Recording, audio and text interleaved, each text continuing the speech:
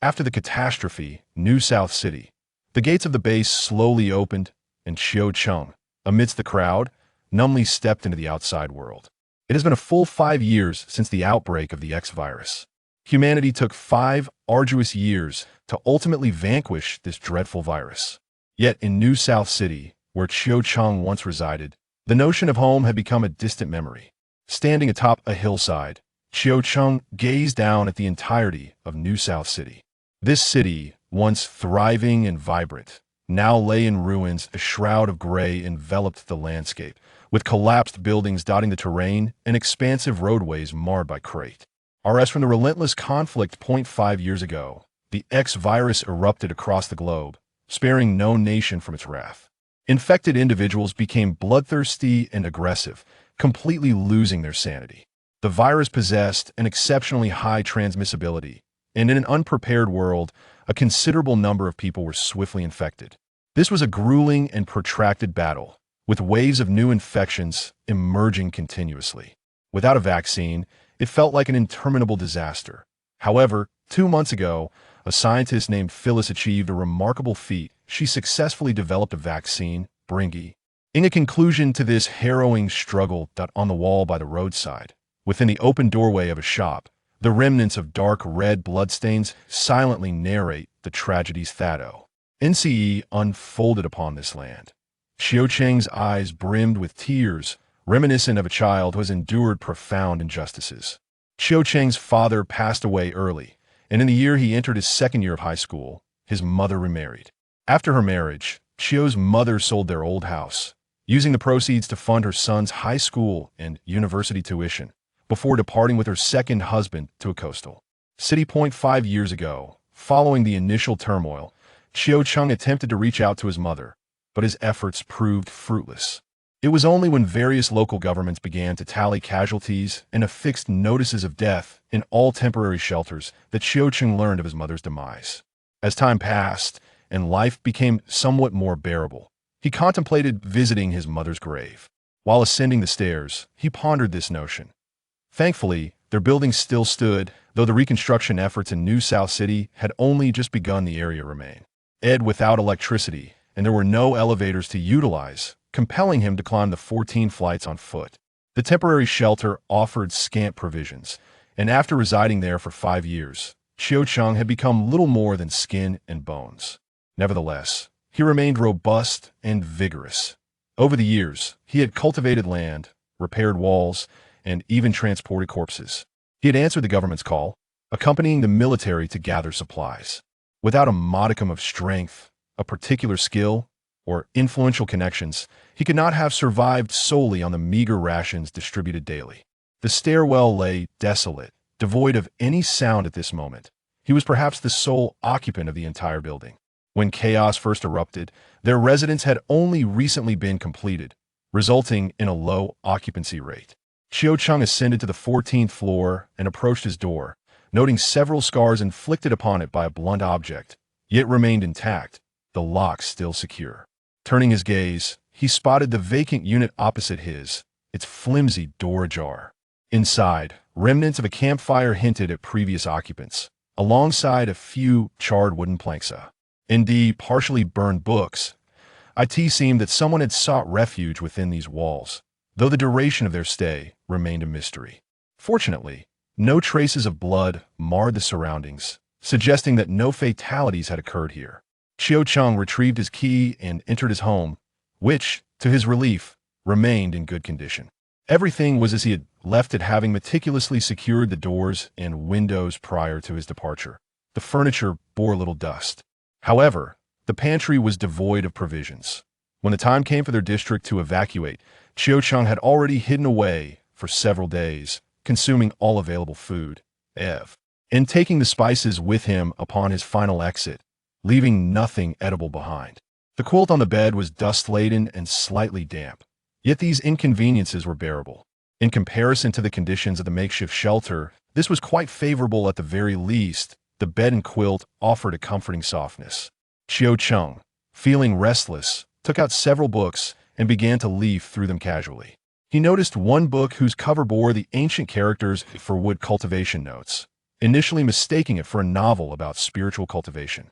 However, upon opening it, he discovered that the text was entirely written in classical Chinese, resembling more of a diary belonging to a practitioner of wood-based cultivation than a work of fiction. According to the teachings within this tome, the spirits of flora are the foundation of all living beings. It posits that the abundance of plants generates a copious amount of spiritual energy, which in turn fosters the existence of myriad life forms. When spiritual energy flourishes, all things thrive. When it wanes, vitality diminishes. The methods of cultivation described in this book involve purifying oneself with the essence of plants, allowing practitioners to absorb a greater amount of spiritual energy than the average person, thereby expelling impurities from their bodies, leading to clarity of mind and robust health. As Xiao Cheng delved deeper into the text, the gravity of his expression intensified. Finally, he resolutely rolled off the bed, scoured the kitchen for a woven bag, seized his keys, and dashed down the stairs like the wind. He was determined to test the veracity of the claims made within the book. In addition to the cultivation techniques and mantras, Wood Cultivation Notes also delineates various formations, one of which is called the Gathering Spirit Formation. This formation is said to concentrate spiritual energy, enabling practitioners to achieve remarkable results in their meditative practices. Furthermore, if plants are cultivated within this formation, they are purported to grow swiftly and robustly. The materials utilized for the formation are best sourced from spiritual stones, followed by jade stones. While ordinary stones may suffice, however, formations laid with common stones exhibit diminished effectiveness. 8T present. Xiaoqing lacks an abundance of jade stones and is uncertain where to procure spiritual stones. He plans to experiment with ordinary stones first, intending to seek jade stones later if his initial attempts prove fruitful. Xinan University is situated near the outskirts, with numerous farmlands across the street, now left fallow and overgrown with weeds. Xiao Cheng searched the land and discovered a patch of dark, soft soil, filling a woven bag with nearly half a sack of earth. After some time, he finally unearthed a few scallions. During their first year residing in the temporary base, the municipal government had organized personnel to harvest crops. However, as the location was somewhat distant from the BS, and fraught with dangers due to the presence of infected individuals, no one returned to sow seeds the following year, resulting in the fields lying barren. In the past 2 years, while the number of infected has dwindled somewhat, teams have frequently ventured out to forage for wild vegetables. By the time he completed his tasks, darkness enveloped the sky. Xiao Cheng stood by the railing, gazing towards the city center, where few buildings had begun to illuminate. There, faint lights barely perceptible against the deep night, yet brimming with hope. Recruitment. The following morning, under the gentle rays of the sun, Xiao Cheng crouched on his terrace, examining the few scallions repeatedly. This was unusual. These scallions, recently transplanted, exhibited no signs of wilting whatsoever. The height had indeed increased by a full finger's length.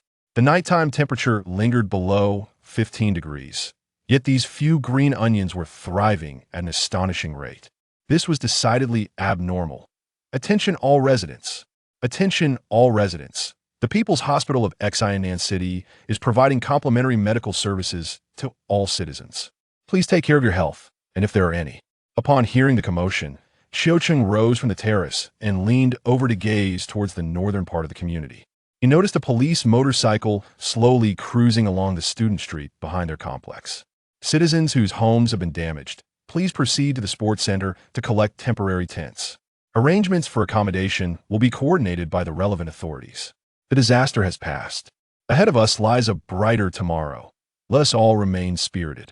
Xiao Cheng cast one last glance at the flourishing green onions on the terrace before hastily shutting the door and descending the stairs.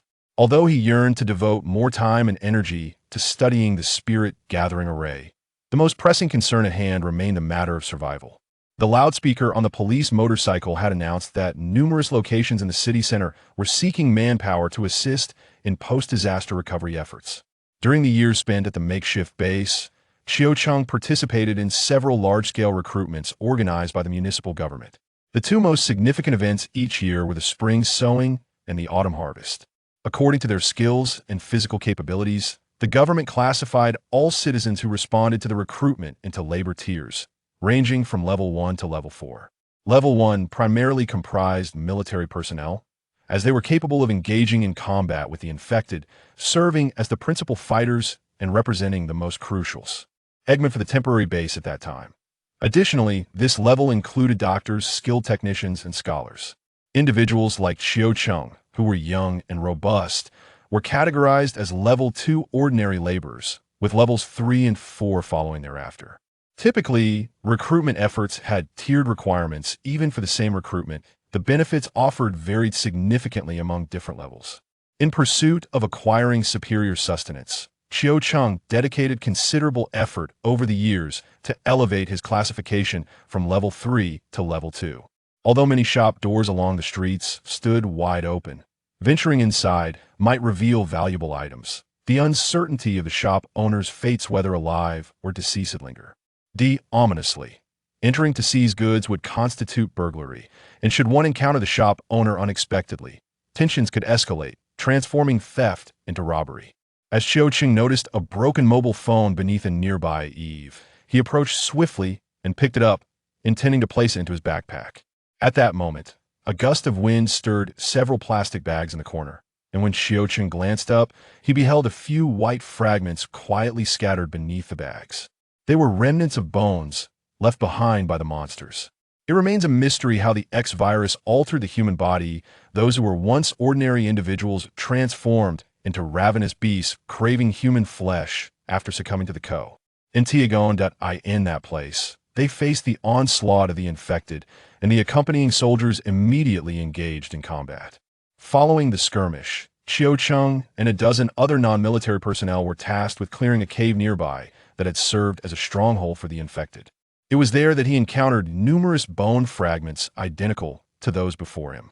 As he ventured further into the city center, the streets became increasingly crowded with pedestrians, most of whom appeared gaunt and emaciated, exuding an air of relentless tenacity. Upon reaching the first recruitment point, Xiao Cheng found himself ravenously hungry. The previous night, he had merely nibbled on a few corn cakes before hastily surrendering to slumber, and upon awakening that morning, he had yet to consume a single drop of water. Beside the recruitment point stood a water truck, where many residents were queuing with buckets and containers to collect water. After a moment's reflection, Xiao Cheng retrieved his water bottle from his backpack and joined the line, for he was in dire need of hydration. "Young man, come here. Let me offer you a ladle of water." I could see that moment. A woman under a sycamore tree by the roadside beckoned to him, with 2 large buckets placed before her. Xiao Cheng turned to look around and noticed several similar individuals near this recruitment point, which made him understand the situation somewhat. After pondering for a moment, he approached her, took out his water bottle, and requested her to fill it. He tilted his head back and gulped down a significant portion before handing the bottle back for a refill. "Young man, do you have any food? Just a bite would suffice." Indeed, after filling Xiao Cheng's water bottle once more, the elderly woman inquired about food. In the past, Xiao Cheng would likely have avoided this water stall altogether, or if he had approached, he certainly would not have given her any food. Instead, he might have offered something else, such as the broken phone or shell casings in his backpack. Presumably, most others would have acted similarly. The elderly woman fixed her gaze on Xiao Cheng's movements until he handed her a small piece of corn cake, at which point her face broke into a wide smile, urging him to hurry and Joe in the queue. Upon hearing her words, Xiao Cheng quickly lined up. This recruitment point was the closest to his home, and barring any unforeseen circumstances, the area they would be assigned to. Organized should be in the vicinity, but if they were to work in a different area, transportation was currently quite inconvenient, making daily commutes rather troublesome. Although it is true that vacant houses are abundant, these unoccupied dwellings are not accessible to just anyone, and besides, Xiao Cheng has never contemplated relocating. The procession advanced swiftly, with the registration process for each individual taking less than a minutiae testament to the impact of 5 years of militarized management on the ordinary citizens. When it was Xiao Cheng's turn, he produced his pre-prepared identification card and placed it upon the card reader on the table, prompting a crisp beep from the machine. "Xiao Cheng, secondary ordinary laborer, with an electrician certificate. You have been assigned to the electrician group, Package 1 or Package 2. The registrar did not lift his gaze. his fingers dancing nimbly over the laptop as he recorded the information. Package 2. Xiao Cheng swallowed hard, resolutely making his choice. Just moments prior, while queuing, the individuals ahead had elucidated the details of both packages to him, and, in turn, Xiao Cheng provided explanations to those behind him. For the laborers participating in this recruitment, 2 meals are provided daily, served at 11 in the morning and 4:30 in the afternoon. Package 1 consists of 1 corn cake, a serving of mixed vegetables, and a bowl of cornmeal porridge, which includes ingredients such as cabbage, potatoes, carrots, and green beans. Package 2 comprises 2 corn cakes and a bowl of cornmeal porridge for each meal. Xiao Cheng certainly yearned for the mixed hot pot, yet he hesitated. A corn cake could stave off hunger for half a day, while the mixed hot pot could not. Many others made the same choice as him. Most individuals had families to support, and even among those without familial burdens, very few opted for the first set meal, for no one would foresee whether, after this task concluded, they would still be able to earn their sustenance. Opposite that door, the 200 of them were divided into several teams. The electricians group had relatively lighter work and fewer members, numbering only about 20. Xiao Cheng, carrying his toolbox, walked alongside his teammates as they followed their group leader through the streets of Xinan City. In the 5 years they had been away, the city hadn't changed much. The infected couldn't wield tools or weapons, and barehanded, they could do little damage to the steel and concrete structures. When the X-virus first broke out, chaos reigned in Xinan for a few days, but the military swiftly took control. Most of the destruction that followed was caused by soldiers during combat. In the early days of the disaster, the infected were numerous. Even after civilians evacuated the city, hordes of them would still launch attacks. The military organized troops to clear the infected from urban areas while simultaneously constructing walls around the temporary base. Over those 5 years, what left the deepest impression on Xiao Cheng were the tents, the bomb shelters, and the medical staff who moved tirelessly through the base every day. Each team escorted by soldiers. These medical workers conducted endless health checks on the civilians, and at the slightest sign of abnormality, the person would immediately be taken away by soldiers for isolation and further examination. If one is diagnosed with the X-virus infection, they will be immediately eliminated, their corpse incinerated and buried underground. Should anyone evade medical examination for over 3 days, they will be classified as a high-risk individual by the temporary base. Rumor has it that under such circumstances, soldiers may gun them down without facing repercussions. On the first day, Xiao Cheng and his team were assigned to restore the power grid in a residential area near the city center. The military had already repaired several major cable lines in Xinan City, leaving them responsible only for the internal grid repairs within the neighborhood, along with some auxiliary distribution lines. While they worked, young women in uniform moved through the community, conducting registrations and public outreach. Their primary tasks included documenting the number of households and residents in the area, conveying messages of care and encouragement from the municipal government, and informing residents of the temporary electricity management policy. Each person was allotted 5 kilowatt-hours of free electricity per month. Exceeding this limit would result in a power cutoff for the household. 5 kilowatt-hours per person was barely sufficient for basic lighting. The rationing likely stemmed from Xinan City's strained power supply capacity and the absence of a restored market economy. Over the past 5 years, currencies worldwide had depreciated catastrophically, leaving power companies operating at a loss. The more electricity they sold, the greater their deficit. The provision of free electricity was hardly surprising. Across the nation, major cities were engaged in post-disaster reconstruction. In half a decade, the average city had lost nearly half or more of its population. A city thrives on its population, for people are its true wealth. With the end of military governance, citizens now have the freedom to move as they please. If Xinan City fails to provide adequate resettlement, they're welcome elsewhere. Before the calamity struck, this neighborhood was already well established, boasting a high occupancy rate. Yet 5 years later, over half its residents have vanished. Rumor has it that after registration, authorities cross-reference property and household records to determine whether vacant units have owners or heirs. If confirmed that the original owners have perished without successors, these homes are reassigned, priority given to displaced locals whose dwellings were destroyed. Perhaps it's the arrival of spring post-disaster, or the imminent nationwide sowing season that has made both municipal and military authorities unusually generous. Xiao Cheng paused before leaving the compound, stopping a young woman emerging from a nearby building. "What do you want?" She halted, stepping back slightly, wariness flickering in her eyes. "I'd like to trade corn cakes for jade," low quality, or even fragments are fine. While registering, could you inquire on my behalf? A broker's fee will be yours if a deal is struck. Qiuqing cut straight to the point to avoid misunderstanding. How much? She demanded clarity, unwilling to waste effort only to be dismissed with trifles. 20%. But let me be clear, I can't afford expensive jade. Help me find the cheap ones. Flawed with cracks or even broken fragments. It's for setting up an array. Aesthetics don't matter in the slightest.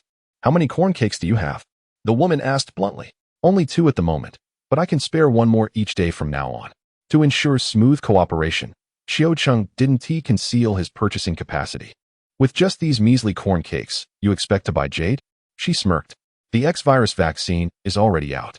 With peace restored, the prices of jade and antiques are bound to rise. Are you pretending to be clueless, or are you truly naive? Noting her mocking tone, Qiuqing didn't mince words either. Spring has barely begun. To fill one's stomach, we'll have to wait at least another harvest cycle. Starvation is still a looming threat. Anyone with half a brain knows to sell now while they can. In another month or 2. When people are on the brink of starvation, what value will these trinkets hold? I'll ask around for you. The woman's expression darkened slightly as she lifted her chin, refraining from further argument. Being called foolish naturally irked her.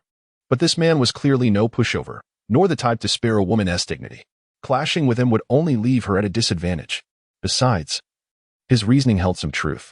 If she applied it herself, she might just find sellers willing to part with jade at low prices, and she'd still pocket her 20% commission. Her current life is far from easy. Though her uniform may appear pristine, the reality is her treatment pales in comparison to Qiuqing's. With significantly longer working hours, and that's during periods when there's actual work to be done, the future remains uncertain. Seeing the other party agree, Qiuqing gave a slight nod before turning to leave. Some people are like that, seemingly vulnerable, yet the moment they detect weakness in you, they won't hesitate to trample you underfoot. To avoid being bullied, one must assert their stance immediately, making it clear they are not to be trifled with. On his way home, Qiuqing walked slower than he had that morning, taking the time to observe the city's current state. In just a single day, the streets had been partially cleared, the abandoned vehicles nowhere in sight. Some storefronts along the road had their broken doors and windows boarded up with planks, while others remained wide open. Peering inside, the interiors were stripped bare. Not a single table, chair, or bench remained. It was impossible to tell whether the original owners had relocated these items or if others had taken them. Above, a torn advertisement banner from some unknown shop dangled limply, swaying in the wind. The desolate streets were now dotted with gaping potholes. In just one day, Shinan City seemed to have grown even more desolate. For the most part, Qiuqing was a man of principle, guided by morality and a sense of legality. Above all, he knew he was utterly unsuited for petty theft or deceit. He was timid, wary of trouble, and had no inclination to form cliques with others. During the day today or yesterday afternoon, when he had just left the temporary base, the streets were lined with shops wide open. It was that no one had gone in to take things, but for someone like Qiuqing, venturing in alone and getting caught red-handed by the shop owners would certainly spell trouble. If the other party had more people, he'd inevitably end up beaten or dragged to the police station. Moreover, over these past 5 years, who knew how many waves of people the temporary base had sent into the city to scavenge for supplies? How much could possibly remain in those shops now? The reward was too meager, the risk too high, and on top of that, it was an illegal act of encroaching on others' property. Naturally, Qiuqing wanted no part in it.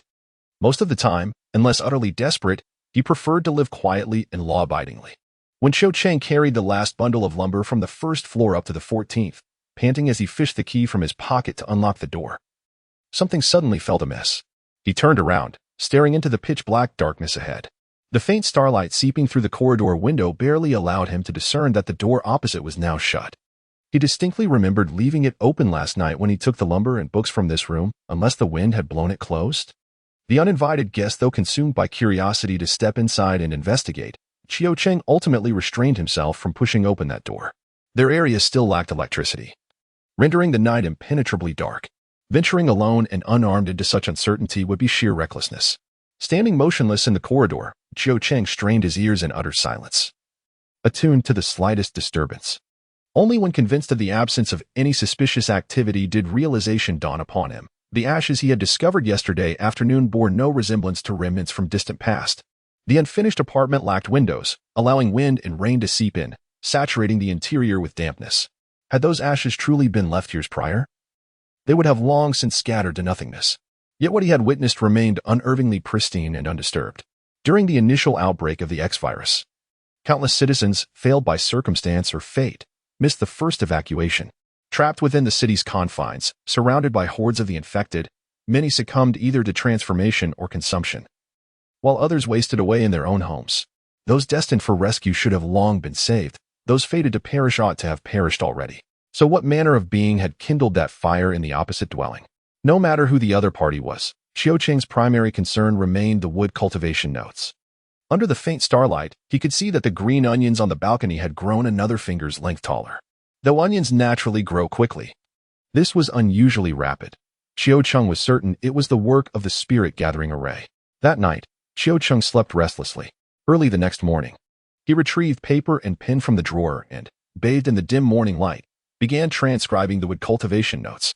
Judging by how the other party had carelessly stacked firewood and books, as if treating them as mere fuel, he doubted they valued them. Still, to be safe, Qiuqing decided to prepare in advance. If the owner ever came demanding the book, he would return it without hesitation. Before heading to work, Qiuqing cautiously pushed open the opposite door to check. No one was there, no trace of anyone having stayed. Had he been overthinking it? With lingering unease, he arrived at the residential complex where he had worked the previous day. Thanks to the efforts of their 20-strong team, electricity had already been partially restored the night before, and the remaining households would likely have power by evening. The woman from yesterday was already waiting. Spotting Qiuqing, she beckoned him over. Had she found something so soon? With about 20 minutes left before work and their team leader yet to arrive, Qiuqing approached without worry. What do you think of these? Without preamble, she pulled a cloth bundle from her pocket, cradled it in both hands, and unfolded it to reveal fragments of jade resting on her palm. From my own home. The woman habitually lifted her chin. Qiuqing, unable to deny, scrutinized the handful of fragmented jade in her grasp. It appeared to consist of approximately 20 pieces. The colors and shapes suggesting they were remnants of several broken bangles and a shattered jade pendant, of considerable quality. It was evident that they must have come at a significant cost when originally purchased. Perhaps it was precisely for this reason that they had been preserved even in their fractured state. According to the Mushio notes, such jade materials are quite suitable for array formation. 2 jade coins, mere fragments, would hardly fetch a substantial price even in times of peace and prosperity. For pieces, all of excellent quality, even if fashioned into jade beads or small pendants, they would not be inexpensive. The woman clearly had predetermined her desired price and bargaining strategy. 3 pieces. I will give you 2 now, and when you finish work this evening, you can collect 1 more. There won't be any left after that. Qiuqing was quite satisfied with the quality of the jade, thus willing to increase his offer. 3.5. It's entirely up to you. The woman quickly gathered her cloth bag, adopting an unyielding demeanor as she raised her gaze toward Qiuqing. He initially intended to say a few more words. Yet upon observing the woman before him, he noticed the tension betrayed by her tightly clenched fingers, which belied the strength she attempted to project. Suddenly, he felt a pang of compassion, causing the words he had prepared to say to circle back in his mouth, until only 2 words escaped. All right, Qiuqing replied. Then, please give me 2 jade coins first. For the remaining 1.5, you may provide it to me when you finish work this evening. Let me see your identification first. The woman flipped through her notebook, retrieving a blank sheet of paper from between the pages. She swiftly wrote out an IOU, noting Qiuqing's ID number before instructing him to sign at the bottom. If this isn't enough to last you, you can repay it over 2 days, she added casually. The transaction concluded within her expected price range, evident delight dancing in her eyes. No trouble at all. Just come by the residential gate tonight when we finish work. Qiuqing disliked being indebted to others. I won't need more for now, but I'll contact you if necessary later, he replied. The fragmented jade purchased today would suffice for his balcony garden, and he harbored no immediate plans for expansion. Even if he wished to cultivate more, space constrained him. My sister works at the hospital, Xinyu's her name. I'm Xinxing, the woman announced briskly, scribbling contact details on another slip of paper before tearing it off and handing it to him. All right, I should head to work now. Qiuqing nodded, exchanging 2 corn cakes with her before striding away. The clock neared shift commencement. He'd already spotted his electrical team's foreman arriving, colleagues mostly assembled. Merely his second day on the job, he refused to risk unfavorable impressions. Throughout the grueling day, Qiuqing subsisted on half a corn cake and 2 bowls of watery cornmeal porridge. Hunger gnawed viciously, his stomach nearly touching his spine, yet such deprivation was bearable. Survival in the provisional base had often meant enduring starvation during food shortages. This was nothing new. During the initial food crisis years ago, discontent spread throughout the base, eventually escalating into riots. I recall how the commanding officer quelled the chaos with a single statement: anyone dissatisfied is free to leave immediately. Further disturbances will result in arrest and expulsion. From that moment onward, even in the direst circumstances, no one dared incite unrest again, not even when starvation loomed. For perishing from hunger remained preferable to being devoured by monsters. That evening, before entering his apartment, Qiu Cheng lingered in the hallway, straining his ears for any unusual sounds. Hearing nothing, and with subsequent days equally uneventful, his vigilance gradually eased. He had meticulously transcribed a copy of the woodworker's notes, concealing it within his desktop computer's casing while leaving the original on his bookshelf. Should the primary text ever be reclaimed by its rightful owner, his duplicate would remain. Once the wooden crates were filled with soil, Qiu Cheng, having scrimped to save a few cornmeal cakes, resolved to visit the villages near Xinan University when time permitted. Rumors suggested that seeds had already been distributed to those rural communities, even as the city raced to rebuild post-catastrophe. When the X-virus first erupted, suburban towns had evacuated to temporary shelters, with rescue teams later retrieving those in remote areas. All privately held grain was requisitioned for centralized distribution by the base, though not without promised compensation to the farmers. While Qiu Cheng was toiling from dawn till dusk as an electrician to earn cornmeal pancakes, an uninvited guest would appear daily on their balcony. Snore.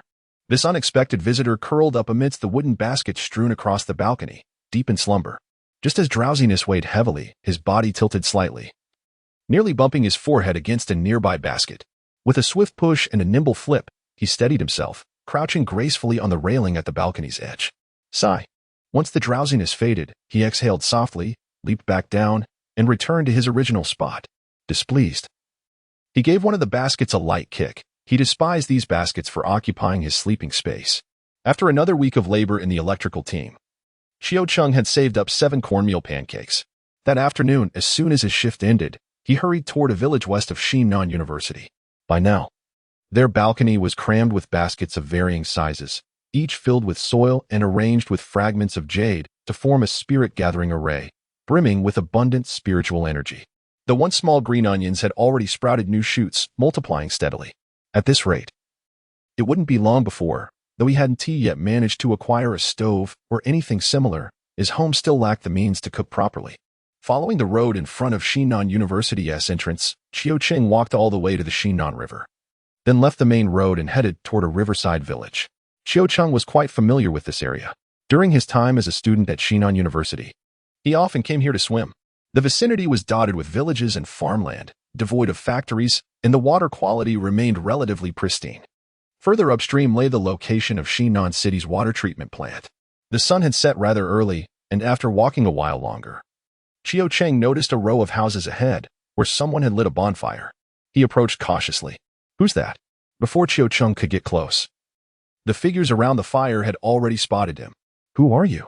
A woman asked, her voice trembling.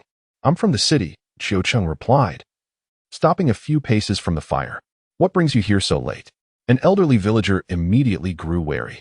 At this hour, he couldn't possibly be an official sent by the city. I was hoping to trade for some seeds, Qiu Cheng explained. I heard the city recently distributed seeds to the villages. Did your community receive any? You're from the city. Why would you need seeds? Another villager questioned. I just want to grow some crops on my rooftop. I brought a few corn cakes with me. If any of you have extra seeds, perhaps we could trade? As he spoke, Qiu Cheng retrieved the corn cakes from his pocket. The rooftop space was too small, and to avoid arousing unnecessary suspicion, he fabricated the story about rooftop farming. Those seeds are the lifeline of us farmers, a woman in her 30s or 40s declared firmly. If you have any to spare, please exchange some with me. If not, it's all right. I'll try another village tomorrow. Qiu Cheng knew she was deliberately driving up the price of the seeds. These days, we rarely see outsiders in our village. Young man, come sit with us and tell us what is happening in the city. When will our village finally get electricity? An elderly woman beckoned warmly to Qiu Cheng. He chose a spot with fewer villagers and sat down, keeping a vigilant eye on their movements to ensure no one tried anything sneaky or circled behind him. Once he secured the seeds, Qiu Cheng quickly excused himself, politely declining offers to stay longer. With a small pouch of seeds tucked in his coat, he strode briskly along the Shinan River.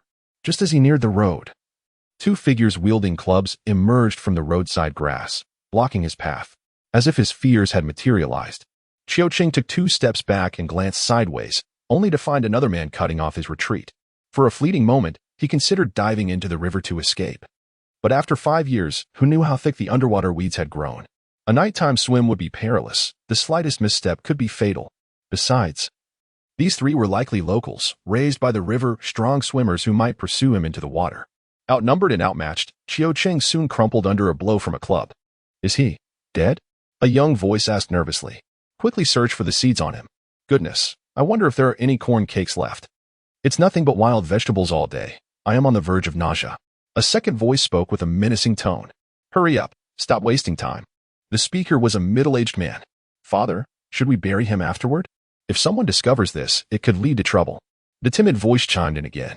What a damn hassle. The man cursed as he rummaged through Qiuqing's pockets. Where could this brat have hidden the goods? He fished into the inner pocket of Qiuqing's coat. It was at that moment that the seemingly motionless Qiuqing suddenly rolled over with a surge of energy, tumbling several times on the ground before dashing to the riverbank and plunging into the water with a splash, after which he fell eerily silent. He had not intended to jump into the river, but given the trio's apparent unwillingness to spare his life, he deemed it wiser to take his chances in the water. On an early spring night, the river was frigid. Qiuqing held his breath, silently maneuvering beneath the surface, not daring to emerge. The back of his head felt as though it had been shattered by a blow, and the cold water against his wound sent sharp pangs of pain coursing through him. Damn it! He heard someone on the riverbank erupting with fury, followed by the sound of a wooden stick crashing down into the water ahead of him. Should we pursue? It's late. Don't go into the water, the middle-aged man advised. Just let him go. There is not much to be gained from this. It's best to forget it. I refuse to accept this. I'll wait on the bridge. He has to show up eventually. Qiuqing submerged himself silently, swimming from one bridge pier to the next, staying close to the shadows until he reached the opposite bank. Emerging from the water, he slipped into the riverside undergrowth, his movements soundless. Summoning the last of his strength, he rummaged through his wardrobe and pulled out a vest, wrapping it tightly around his forehead before knotting it. Stripping off his soaked clothes, he collapsed onto the bed, pulling the covers over himself as exhaustion dragged him into a heavy, dreamless slumber. In the darkness, someone traced the scent of blood. Hands gripped the windowsill, then a shadowy figure cautiously peered inside. Only after confirming Qiuqing was deep in sleep did the intruder slip in, silent as a specter, moving with predatory grace. The figure crept closer, one knee braced against the sill, arms poised like a beast's forelimbs, body coiled with tension. Leaning in, the intruder inhaled the scent of Qiuqing's wound, then, with deliberate slowness, ran a tongue over the injured flesh. The taste was intoxicating, deepening the obsidian glint in those nocturnal eyes. A flicker of confusion crossed the intruder's mind. Why hadn't this wounded man sought the balcony to heal? Such a perfect space, wasted on useless wooden crates. What a peculiar human. After sustaining injuries and bleeding, then soaking in river water, and finally enduring the cold wind and damp clothes, Qiuqing finally succumbed to fever. Beads of sweat glistened on his forehead, his lips parched to the point of cracking. He moaned faintly in discomfort, yet remained trapped in a delirious stupor, unable to awaken. The shadowy figure by the bedside extended its tongue once more, lapping at the salty sweat on his brow, a taste it did not particularly favor. The scent of blood wafted through the air again, and it wrinkled its nose, inhaling deeply. A gnawing hunger stirred within, prompting the thought of venturing out to procure sustenance. The man on the bed furrowed his brow, whimpering softly in distress. The shadow mirrored his expression, its own brow creasing in response. Another pained murmur escaped the man's lips, and the shadow's mouth twisted downward in displeasure. Without hesitation, it reached out, bundling the feverish Qiuqing blanket and all onto its shoulder before carrying him to the balcony. There, it deposited him in the narrow passage between 2 rows of wooden crates. Once on the balcony, Qiuqing found some relief. Though the space was so cramped he could scarcely turn, his legs forced to curl beneath him. In his haze, he sensed something warm and velvety, a tongue. Perhaps, tending to the wound on the back of his head, gentle as a mother cat grooming her kitten. The shadowy figure crouched on a wooden crate beside Qiuqing, hands braced between its feet. Inhaling wave after wave of the tantalizing aroma, it ultimately succumbed to temptation, bending down to take a tentative lick. After a pause, unable to resist, it indulged in another taste. Fertilizer. The following morning, Qiu Cheng awoke on the terrace feeling remarkably refreshed, with no physical discomfort whatsoever.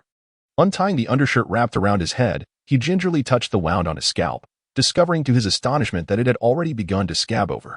The hardened surface felt firm to the touch and caused minimal pain. Yet how had he come to be on the terrace? Had he wandered there unconsciously during the night? Such phenomena often occurred in that twilight state between sleep and wakefulness, when one might perform actions later forgotten by morning light. Running his fingers over the healing wound again, Qiu Cheng realized the spirit-gathering array possessed unexpected medicinal properties, accelerating tissue regeneration. Though he had painstakingly transcribed the wood cultivator's manual, its archaic prose remained largely impenetrable to him. These past days, preoccupied with employing the array merely to cultivate crops and stave off starvation, he'd neglected deeper study. While aware of spiritual energy's role in cultivation, he'd never imagined such practical applications. Resolving to reconfigure the spirit-gathering array that evening, Qiu Cheng determined to expand its coverage to envelop his entire dwelling. He went to the bathroom, poured some water from the bucket into the basin, and gave himself a quick wash. It was hard to believe he had nearly lost his life there the previous day. Clearly, he needed to steer clear of that area from now on, regardless of whether it had any connection to the water village. As for those 3 thugs from last night, Qiu Cheng wished they could be dragged out and executed immediately. Such men were nothing but a scourge upon the world, destined to bring harm to countless others. Yet there was nothing he could do about them now. When the incident occurred, only the 4 of them had been present, no witnesses, no evidence. The stick used to strike him had been tossed into the Xin River. And even the wound on the back of his head was nearly healed. If he went to report the crime now, who would believe him? After washing up, Qiu Cheng took out the bag of seeds from yesterday and examined them. The seeds had already absorbed water and couldn't be delayed any longer. They needed to be sprouted and planted as soon as possible. Last night, he had managed to trade for 2 small potatoes, over a dozen corn kernels, a few chili seeds, and a handful of tomato seeds from that village. Ideally, these seeds should first be sprouted, then nurtured into seedlings before finally being transplanted into the soil. But the crops in the spirit-gathering array grew unnaturally fast. Qiu Cheng worried that if he was home, the sprouting seeds might overgrow prematurely. Water alone lacked nutrients, and if left unchecked, it would inevitably hinder the later growth of these plants. Observing the lush growth of scallions in the wooden crate, Qiu Cheng felt a surge of confidence in the spirit-gathering array he had set up. He decided to plant the seeds directly into the soil within the crates. The 2 potatoes were disappointingly small, and he doubted they would thrive if cut. Unwilling to take the risk, he buried them whole into separate crates. After carefully sowing the seeds, Qiu Cheng retrieved the basin of bathwater he had used earlier. With a small ladle, he meticulously watered each crate, ensuring the seeds received their initial nourishment. Glancing at the time, he realized it was nearly time to head to work. The previous night's ordeal had cost him a fair amount of blood, yet after resting within the spirit-gathering array, he felt no lingering discomfort, save for the relentless growling of his empty stomach. With no provisions left, he had no choice but to endure the hunger. To conceal the scabbed wound on the back of his head, he donned a cap before stepping out. In recent days, Qiu Cheng and his team had successfully restored power to several residential complexes. Now, following their assigned route, they gradually moved toward the outskirts. The closer they got to the suburbs, the more abandoned houses they encountered, and the sparser the population became. Look at this riverside gardens, once so prestigious, selling for nearly 10,000 per square meter. Now it's practically a ghost town, Qiu Cheng remarked. That morning, around 10 o'clock, he and his partner were tasked with repairing a distribution box. The man's surname was Li, and everyone called him Old Li. He used to run a hardware store, a robust fellow skilled with wires and pipes, making him valuable labor at the temporary base. Both he and his wife were relentless workers, not only raising a child but also supporting 2 elderly parents, originally 3, until one passed away 2 years prior. Such towering buildings without elevators. How could anyone live here? Qiu Cheng had pondered this deeply in recent days. TSK, you don't understand, Old Li remarked as he inspected the wiring. Those people don't live here. Whether there's an elevator or not hardly matters. Do you know who originally bought these homes? How many ordinary folks scraped together every penny just to move in? The ones who bought here, they were the wealthy, the well-connected of Xinan City. How many of them lack backup plans? Either they still own homes downtown, or they've already pulled strings to get relocated there. So this whole area will just sit empty? Qiu Cheng gazed at the rows of magnificent high-rises, struck by the sheer waste. How much? Qiu Cheng asked. 50 pounds of cornmeal, Old Li replied, shaking his head. That's not insignificant. Cornmeal was life-saving sustenance these days, with empty houses everywhere. Could a home truly be worth more than a human life? You wouldn't believe it. Their house is right next to the municipal government. They're always the first to catch wind of any news and the first to benefit from any advantages, if there's even the slightest disturbance. Those living in that area are always the quickest to react. Old Li could only lament not having 50 caddies of cornmeal, otherwise he'd definitely buy a place there too. The vaccine is already out. What more could possibly happen? Qiu Cheng tried to reassure him. Young man, seems like you haven't heard a whisper of the rumors. Old Li shook his head and continued. Everyone's saying now that the emergence of that X virus is tied to new life. As long as that root of trouble remains, who knows what other viruses might appear in the future? You're lucky, single and carefree. But for folks like us with families to support, how can we endure such turmoil? Beep beep. Just then, the sound of car horns came from the direction of the neighborhood gate. Ah, it's mealtime. Quick, hand me your ID. You stay here and watch our stuff while I go get the food, Old Li said to Qiu Cheng. Leaving their belongings unattended was out of the question these days. Scavengers were all over Xinnan City. If someone snatched their things, they might very well lose their jobs. You sure can eat. This pancake alone weighs half a caddy. Old Li took a few sips of cornmeal porridge and ate about half a pancake before stopping. Heh.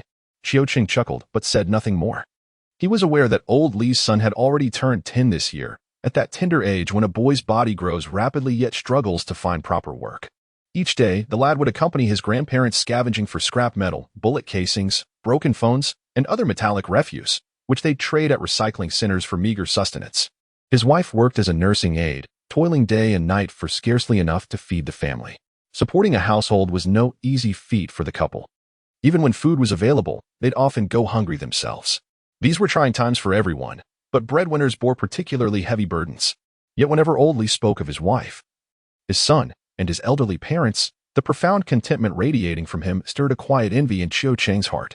After a momentary pause, Old Li gratefully accepted the half-piece of cornbread, tucking it carefully into his coat before giving Qiu Cheng's shoulder a hearty pat. Thanks, brother. If you ever fall ill, come find me. My wife's got connections with the doctors. She can get you discounted medicine. The electricians' meeting was brief, attended by barely 20 men. Each offered a few words while the foreman scribbled notes, occasionally posing a question or two before assigning the next day's tasks. The entire affair wrapped up in under half an hour. The gates of Xinnan University stood wide open. The security booth's glass shattered across the ground. Bloodstains still visible on the pavement. The campus lay deserted, its lawns overgrown with wild grass, the roadside camphor trees now towering taller than before.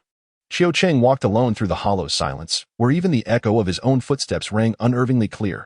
He arrived in front of the old, boxy teaching building used by the animal husbandry department. The structure featured a central courtyard that allowed dim, cool lighting to filter through. In the past, when Qiu Cheng passed by, he would often hear the distressed cries of small animals, likely veterinary students conducting dissections. Even during exam periods, few students came here to study. Walking along the corridor surrounding the courtyard, he pushed open each classroom door one by one until he found the one previously used to house goats. The room was devoid of desks and chairs, its floor strewn with straw and a generous amount of goat droppings, enough to last Qiu Cheng quite a while. He retrieved a woven bag from his backpack and searched the room for a broom or shovel. Suddenly, from outside, came the eerie bleating of a goat, echoing unnervingly through the empty, lifeless building. Carrying the sack of manure, Qiu Cheng hurried down the tree-lined path toward the school's side gate. Beyond it lay Student Street, where his apartment complex was located. Once lined with various eateries, this street had long been his go-to for meals. Breathless from climbing 14 flights of stairs, he shut the door behind him and hauled the sack onto the balcony.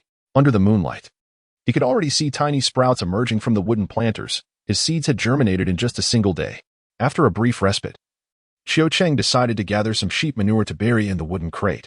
As he bent down to open the woven bag, his mind wandered. These droppings had been sitting in that classroom for a full 5 years. Surely they wouldn't need further fermentation. Just as this thought crossed his mind, his hands froze mid-action. The bag was already open, yet the manure inside was unmistakably fresh. One unsettling incident after another, even someone as thick-skinned as Qiu Cheng couldn't convince himself anymore that it was all just his imagination. Either he was seeing ghosts, or there was at least one, possibly several, lively little goats still roaming around Xinnan University. The logic simply didn't hold. Back when the infected had overrun the entire city of Xinnan, countless living beings had been devoured. What goat could possibly have the sheer luck to escape unscathed? Unless he was the owner of the wood cultivator's notes? If that were the case, then perhaps it made sense. Though Shinan's survival conditions had been dire back then, if this person was truly extraordinary, they wouldn't be bound by the same limitations as mere mortals. Had last night's incident also been connected to him? Qiu Cheng had no idea spiritual energy could accelerate wound healing. How would he have known to retreat to the balcony to recover? Unless that person had moved him there while he slept. The mere thought of someone coming and going freely in his home while he lay unconscious left Qiu Cheng restless all night, even if the intruder seemed to harbor no ill intent. In the dead of night, Qiu Cheng sensed a disturbance by the window.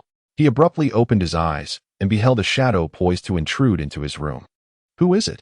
Qiu Cheng bellowed. "Come out." He repeated his demand, yet the area outside the window remained eerily silent. "Step forward, let us converse." After a spell, Qiu Cheng steadied his nerves, striving to soften his tone. Moments dragged on before a small part of a head cautiously emerged from the window. After what felt like an eternity, Qiu Cheng finally discerned the entirety of the stranger's head, illuminated by the moonlight. He could barely make out the figure's unruly, dog-eared hair and an indistinct facial structure, which seemed to suggest a long visage. "Who are you?" The stranger's careful demeanor inexplicably instilled a sense of confidence in Qiu Cheng. A soft, animal-like whimper escaped the shadow, reminiscent of a young creature. The figure outside seemed to peer back, silently observing the unfolding scene. "Come here," Qiu Cheng beckoned. "Approach." He gestured once more. The shadow emitted a soft acknowledgement and finally began to move. Qiu Cheng watched as the figure supported itself on the window sill, first revealing its upper body, followed by the left leg and then the right. Like a large frog, it crouched at the window before gracefully leaping onto the floor of the room. By the flickering glow of candlelight, Qiu Cheng could finally discern the man's features clearly. He appeared to be a young man, likely under 30, with sharply defined facial contours and an elongated countenance. His wavy hair fell in a tousled, medium-length style. While his upper body remained bare, he wore tattered denim shorts that clung tightly to his form, accentuating his firm, well-shaped posterior. The stranger emitted a soft, vulnerable sound as he gradually closed the distance between them. He drew nearer and nearer until their cheeks touched, then gently nuzzled against Qiu Cheng. This intimate contact made Qiu Cheng somewhat uncomfortable, prompting him to quickly withdraw. The man whimpered plaintively, as if deeply wronged, and pressed close again, this time licking Qiu Cheng's neck with apparent satisfaction before curling up contentedly on the bed, wiping away the saliva from his neck. Qiu Cheng studied the peculiar figure now occupying his spring mattress, scratching his head in bewilderment. What was this creature's intention? Had he simply decided to move in uninvited? Zzz. Noticing Qiu Cheng still sitting upright, the stranger began snoring while nudging him insistently, urging him to lie down. Recognizing the vast disparity in their capabilities, Qiu Cheng dared not assert his exclusive rights to the bed. Resigned, he extinguished the candle and complied. After all, had this being harbored malicious intent, Qiu Cheng would have perished countless times over. And should the worst occur, whether asleep or awake would make little difference. This was, after all, the same extraordinary being who could scale 14-story buildings with window-hopping ease. The revitalized spirit-gathering array now encompassed his entire residence, filling the interior with abundant spiritual energy. As Qiu Cheng lay in bed, he felt as though he were slumbering in a valley embraced by verdant mountains, with a large feline companion occasionally extending its tongue to affectionately lick him. For the first time in ages, Qiu Cheng experienced profound and undisturbed rest.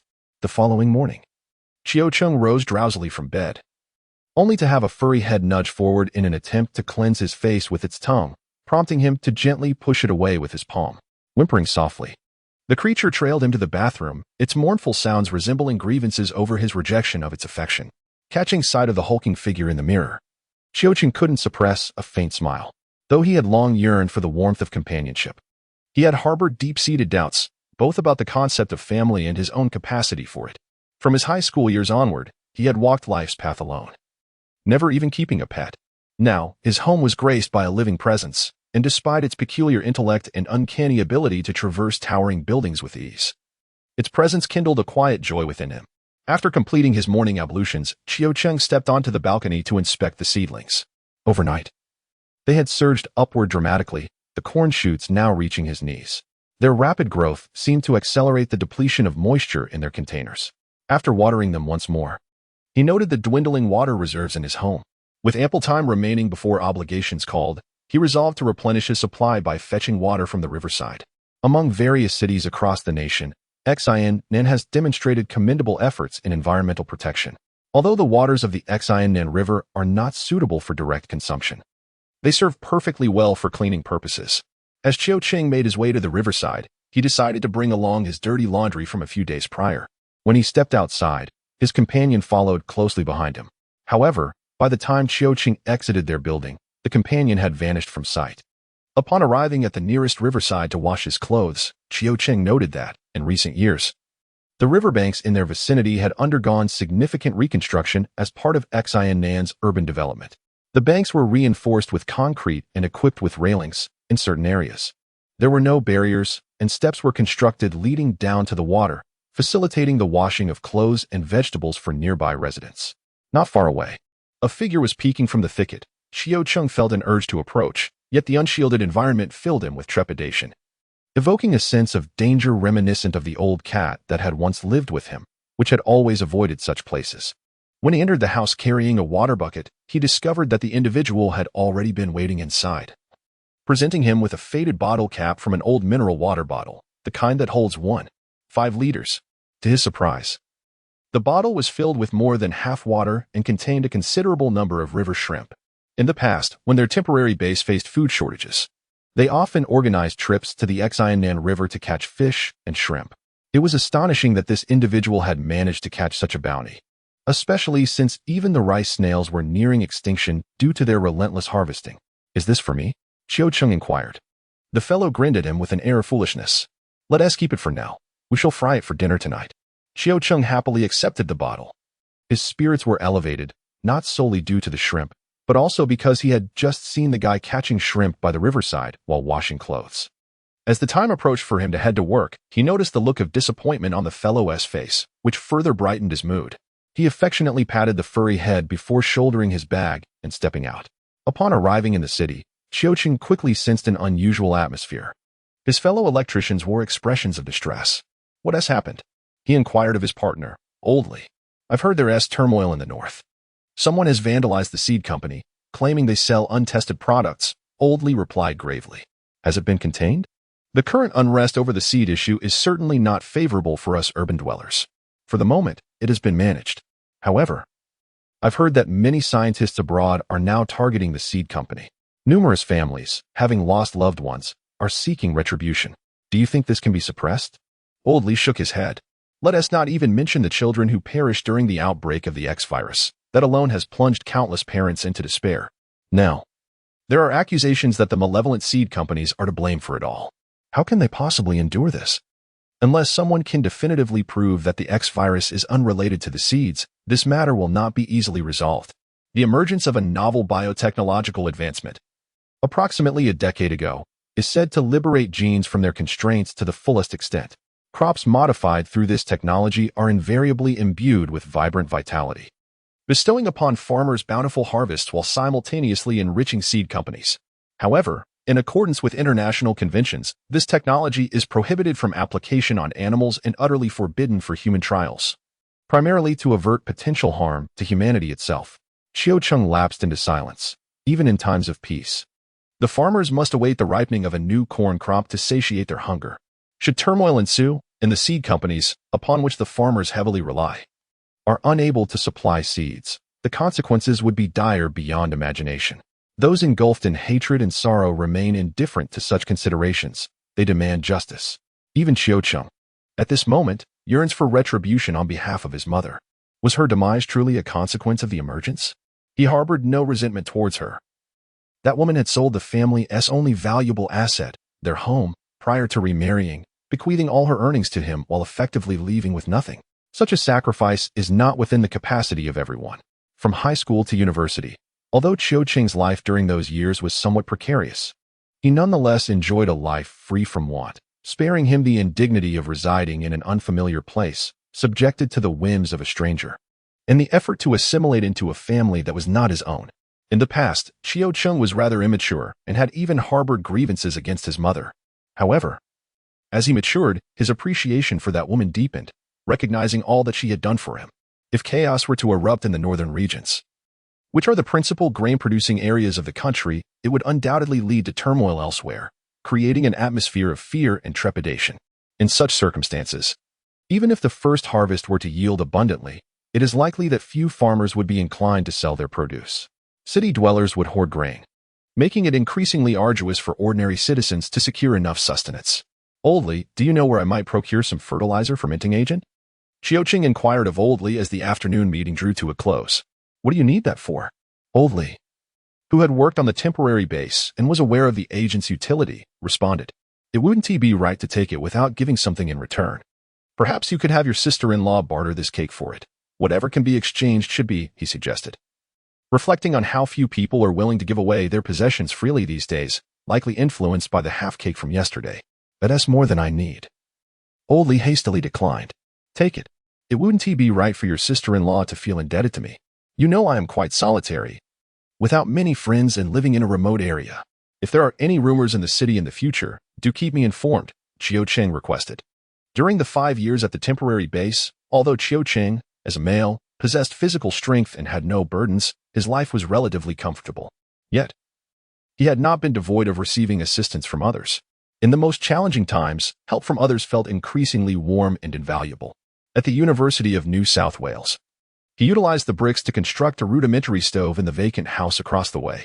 He kindled a fire with the leftover timber from earlier when he had been nailing wooden crates together, placed a frying pan upon it, and harvested a handful of green onions to prepare a pot of river shrimp. Lacking salt, he merely rinsed the salt container with fresh water during his retreat. He had left behind these various jars and bottles to lighten his load. The pot of shrimp, devoid of oil and salt, was nonetheless savored by both, leaving not a single piece of green onion or drop of broth behind. After finishing the shrimp, Qiuqing ascended to the balcony to water the crops. He had already observed them while picking the green onions. After a day's passage, they had grown significantly taller, and the soil in the crate had once again become dry.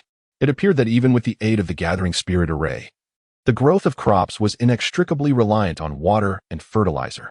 The faster the crops on the terrace thrived, the greater their need for sustenance became. In the early stages, it was manageable, as Qiuqing had previously harvested leaf mold, which inherently possessed certain fertility. However, as the crops began to mature and bear fruit, the fertility might soon become inadequate. Among the most convenient and rapid fertilizers, Qiuqing was aware of one. Human urine, when sufficiently diluted, could be applied to the fields. Provided the dilution ratio was sufficiently low, the absence of a composting process would typically prevent root burn. Upon this reflection, Qiuqing ceased his actions, rummaging through the room until he finally extracted the liner from the waste bin. He first carried it to the bathroom to relieve himself, then proceeded to the terrace, where he cautiously added a few scoops of water, pouring it onto the soil at a safe distance from the roots of the crops. Done? Time for sleep? He declared to the fellow who had been shadowing him. Currently, there was no electricity in their vicinity, prompting Qiuqing to retire early each night, rising at dawn to seize a couple of hours for other tasks before heading to work. He would fetch water, wash clothes, and tend to the crops on the terrace. Once the spiritual energy accumulated, not only did the crops flourish, but so too did the weeds. If not properly removed, they would compete with the crops for nutrients. Qiuqing changed into his pajamas and climbed into bed, while his companion instinctively found a spot for himself. The house brimmed with spiritual energy, and the bed was exceedingly comfortable. He relished this place. Without words, Qiuqing could only speculate about his companion's name. Perhaps he had forgotten it himself. Yet, a name was necessary. How else would Qiuqing address him? Naming someone is indeed a taxing endeavor, and after much contemplation, a thought emerged. I shall call you a Chong from now on, he announced, using the character for ordinary. A soft grunt, laden with sleepiness, emanated from the other side of the bed. Do you agree? Qiuqing inquired. A murmur of affirmation followed, echoing in the dimness. The name Chang was thus settled, but currently, only Qiuqing called him by that name. Early the next morning, Qiuqing rose to begin his tasks. He first went to Xin Nan University to carry a sack of sheep manure, then made his way to the banks of the Xin Nan River to fetch water, taking the opportunity to wash himself. Indeed, in that classroom at Xin Nan University, there remained several live sheep, 3 in total, 2 large ones and 1 small.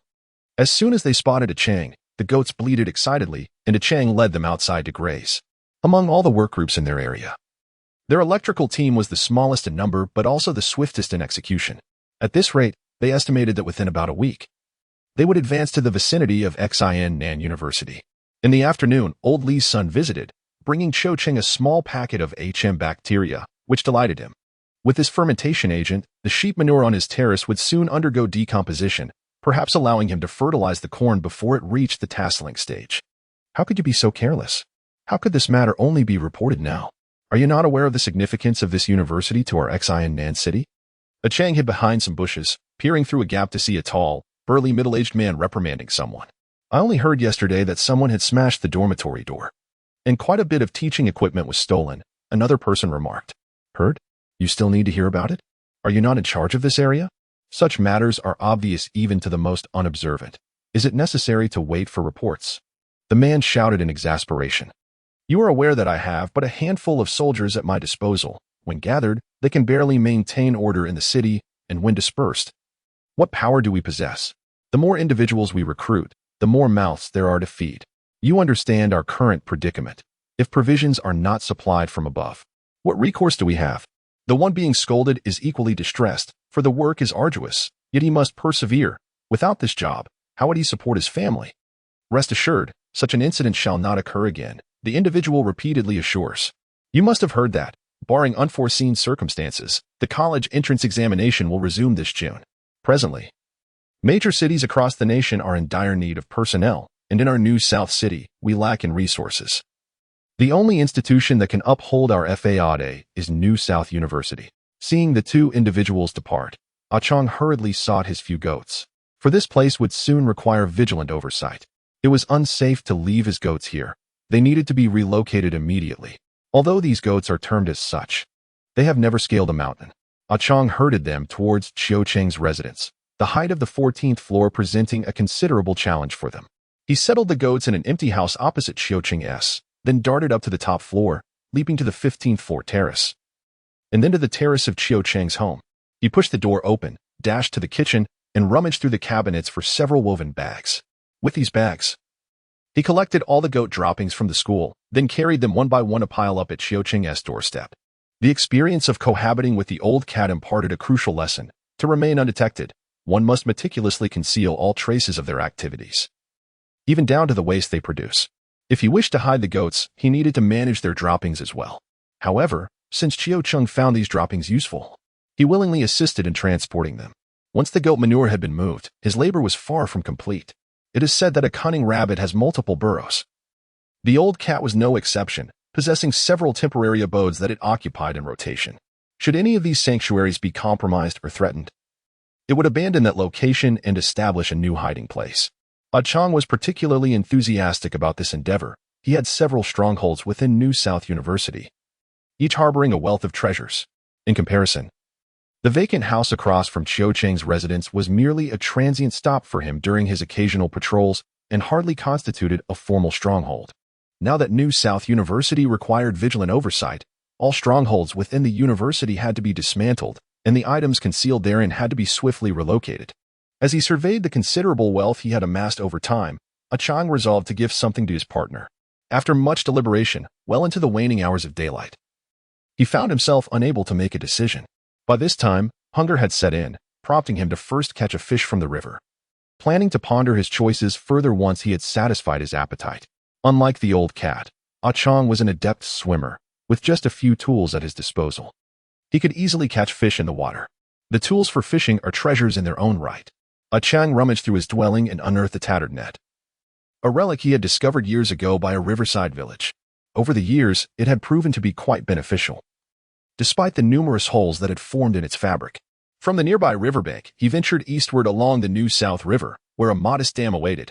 It was there, near the water's edge, that Ah Chong immersed himself, wielding the net to capture fish.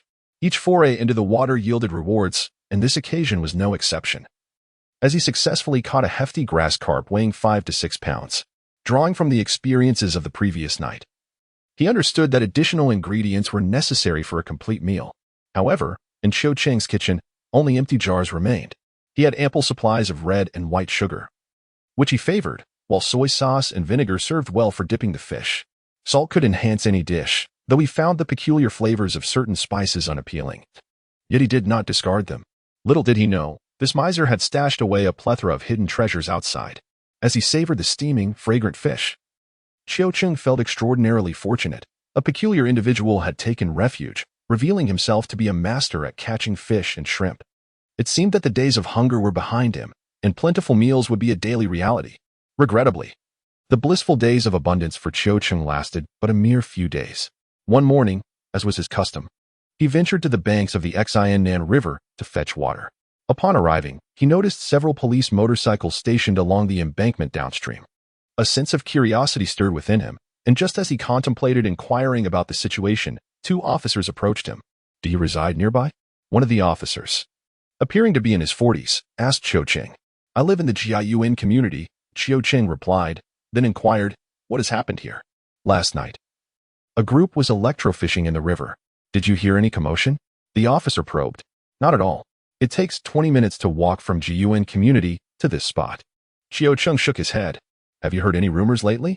Has anyone in the neighborhood mentioned plans to come fish with electricity in the river?" The officer pressed further. "No, there are only a few households in our building. I work in the city every day, leaving early and returning late, so I seldom interact with them." Qiu Cheng responded. "Very well. If you come across any leads, please do not hesitate to contact me," the officer said, handing Qiu Cheng a business card. Taking the card, Qiu Cheng felt a twinge of curiosity and could not resist asking, "Is this matter of electrofishing quite serious? Have you inquired at Xiushui village?"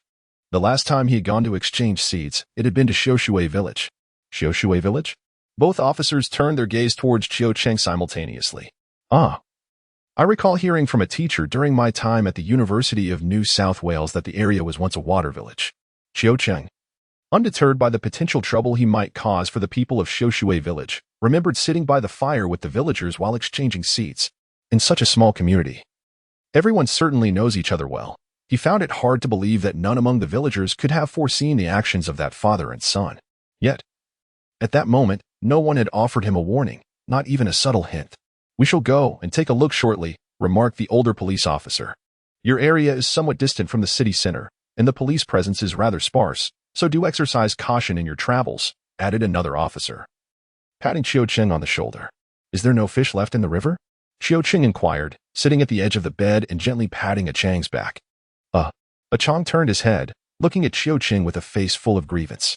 Last night, he had hidden in the grass by the river, watching helplessly as a group of individuals electrocuted all the fish, leaving him with not even a single shrimp. "The corn on the terrace is nearly ripe. In a couple of days, I shall prepare some tender corn for you," Qiu Cheng said, noticing a Chang's expression. It was clear to him that the absence of fish in the river saddened a Chang, who had only just begun to enjoy a few days of being well-fed. A Chang felt grateful for the companionship. Listening to Qiu Cheng's gentle words made the lack of fish seem not so unbearable after all. He knelt up from the bed, stretched his neck, and nuzzled his face against Qiu Cheng's cheek, then extended his tongue to lick his neck and gently nibbled with his teeth, reminiscent of the old cat's affectionate gestures towards its companion. "Get up," Qiu Cheng said, feeling uncomfortable with such intimacy. He patted at Chang's shoulder and then stood up to leave. Ah Chang, still yearning, licked his paw. Finally beginning to understand why the old cat so adored grooming its mate. They always stayed close, their bodies pressed together, paws touching. "Go wash your hands," Qiu Cheng admonished, though he himself was hardly any cleaner. However, licking his own palm felt rather unsanitary. With a sudden leap, a Chang sprang off the bed and dashed into the bathroom. With the assistance of HM bacteria, Qiu Cheng successfully fermented a batch of sheep dung, enabling him to fertilize the crops on the terrace that very morning. He first dug a shallow, circular trench around each plant, scooped some fertilizer into the pit, and covered it with soil. After fertilizing all the crops, he watered each one. In recent days, Qiu Cheng had also constructed a small shelf on the terrace, adorned with various bottles, each containing the same yellow liquid. Indeed, it was urine. Qiu Cheng and a Chang collected their urine in bottles, which they then arranged sequentially on a rack to bask in the sun for several days. Each day, they diluted the oldest bottle with water to irrigate their crops, which generally mitigated any unpleasant odors. In contrast, using fresh urine directly mixed with water for soil application tended to produce a stronger scent. With ample nutrient-rich water, the crops on the terrace thrived remarkably. The corn was on the verge of tasseling, while the potatoes, being underground, were less visible. The tomatoes and peppers were progressing more visibly, with some branches adorned with blossoms and others bearing small green fruits. Before heading to work, Qiu Cheng reminded a Chang to prioritize safety. as their electrical team was soon to arrive for maintenance on the local power grid, followed closely by other teams. The worksite was conveniently close.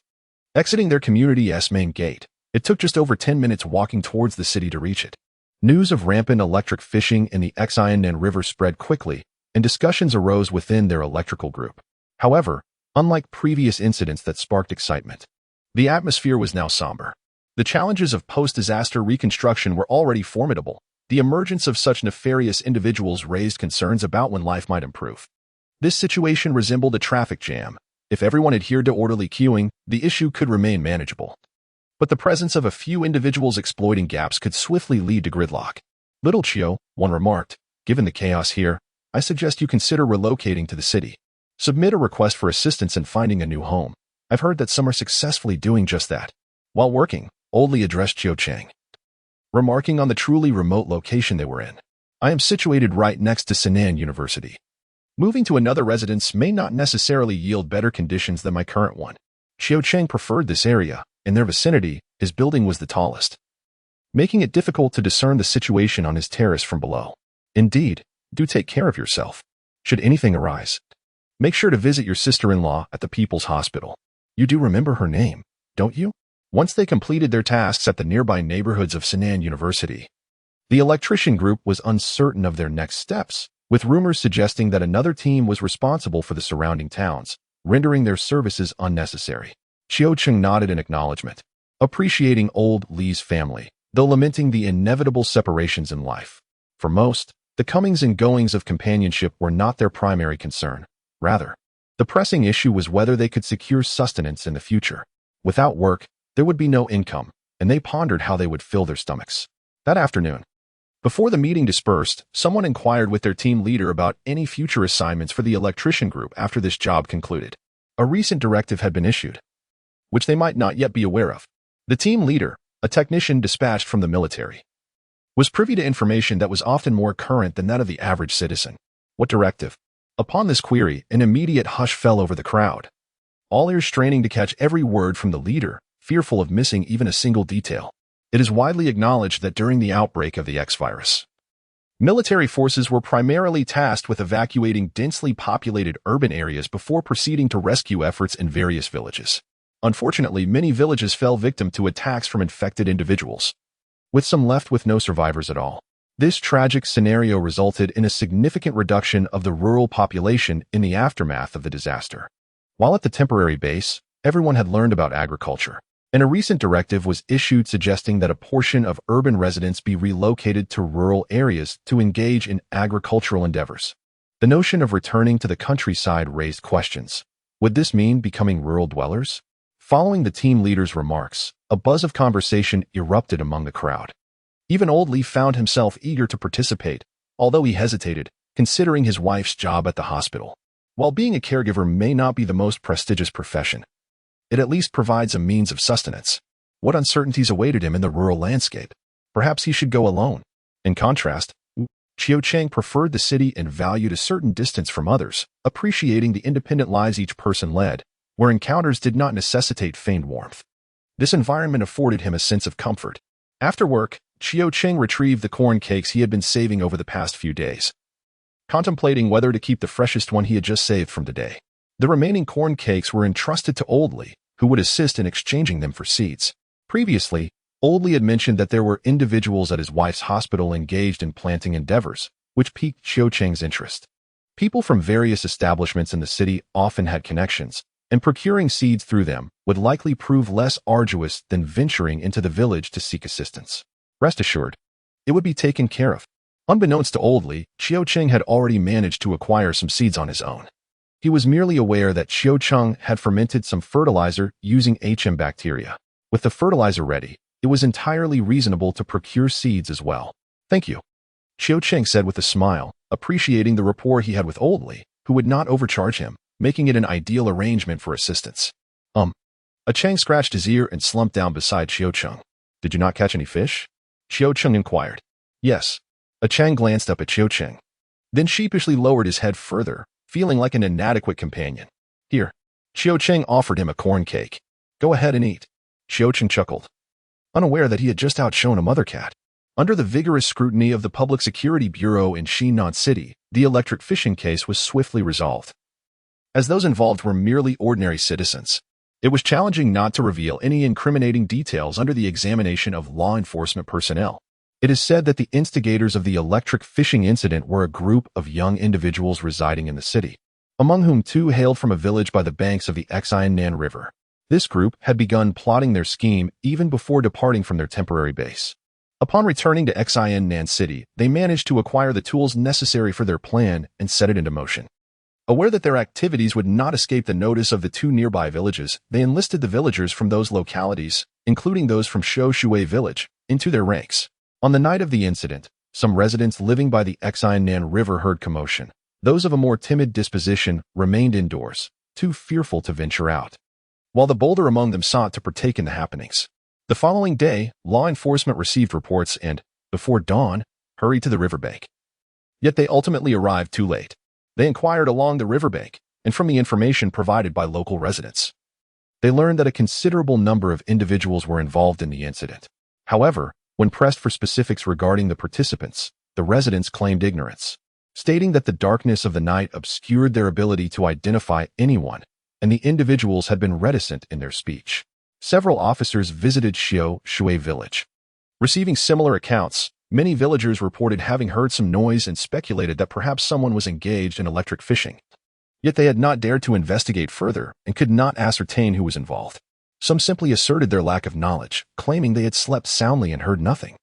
The police officers traversed the village several times but found no anomalies, so they decided to cease their search. Subsequently, law enforcement personnel uncovered a breakthrough in another village.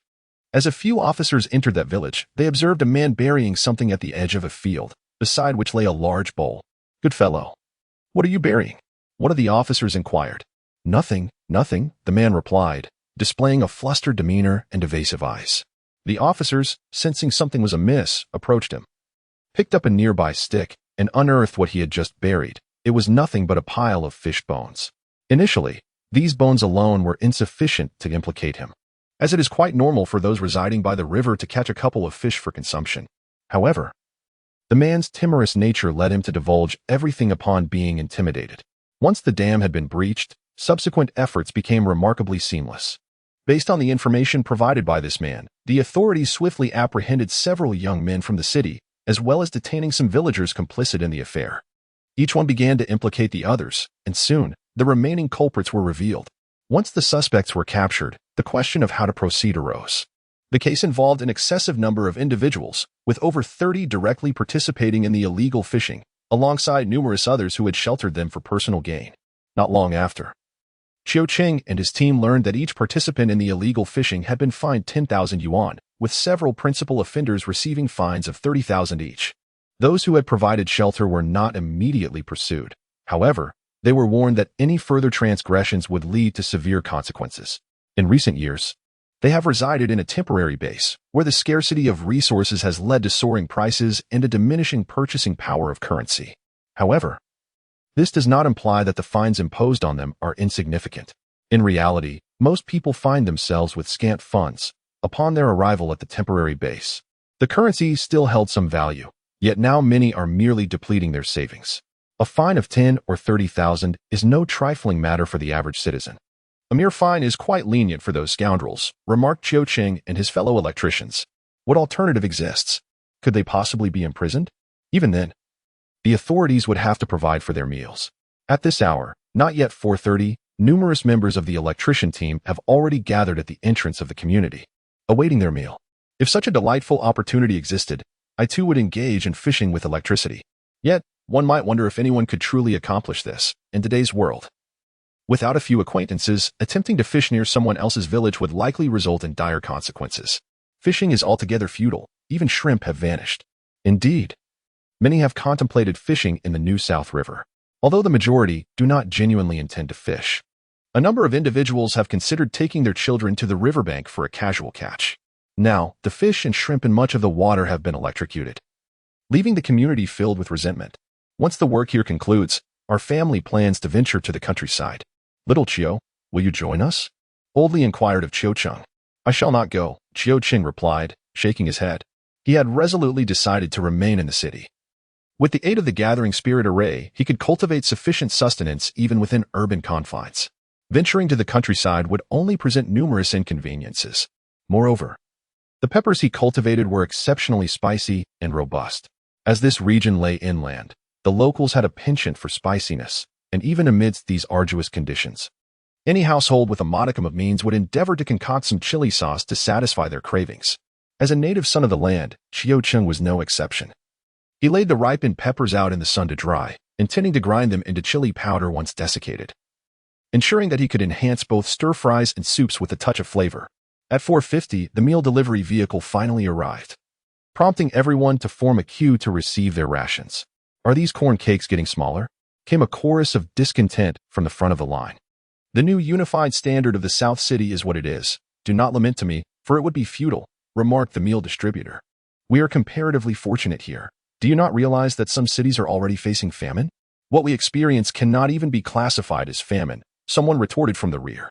"It has been 5 years of desolation since that wretched X virus emerged. I have scarcely enjoyed a full meal since then," bellowed a burly man with a deep voice. "Is it only you who goes hungry? The entire world is starving," the meal distributor quipped, eliciting laughter from the crowd, who then collected their respective rations and proceeded to eat. The corn cakes have indeed shrunk. Previously, one could weigh nearly half a pound, but now it is estimated to be only 4 ounces. In these times, everyone is struggling to fill their bellies. Having just finished a meal, one quickly finds themselves hungry again. Such a meager corn cake, weighing merely 4 ounces, is scarcely sufficient for anyone, especially considering that the majority of men still have families to support. Qiu Cheng, too, has the responsibility of providing for his household. A Chang has been unable to catch any fish in the river and often struggles to feed himself adequately, frequently relying on Qiu Cheng for assistance. While a Chang feels a sense of happiness in accepting help from his partner, he also grapples with a sense of defeat. On this day, he has once again failed to find enough food. As he observes that the day is drawing to a close, he hesitates for a moment before stepping into a patch of wasteland by the roadside. After finishing work that day, Qiu Cheng gathered some dry twigs nearby, understanding that if they have no tasks to occupy themselves with, they would lack ready corn cakes to eat. Once the crops on the terrace are ripe, they can cook at home, so it is always wise to prepare some firewood in advance. Just as he entered the vacant house across from his own, carrying a bundle of firewood, he suddenly heard the sound of mice. "A Chang?" Qiu Cheng called tentatively. A Chang, frowning, emerged from the shadows, clutching 2 plump field mice that were struggling in his grip. He held them by their tails, and they desperately attempted to twist around and bite him. With a gentle shake, he subdued them once more. A Chang has no desire to eat mice, nor does he wish for Qiu Cheng to discover that he is resorting to such means due to his inability to catch fish, as Qiu Cheng does not appear to have an affinity for such fare. Thus, he had concealed himself moments before. To his surprise, Qiu Cheng exhibited neither aversion nor disdain towards the 2 plump field mice. He first set aside the firewood, then approached to take hold of the hefty rodents, lifting them for inspection before rolling up his sleeves to commence his task. Although Qiu Cheng had never partaken of field mice before, he had heard tales from a classmate hailing from the south. He swiftly decapitated the mice, meticulously removing their innards and rinsing them with clean water. He then ignited the fire, filled a pot with fresh water, and placed it upon a makeshift stand, positioning the 2 substantial mice within to steam. Once thoroughly cooked, it was time to pluck their fur, remove their feet and tails, and give them a final wash. The stainless steel steaming rack was directly placed atop a rudimentary stove constructed from bricks, with flames flickering below. The mice were laid upon the rack to roast, generously brushed with seasoning and sprinkled with cumin powder, filling the air with an irresistible aroma. In the presence of the delectable roasted meat, any reservations about consuming mice were swiftly forgotten. Qiu Cheng could hardly recall the last time he had savored meat. His body was in dire need of protein and fat. Both he and a Chang indulged in a roasted field mouse each. After finishing his portion, a Chang felt a lingering desire for more and swiftly darted towards the door. "Wait," Qiu Cheng called out to him. A Chang paused, perplexity written across his face as he tilted his head to glance at Qiu Cheng, bewildered. With a smile, a Chang joyfully grabbed a woven bag and set out to catch more mice. The night wilderness lay in tranquil silence, and A Chang felt an unparalleled sense of ease. Free at last from the throngs of people that usually surrounded him, he could no longer hide, though he could not quite articulate the reason for his previous concealment. Despite sharing a similar appearance with them, he felt a subtle yet profound difference within, regardless of the present adversity. There would always be individuals untroubled by the scarcity of sustenance. Once their hunger was satiated, they naturally yearned for something more exquisite. According to Old Li, every morning, vendors set up stalls along the road in front of the old market in their city, engaging in trade. The following morning, just as dawn began to break, Chang remained nestled in his bed, deep in slumber. Quietly, Qiuqing slipped out of the bedroom, gathering the tomatoes that had accumulated over the past few days and placing them into his backpack. He also plucked some green onions from the wooden crate on the balcony, wrapping them in a piece of cloth before stowing them away. His backpack was spacious, alleviating any concerns of damaging the delicate onion tops. The bounty of green onions on their terrace had grown overly lush, and it was high time to thin them out. Otherwise, the basket would soon be overflowing. Moreover, the 3 field mice he had deliberately left from the previous night were to accompany him. He refrained from processing them, as doing so would render it difficult to discern whether they were house mice or field mice. The locals generally harbored a certain aversion to consuming rodents, and should they be house mice, it was likely that no one would want them. Carrying these items, Qiuqing made his way to the city center. As he approached the street in front of the market, he spotted a row of stalls from afar, offering an array of household goods, cosmetics, clothing, and shoes. There were even vendors selling cornmeal. How was the cornmeal being sold? As Qiuqing passed by the stall, he could not help but pause. Selling? He chuckled, amused. The stall owner smiled and replied, I do not sell this cornmeal. However, if you possess something of value, we may negotiate. Gold, silver, or bronze would be preferable. But other items are also welcome. We can appraise them on the spot. Care for a tomato? Qiuqing reached into his backpack and produced a vibrant red tomato. Oh, young man, this tomato is quite splendid. Where did you procure it? Instead of expressing interest, the vendor inquired about the origin of the tomato. I have my sources, Qiuqing replied, discreetly omitting that he had cultivated it himself. I presume you have someone in your family who drives? The stall owner adopted a knowing expression. I've heard that some drivers who travel to other provinces tend to smuggle a few items. It's nothing unusual, after all. Everyone relies on their own means. At this juncture, Qiuqing sensed that he would not receive a satisfactory offer and chose to disengage, departing with his belongings. True to form, the stall owner made no attempt to retain him. His primary clientele did not typically include those fortunate enough to source fresh tomatoes at this time. Until they found themselves in dire straits, such individuals would hardly part with their prized possessions, for the cornmeal was essential for survival. Seated by the roadside, Qiuqing appeared remarkably ordinary, clad in a pair of faded, worn garments that, due to their slightly oversized nature, made him seem even thinner than he truly was. The vibrant red tomatoes and the lush green scallions are indeed captivating.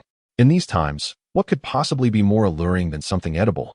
Yet, even when passers-by pause momentarily, most merely indulge in a fleeting glance.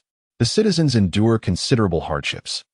They would rather acquire a few more pounds of cornmeal than these seemingly delectable yet ultimately unsatisfying vegetables that offer no true nourishment. How much for these tomatoes?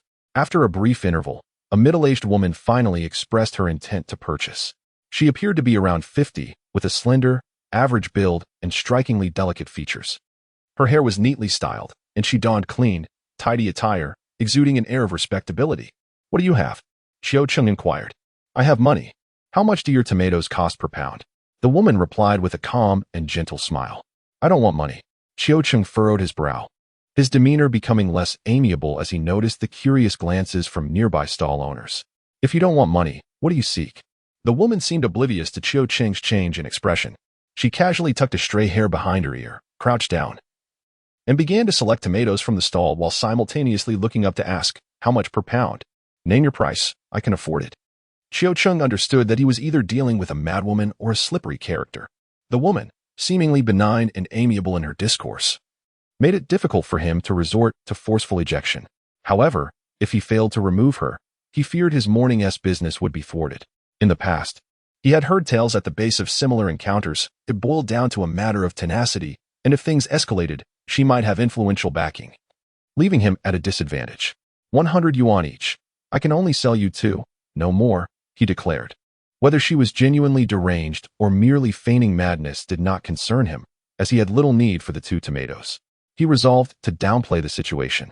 As for monetary policy, the prevailing discourse in the market was rife with speculation. Some claimed the government would issue new currency, rendering the old notes obsolete, while others insisted this was implausible.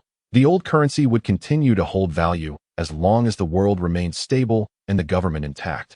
After all, could the paper currency they issued simply be deemed invalid at will? Presently, however, there was a notable absence of cash circulating in the market, at least on this street. No vendor was willing to accept paper money. Oh, how splendid! Upon learning that Qiu Qing was prepared to sell her tomatoes, the woman appeared quite pleased. She crouched before the stall, inspecting each tomato as though they were treasures, ultimately selecting two that seemed the largest. Once she made her choices, she retrieved her wallet from the shopping bag slung over her shoulder, handed Qiu Qing 2 100 yuan bills, and placed her tomatoes into the shopping bag. Before departing, she remarked, "Young man, you truly possess a kind heart," and left with a cheerful demeanor. Qiu Qing, somewhat helpless, tucked the 2 seemingly useless banknotes into his pocket and continued to tend to his stall by the roadside. "Brother, have you heard any whispers?" inquired a middle-aged man selling children's shoes nearby. Observing Qiu Qing's actions, he speculated that the young man might possess some insider information. Especially since he was able to procure tomatoes, perhaps he indeed had some channels of information. Given the current ambiguity surrounding monetary policy, no one was foolish. Those who could still manage to get by understood the importance of preserving their assets. Even the now less valuable currency was worth keeping, as it might prove useful in the future. If news were to emerge indicating that banknotes would appreciate in value, they would undoubtedly strive to acquire as much as possible. "No, I have no idea about the policies above," Qiu Qing replied. Unable to suppress his curiosity, he inquired about the woman he had just seen. "Who was that person? Do you know her?" "Oh, the woman you just mentioned? Does Shen Dingjun know her?" Upon hearing this, the stall owner became animated. "I've heard of her. In our city of Sinan, who doesn't he know the name Shen Dingjun? That woman is his first wife," he chuckled. "First wife?" Qiu Qing was taken aback. "Ah, it seems you were still unaware. Shen Dingjun originally rose to prominence by marrying the granddaughter of our former mayor. He was once a rural boy who excelled in his studies and later was assigned to work in our city. After a few years, he ventured into business. With his father-in-law's connections, how could he possibly suffer losses in trade?" Shen Dingjun's parents, both hailing from rural origins, were fervently desirous of a male grandson. Unfortunately, their daughter-in-law consistently bore daughters. The first 2 were girls, and the third, yet again, was a daughter, this time, a mentally challenged one. During those years, Shen Dingjun had taken a mistress who, by fortune's grace, presented him with a son. This development elevated her status, causing her to flaunt her position even more ostentatiously than his legitimate wife, earning her the clandestine title of Shen Dingjun's second wife among the townsfolk. Now, however, Shen Dingjun had ascended to the status of a real estate tycoon in the new Nan city. If this woman were indeed his spouse, they could easily sell a few properties from his vast holdings to secure their livelihood, rather than resorting to the current situation of soliciting food and enduring public disdain. Shen Dingjun was not a man of integrity. Shortly after the turmoil began, he abandoned them, taking his mistress and their child, leveraging connections to board a cargo plane to the south. All the properties were registered in his name, leaving his wife utterly powerless. The shoe salesman, reflecting on the situation, couldn't help but sigh and shake his head. "What about his parents?" Qiu Qing inquired further. "They went with him as well. I've heard that this whole situation was their idea, though the truth of it remains uncertain. Such a heartless act, regardless of how challenging life may be. Those devoid of compassion will inevitably face scorn, especially when the Shin family possesses wealth and influence.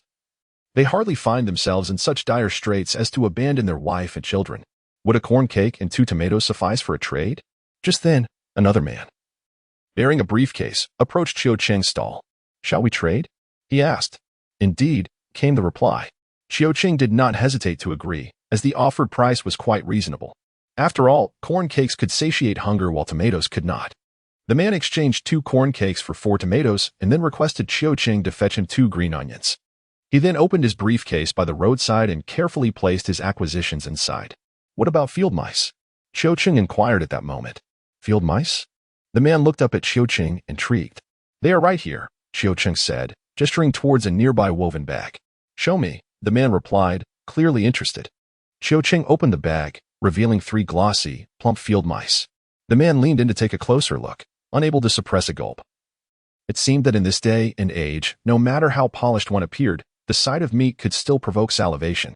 "How much?" he asked. 3 corn cakes for each field mouse. If you take them all, I will charge you 8 in total."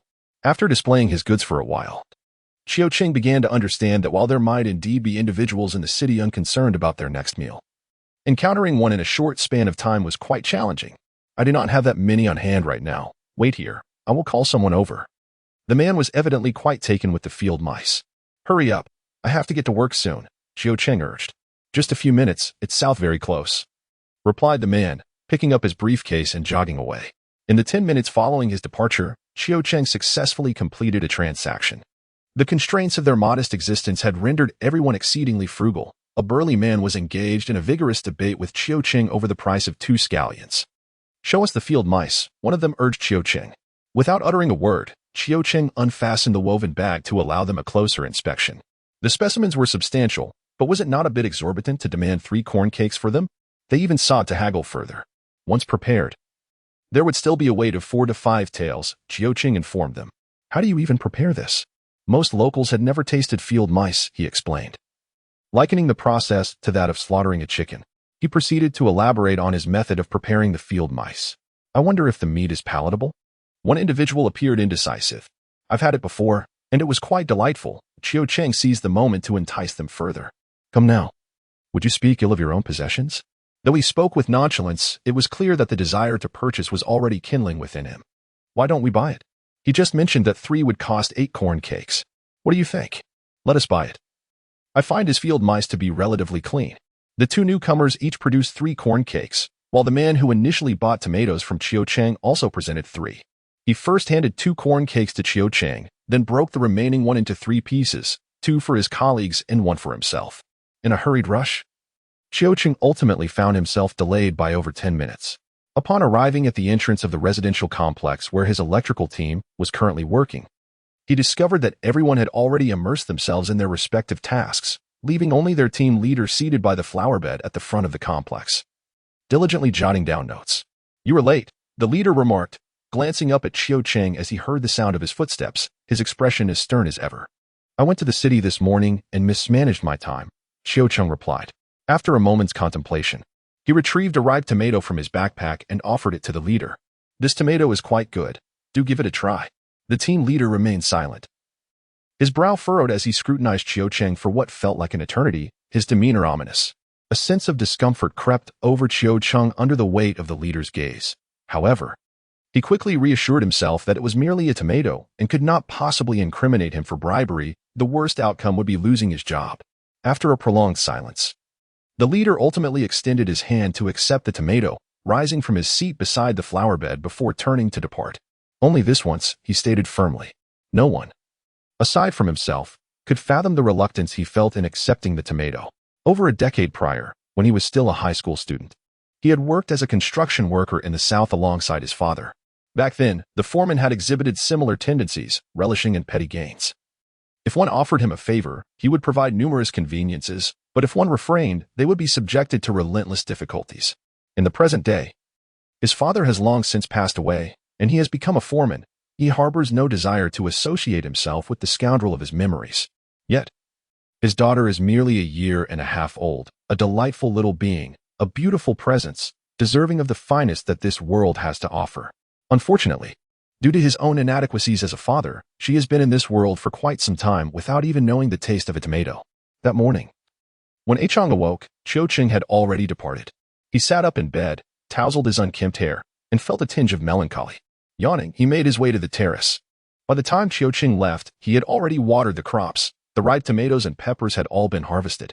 Chang wandered along the narrow passageway for a couple of laps, then squatted beside a wooden crate filled with chili peppers. He leaned in close to take a sniff, then extended 2 fingers to gently pull a branch, retrieving a ripe red pepper hidden among the foliage, which he placed on the windowsill nearby. Each time Qiu Cheng harvested the mature peppers, he would set them there to dry. After picking the peppers, Chang did not leave immediately. He lingered on the terrace for a while. Although Qiu Cheng had enveloped the entire house in a spiritual array, he found this terrace particularly comforting. Chang possesses no recollections of his existence within human society, nor does he have a keen sense of time. In the past, when he resided alongside that elderly feline, they often sought a tranquil spot to bask in the sun, indulging in this leisurely pursuit for an entire day. Aside from hunting and patrolling their respective territories, they spent most of their time idly. Chang is perplexed by Qiu Cheng's incessant busyness each day and wonders why he cannot simply join him in enjoying the warmth of the sun. He ventured into the bathroom, grasping a green toothbrush, As Chiao Cheng had instructed him, clumsily attempted to clean his teeth. He had previously discovered numerous objects resembling this so-called toothbrush, along with some soft, squishy items that had an odd taste he did not particularly enjoy. These items were hidden within a residential building to the north of the school, and he would always enter and exit through a second-floor window, leaving the main entrance of the building unscathed. Perhaps he would search for them again one day. It might bring Chiao Cheng joy upon their discovery. Having satisfied his hunger, the daylight began to wane, signaling that it was time for Ah Chong to venture out in pursuit of field mice. During the day, the mice rarely emerged from their burrows, and the bright surroundings made it challenging to lie in wait. Thus, catching them was generally difficult. The night, however, presented a different scenario. Ah Chong had learned his rodent-catching skills from the old cat, relying on a wealth of experience, sharp senses, exceptional stealth, and nimble agility. Perhaps it was due to Ah Chang's previous aversion to consuming rat meat that the old cat did not conceal its secrets regarding its remarkable ability to effortlessly capture mice. It possessed an intimate knowledge of every mouse hole within its territory, and whenever the time for sustenance arrived, it merely selected a random spot to lie in wait, inevitably yielding a bountiful catch. Having some leftover wooden slats from constructing a wooden crate, Chiao Cheng fashioned a crate measuring approximately half a meter in height, half a meter in width, and 1 meter in length, complete with a lid. This crate was positioned adjacent to his television cabinet, snugly against the wall. The field mice, unlike the docile goats, were a source of concern when placed in the opposite house, as he feared they might gnaw their way to freedom under the cover of night. To minimize the proliferation of bacteria, Chiao Cheng also placed a generous amount of dry hay within the crate, allowing the field mice to fashion their nests. With ample food available, conflicts were infrequent. However, in instances where certain field mice caused considerable commotion after being confined, Chiao Cheng had no choice but to process them ahead of time, transforming them into dried field mice for preservation. The remnants of fur, heads, innards, claws, and tails from the processed field mice were not discarded by Chiao Cheng. Instead, he carefully stuffed them into an oil jar, adding water and bacteria, placing the concoction in a sunlit area to ferment. In a month or two, this mixture would evolve into excellent fertilizer. When the workers came to the door and found no one home, they would compile the information to ascertain whether the property had an owner. Unless it was confirmed that the house had no proprietor and that arrangements had been made for others to reside there, they typically would not seek to enter. The tasks of their electrical team merely entailed ensuring the proper transmission of electricity along several main lines within the community, as well as guaranteeing that the occupied residences had access to power. The maintenance of vacant houses was limited to the inspection of individual electric meters. Consequently, it was imperative to ensure that the 3 sheep did not bleed at inopportune moments, a concern that Chiao Cheng could only entrust to Ah Chong. Ultimately, feeling a sense of unease, he draped some curtains and bed linens over the iron railing surrounding the terrace. The height of the railing on his terrace was a substantial 1.5 meters. Thus, once covered with these fabrics, the activities on his terrace became entirely obscured from view below. During the arrangement of tasks, upon learning that Chiao Cheng resided in the vicinity, the leader of the electrical team naturally assigned the maintenance duties for their building to him and Old Li. Their responsibilities were divided such that Old Li would oversee the 1st to 7th floors, while Chiao Cheng would take charge of the 8th to 15th floors. This was merely a routine inspection, requiring no more than one individual and acting independently enhanced efficiency. Aware that Chiao Cheng lived on the 14th floor, Old Li was quite pleased to let him handle the higher levels, as it spared him from climbing additional flights of stairs, given that his aging limbs were no match for the vigor of youth. Chiao Cheng, who traversed the 14th floor daily, knew that his family was the sole occupants on that level, with the rest being vacant. After completing the inspection of the electrical lines and lighting fixtures in his home and the common areas, he proceeded to the 15th floor to examine the communal lighting equipment and wiring. He traversed the corridor on the 15th floor, greeted by a monotonous array of identical door panels, uniformly installed by the developer. The doors were exceedingly flimsy, and the locks lacked sturdiness. Any unit that had undergone renovation had invariably replaced its door. The entire 15th floor lay desolate as Chiao Cheng knocked on each door, met with an eerie silence. He then ascended to the 13th floor, where the tranquility persisted, and subsequently to the 12th floor. Alas, I cannot endure this any longer. Why did they not activate the elevator before summoning us here? As Chiao Cheng navigated the staircase, he overheard a woman's voice emanating from below. Earning a living is truly arduous, sighed the woman in front, her words punctuated by deep sighs. Shall we pause here for a moment? There are still several floors to traverse, suggested Shinxing. Just as another woman was about to speak, They heard the distinct sound of footsteps echoing from above. They exchanged a glance, their anxiety palpable. It was said that the closer one ventured to the outskirts, the more perilous the surroundings became, particularly in such an empty building, which instilled a sense of dread. "There's no one upstairs, you need not go up," came a voice, and shortly after, Qiu Cheng appeared before the two women, toolbox in hand. "It's you." Upon seeing Qiu Cheng, Shenxing exhaled in relief. "Do you know him?" asked the woman accompanying her. "He's with the electrical team. I've seen him in the city before," Shenxing replied succinctly. "Oh," the woman nodded, then inquired of Qiu Cheng, "Is the upper floor vacant? No residents? The other floors remain uncertain. It would be prudent for you to reconfirm after the power is restored. On the 14th floor, only my family resides, while the 15th floor is unoccupied." Qiu Cheng succinctly explained the situation to them. "So, you live here? Please take a look at this document. If everything is in order, kindly sign it. Additionally, fill out this user information form." Shenxing efficiently handed the folder to Qiu Cheng. The three of them descended the stairs together. While Qiu Cheng attended to his maintenance work, Shenxing and her colleague knocked on doors, proceeding from one floor to the next until they reached the 8th floor. They found only one household with occupants. A child spoke to them from behind the door, explaining that both parents were away and the door was locked, leaving him unable to open it. Qiu Cheng went downstairs to locate Old Li, who had a somewhat better situation, though not significantly so. Perhaps it was due to the daytime that most residents were out. They would have to reconfirm in the evening. The buildings in their area were relatively new, and the primary structures had not suffered severe damage. After conducting a thorough inspection and resolving a few minor issues, the leader of the electrical team reported the progress. If all went smoothly, power would be restored that very night. After finishing work that day, Shenxing sought out Qiu Cheng again. "Do you still need more jade shards?" she asked directly. "If the price is reasonable, I would like to acquire some more." Even if Shenxing had not brought it up, Qiu Cheng would have felt compelled to inquire. He has recently been delving into the wood cultivation notes, although he is still somewhat unclear on the methods of practice, and the incantations and mental techniques remain elusive to him. He has gained a deeper understanding of spiritual energy in the spirit gathering array. He has set up the array to gather the spiritual energy of heaven and earth, akin to scooping a ladle of water from a vast river, which has proven significantly beneficial to him, albeit negligible in the grand scheme of the universe. Within the spirit gathering array, the spiritual energy is not static. It is propelled by the spiritual power contained within the jade stones, causing the energy within the array to circulate in a specific pattern, preventing it from dissipating. This is the operational principle of the spirit gathering array. However, maintaining the circulation of spiritual energy inevitably incurs a cost. Once the spiritual power of the jade stones used in the array is depleted, the array will consequently lose its efficacy. After discussing the jade stones, Qiu Cheng inquired of Shenxing, "Can you obtain the onerous information for our building? I only need the details for the 14th and 15th floors. Which specific unit do you desire? I can ask someone to look into it, but she does not work for free."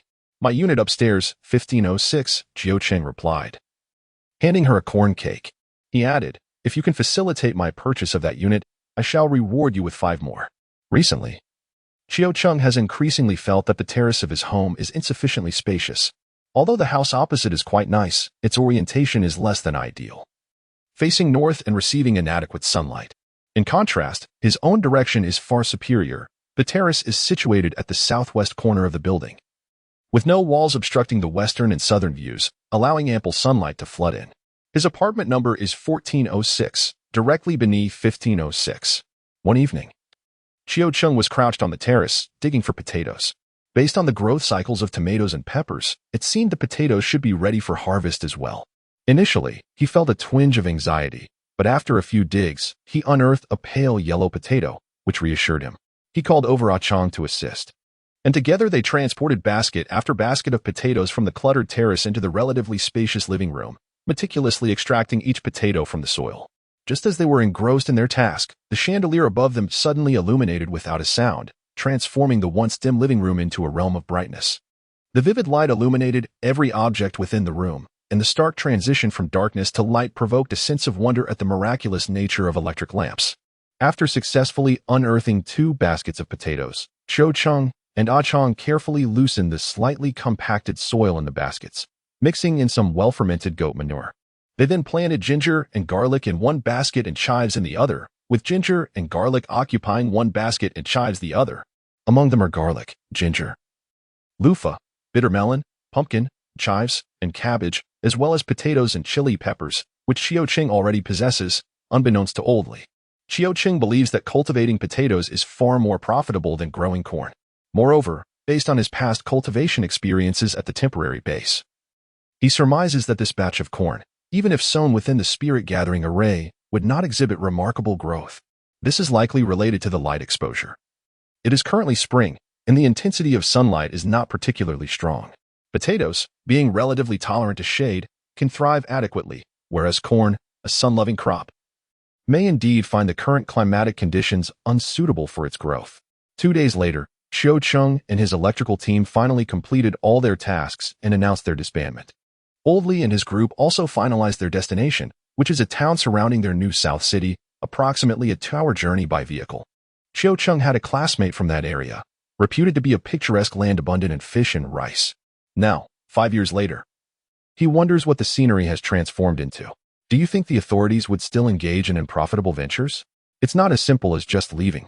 We have signed contracts, and our house is mortgaged. If we fail to deliver the crops in a year or so, our entire family could end up on the streets. Oldly remarked with a smile. Mortgaging property?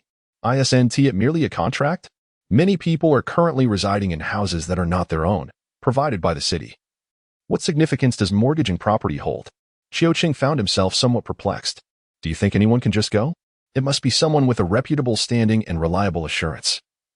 Otherwise, those unscrupulous rascals would have gone mad with joy, casually signing contracts to enjoy months of free sustenance.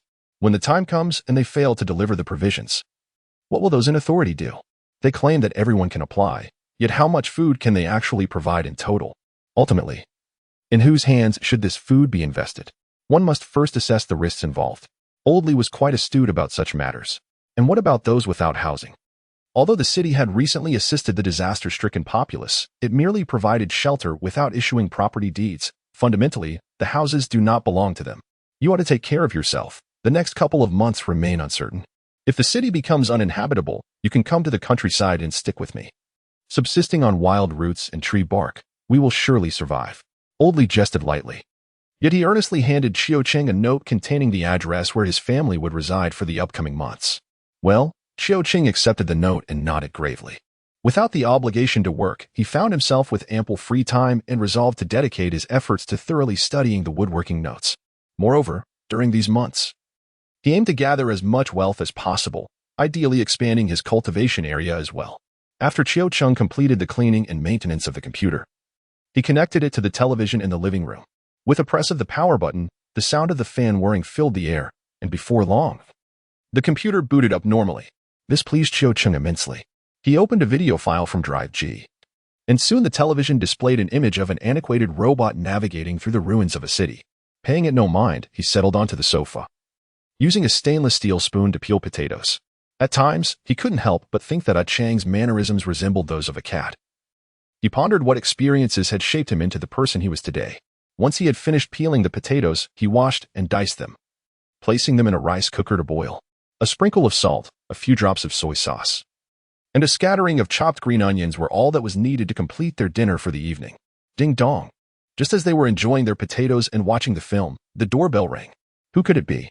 The 2 occupants of the room paused their meal, eyeing the door warily. It's me, Xinxing, came a woman's voice from outside. Upon hearing her, Qiuqing recalled the favor he had previously asked her to assist with.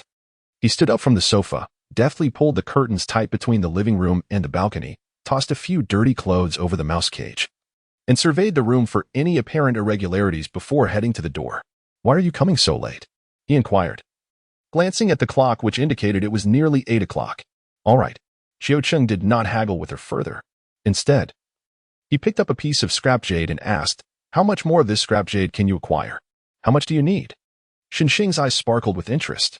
A slightly smaller piece would suffice, provided the jade quality is not subpar. What might the cost be per pound? Given that Xinxing has access to a supply, Qiuqing contemplated seizing the opportunity to acquire a greater quantity of jade, anticipating that once the market flourished, obtaining affordable jade would become increasingly challenging. As the price of jade escalated, his cultivation costs would inevitably rise, potentially resulting in a fruitless endeavor after all his hard work. The pricing was set at over 10 pounds, with 2 corn cakes per pound. Xinxing slightly lifted her chin, stating, "1 corn cake per pound.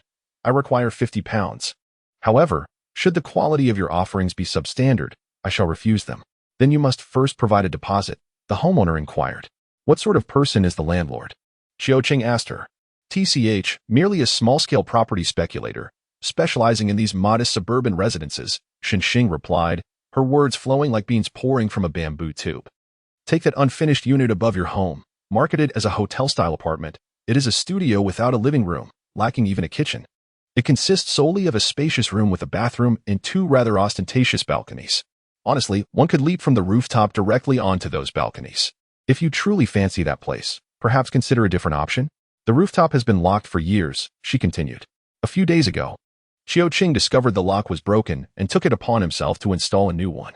When they originally purchased the property, the documentation clearly stated that the rooftop platform belonged to the users of the 15th floor, irrelevant to those below.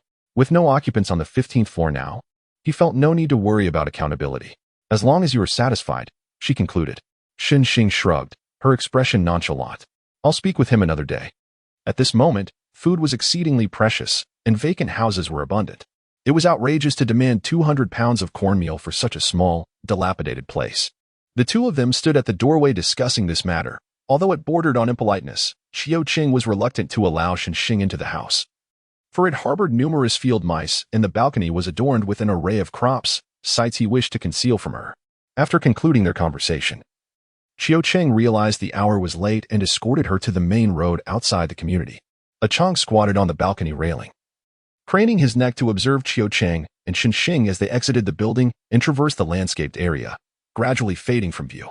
After a considerable while, he leapt down from the railing, treading lightly into the bathroom. Utilizing the faint light filtering in from the living room, he leaned in close to the mirror, staring intently at his reflection. As he gazed, a sense of despondency welled up within him. He appeared far from appealing. Flip-flops, an old t-shirt, a ballpoint pen, a stapler, facial cleanser, a toothbrush and toothpaste, reading glasses, and stockings, everything one could possibly need. In the current climate of scarcity, these items still held some value. But once the market economy resumed and factories regained their productivity, they would likely become worthless. 5 years prior, people purchased clothing and daily necessities, irrespective of their cost. At the very least, they were assured of their novelty. Who would covet the old? "Do you still have many? Where is it?" Qiuqing inquired. A Chang possessed an impressive capacity for learning. When he first arrived, he could scarcely utter a single word. Yet, after a brief period of cohabitation with Qiuqing, he had already mastered the art of simple conversation.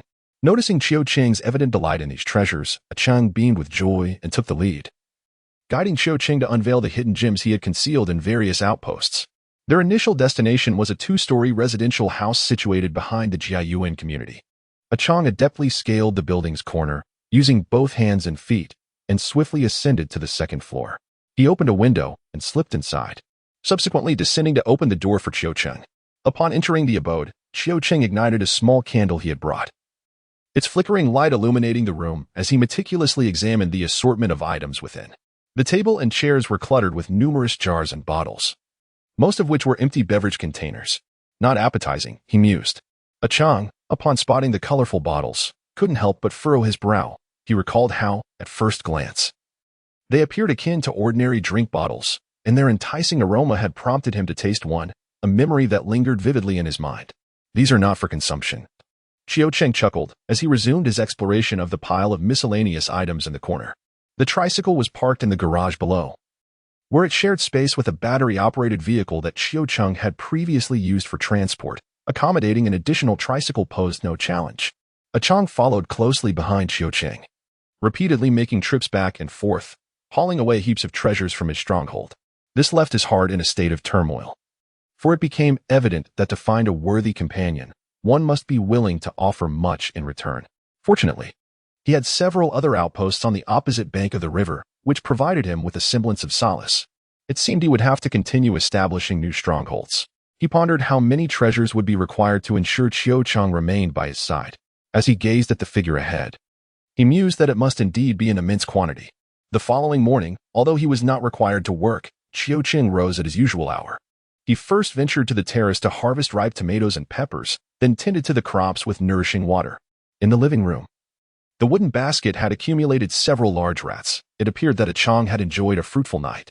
After they finished moving the belongings, Chang had gone out to catch rats, and after a night of toil, he was now nestled comfortably in bed, deep in slumber. Downstairs, the three wheels of the tricycle were all flat. If he attempted to ride it into the city in that condition, the steel rim might well be ruined. Thus, Qiu Cheng had no choice but to push it along. After the market closed, he intended to search for a repair stall. "Hey, buddy, over here. Come here. I'll make some room for you." The shoe vendor enthusiastically beckoned Qiu Cheng over. Obeying, Qiu Cheng pushed his tricycle closer, and true to his word, the vendor shifted his shoe stall aside to create space for Qiu Cheng. "Where have you been these past few days? Why haven't you set up your stall?" The vendor selling shoes busied himself with arranging the scattered pairs of children's footwear on his stall while engaging in conversation with Qiu Cheng. "Aren't you working today?" he inquired. Qiu Cheng had propped a board across the back of his tricycle, methodically placing the items he intended to sell atop it. "Not working today, then?" the vendor asked again. "We wrapped up yesterday. You're an electrician, right?" It seemed this man was quite well informed. "My nephew is also an electrician, my sister's son. He just turned 20 and was boasting to me not long ago about how easy it is and how much one can earn. I suppose he is bewildered now, huh? The work for the electricians progresses so swiftly. The plumbers haven't even finished their part, and yet the entire New South City is nearly electrified. You, on the other hand, are quite capable. Not only have you stepped away from being an electrician, but you've also ventured into commerce and possess a remarkable skill for catching field mice. I hear that is quite a challenge. How did you manage to do it?" His gaze was fixed on the few dried field mice as if they had ensnared his attention completely. "It wasn't me who caught them," Qiu Cheng replied, acknowledging his lack of expertise in such matters. "Which organization are you with? Surely you must still be working?" "I'm from the Municipal Construction Bureau." The vendor pointed down the street. "Walk to the end of the street, turn left, and after about 100 meters, you'll find it. It's quite nearby. I'll swing by to take a look when I pack up," Qiu Cheng responded, though he was unfamiliar with the man and felt hesitant to let him oversee his stall. The brief distance made him reluctant to appear overly cautious by packing up in his presence.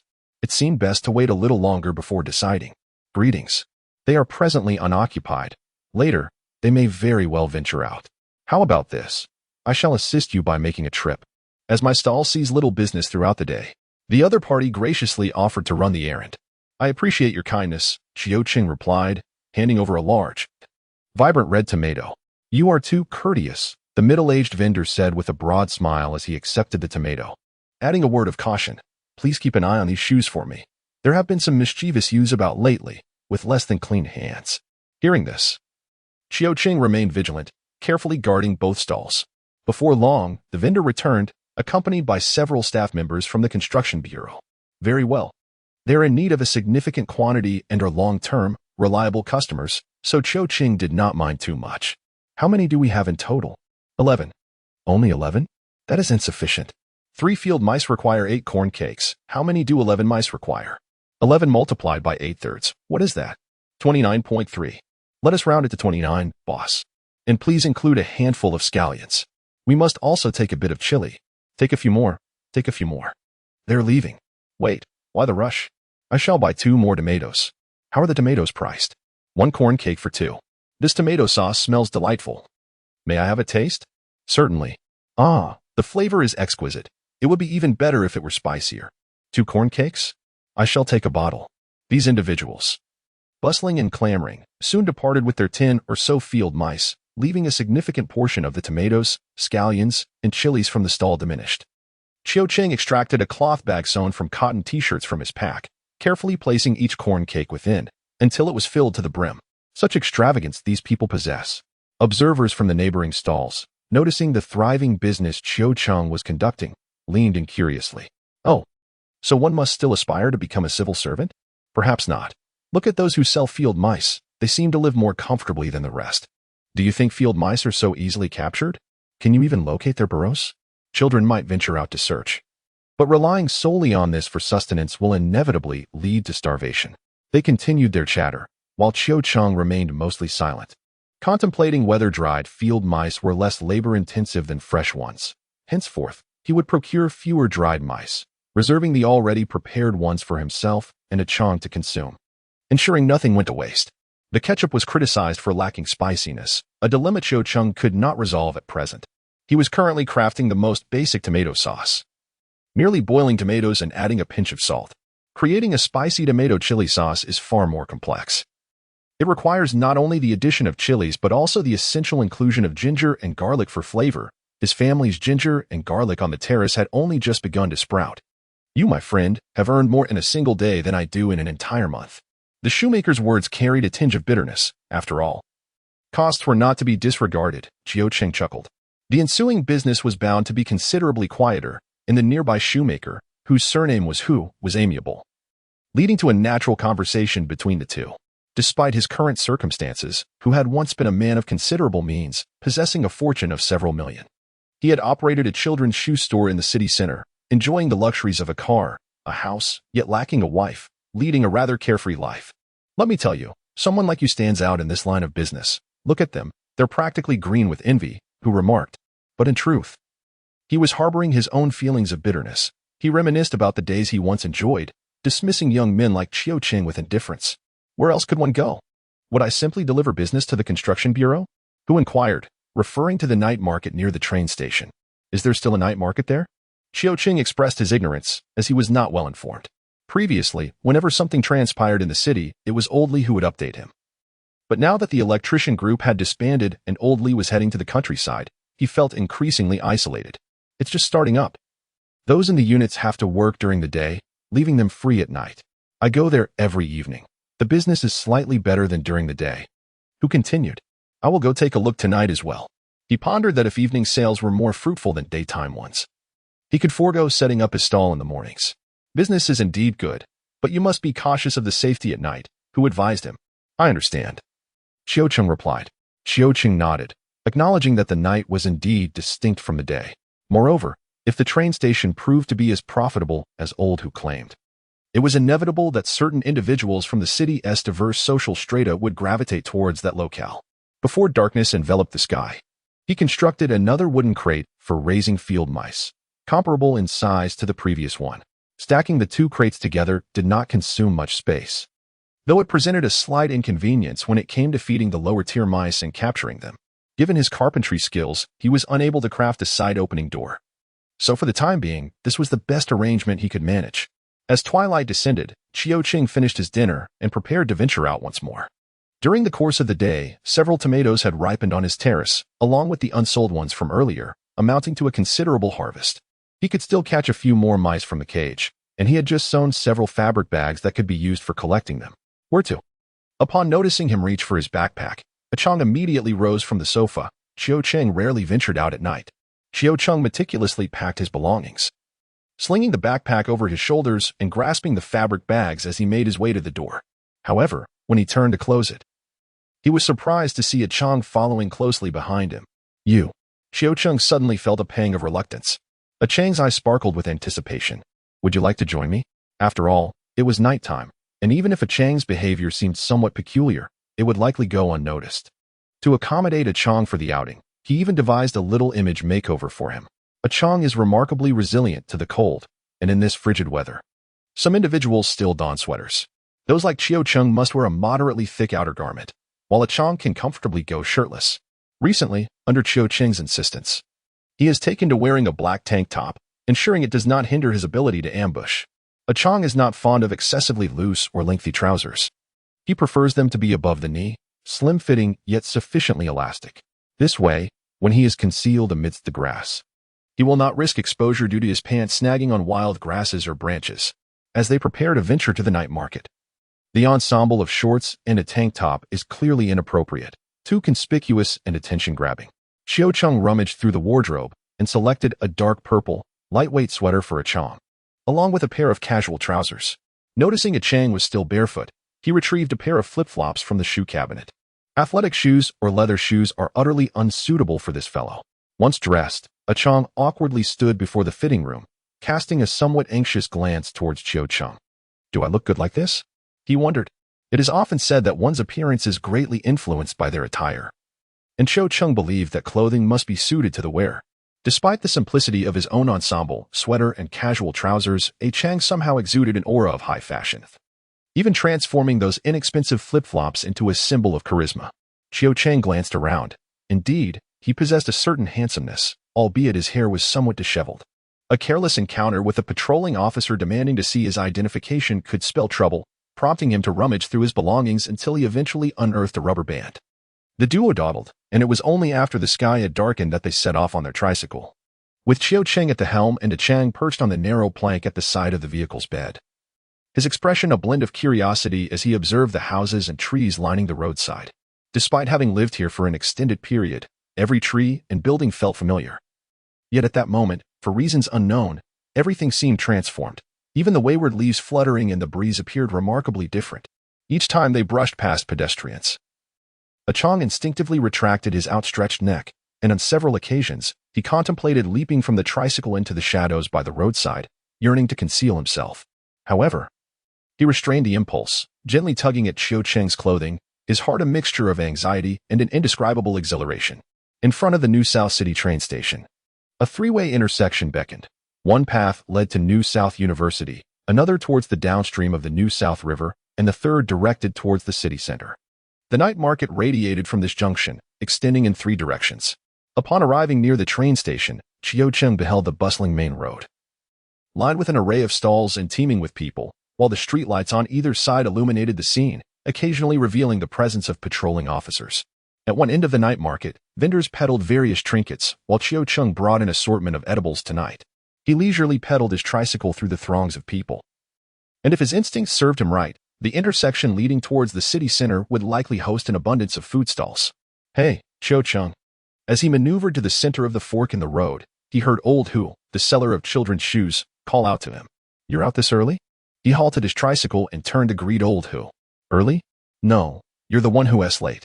Everyone else set up their stalls at 6. They've been operating for almost an hour now, Old Hu remarked. I'll come out earlier tomorrow, Qiu Cheng replied with a smile. Who is this person? Old Hu inquired, directing his gaze toward Chang. My cousin, Qiu Cheng answered. What's wrong with him? Old Chang probed further. Upon entering the night market, Chang appeared visibly anxious, gripping Qiu Cheng's coat tightly, his lips pressed firmly together, and his eyes darting nervously, clearly exhibiting signs of distress. Something happened at home a few years ago. He was a bit frightened. Qiu Cheng fabricated a lie to alleviate the situation. He gently patted the back of Chang's hand, hoping to instill a sense of calm. What a pity, Old Hu sighed, gesturing towards the intersection leading to the city center. All the food vendors are over there. You two should head in that direction. All right, I'll go now. Qiu Cheng waved goodbye and pedaled his tricycle in search of a spot to set up his stall. None of this is easy, Old Hu mused. Watching Qiu Cheng and Chang depart, he couldn't help but feel a pang of sympathy. What was described as merely being frightened was evidently a state of shock. This thought significantly diminished the bitterness he harbored towards Qiu Cheng. Indeed, at the intersection leading towards the city center, one can find a multitude of food stalls. In addition to the ubiquitous cornmeal pancakes and wild vegetables, the night market also offers a variety of coastal delicacies such as salted fish, kelp, and seaweed, alongside some rare canned goods, evidently sourced from other cities. Currently, the primary transportation channels between their city, Xin Nan, and neighboring urban areas are by automobile and aircraft. Over the past 5 years, their temporary base has relied on state-dispatched planes to transport essential supplies like salt and seeds from distant locales, barely sustaining their needs. Before the disbandment of the temporary base, local governments and military forces had already initiated efforts to clear the roads. Presently, the highways connecting Xin Nan to the provincial capital have been reopened to traffic. However, due to the nationwide scarcity of fuel resources and the relative underdevelopment of this central region, vehicles traversing this road remain exceedingly sparse each day. They arrived too late. Prime locations had already been claimed by others. Moreover, with the Chang appearing particularly anxious, Qiu Cheng preferred to avoid overcrowded areas. Thus, they set up their stall in front of a shop beside the street. This location, compared to the middle of the road, felt relatively desolate, with inadequate lighting and a mere scattering of goods. The roll-up door behind them provided Chang with a sense of security. He disliked being surrounded by people, especially with someone behind him. At this moment, he crouched at the entrance of the shop, listening attentively to the sounds around him while observing the ebb and flow of the crowd in the distance, his taut nerves finally beginning to relax. To the right of their stall stood a humble booth for exchanging cornmeal and corn cakes, presided over by what appeared to be a father and son duo. The father seemed to be in his 50s, while the son appeared to be in his early 20s. To the left, at a greater distance, was another stall selling stoves, with an array of them lined up, large and small. The vendor huddled beside a tattered cotton blanket, and due to the inadequate lighting, Qiu Cheng could not discern his age or appearance. He could only speculate that, given the weight and number of stoves, transporting them daily was impractical. It was likely he remained there to guard them during the day. Such splendid tomatoes! Where did you procure them? A middle-aged man from the neighboring stall approached shortly after Qiu Cheng's stall had just been set up. They were brought by a familiar face, Qiu Cheng replied, wishing to keep the conversation brief. Nowadays, when people in our city wish to exchange something, they primarily use corn cakes. Yet, corn cakes do not keep well. Do they? Would you remember to seek me out if you wish to exchange for some cornmeal later? The man continued. In the newly established Xin Nan City, resources such as water, electricity, and gas were just beginning to materialize. Although electricity had been largely implemented throughout the city, it was still limited. Each resident was allotted a mere 5 kilowatts of electricity per month, which was hardly sufficient for cooking. Consequently, most households lacked the means to prepare meals, prompting various organizations to distribute corn cakes directly to their employees. Due to the pressing issue of food scarcity and a prevailing lack of confidence in currency, individuals have now resorted to trading primarily in food items and precious metals such as gold, silver, copper, and iron. Among these, corn cakes have become the most widely circulated commodity. However, preserving these corn cakes poses a significant challenge, particularly for small-scale entrepreneurs with modest incomes. How shall we exchange? Qiu Cheng inquired. 1 pound of corn cakes for half a pound of corn flour, the other party quoted. Isn't that a bit low? Qiu Cheng frowned, noting that although the corn cakes distributed by the city had indeed been diminishing in size, they remained quite dry.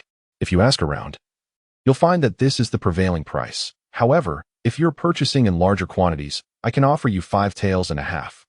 The man adopted a look of innocence, as if he were a mere child. I'll consider it, Qiu Cheng replied, having no immediate intention to make the exchange. Is that your relative? He gestured with his chin towards a Chong. My cousin, came the response. The young man is quite handsome. You see that one over there? That is my son. I've heard that the college entrance examination will resume this June. He is currently practicing his listening skills. Qiu Cheng glanced over to the stall and indeed spotted the young man holding a radio, engaged in listening, with a few English words faintly audible in the air. The night market proved to be significantly more lucrative than the morning market. Even though Qiu Cheng and his companions had set up their stall in a somewhat less favorable location, many patrons still came to browse. Fresh tomatoes and live field mice were particularly in demand, while green onions and chili peppers were frequently negotiated over as customers sought to procure them for their culinary endeavors. A Chong gradually transformed from initial nervousness to exuberance. He even stealthily approached the nearby stall selling stoves, concealing himself behind the various heights of the stoves, peering curiously at the nearby vendors. Is this truly field mouse meat? Just as they were about to pack up, another female customer approached Qiu Cheng's stall. She was somewhat tempted by the dried field mice they were selling, yet she harbored reservations. Is it really field mouse meat? If it is properly processed, why does it cost the same as the live ones? If I had dealt with them earlier, I wouldn't need to keep them at home or feed them. Are they genuinely not sewer rats? Absolutely not. Oh dear. Has it exploded? Oh my. It truly has? At that moment, chaos erupted at the stall to the right, with the owner surrounded by a crowd, all inquiring about the explosion. What is happening? The customer who was about to purchase dried field mice couldn't resist going over to investigate. Did those lunatics really blow up the seed company? Wasn't it said there was no evidence? A young woman clutched the stall owner's son, relentlessly questioning him. Is it serious? Will we be affected here? I don't know. The stall owner's son, appearing rather shy, struggled to articulate his thoughts as he was pulled by a woman of similar age. Indeed, it has exploded. Several seed companies across multiple countries have been attacked, with traces of terrorist activities reported. How did the topic of terrorists come to light? The crowd found it hard to accept. After enduring a calamity, why would there be individuals causing further turmoil at such a time?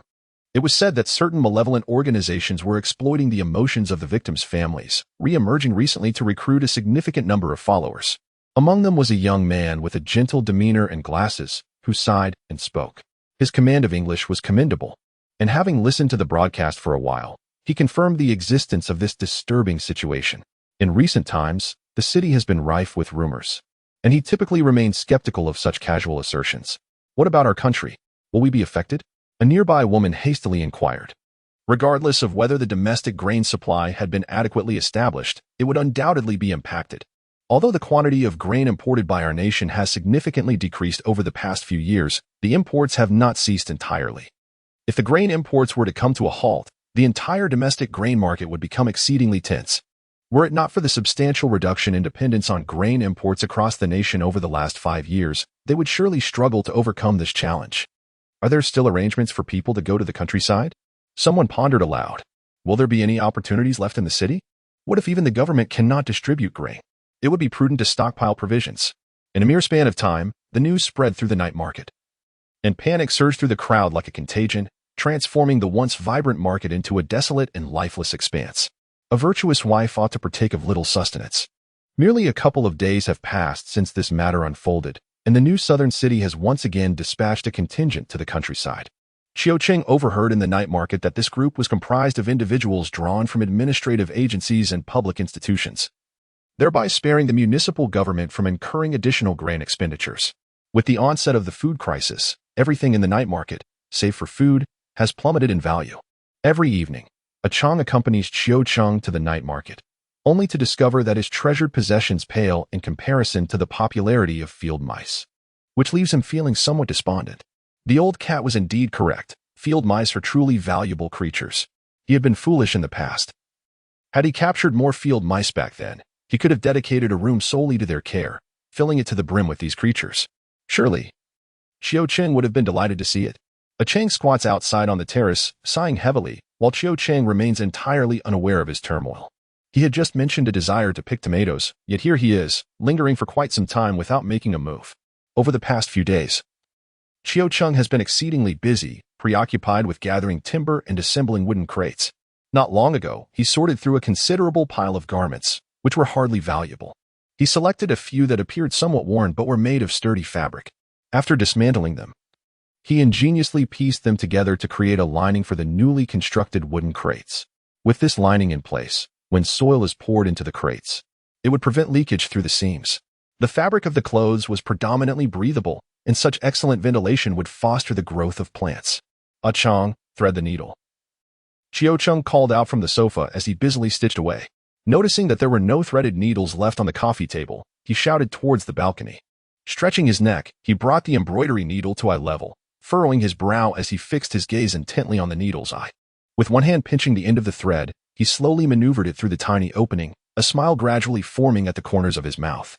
Having successfully threaded one needle, he beamed at Qiu Cheng, only to find him engrossed in wrestling with a pair of jeans, utterly oblivious to his achievement. Disappointment crept in, and he let his lips droop as he proceeded to thread a second needle. Ding dong, ding dong, ding dong. Who could it be? The doorbell rang, and Qiu Cheng mused that it must be Xing, as she seemed to be the only one likely to visit. The previous night, Xing had come by, mentioning that if he could procure 100 pounds of the fragmented jade, she would only require 80 corn cakes in exchange. After some contemplation, Qiu Cheng countered with 75 cakes, and so the deal was struck.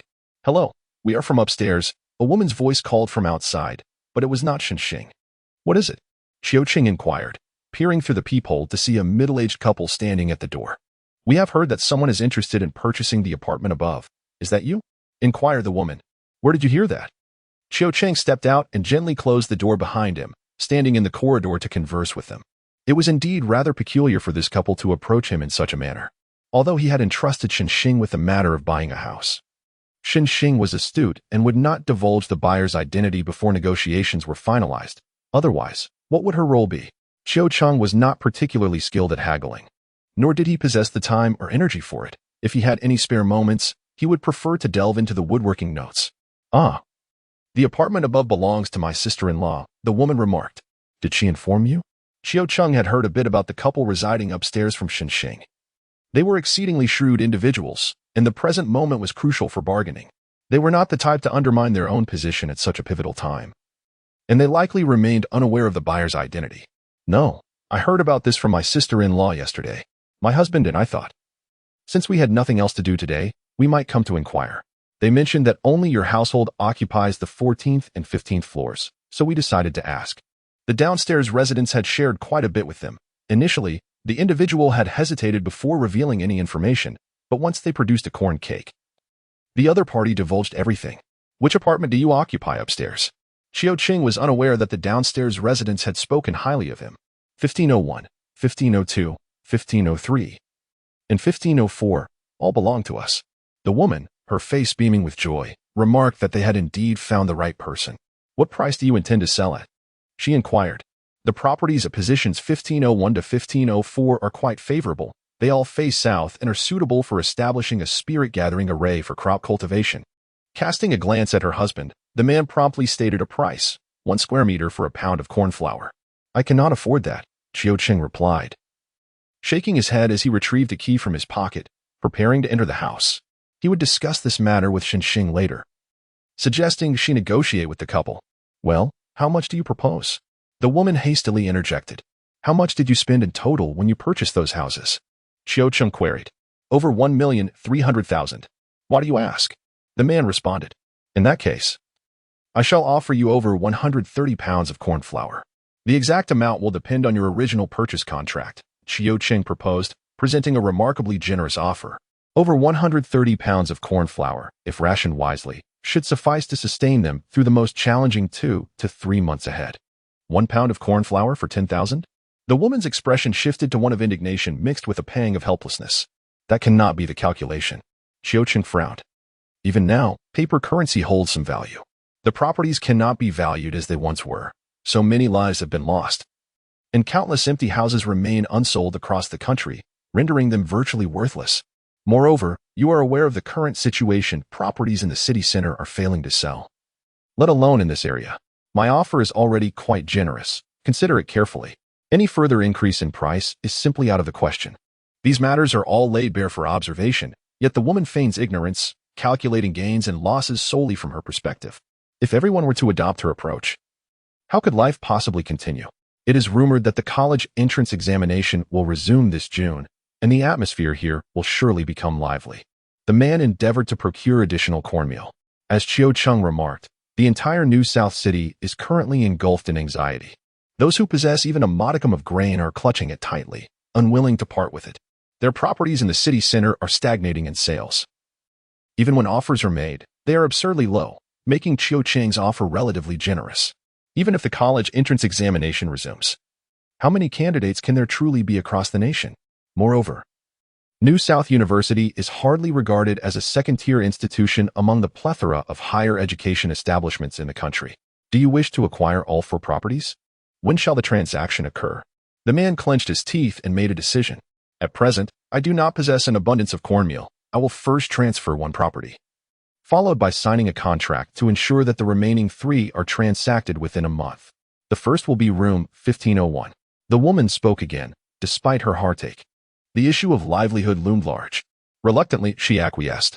Room 1501 boasts the largest area and the best location, having cost the most at the outset. With this grain, it is likely that they can secure their family from starvation for the coming month. Very well. How about I exchange 20 pounds of corn cakes for 12 pounds of cornmeal? The exchange rate for corn cakes and cornmeal is generally 1.5 at the night market. Qiu Qing hopes to save a little wherever possible. So, when shall the transaction take place? Qiu Qing had no objections. Tomorrow at 10 in the morning, bring your items to the housing authority, the man stated. By the way, your house is not mortgaged, is it? Qiu Qing suddenly recalled the question. Rest assured, you can check at that time. Upon returning home, Qiu Qing could not resist the urge to visit the terrace to observe the corn. The corn stalks had indeed grown tall, though they still appeared somewhat tender. Qiu Qing selected 1 stalk, plucked the 2 ears of corn from the top, then uprooted the stalk with a nearby shovel. He loosened the soil and mixed in some well-composted goat manure. He then retrieved a small potato from indoors, buried it, and watered it thoroughly. Qiu Qing fetched an enamel basin, stripped the corn husks, and threaded the cobs onto long chopsticks, intending to roast the corn in the living room. The enamel basin was not placed directly on the floor. Instead, it was set atop an inverted wooden crate. Ever since Chang had confiscated his treasures, their home had accumulated a plethora of miscellaneous items, like the large pile of needles and threads they had just used, as well as this enamel dish.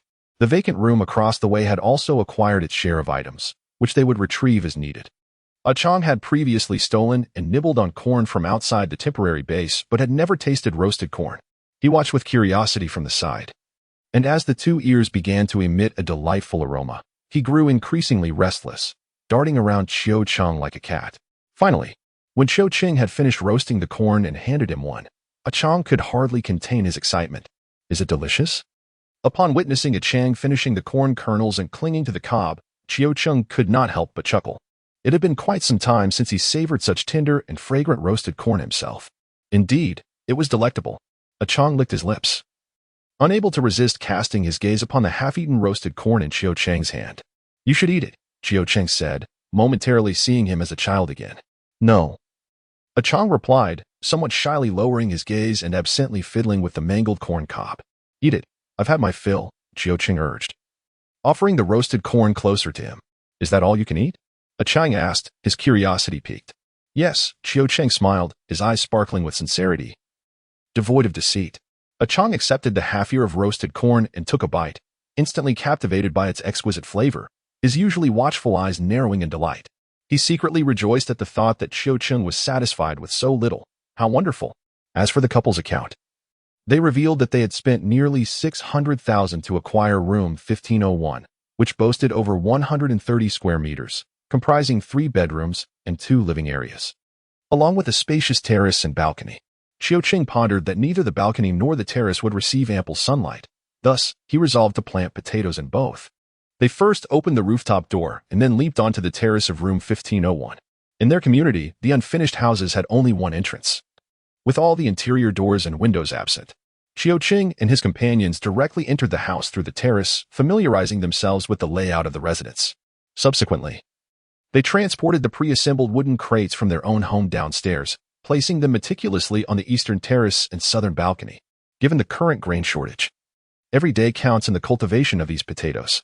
That afternoon, a little later, Shenxing delivered the 100 pounds of crushed jade, for which Chiu Cheng compensated her with 75 corn cakes. He reserved 10 pounds of the remaining corn cakes, while the rest were taken to the night market that very evening. Despite their recent business flourishing, the time since they began their stall had been rather brief, making it quite a challenge to amass 50 to 60 pounds of cornmeal. Ever since the incident involving the explosion at the seed company, even the previously generous customers had become exceedingly frugal. Those with surplus corn cakes mostly converted them into cornmeal for storage, no longer as willing to part with them as before, resulting in Chiu Cheng's field mice becoming increasingly difficult to sell.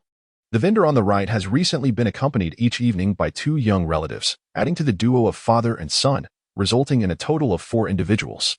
During both the setup and dismantling of their stall, additional family members come forth to offer their support, creating a formidable presence as they traverse the streets. Typically, smaller groups would hesitate to target them, while those of a larger scale would refrain from overt actions, especially given the current heightened vigilance. Nevertheless, the municipal government has shown no inclination to shutter the night market, for its existence provides a vital lifeline for many, contributing to societal stability. From both political and cultural perspectives, the night market is undeniably essential. Business remains challenging. The time spent by Chiu Cheng and his companions at their stall has expanded from the initial 1 or 2 hours to now 3 or 4. They commenced their operations at 6 in the evening, often not concluding until after 9:30.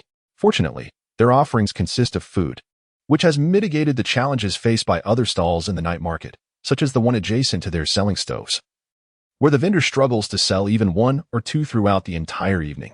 Chiu Cheng understands that Lao Hu's concerns extend beyond mere survival. Any man with ambition yearns to seize opportunities in these times, for those who can acquire substantial land and wealth will find themselves in prosperous days once this crisis subsides. That evening, as Chiu Cheng and his companions prepared to close their stall, the adjacent stall exchanging cornmeal also fell silent. Chiu Cheng approached on his tricycle, carrying Chang with him. I would like to exchange for some cornmeal, he said. Ah, Xiao Chiu, you are finally ready to trade in cornmeal. The vendor is overjoyed. Ever since Chiu Cheng and his companions first set up their stall, he has had his eye on this transaction. Unfortunately, the other party had not yet shown any inclination to switch to cornmeal, leaving him to wonder if they had other sources. How much will you charge me per pound? Chiu Cheng inquired. Did we not agree earlier? I'll give you 5.5 taels, the vendor replied, considering Chiu Cheng a valued customer. Their business was thriving, and he kept a close watch every evening, noting that a single field mouse fetched 3 corn cakes. Although business had slightly dipped recently, it merely meant extending their hours at the stall. Negotiations were often fierce, with customers demanding extra chili and scallions. and sometimes even requesting a tomato when purchasing a field mouse. Observers felt sympathy for the duo, yet they always managed to sell out. Raking in dozens of corn cakes each night. 5 and 6, Qiucheng countered. Oh no, that simply won't do. If we were to go by your terms, my entire family would be left to endure the bitter winds of the northwest, the vendor exclaimed, waving his hands. I have a large quantity here, Qiucheng said as he stepped out of the vehicle, lifting a waterproof cloth from the cargo area of his tricycle to reveal several fabric bags, each brimming with corn cakes. 5 and 6, I cannot go any higher. Seeing the abundance of corn cakes, the vendor was eager to finalize the deal. Then I shall inquire elsewhere, Qiucheng replied, putting the items back. His words were sincere, with such a large quantity of corn cakes. He was a significant customer at any stall, with ample room for negotiation. The vendor gritted his teeth and raised the price once more, asserting that it was the highest rate available, claiming that one would not find a better deal elsewhere. He warned that encountering unscrupulous sellers could result in inferior quality, as they might adulterate the cornmeal. Having operated his stall in this location for quite some time, he boasted that no one had ever complained about the quality of his cornmeal. It's better to rely on familiar faces than to gamble with the unknown, he remarked. Qiucheng found the price of 5 caddies and 7 taels somewhat acceptable. After hearing the vendor's reasoning, he acknowledged the validity of his points. Although this man was shrewd in business, he seemed to possess a degree of integrity, prompting Qiucheng to nod in agreement. All right then, Zhengqin. Come and help Shao Qiu weigh the goods, the vendor called to his son. While he had 2 nephews assisting him at the stall, he typically entrusted business matters solely to his sons, keeping the nephews on either side to guard the stall. During the transaction, the vendor continued to build rapport with Qiucheng, inviting him to call him old Feng. He emphasized his commitment to honesty, promising never to shortchange customers, and assured that his cornmeal was always the freshest, boasting of his reliable sources. He even offered to exchange cornmeal with Qiucheng in the future. Ultimately, over 100 caddies of corn cakes were exchanged for more than 60 caddies of cornmeal. The following day, Qiucheng prepared the requisite amount and successfully transferred ownership of room 1501 at the housing authority, signing a contract with the previous owner. He planned to complete the transactions for the remaining 3 rooms within the next month. The fermentation of the fertilizer was relocated upstairs, with room 1501 featuring 3 bedrooms and 2 living areas. Qiucheng chose a small room for the fermentation process. Qiucheng contemplated when to upgrade the cages for the voles before addressing the issue of relocating the breeding grounds.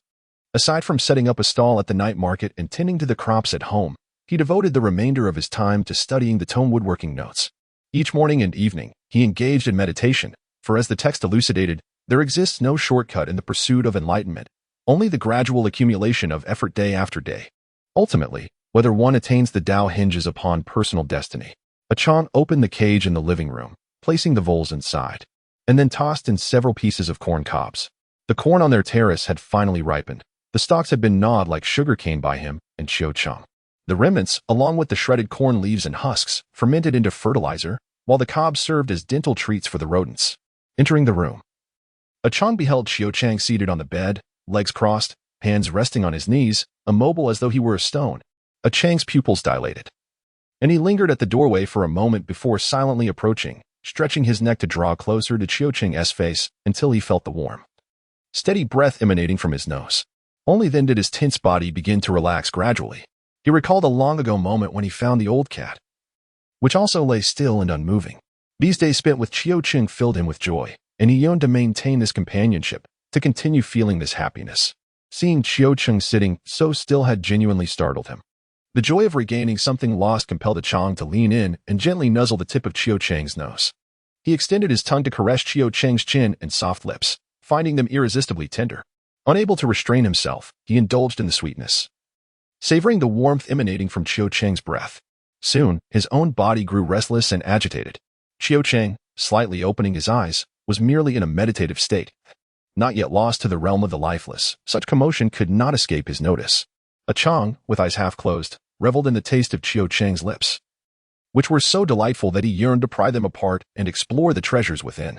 Suddenly, as he lifted his eyelids, he found himself locked in a gaze with Qiucheng, who appeared momentarily disoriented. Startled, Chang froze for a moment before resembling a frightened creature, emitting a pitiful whimper as he swiftly darted to the window, disappearing into the enveloping darkness outside. Qiucheng leaned out the window, searching for Chang's figure, but found none. The pavement below, illuminated by the street light, appeared pale, devoid of either body or blood. He ran a hand through his hair in confusion, relieved that Chang had not fallen, reflecting on the perilousness of the moment when he had fled in such a frantic manner. Chang has reached an advanced age, yet he possesses but a handful of friends and has never experienced the tenderness of romantic love. The passing of his father and the remarriage of his mother during his formative years rendered him sensitive and reticent. His relationships with peers remained tepid at best. Upon entering university, he became engrossed in part-time work, rarely participating in class activities. Little did he anticipate that he would one day find himself troubled by thoughts of a man. Lightly grazing his lips with his fingers, Cheng lowered his gaze. Chang meandered about the streets, avoiding all the familiar haunts he once frequented. The early spring night was still quite chilly, although he typically withstood the cold well. He now felt an unexpected chill. The mere thought of Cheng filled him with profound shame. Cheng had treated him with such kindness, yet he had fleetingly entertained thoughts of consuming him. Such a splendid companion should not be treated in that manner. At most, he could merely indulge in the pleasure of scent and taste. It seemed Cheng had already sensed his presence, and Chang feared he must surely dislike him. As dawn approached, Cheng lay in bed, appearing to be fast asleep, while a shadow cautiously peered through the window. After a lengthy pause, convinced there was no danger, Chang quietly entered the room and stealthily climbed onto the bed, curling up beside Cheng. After a moment, he shifted, extending his neck to inhale the scent at Cheng's nape, before finally licking it gently, thus falling into a contented slumber. A few hours later, Cheng, as was his custom, rose early from his slumber. The first task upon awakening was to fetch water from the banks of the New South River. In the past, a mere terrace would require 2 full buckets of water daily, sometimes even more. Now, with 2 terraces and a balcony, and considering the expansive area of the terrace belonging to room 1501, Cheng found himself needing to carry at least 4 loads of water to suffice. Chang, who spent his nights capturing mice, typically slept late into the morning, leaving the morning chore of water fetching solely to Cheng. Just a few days prior, the task was manageable with only 1 load required per day, and with the convenience of an elevator. However, today, as he approached the elevator with his empty buckets, he discovered that the elevator in their building was out of service, evidently having exhausted its monthly quota. At the current pace, it seemed they would have to wait more than half a month to access running water. It was rumored that even after repairing the water pipes, supply would not resume until the sewage system was confirmed to be functioning properly. Cheng felt a sense of joy in his progress on the path of cultivation. He had come to a clear understanding regarding Chang. The latter's ability to catch field mice would enable him to amass supplies in the shortest time possible, allowing for the acquisition of more fixed assets over the coming months.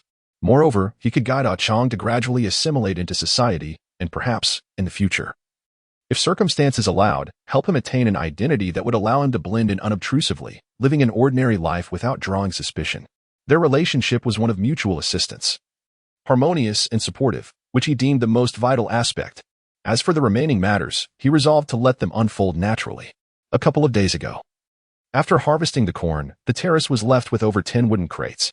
Most of these crates were planted with potatoes by Cheng, while the remaining ones were sown with 3 crates of pumpkins, 1 crate of bitter melon, 1 crate of loofah, and 1 crate of Napa cabbage. Each of the pumpkins, bitter melons, and loofahs contained only a single plant, while the crate of Napa cabbage held 4.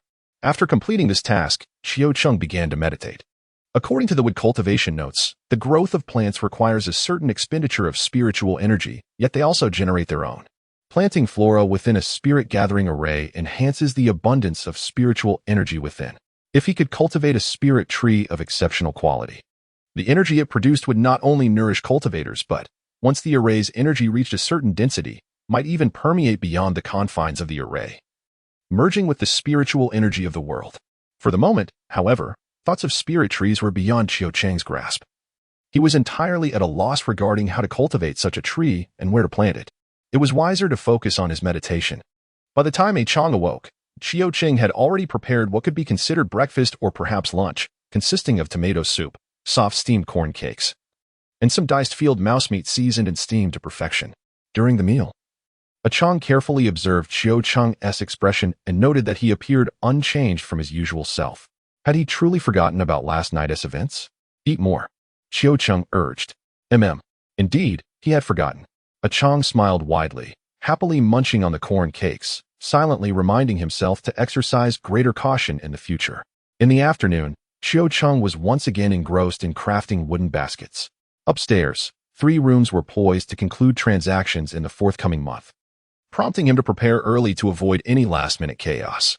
Choose a large one, he suggested. With the assistance of A Chong, he swiftly arranged the items on display. Did you bring me any fresh chili peppers? He inquired. A Chong deftly selected the largest tomato from the pile and handed Xiao Cheng half of a corn pancake, asking again, Did you bring any? Indeed, Xiao Cheng replied, retrieving 2 vibrant chili peppers from his pocket. Ah, it seems you're the only one who can provide these now. Everywhere else, they're all dried. The customer gratefully accepted the 2 fresh peppers, having finally managed to have a few chili plants shipped from the south. Though the weather had not been warm enough for them to flourish adequately, Xiao Cheng, with a casual fabrication, remarked, The weather has been decent lately. Perhaps it will warm up in a few days.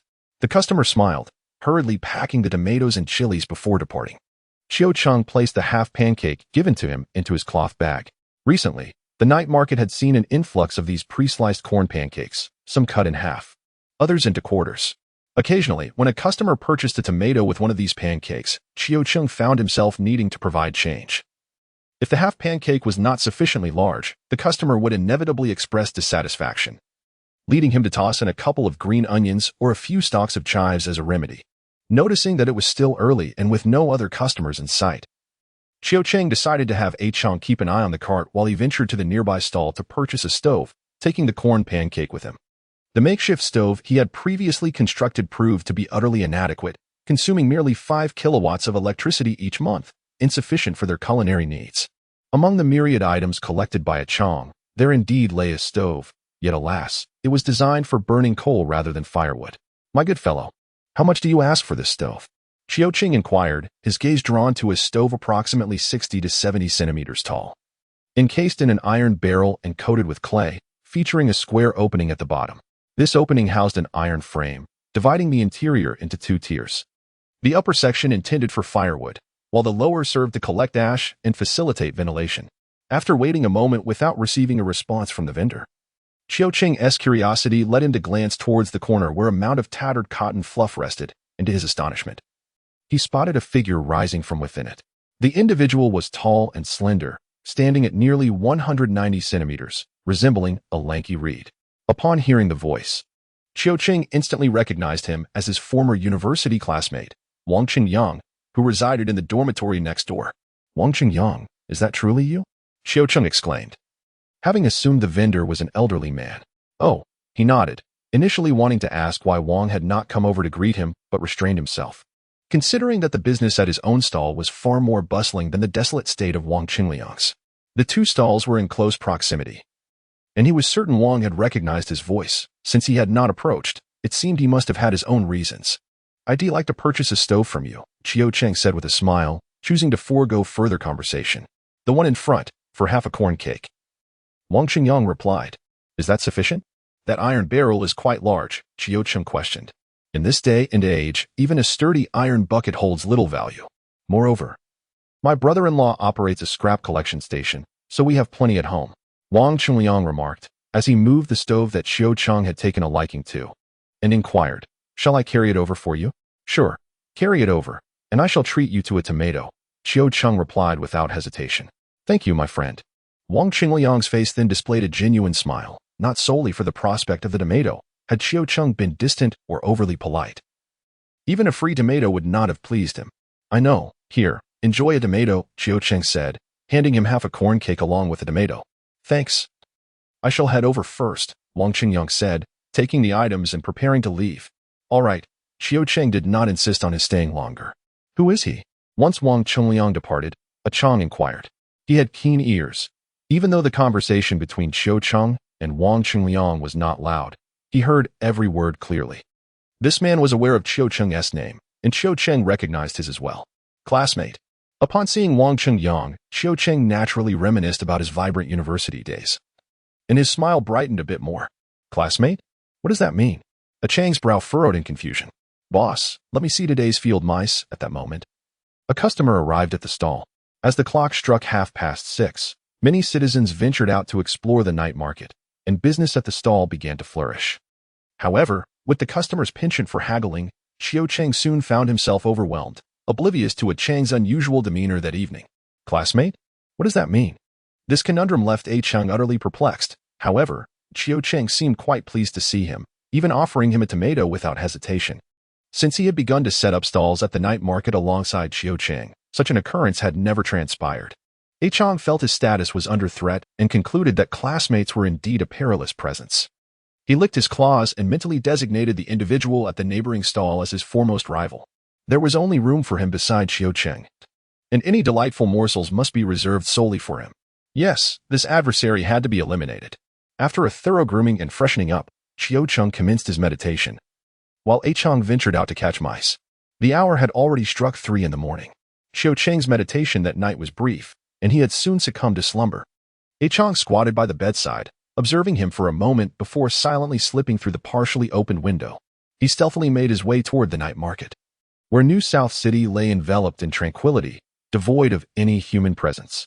Yet, Chang remained reluctant to expose himself to the light, apart from moments spent with Xiao Cheng.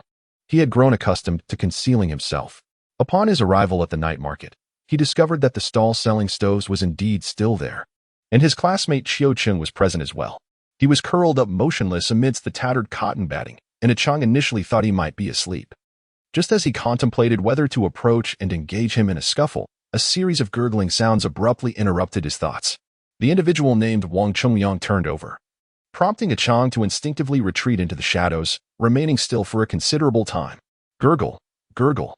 Wang Chengliang's stomach emitted increasingly loud growls, causing Chang, concealed in the darkness, to furrow his brow in concern. This unforeseen predicament left him at a loss. How should he proceed? To vanquish a famished adversary? The old cat would never resort to such tactics. It would merely cast a disdainful glance at its opponent and saunter past with an air of superiority. At that moment, a series of footsteps echoed from one end of the street, compelling Chang, who was on the verge of leaving, to linger a bit longer. Before long, Wang Chengliang also heard the approach and sat up to peer in the direction of the sound.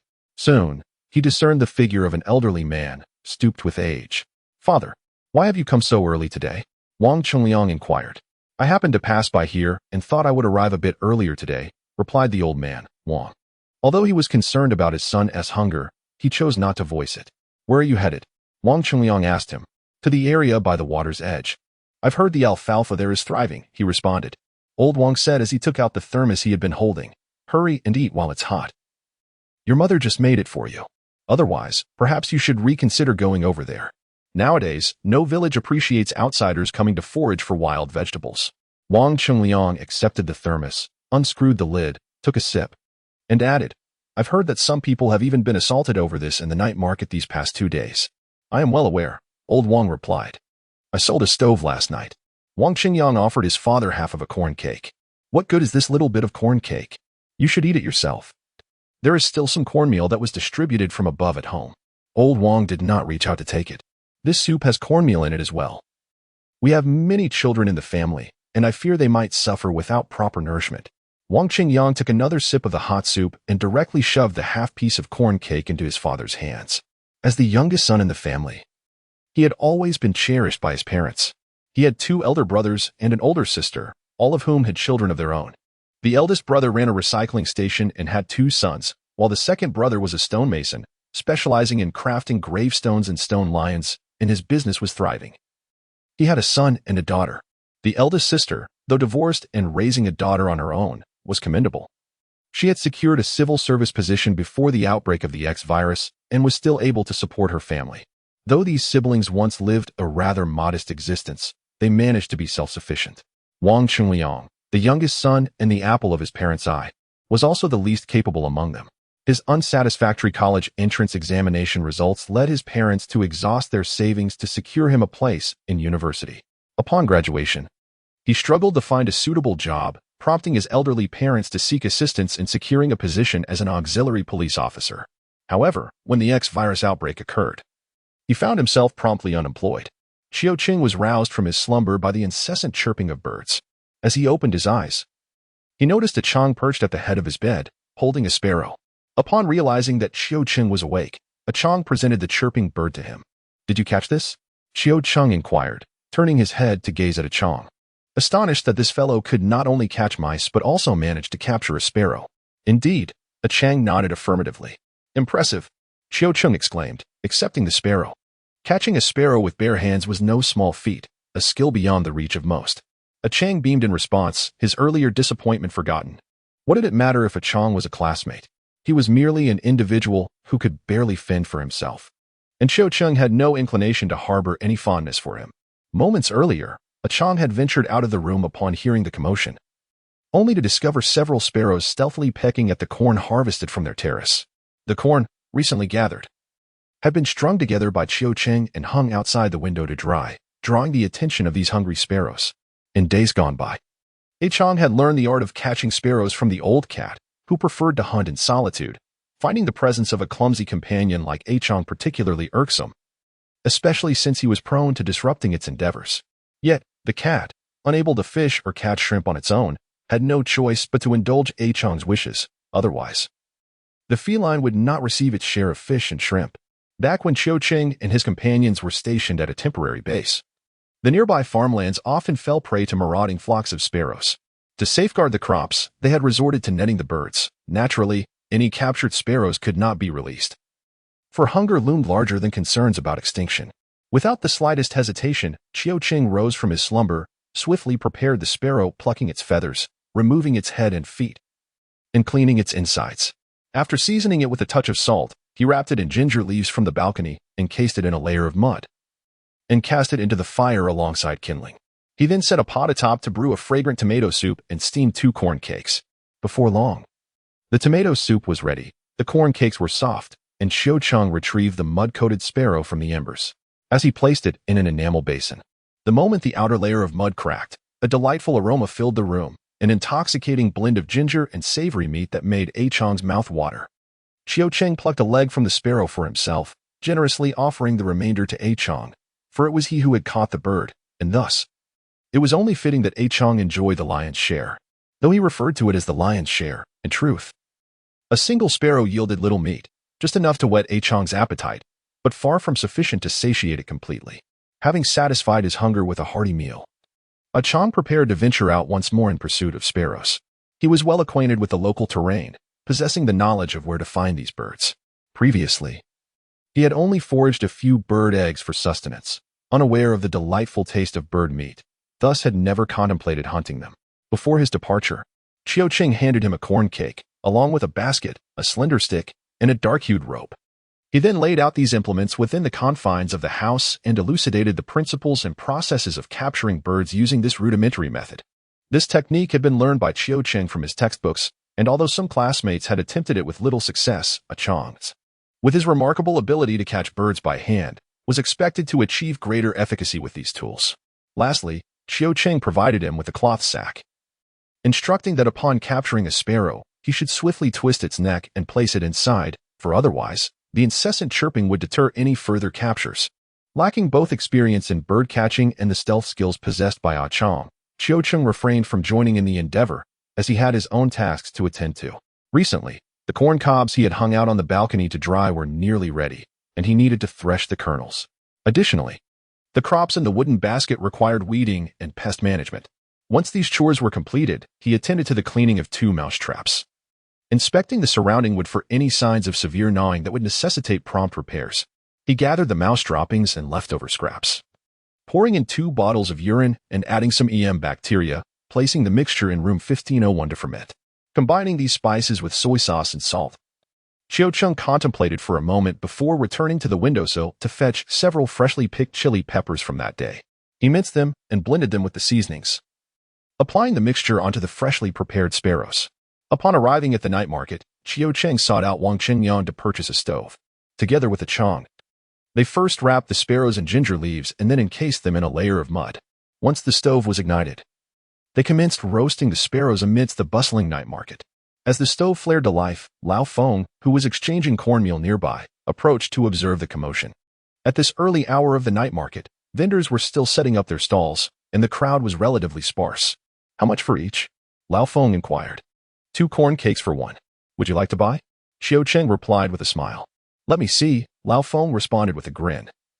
Nodding his chin towards Qiu Cheng, indicating for him to continue his work without committing to a purchase. Shortly thereafter, customers seeking tomatoes or field mice arrived. And upon hearing that Xiao Cheng was roasting sparrows, a few lingered to witness the spectacle. With most people recently off work and having little to occupy their time, they relished the opportunity to linger outdoors and save on electricity at home. A small crowd gathered around, eagerly awaiting the sparrows to finish roasting. Yet, without soliciting their interest, Xiao Cheng first served a chong, breaking open the layer of mud to release an enticing aroma. A chong eagerly devoured the meat, declaring it even more delectable than the one from that morning, albeit slightly spicy. As one observes a chong indulging in his meat, it is not surprising to see several onlookers salivating enviously. Though it may appear somewhat undignified, in these times, what do people often consume? Either corn cakes or wild vegetables. Throughout the year, few are fortunate enough to savor meat. The tantalizing aroma of spices has become a distant memory, and it is difficult to resist temptation at this moment. This business is renowned for its delicacies, and with two nephews present, the father hesitates to make a purchase. After all, it would be rather inconsiderate to allow his son to indulge in such a luxury in front of them. If he were to buy, it must include their share. Old Feng feels a pang of reluctance, yet seeing the current scene, he realizes that delaying the purchase may result in losing the opportunity altogether, especially with his son still craving. Thus, he concedes. Xiao Cheng adeptly retrieves 2 roasted sparrows from the stove, wrapping them in a rag and presenting them to him. Each sparrow offers little flesh, and asking for 2 corn cakes seems rather exorbitant. How about 1.5?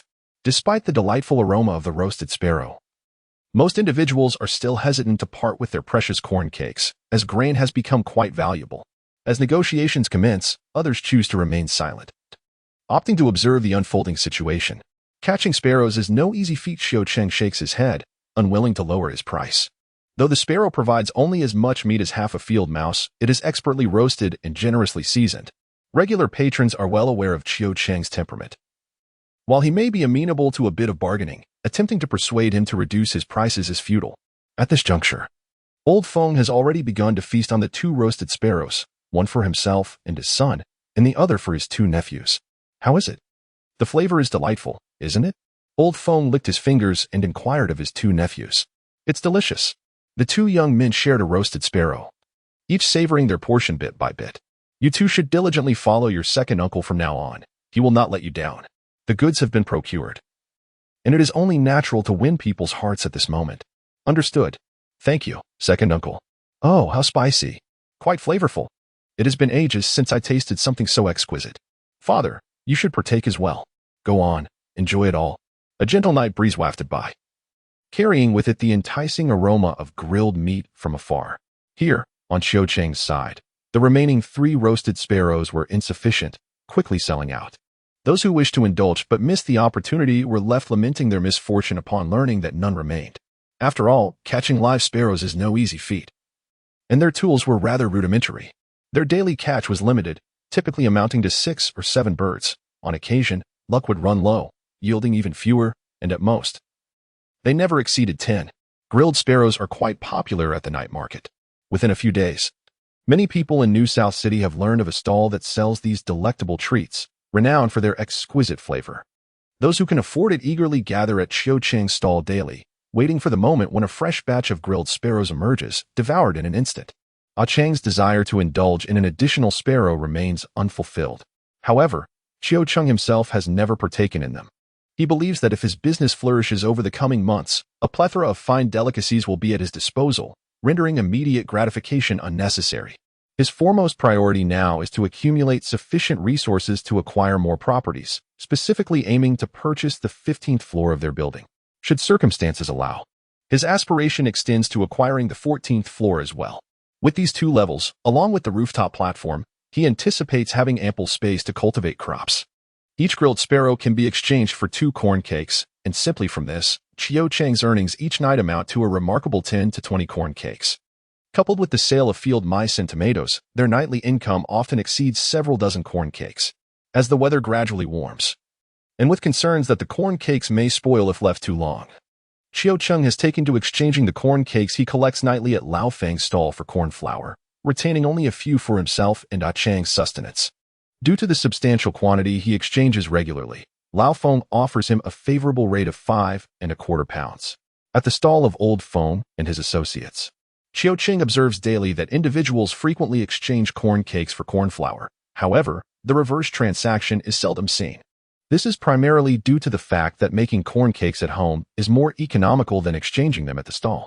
Qiu Qing once inquired about how Old Feng and his companions managed the corn cakes, yet Old Feng was rather reticent, merely stating that he had his connections.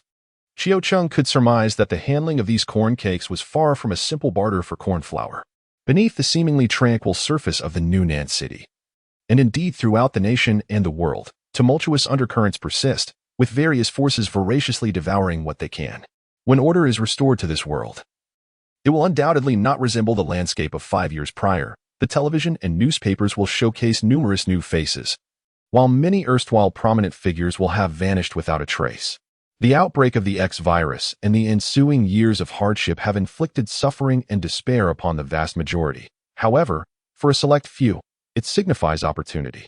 This is also true for Qiu Qing. From the moment he acquired the woodworking notes, he too was presented with the chance to profit from disaster, though the extent of his gains would ultimately depend on his own endeavors. Qiu Qing has never contemplated enriching himself at the expense of others' suffering. Yet, as these tribulations are not of his making, he harbors little guilt.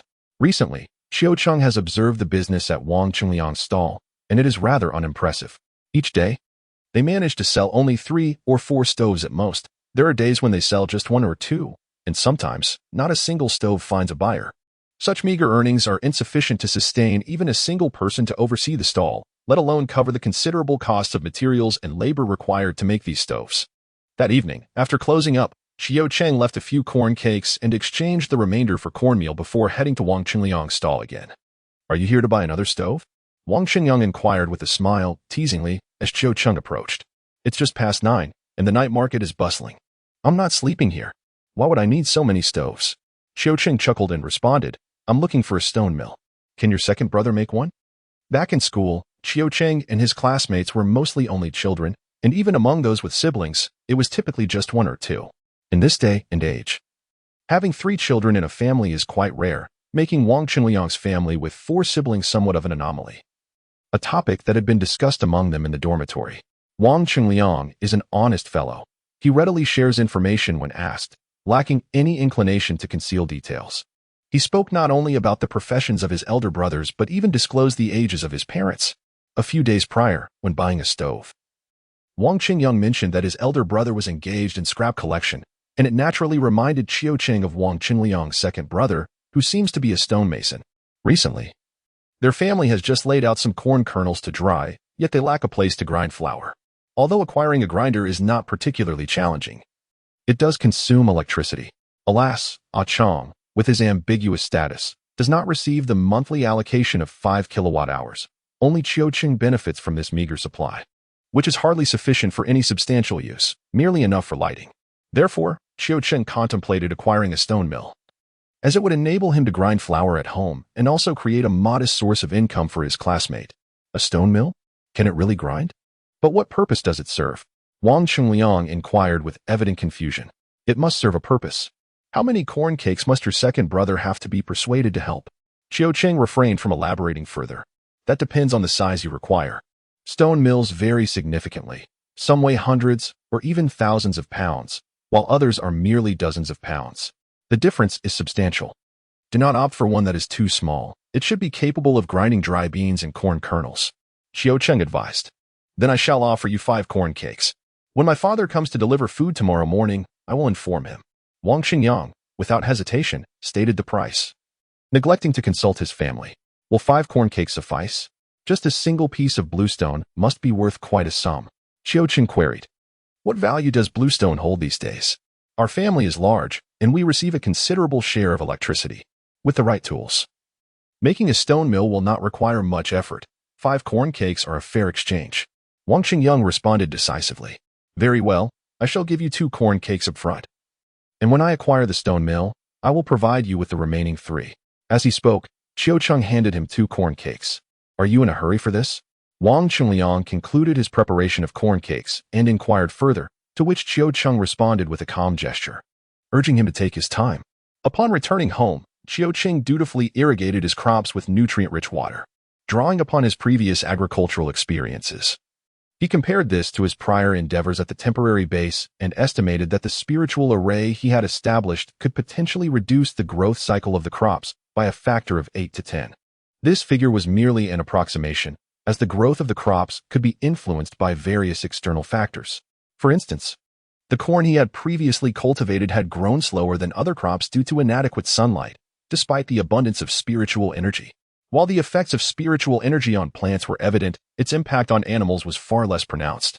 Living amidst the spiritual array daily, Qiuqing did not perceive any drastic transformations in his physical form, nor did the field mice, who shared this environment, display any extraordinary growth. They merely appeared healthier and more vibrant. After some calculations, Qiuqing surmised that it would not be long before he could harvest the second batch of potatoes, with hopes for a bountiful yield. Descending from the 15th floor, he noticed that Chang had not ventured out to catch field mice but was instead nestled in bed, resting quietly, allowing Qiuqing to sit cross-legged on the quilt to continue his cultivation. He was also aware that the field mice had become increasingly elusive of late, as the outskirts of Xianan City had been thoroughly scoured by people. In the night market, apart from his family, others were also selling field mice. Though Qiuqing's supply remained the most reliable, providing ample and prompt offerings, allowing their business to sustain itself, Qiuqing did not pressure him to venture out. Whether it was field mice or sparrows, they were merely interim measures, waiting for the day he could acquire sufficient land to cultivate crops, at which point circumstances would undoubtedly improve. Sitting cross-legged on the bed, Qiuqing meditated while Chang curled up beside him, dozing off. This fellow not only caught birds and mice but also purred softly like a cat in his slumber. In this moment, he snuggled closer to Qiuqing, nudging him gently, then rolling over to gaze at the palm resting naturally on Qiuqing's knees. He observed the slightly raised knuckles, the long fingers, and the delicate pink nails. Lost in admiration, Chang couldn't resist tilting his head back slightly, leaning in to sniff, and then extending his tongue to give a playful lick. Qiuqing's fingers twitched involuntarily. Upon arriving at the night market that evening, Qiuqing felt that the atmosphere was unusually subdued compared to usual. They rode their tricycle to their stall, but noticed the regular customers who typically sought roasted sparrows were absent. Turning his gaze, he found that old Feng from the neighboring stall was also missing, leaving only his son and two nephews watching. "Where's your father?" Qiuqing inquired of old Feng's son. "Live chickens?" Qiuqing was taken aback. It had been a long time since he had seen any live chickens. The makeshift base in Xinan City initially housed chickens and livestock, but due to severe food shortages and the unfortunate demise of several individuals, dissenting voices grew louder. Gradually, reports of livestock rearing dwindled, and while it remains uncertain whether it continues clandestinely, it is clear that there are none in plain sight. "Sir, would you care for a tomato?" At that moment, an old customer approached the stall. With deft hands, Qiuqing arranged tomatoes, scallions, chives, and chilies. "Are you roasting sparrows tonight?" the customer inquired while selecting tomatoes. "Indeed," Qiuqing replied, preparing the mixture while simultaneously asking, "I heard there's a vendor selling live chickens over there." "Indeed, I just came from that direction," the man responded. "Where do they hail from?" Qiuqing pressed further. "They come from the north. You can tell by their robust physiques that they are from up north. Compared to those from the central regions, northerners tend to be taller. That's quite expensive. 1 pound of live chicken costs as much as 3 pounds of cornmeal. A single chicken must weigh at least 6 or 7 pounds, translating to over 10 or 20 pounds of cornmeal. If I had that much cornmeal, I would rather invest in a house. 2 eggs and over 10 pounds of cornmeal would yield dozens of corn cakes. At this rate, in the current Xinan City, there are those who can afford it. But they are certainly not many." Qiuqing had no intention of purchasing either. He set up his stall here, and many curious onlookers passed by, chattering away. Yet none made a purchase. Nearby, a cart selling live chickens was stationed at the corner close to the city center. Chang, noticing that Chang was once again squatting behind the stall, indulging in roasted sparrows, decided to engage him in conversation. This fellow, clearly not the sharpest tool in the shed, consumed a roasted sparrow every evening, while his son could only gaze at it with envy. Lao Feng occasionally felt a pang of discomfort, marveling at this fool's remarkable luck while simultaneously lamenting his own perceived ineptitude. Chang lazily lifted his eyelids, glanced in Lao Feng's direction without uttering a word, and continued savoring his meal. He had come to realize that no matter how swiftly he ate, he could never match the speed at which Qiuqing sold roasted sparrows. Thus, he no longer felt rushed, content to take his time each day as he received his own sparrow and leisurely enjoyed it on the side. Ah, how little meat there was on those roasted sparrows. Surely he had tasted roasted chicken? Such a sizable bird, each bite a mouthful of meat, the skin roasted to a delectable crisp. Ah! The aroma was simply divine. Lao Feng animatedly gestured and boasted. By this time, A Chong had finished his meager roasted sparrow, feeling unsatisfied. He glanced at Lao Feng, who gestured to indicate a large roasted chicken, and a sense of longing washed over him. Turning back to Chiu Chang, he was easily amused. And when Chiu Chang promised to buy him one in the future, a broad smile broke across his face. Upon hearing this, A Chong turned his gaze towards Chiu Chang, his face clearly adorned with anticipation. After we close up, let us go take a look together, Chiu Chang proposed, intending to indulge him with a visual feast. Old Feng continued to engage in conversation for a while, but upon noticing customers approaching their stall, he hurried over to attend to them. A Chong, piqued with curiosity, frequently glanced towards the roasted chicken stalls that evening, for Chiu Chang had promised him a visit after closing time. He fervently hoped that the items on display would sell out quickly. He paced back and forth around Chiu Chang, first on his left, then on his right, unable to contain his excitement. At long last, around 9 o'clock in the evening, Chiu Chang finally sold the last tomato. The two of them pushed their tricycle, setting off towards the intersection that Old Feng had mentioned. A Chong nestled close to Chiu Chang, his eyes wide and ears perked up, soon discovering the location. Not far from the night market at a crossroad, a large truck stood parked, surrounded by several burly men.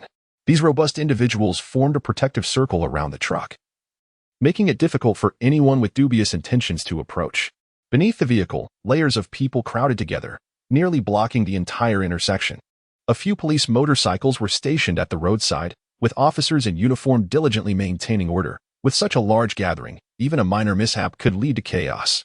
A Chang's gaze quickly fixated on the chickens housed in cages atop the truck, unable to tear himself away. They resembled birds but were significantly larger, undoubtedly boasting a substantial amount of meat.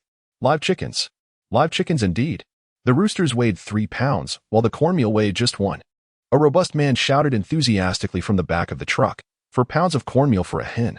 However, the onlookers, engrossed in the spectacle, remained unmoved, stretching their necks to gaze without any intention of purchasing. As A Chong observed the plump roosters and hens in the cages, he couldn't help but lick his lips, his eyes sparkling with a glimmer of desire. Live chickens. Eggs. 2 corn cakes for 1 egg. Another voice echoed from afar. Chiu Chang halted in his tracks, glancing towards Ah Chong, who reciprocated the gaze. On the ground beneath the truck, a pile of empty cages lay scattered, and towards the front, a basket brimming with eggs was guarded by 2 burly men. Can these eggs hatch chicks? Chiu Chang inquired as he edged closer to one of the towering men. Some can, some cannot. If you're interested, I can help you find some, the robust man replied, his fierce appearance belied by a cheerful demeanor, his smile revealing a set of white teeth. Please help me find 2, Chiu Chang responded, returning the smile, encouraged by the man's amiable attitude. Actually, without an old hen and without experience, it's quite difficult to hatch them, the man remarked, squatting down to assist Chiu Chang in selecting the eggs, inspecting one closely under the streetlight. Why don't you sell chicks? Chiu Chang casually asked. Meanwhile, Ah Chong, as time passed, found his initial excitement and anticipation swiftly dissipating in the night breeze of the city. Alone, he stood guard by a tricycle, surrounded by the ebb and flow of people. Yet Chiu Chang's figure was nowhere to be seen. Why are you just standing there? At that moment, a familiar voice suddenly resonated beside him. Chiu Chang. This was the first time A Chong had called out Chiu Chang's name. What is it? Chiu Chang inquired. He had just purchased 2 eggs, and fearing that the crowd might crush them, he had squeezed through from a less crowded side. A Chong shook his head, smiling joyfully. How could he have forgotten that this person's name was Chiu Chang? Now that he knew, how could he possibly lose track of him? Here you go. Chiu Chang rummaged in his pocket and handed him the 2 eggs. First, hatch the chicks. Once they grow up, you'll have roasted chicken to enjoy. A Chong happily accepted the eggs, cradling them carefully in his hands. Get in the vehicle, Chiu Chang instructed as he mounted the tricycle. The dilapidated tricycle slowly departed from the intersection, carrying a stove, several wooden planks, and A Chong. Behind them was a cart full of live chickens, surrounded by a crowd of onlookers. From the perspective of the crowd, little could be discerned, but from within the cart, one could see the eager, yearning, and greedy glances directed at the cargo of live chickens. On the way back, Chiu Chang felt rather disheartened. Just moments ago, standing amidst the throng, he had witnessed the glimmering eyes filled with desire and avarice, and it left him feeling utterly unfulfilled. In contrast, Chang was in high spirits. Crouched at the side of the cart, carefully holding the 2 eggs as if they were the entire world. Despite the assistance of the spirit conjuring array, Chang found himself at a disadvantage in the realm of farming. From the outset, he hardly harbored any expectations that the 2 eggs would indeed hatch into chicks, let alone that they would one day lay eggs and produce a subsequent generation. The sole reason for acquiring these 2 eggs was to bring joy to Chang. Without Chang's support, Chang could not have possibly purchased room 1501 in such a short span of time. Upon returning to Jiayuan community, Chang parked the tricycle in the garage and grabbed his backpack. Just then, Chang's stomach emitted a prolonged growl. "Let's prepare something to eat," Chang suggested as he ignited the stove. He filled a pot with water, instructing Chang to bring it to a boil, while he ascended to the 15th floor. There, he tended to the potatoes, ensuring they received ample fertilizer, and checked on the few goats, supplying them with some fodder. When he descended, the water in the pot was already boiling. Chang first filled a kettle with water, then plucked several leaves of cabbage from the terrace, breaking them into small pieces and tossing them into the pot. He also crumbled a corn cake and added it to the mixture, sprinkling in some spices typically used for roasted sparrows. Once cooked, he garnished the dish with chopped green onions. The resulting soup had an acceptable aroma, but in terms of taste, it left much to be desired, lacking any trace of oil, rendering it far from delectable. After satisfying his hunger, Chang washed the pots and bowls, then watered the crops on the terrace with nutrient-rich water. Only then did he cleanse his hands and face, preparing to commence his meditation for the day. Chang's cultivation journey had not been extensive, and while his physical changes were modest, the most notable difference compared to the past was his heightened vitality. His stamina had improved, and his reflexes had become notably sharper. The path from Qi training to foundational cultivation could take anywhere from a few months to several years. Those with inadequate aptitude or misguided methods might never even glimpse the doorway to enlightenment in their lifetime. Upon reaching the end of their days, all prior efforts would dissolve into nothingness.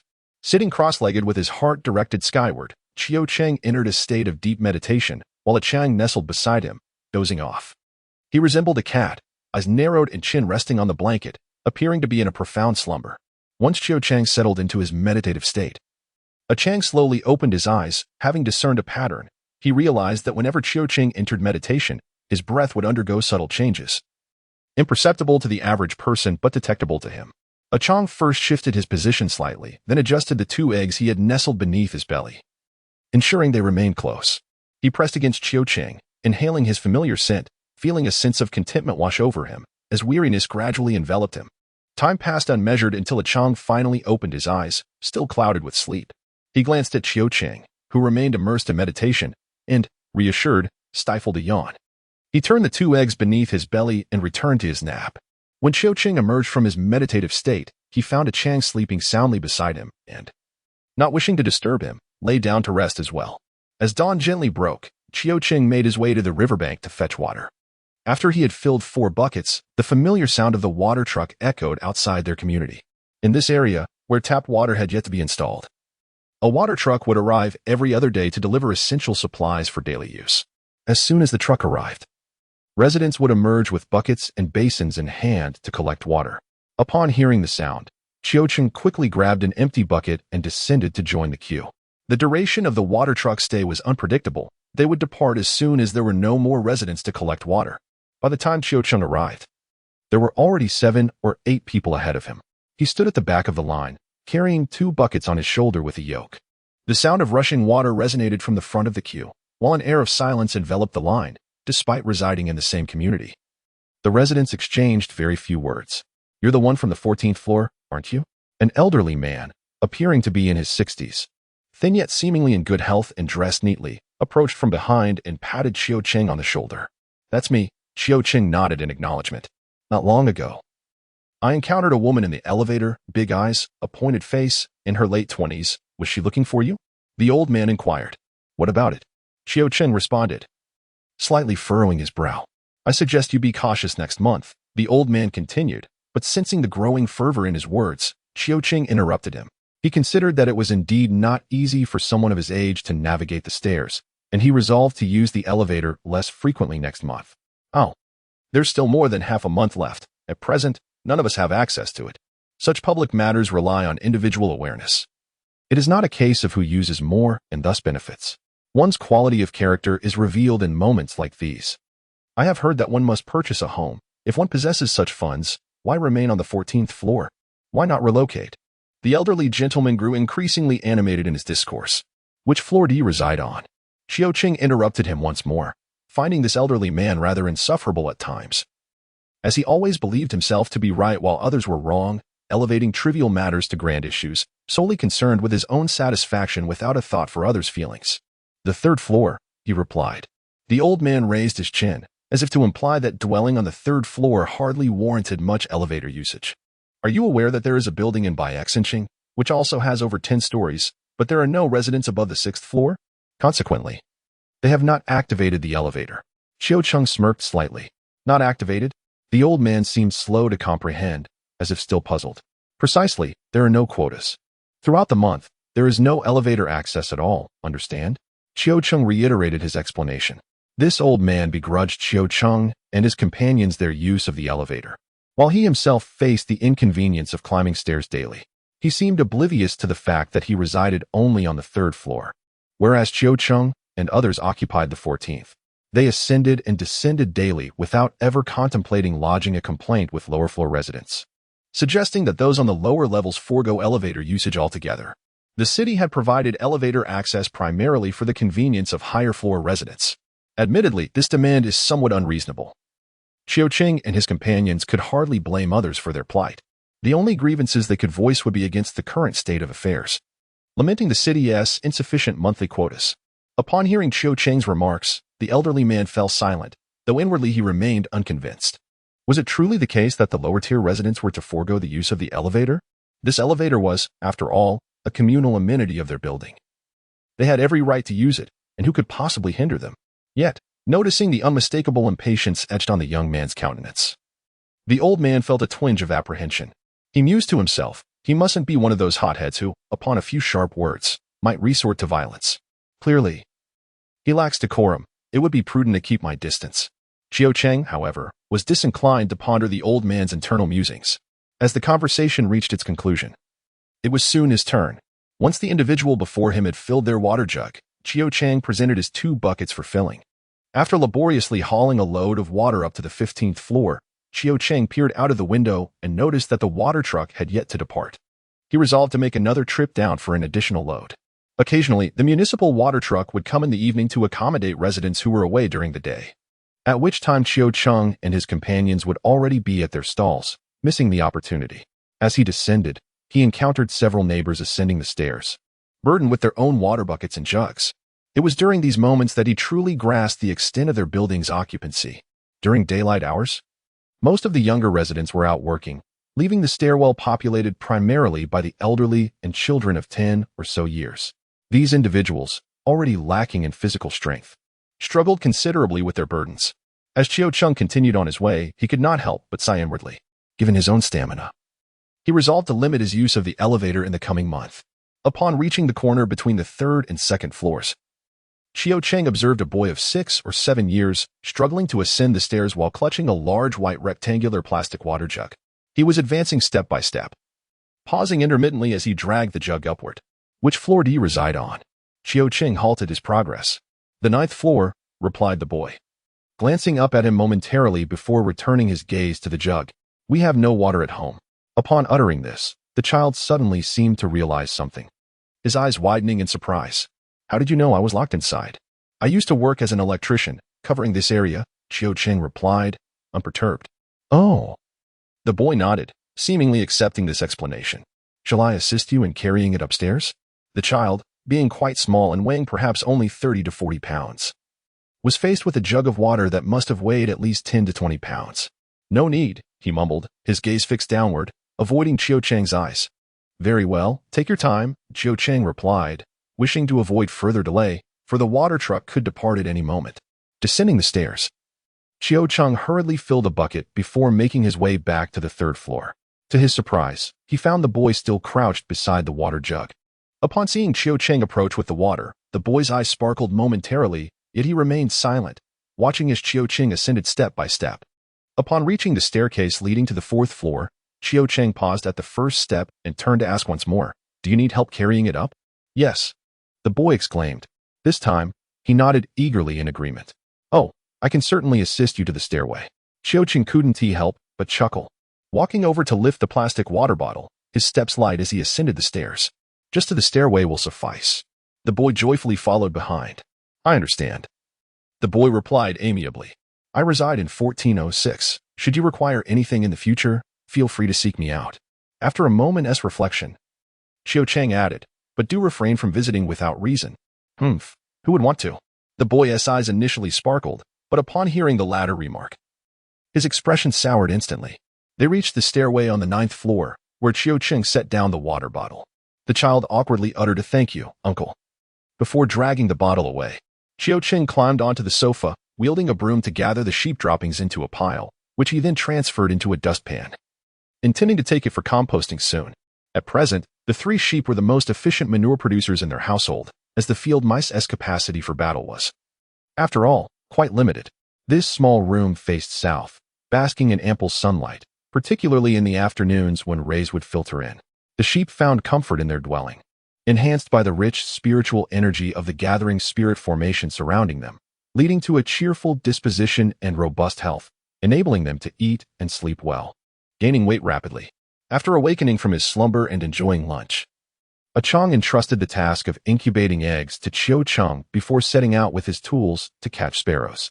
On that afternoon, Qiuqing spent a considerable amount of time catching insects.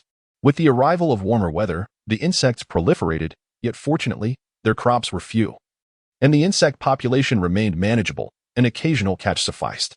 Ding dong. The doorbell rang. Qiuqing stepped in from the terrace and casually drew the curtain, presuming that the only visitors likely to seek him out were either Xinxing or the owners of the apartments above. However, as he approached the peephole, he was taken aback to find a stranger, a woman, standing outside. May I ask who you're looking for? Qiuqing inquired, cracking the door open slightly. Such was the norm nowadays. Few would audaciously swing their front doors wide open for an unfamiliar face, rendering his actions rather unremarkable. I reside in 902. I truly appreciate your assistance today. My son mentioned you helped him carry some water, the woman said, scrutinizing Qiuqing subtly while smiling. It was nothing, really. No need for gratitude, Qiuqing replied coolly. His household was not only equipped with a spirit-gathering array but also harbored an enigmatic figure named Chang. It was prudent to maintain a distance from the neighbors. Here, the woman continued, extending a handful of wild vegetables towards him. Thank you.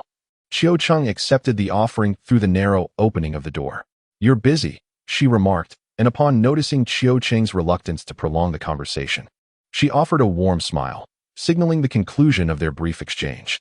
Upon witnessing her departure, Qiuqing promptly closed the door. Although she had come to express her gratitude, there lingered an element of scrutiny in her demeanor. Meanwhile, after leaving Qiuqing's residence, the woman secretly exhaled a sigh of relief, her heart still tinged with weariness. Her husband commuted daily to the city for work, while the farmlands and hills surrounding the outskirts of Xinan City had long been thoroughly searched. Thus, they had no choice but to venture further afield. Today, they traveled to a town over 2 hours' journey from Xinan City. During the initial outbreak of the X virus, that town had suffered numerous fatalities. Following the disbandment of the temporary base, many residents opted to remain in Xinan City, where they were reassigned housing. Consequently, the town now stood almost desolate, with 9 out of 10 homes vacant. The extent of the devastation rendered the town nearly uninhabitable, and with so few residents, no teams had been dispatched from Xinan City to commence post-disaster reconstruction. Access to water and electricity was exceedingly inconvenient, and when personnel were allocated to rural farming, this area was overlooked. Surrounding the town were vast tracts of farmland, long fallow and now overrun with weeds, interspersed with wild vegetables. Lately, it had become a popular spot for foragers seeking wild grains. Due to the distance, she had previously taken her son along, only to exhaust him considerably. Henceforth, she opted to leave him at home, just as they had done when both she and her husband worked in the city. Upon returning home and hearing her son recount the events of the day, she ascended to the 14th floor with weary steps, clutching a handful of bitter herbs. This gesture of delivering the herbs served multiple purposes: a token of gratitude, a desire to further observe the character of Qiuqing, and, in truth, a subtle warning. It conveyed to Qiuqing that they, as parents, were aware of his interactions with their son. Should Qiuqing harbor ill intentions, he would need to reconsider his actions. The city has intensified its security measures, And even in this suburban enclave where Qiu Qing resides, police patrols are a daily occurrence. Any criminal apprehended faces severe penalties. Yet, despite this vigilance, individuals persist in straying onto a path of wrongdoing, unwilling to endure the hardships of life, thus succumbing to malevolent thoughts against others. In light of the neighbors' curiosity and scrutiny, Qiu Qing found himself quite troubled. Should they discover that he was regularly venturing out to cut grass for his goats, they would likely surmise that he was raising livestock on the upper floor. The few goats belonging to a Chong were mostly silent, with only the young one occasionally bleating softly. If the residents below were not observant, they might remain oblivious. However, should they become suspicious, it could prove challenging to maintain the faade. With a heavy heart, Qiu Qing tended to the goats in Unit 1501. Contemplating the necessity of acquiring this floor and the fodder for the goats, he envisioned a future where he could cultivate his own supply of feed. At that moment, Qiu Qing raised his gaze and was greeted by the sunlight streaming into the room, suddenly igniting an idea within him. The terrace was rather limited in space. Perhaps he could cultivate some shade-tolerant grasses indoors, compensating for the lack of sunlight with additional lighting. As he contemplated this, his eyes drifted toward the vacant window frame. If he were to construct an outward-opening casement window there, utilizing mirrored glass, when the window opened, sunlight would reflect off the mirror and illuminate the interior. Typically, these rays would strike the ceiling or the wall directly opposite the window, making it less likely for them to reach the floor, necessitating one or two additional reflections. In contrast to casement windows, the more commonly found design in the market is the top-hung window, which protects against dust and rain. The use of outward-opening casement windows in residential settings is relatively rare, particularly those that open outward, and Qiu Qing harbored concerns that such a window might attract undue attention. However, should this idea come to fruition, he could not only grow grasses indoors but perhaps even cultivate potatoes, a crop known for its shade tolerance and high yield. Once large-scale cultivation was achieved, his pace in acquiring other apartments on the floor would undoubtedly accelerate significantly. That evening, they ventured to the night market with a sack of potatoes. Upon reaching the stall, Qiu Qing first set about roasting the sparrows, asking a Chong to tend to the fire while he meticulously arranged the other items. "Qiu Qing, the stone mill is ready over at my stall," he heard. Just as he lifted the sack of potatoes from the truck bed, spotting Wang Qingliang approaching. "I will retrieve it when I close up." Days have passed, and Qiu Qing nearly forgot about this matter. However, it was of no urgency to him. If it were urgent, how could he have forgotten?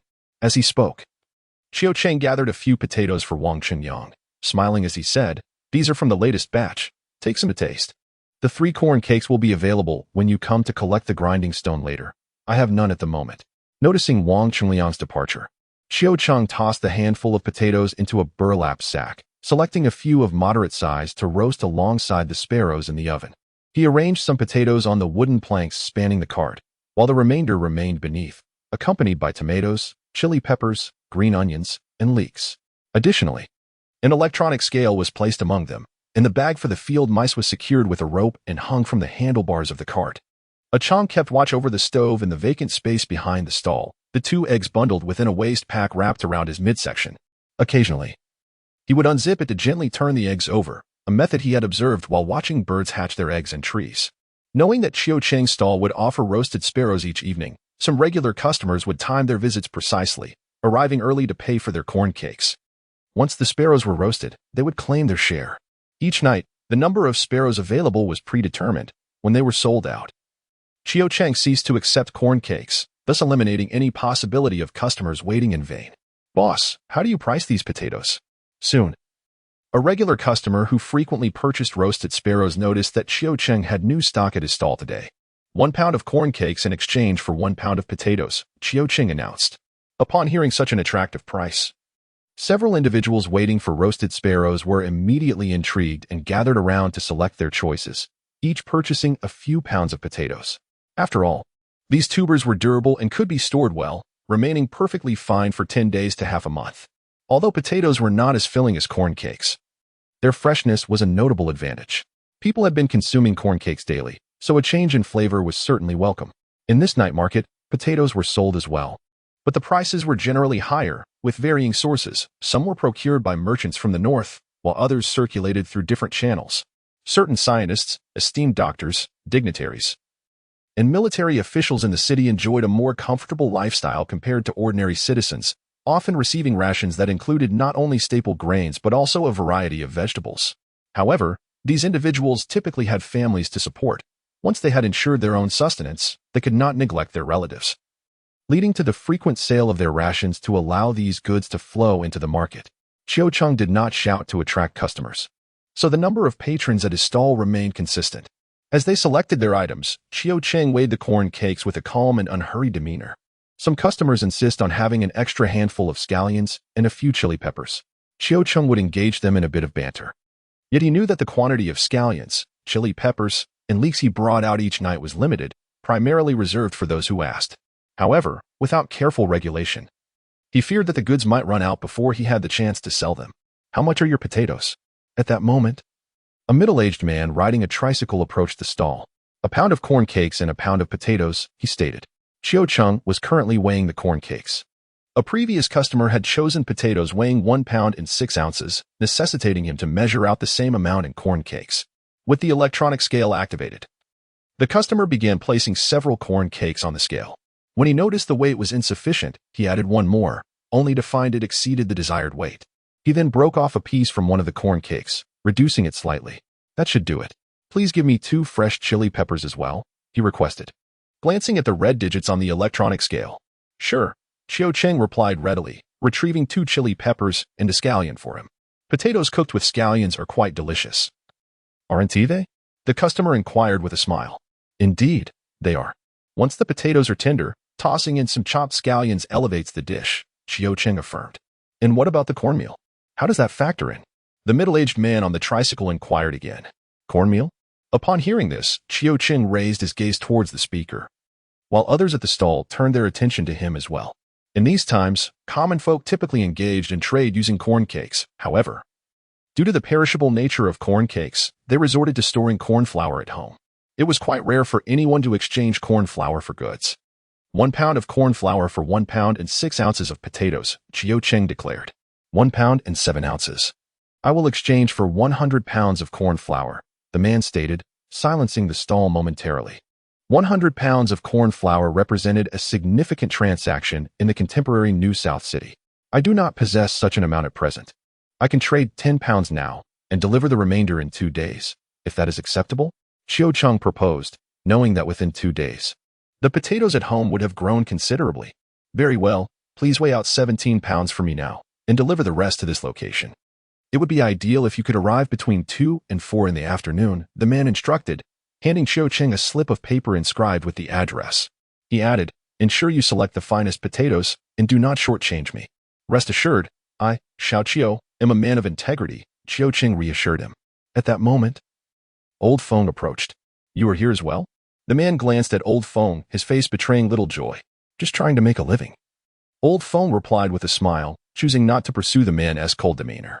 Qiu Cheng selected a large, smooth potato and weighed out 17 pounds.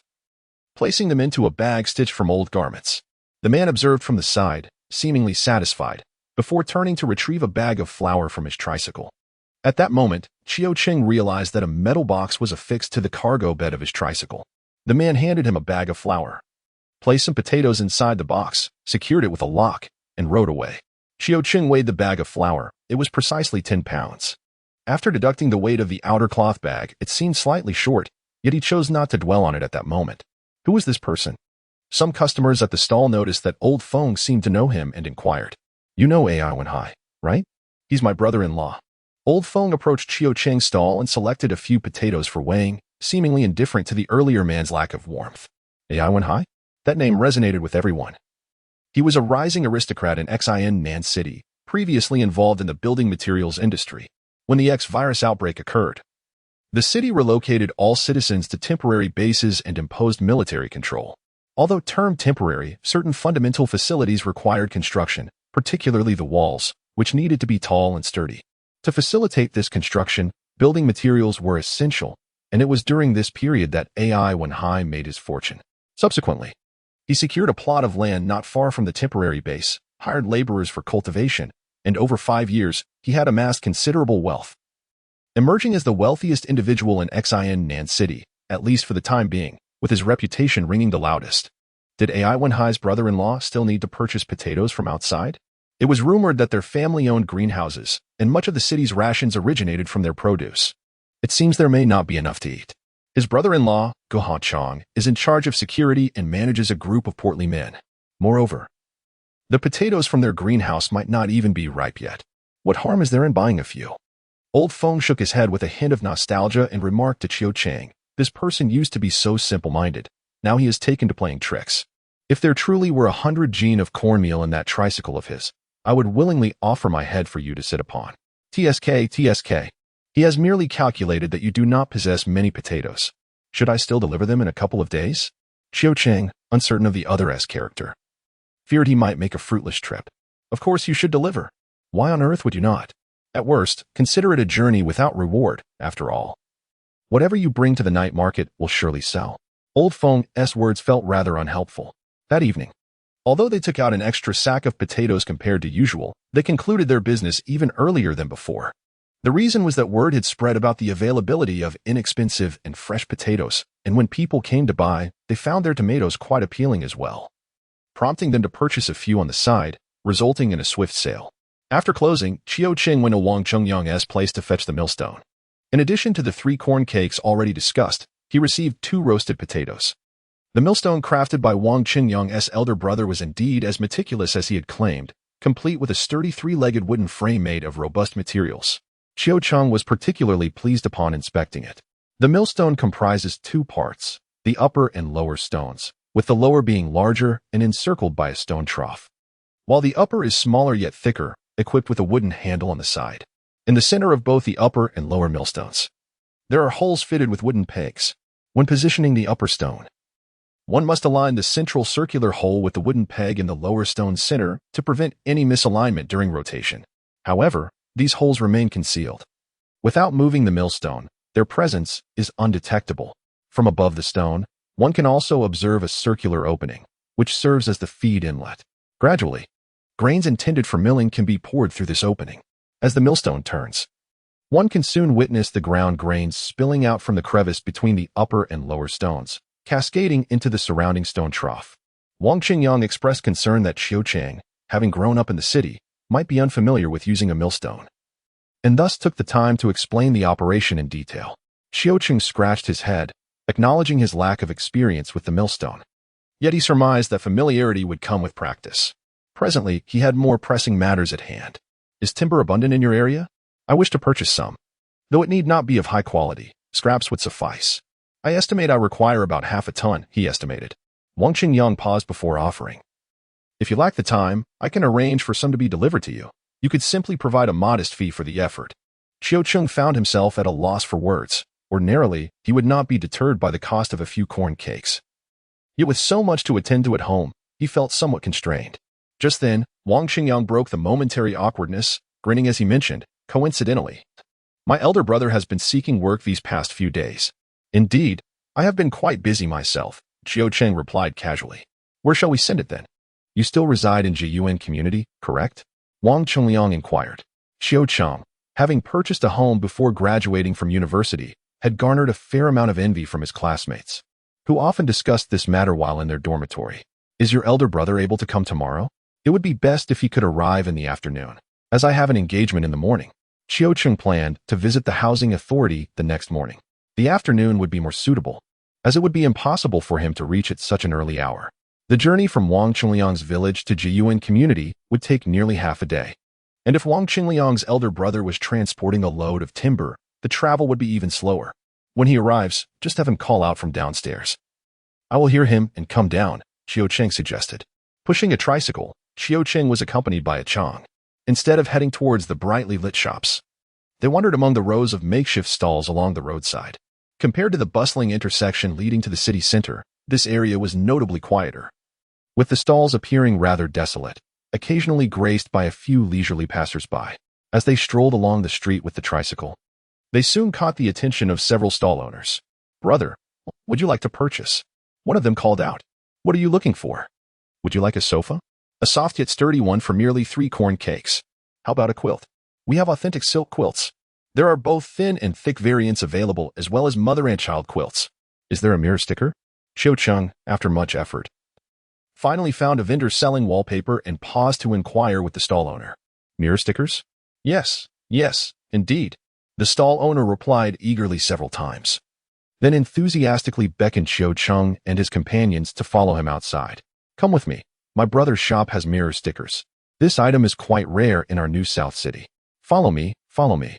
The stall owner led Xiao Cheng to a nearby shop that appeared rather spacious. The shopkeeper seemed slightly younger than the stall owner, and their resemblance was quite striking, almost like siblings. The stall owner informed the shopkeeper about Xiao Cheng's interest in purchasing mirror stickers. The shopkeeper welcomed them warmly, extending his hand to usher Xiao Cheng inside.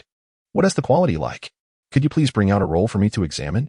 Xiao Cheng hesitated to enter, noting the shop's considerable size and dim lighting. Likely due to the owner's effort to conserve electricity, he felt reluctant to step inside, as acquiring the mirror stickers was secondary. He feared that a moment's carelessness could lead to significant misfortune. The shopkeeper, understanding Xiao Cheng's concerns, readily agreed to his request. He asked his wife to fetch a roll of mirror stickers while he and the stall owner flanked Xiao Cheng, engaging him in conversation as if to prevent him from leaving. Shortly thereafter, the shopkeeper's wife emerged, cradling half a roll of mirror stickers, explaining that it was left over from previous cuts. She added that, aside from this half roll, only 7 more remained in stock. Lamenting that there was no place to restock supplies in these times, and it was uncertain when they would be able to replenish their inventory. Xiao Cheng examined the mirror stickers, finding their quality quite commendable. They were sufficiently thick and displayed an acceptable level of reflectivity, which pleased him. Rest assured about the quality. In the past, my household sold these mirror stickers exclusively to decoration companies for a hefty price of 30 per meter. Noticing Xiao Cheng's silence, the shopkeeper eagerly began to extol the virtues of his merchandise. How much would you like to buy? Xiao Cheng inquired. What quantity do you intend to purchase? The owner, upon sensing a potential sale, immediately broke into a broad smile. If the price is reasonable, I will take them all. 7 rolls of mirror stickers were not an excessive amount, especially considering, as the previous stall owner had mentioned, that these items were rather novel in their new southern city and not commonly found. In this day and age, everything seems to be worth more than food. You can have a roll of mirror stickers for just 3 corn cakes, and this half roll here, I shall gift to you. While the proprietor's wife had stepped away to fetch something, he had already devised a pricing strategy, contemplating multiple options. Should Xiao Cheng wish to purchase fewer, the quoted price would certainly differ. Though 3 corn cakes appeared to be a bargain, in comparison to the renowned clothing brands at the night market, where one could buy one and receive another for free, it was not particularly low. Xiao Cheng glanced at the 2 brothers nearby, who were hand in hand and gazing in his direction, and nodded silently. The 11 or 12-year-old boy and his younger brother, around 8 or 9, beamed with joy upon receiving his nod and eagerly followed their mother to the back to retrieve the mirror stickers. These items had been accumulating in the warehouse, and being able to exchange them for food was indeed a blessing. On this evening, Xiao Cheng was not in a hurry to exchange his corn cakes for cornmeal. The cornmeal at home, combined with the 10 pounds given by Guhan Chang, was sufficient for the tasks he had planned for the following day. He unfastened a cotton bag and counted out 21 corn cakes, handing them over to the shopkeeper. He then contemplated loading the mirrors onto his cart. Sir, do you require a cart? With such a load, your tricycle may struggle. I can deliver a corn cake anywhere within the bounds of New South City, inquired a young man who was pulling a cart nearby. Upon noticing that his tricycle was already burdened with a large millstone and several rolls of mirror paper, Xiao Cheng realized that he could risk a flat tire if he pressed on. He had plans to travel the next day. Thus, he acquiesced to the offer. As Xiao Cheng departed, the vendor who had just guided him reached out his hand. The shopkeeper, albeit reluctantly, handed over 2 corn cakes. Little did he expect the man to tuck them into his pocket and extend his hand once more. Second brother, the shopkeeper said, his brow slightly furrowed. His second brother remained silent, merely extending his hand again. The shopkeeper, feeling resigned, took another corn cake, broke off a small piece, and placed it in his brother's hand. The second brother accepted the morsel, chewing as he remarked, "Ah, this is how it should be. Brothers should settle accounts fairly." They had previously agreed that whoever brought customers to the other's stall would receive a 10% commission on any successful transaction. This evening's deal involved 21 corn cakes. It wouldn't suffice for him to receive only 2. Upon returning to the Jiayuan community, Xinxing was offered a corn cake by Xiao Cheng, who then temporarily stored the mirror adhesive purchased that day in the garage. Subsequently, he and a Chang, one responsible for the upper section and the other for the lower, were a stone mill up to the 14th floor. Additionally, a Chang carried a large bag of corn cakes, from which dangled a wooden frame, while Chiao Chung cradled an electronic scale and wore a backpack. Despite their exceptional strength, the arduous climb to the 14th floor left them quite exhausted. Once home, they placed their burdens against the wall and collapsed onto the sofa, panting heavily. After a brief moment of rest, a Chang rose to stroll around the terrace, washed a corn cake, and handed one to Chiao Chang while keeping another for himself. The living room was enveloped in silence as a Chang munched on the tomato, his gaze fixated on the television.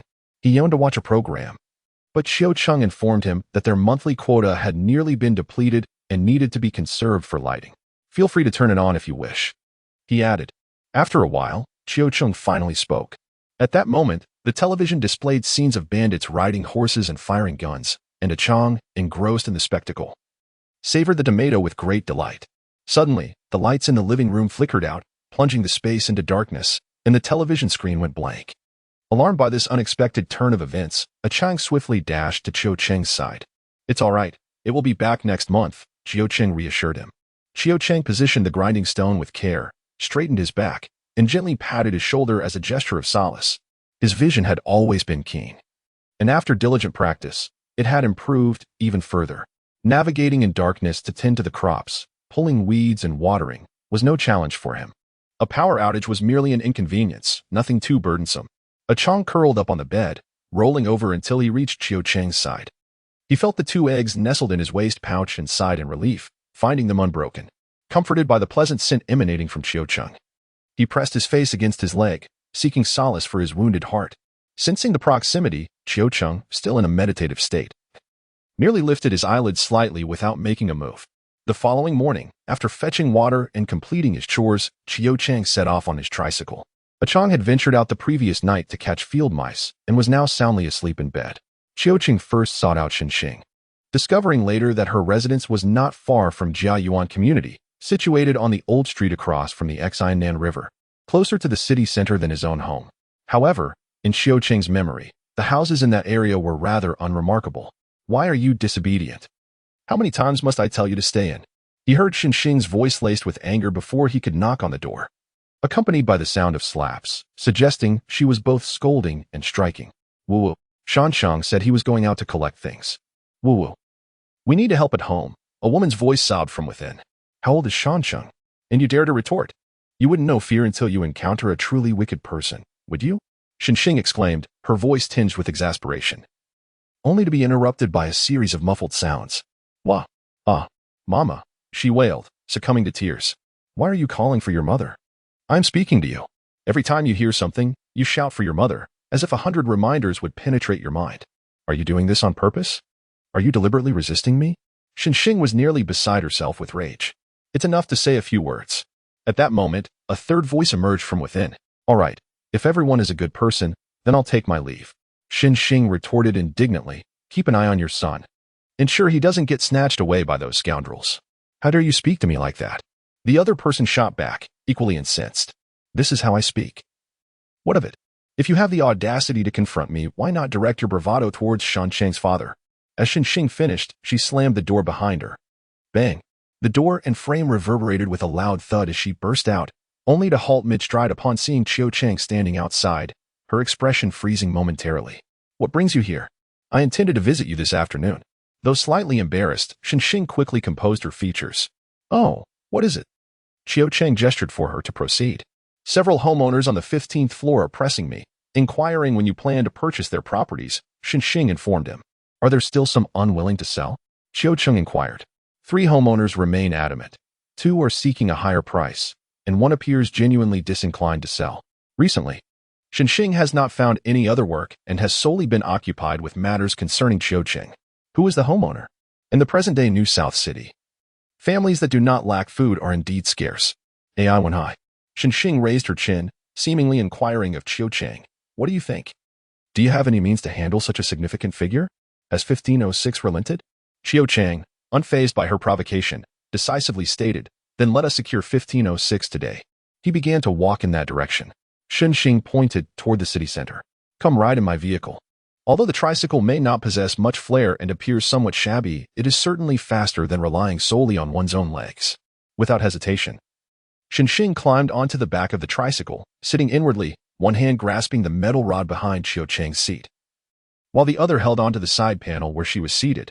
The man rode the vehicle while the woman sat, yet no hint of romantic tension arose between them. Qiu Cheng focused diligently on riding, pretending not to acknowledge the earlier awkward moment. Xinxing, however, fixated her gaze on a bag of corn cakes and a bag of corn flour in the cargo area. The thought brought tears to her eyes, and she stubbornly turned her face away, even though, in that moment, no one was observing her.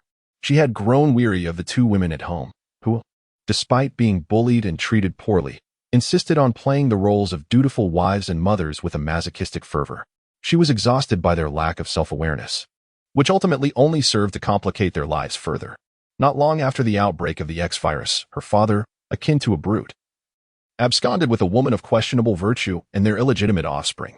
Almost immediately, her fiancé, who bore a striking resemblance to a prince, turned his back on her sister, callously severing their engagement. Despite his despicable nature, her sister clung to the hope of bringing his child into the world, even choosing to starve herself to ensure he had sustenance. Her mother mirrored this devotion. Had she not stubbornly persisted in her futile endeavors and divorced that swine of a father earlier, during the onset of the X-virus, she would have held more than just those two villas in her grasp. Would their lives have been so dire? Qiu Cheng remained oblivious to her musings as he followed her directions, successfully locating the owner of Unit 1506. The group then made their way to the housing authority to complete the necessary formalities. Once the transaction was finalized, Qiu Cheng handed over the previously agreed-upon portion to Xinxing and, after a moment's contemplation, decided to add a few more. For those two who were willing to sell yet remained tight-lipped, she was to exert a little more effort. Agreed. Xinxing graciously accepted the additional corn cakes he offered. Recently, she had profited handsomely from reselling a batch of fragmented jade to Qiu Cheng. Subsequently, although he purchased Unit 1501 without her involvement, he still provided her with several corn cakes, with her sister bringing home rations daily. Her life revolved around either dealings with Qiu Cheng or foraging for wild vegetables with her mother, though their circumstances were far from ideal in these times. Who could ever complain about having too much food? After all, she had grown weary of hunger. The timber had arrived, and during the daylight hours, with patrol officers present, there was little cause for concern regarding theft. Qiu Cheng set off towards the city center, having already secured both the property deed for 1506 and its keys, thus enabling him to commence work according to his vision. He rode his tricycle to the largest shopping plaza in the heart of the city. In his student days, he had once stood there holding a sign in search of part-time employment. He recalled that many others had joined him, with students seeking tutoring jobs, while some engaged in more labor-intensive tasks, such as assisting with moving and unloading goods. However, the once bustling plaza, filled with the vibrancy of foot traffic, now stood with its doors firmly shut. As Qiu Cheng surveyed the scene, he noticed two young men seated on the steps in front of the plaza. One of them held a sign emblazoned with the words masonry, renovation, leak repair. Both appeared rather unassuming and modest in stature. "Do you know how to do masonry?" Qiu Cheng inquired as he approached them. Yes, we do," they replied, lacking further elaboration, merely nodding in affirmation. "I have a bare shell apartment. The walls are rather rough. How can I make them more even?" Qiu Cheng asked. "Are the walls cement or brick?" The slightly shorter one responded. "That will determine whether you plan to apply a smooth coat, put up wallpaper, paint, or tile.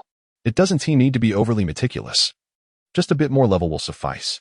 Qiu Chengjio intended to affix mirrored panels to the walls and ceiling. "Then we shall apply 2 coats of putty," replied his companion. Subsequently, Qiu Chengjio apprised them of the situation regarding room 1506, requesting a price quote. The two men proved to be quite fair, ultimately asking for merely 10 corn cakes.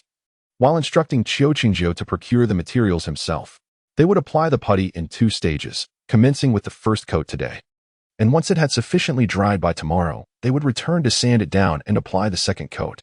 Currently, New South City is not solely characterized by its morning and night markets. Numerous shops are open during the day, primarily selling old stock. Some of the items were gathered after temporary bases were disbanded.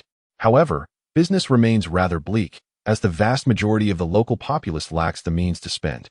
In contrast, merchants dealing in building materials seem to fare somewhat better, although they may not have reaped fortunes like AI were high during the outbreak of the X-virus. Amidst the ongoing efforts for post-disaster reconstruction, they are still able to generate some income sufficient to sustain their families. The location was on the 15th floor, and the elevator was out of service. You need only bring your tools. I shall handle the lifting, Qiu Qingxiu said, handing over the key to room 1506, gesturing for them to ascend first. The two exchanged glances. The 15th floor indeed posed a challenge, so they refrained from further politeness and took their tools up the stairs. Qiu Qingxiu opened the garage's roller door, first maneuvering the tricycle inside, then retrieving several bags of putty powder from the cargo area. Tucking 2 bags under one arm as he followed them upstairs, Qiu Cheng recalled his days as a freshman, residing on the 7th floor of the dormitory. At that time, he would climb the stairs empty-handed, often feeling fatigued, akin to a frail chick. Subsequently, following the outbreak of the X virus, he was compelled to adapt, and now, having resumed his training, his physical condition had markedly improved. Yet, regardless of his enhanced stamina, fatigue remained a palpable sensation. Carrying a bag of putty weighing 10 kilograms and burdened with an additional 40 kilograms, he diligently ascended the staircase. As he climbed, 2 large feet unexpectedly appeared on the step ahead of him, silently materializing without notice. These feet were rather appealing, long and graceful. Having recently benefited from Qiu Cheng's assistance in trimming the toenails. Are you awake? Qiu Cheng inquired. A Chong replied, a smile curving his lips and his eyes narrowing in delight, radiating warmth that outshone the sunlight streaming in through the nearby window. Help me carry 2 bags. As he spoke, Qiu Cheng nudged the 2 bags of putty nestled under his left arm towards a Chong, signaling him to take them. The assurance that a Chong would not decline his request filled Qiu Cheng with a profound sense of ease. Give them to me, a Chong responded, taking the 2 bags of putty and patting Qiu Cheng's right arm, indicating he should hand over the remaining 2 bags as well. Thus, a Chong, clutching 4 bags of putty, moved ahead while Qiu Cheng followed behind, hands empty, feeling remarkably light and his spirits lifted. Upon reaching room 1506, the 2 craftsmen were already busy smoothing the walls with stainless steel trowels. Upon seeing Qiu Cheng enter, they inquired, do you have a step stool? Yes, Qiu Cheng replied. Qiu Cheng responded with a sound and went downstairs to fetch something. A Chong placed the putty powder on the ground and followed suit. They retrieved several wooden crates that had been prepared earlier but remained unused to provide support for the 2 craftsmen. They also dragged out a wooden ladder, which had not been employed for several years, from beneath the bed. After completing these tasks, it was nearly 11 o'clock. Having worked diligently for most of the day, Qiu Cheng felt quite famished, and a Chong, who rose at this hour every day, was also in need of a meal. Their household still had some cornmeal and corn cakes, and a few large cabbages on the terrace were nearly ripe. He took a knife and harvested 1 cabbage, bringing it indoors. He sliced 7 or 8 large leaves and placed them in a pot to boil, adding a handful of chopped dried chili pepper and a pinch of salt. Once the cabbage was tender, he crumbled 3 corn cakes into the pot to cook together. Ultimately, he filled 4 bowls and sprinkled chopped green onions atop each. Qiu Cheng and a Chong each took 1 bowl, while the other 2 were sent up to the 15th floor. Cabbage soup with corn cakes, which would have seemed rather unimpressive in the past, now appeared quite delightful. The vibrant reds, greens, yellows, and whites formed a steaming bowlful as the 2 craftsmen sat on the overturned crates, heartily consuming their meal. They felt both satisfied and warm. Their spirits lifted for the tasks ahead. Qiu Cheng. Around 1 o'clock in the afternoon, someone downstairs called out his name. Hey, coming. Qiu Cheng responded from the terrace and quickly made his way downstairs. It was his elder brother, Wang Qingliang, delivering the timber. Wang Qingliang's elder brother appeared somewhat aged, likely in his 40s or 50s, with hair already streaked with gray. He stood significantly shorter than his younger sibling, measuring just over 170, and shared a similarly slender physique, perhaps a result of years of labor, his back slightly hunched. Accompanying him was another elderly gentleman, equally lean and stooped, his head adorned with a mane of white hair. Additionally, there were 2 young men in their 20s who seemed quite robust. These 4 individuals transported 2 large carts filled with scrap wood, which appeared rather orderly. Upon seeing them, Qiu Cheng realized they had thoughtfully gathered the better pieces for him. Just unload them here, he suggested. A touch of embarrassment crossed his face as he scratched his head, uncertain whether attempting to forge camaraderie with them would appear somewhat awkward, or if being too aloof might come across as ungracious. Shall we carry them upstairs for you? Wang Qingliang's brother inquired. He had heard from his sibling that Qiu Cheng resided on the 14th floor, and given the elevator was out of service, they figured that with their numbers, they could manage the task with relative ease. If they were to leave the wood downstairs, who knew how long it would take him to transport it alone? After all, just moments ago, he had noticed heads peering down from above. Oh, No need, no need. I'm not in a hurry to use this wood. It can stay here for now, Xiao Cheng insisted, waving his hands in refusal, feeling a bit uncomfortable with the presence of the elderly gentleman among them. It's all right. Father, you can keep an eye on the things here. I'll take A Feng and A Lei upstairs, he added reassuringly. Wang Laoda spoke without hesitation. Go ahead. Wang Laoi waved his hand, aware of his own limitations. At this moment, he chose not to exert himself. He settled down by a nearby flower bed, unfastening his water bottle and leisurely sipping from it. Observing their actions, Xiao Cheng ceased to insist and took the lead, lifting a few planks. The three members of the Wang family followed suit, each carrying some timber. Xiao Cheng, possessing considerable stamina, found the task challenging yet manageable. Wang Qingliang's elder brother also demonstrated considerable strength, though his two sons appeared somewhat inexperienced. Initially, they managed well, but as they progressed, fatigue began to set in. If you tire, set the timber down somewhere and descend slowly. Rest for a while. When you regain your strength, you can continue moving, carrying what you can. If it becomes too much, leave it there for now, Xiao Cheng suggested, concerned for the two brothers' well-being. There's no need for concern, replied Wang Feng, determined to persevere. Listen to your uncle, Wang Laoda urged, feeling a pang of concern for his son. He acknowledged the wisdom in Xiao Cheng's words. If his sons could transport some of the timber from downstairs to the upper floors, it would alleviate their own burdens considerably. In truth, Xiao Cheng was not significantly older than these brothers, yet he was a classmate of Wang Chengyang, who was their younger uncle. Thus, it was fitting that these brothers referred to him as uncle. Following their father's advice, Wang Feng and Wang Lei set down the timber resting on their shoulders, leaning it against the platform at the corner between the 8th and 9th floors, before descending the stairs one after the other. Upon reaching the 15th floor, Xiao Cheng unloaded the timber beneath the wall at the base of room 1506. Observing this, Wang Laoda followed suit, stacking his own burden of timber beside it. Was this a lumber transfer? Were there more down below? A craftsman from within the room, hearing the commotion, emerged. It's nothing, continue with your tasks, Xiao Cheng gestured dismissively. Applying putty is quite swift. This room is small, and we shall certainly complete it today. As the craftsman spoke, he turned and called into the room. Huang In. They need assistance in moving. Let us lend a hand. Coming, replied the craftsman inside, promptly setting aside his current work. Together, the six of them moved the timber with considerable speed, soon stacking the 2 carts of wood in the hallway on the 15th floor. With no space in front of their own door, they temporarily piled it aside. After all, the 15th floor was unoccupied, and these materials would not remain here for long. This was the state of labor wages in New South City. When Xiao Cheng had initially worked as an electrician, he earned merely 4 corn cakes a day, an allowance befitting secondary labor.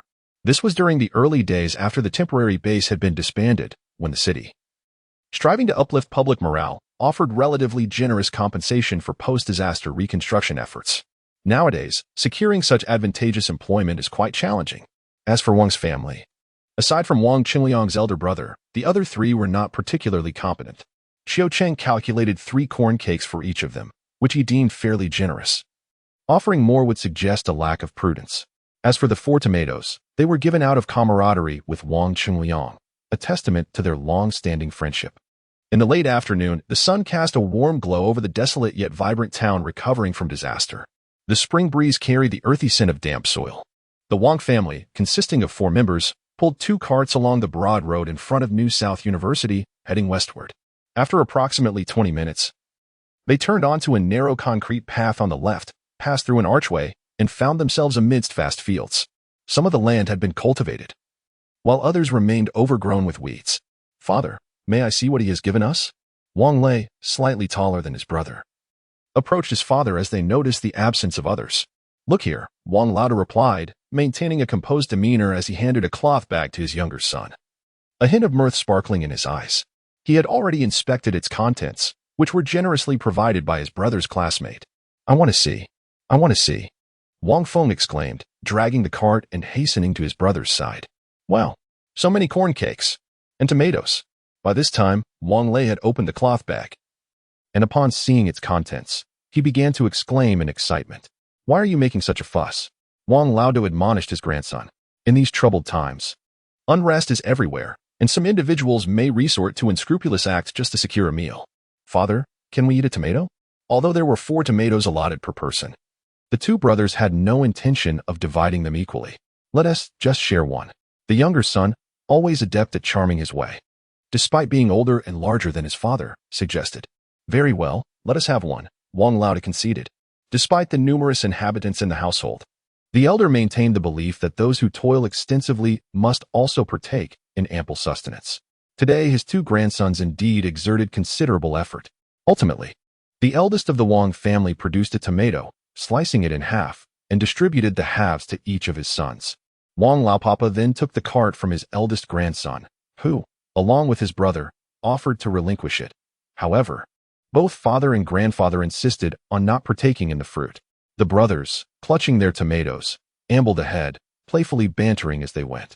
Meanwhile, Wang Laodai and Wang Laopapa trailed behind, each pulling an empty cart, their faces adorned with smiles.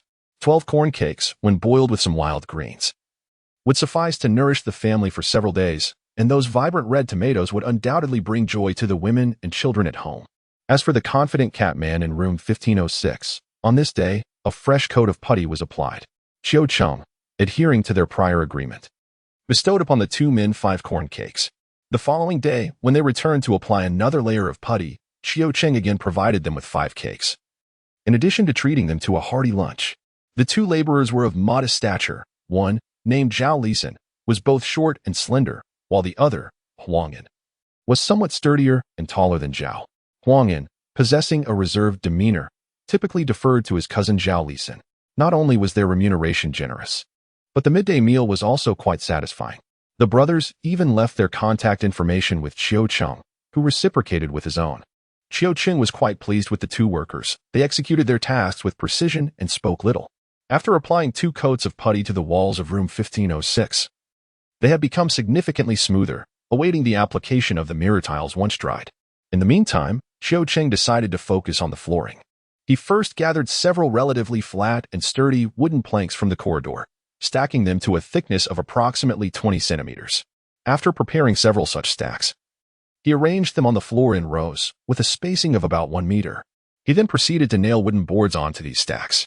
As gaps inevitably appeared between the boards, he nailed a layer of fabric over them, much like he had done when constructing the wooden basket.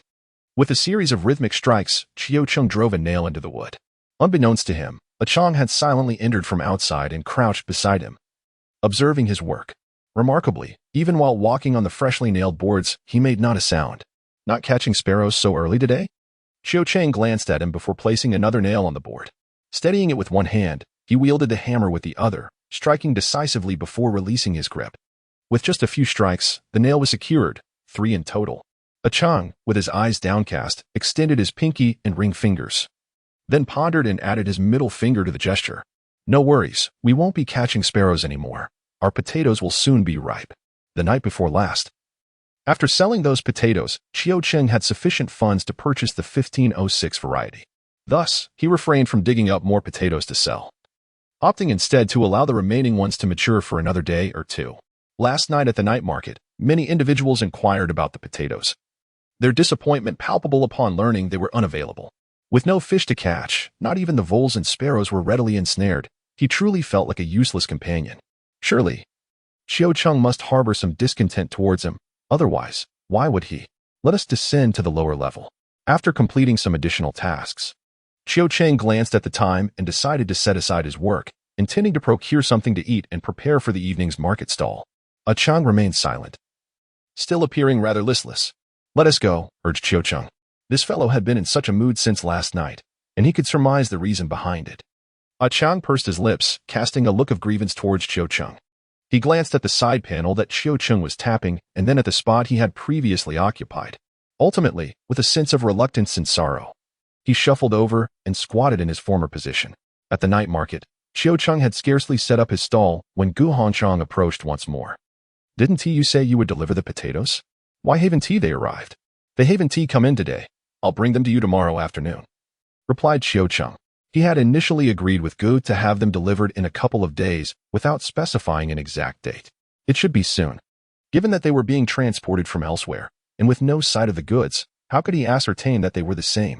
Naturally, he could not allow anyone to discover that these potatoes were of his own cultivation. Gu Hongchang pondered for a moment before saying, Then please deliver 340 pounds to me tomorrow afternoon. Understood, Qiuqing nodded in agreement.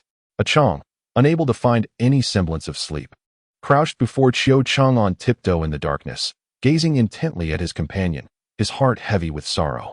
He had never felt such anguish even when the old cat had abandoned him on several occasions. What is the matter? Qiuqing slowly opened his eyes, unable to enter a state of tranquility under the weight of Chang's unwavering gaze. The question made Chang feel overwhelmed with grievance, his eyes instantly brimming with tears, his breath becoming damp with emotion. Seeing him like this, Qiuqing felt an irresistible urge to reach out and pat the top of his head, only for Chang to turn away. Alongside his sorrow, Chang felt a flicker of anger, though he understood that his feelings were irrational. The notion that Qiuqing might seek companionship elsewhere seemed entirely reasonable. Chang stared out the window, feeling an immense sense of frustration. This time, he simply refused to engage in reasoning. Is this what you desire? Qiuqing understood what Chang yearned for. He had noticed the subtle gestures Chang had made towards him during these nights. In truth, he was not wholly averse to the idea, at times. He even mused that having someone to share his life with could be quite delightful. Yet, he thought, who could predict what the future holds? Qiuqing pressed his lips against Chang's, gently brushing against them. Chang felt a sudden rush of electricity coursing through him, every hair on his body standing on end, and then with a resounding buzz in his mind, he fell into oblivion. Retire early and refrain from excessive daydreaming. After a gentle kiss, Qiuqing lightly patted Chang's cheek, sensing that their time together was coming to a close. At that moment, his partially withdrawn wrist was suddenly seized. Chang's fervent breath cascaded over it, and then his palm was lovingly licked. Chang lifted his gaze to Qiuqing, his eyes brimming with a primal desire, and in that instant, Qiuqing nearly believed he was about to be engulfed by him. The man trembled, gradually drawing Qiuqing into his embrace, meticulously inhaling the intoxicating scent that enveloped him, savoring every inch, relishing every moment. As the morning sunlight streamed softly into the bedroom, Chang opened his eyes and, upon seeing Qiuqing beside him, recalled the events of the previous night. His ears flushing crimson. Awake? Come with me to fetch water today. At that moment, Qiuqing also stirred, glancing at the sky outside and realizing it was rather late. He decided to bring Chang along to fetch water. Chang buried his face in the pillow, responding faintly. He remained nestled in bed, unmoving, until Qiuqing had dressed and gone to the bathroom to wash up. Only then did he quietly make his way to the dressing mirror. Gazing at the man reflected within, a satisfied grin spreading across his face. Though he could catch neither fish, field mice, nor sparrows, Qiuqing still cherished him, perhaps solely due to his striking appearance. Chang carefully smoothed a few unruly strands of hair atop his head, and as he gazed into the mirror, his satisfaction grew with each passing moment. On that particular morning, they first fetched several buckets of water, and then Qiuqing began laying the wooden floor in room 1506. The distance between this wooden flooring and the original cement slab was a full 20 centimeters, ensuring that even if some water were to seep through, it would quickly evaporate in the well-ventilated environment. Additionally, they needed to be mindful not to allow water to accumulate on the floor. Chang had watered the crops on the 14th and 15th floors with nutrient-rich water, a task with which he was well acquainted. In the past, every evening, when Qiuqing tended to these plants, Chang would observe closely, sometimes lending a hand. After watering the crops, catching insects, and weeding, he fed the pulled grass to the goats and the caught insects to the field mice. Upon surveying the surroundings and finding no other tasks at hand, he decided to seek out Qiuqing, squatting beside him to watch him work. Go outside and gather some grass. You can't just sit idle, Qiuqing urged. What kind of grass? Chang hesitated to leave. Any grass will do, as long as the goats and field mice enjoy it. Qiuqing, holding a piece of wood, gestured as he spoke, lamenting that the leftover scraps were irregularly shaped. To ensure that the floorboards would not have significant gaps, he had to piece them together carefully. However, Chang remained stationary. Off you go now, Qiuqing said, glancing up at him with a smile. Chang's face broke into a grin, and he happily ventured out to gather grass. The goat and the field mouse were well aware of their dietary preferences. In the years when he cohabited with the old cat, the humans he encountered were seldom amiable. They either sought to capture him for a gruesome feast or hurriedly traversed the city wielding weapons. Consequently, Chang harbored a certain aversion and trepidation towards them, often emulating the old cat by concealing himself. During that period, he possessed ample time and would sometimes follow a field mouse for an entire day. Yet he refrained from seizing it, for he had no desire for field mouse flesh. When hunger struck, he would catch a couple of fish from the river. Alas, the river now yielded no fish, but fortunately he encountered Qiucheng. The mirrored adhesive was inherently self-adhesive, and the walls of the room were remarkably smooth, making the application a relatively effortless task. In no time, the two had adorned the surroundings and ceiling of the room with mirror panels. Although room 1506 was not expansive, it excelled in its airy ambience, comprising a single room, a bathroom, and 2 terraces. With the exception of a partitioned bathroom, there were no extraneous walls. Thus, the addition of mirror panels instantly brightened the space. As they continued their work, Qiucheng encountered another challenge. He instructed Chang to proceed while he fetched a hammer and saw, constructing a barrier approximately 34 centimeters high near the entrance to prevent soil from sliding. Their diligent efforts continued until nearly noon, when the sun had ascended to a high point in the sky. Qiucheng retrieved several fitting mirrors from room 1501, unearthing them from Chang's trove of treasures. Arranging the fitting mirrors upon the terrace, a slight adjustment of their angles allowed the sunlight to be reflected into the room. The beams of light illuminated the mirrored surfaces within, which in turn reflected once more, casting a small patch of sunlight upon the freshly sown grass. Qiucheng meticulously adjusted the angles of all the mirrors, filling the space with a golden radiance. Although the sunlight indoors differed somewhat from that outside, it remained bright and warm. Chang gazed in disbelief at the abundance of sunlight flooding the room. The mirrored surfaces on the walls not only reflected the sun's rays but also showcased a patch of grass, with shadows of greenery dancing on the ceiling. These beams and projections rendered the room expansive and luminous, reminiscent of the great outdoors. "Let us proceed. It is time to dig for potatoes," Qiucheng declared. Entirely unaware of the profound impact his casual grasp of middle school physics had on the Catman, Chang swallowed hard, obediently following along. At that moment, Qiucheng's image in his mind loomed remarkably grand. Qiucheng exited with a cart full of potatoes, while Chang lingered by the window for a considerable time before reluctantly stepping away.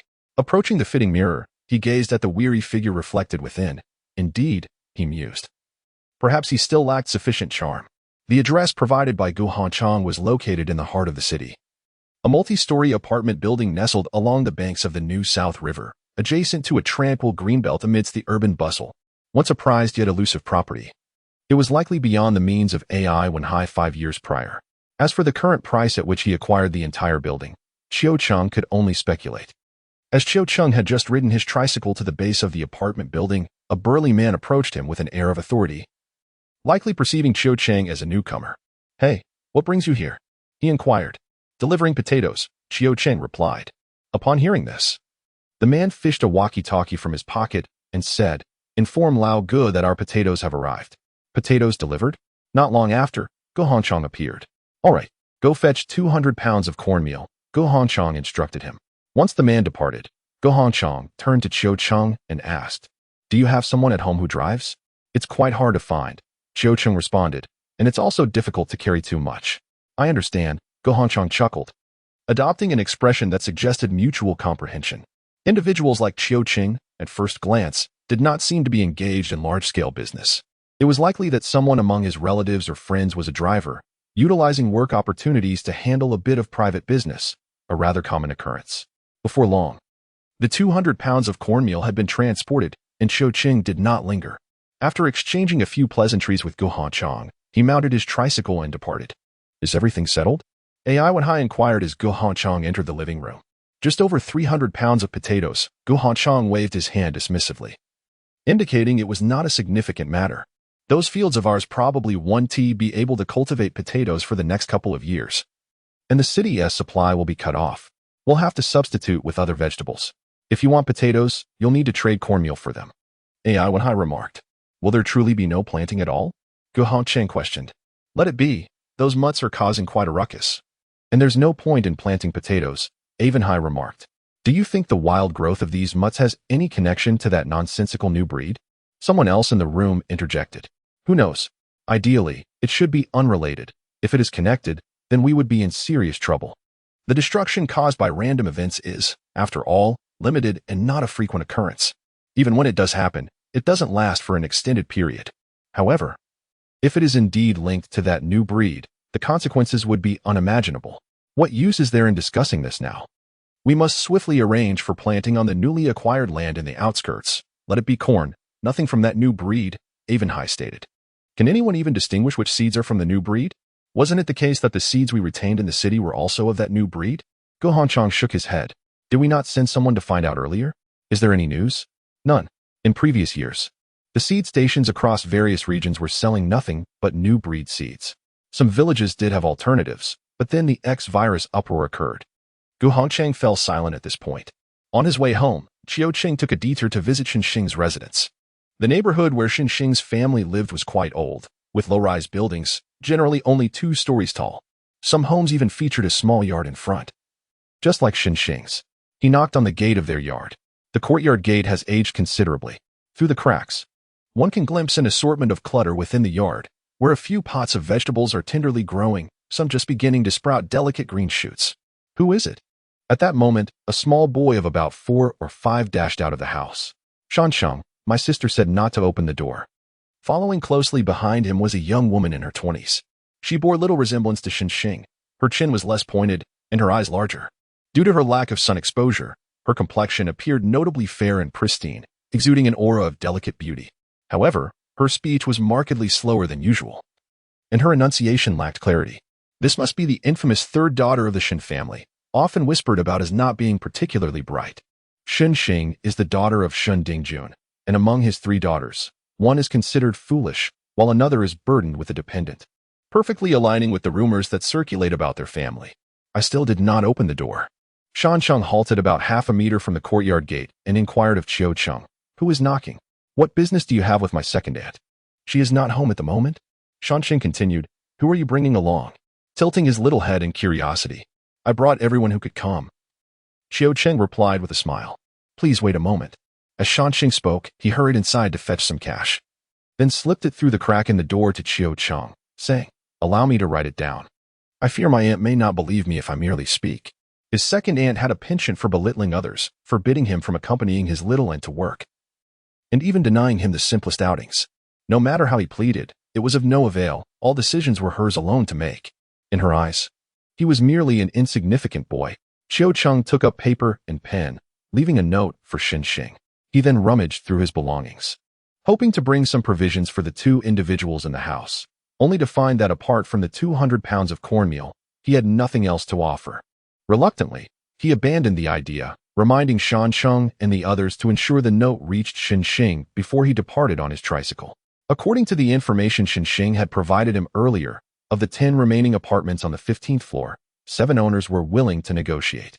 These 7 apartments were modest in size, and with the 200 pounds of cornmeal and a batch of potatoes he planned to sell that evening, he would surely have enough resources. The remaining 3 apartments included the larger unit number 1512, owned by AI Wenhai, while the other 2 were also of medium to small size. After Qiu Qing's departure from the Jiyuan community, Chang found himself exceedingly bored. Recently, sparrows had become increasingly scarce and elusive. Since Qiu Cheng had declared he would no longer catch sparrows, Chang had no motivation to continue. Yet, without sparrows to catch, what was there to do? He wandered up and down the stairs several times before ultimately deciding to take a knitting needle and squatting on their terrace to craft a soil dog. Chang sat still on the terrace with his knitting needle, seemingly merging with the environment around him, even in breath. In front of him, a wooden crate held a potato plant. These potatoes, planted on the 14th floor, had been sown later than those on the 15th and were not yet ready for harvest. As one companion was pierced through, the other local dogs in the wooden crate immediately froze in fear, quietly burrowing deep into the earth. Patiently awaiting the departure of this deranged hunter, Chang yawned and casually pulled down one of the local dogs from the stick, tossing it nonchalantly by his feet, continuing to squat there in watchful vigilance. At his feet lay the lifeless bodies of over 10 local dogs, sprawled in disarray upon the ground. As the sun began its descent in the west, Chang ascended the stairs at 3 o'clock to adjust the angles of several mirrors on the balcony of room 1506, striving to invite as much sunlight into the dwelling as possible. Approaching 4 o'clock, he finally heard the sound of Qiu Cheng's dilapidated tricycle echoing from downstairs.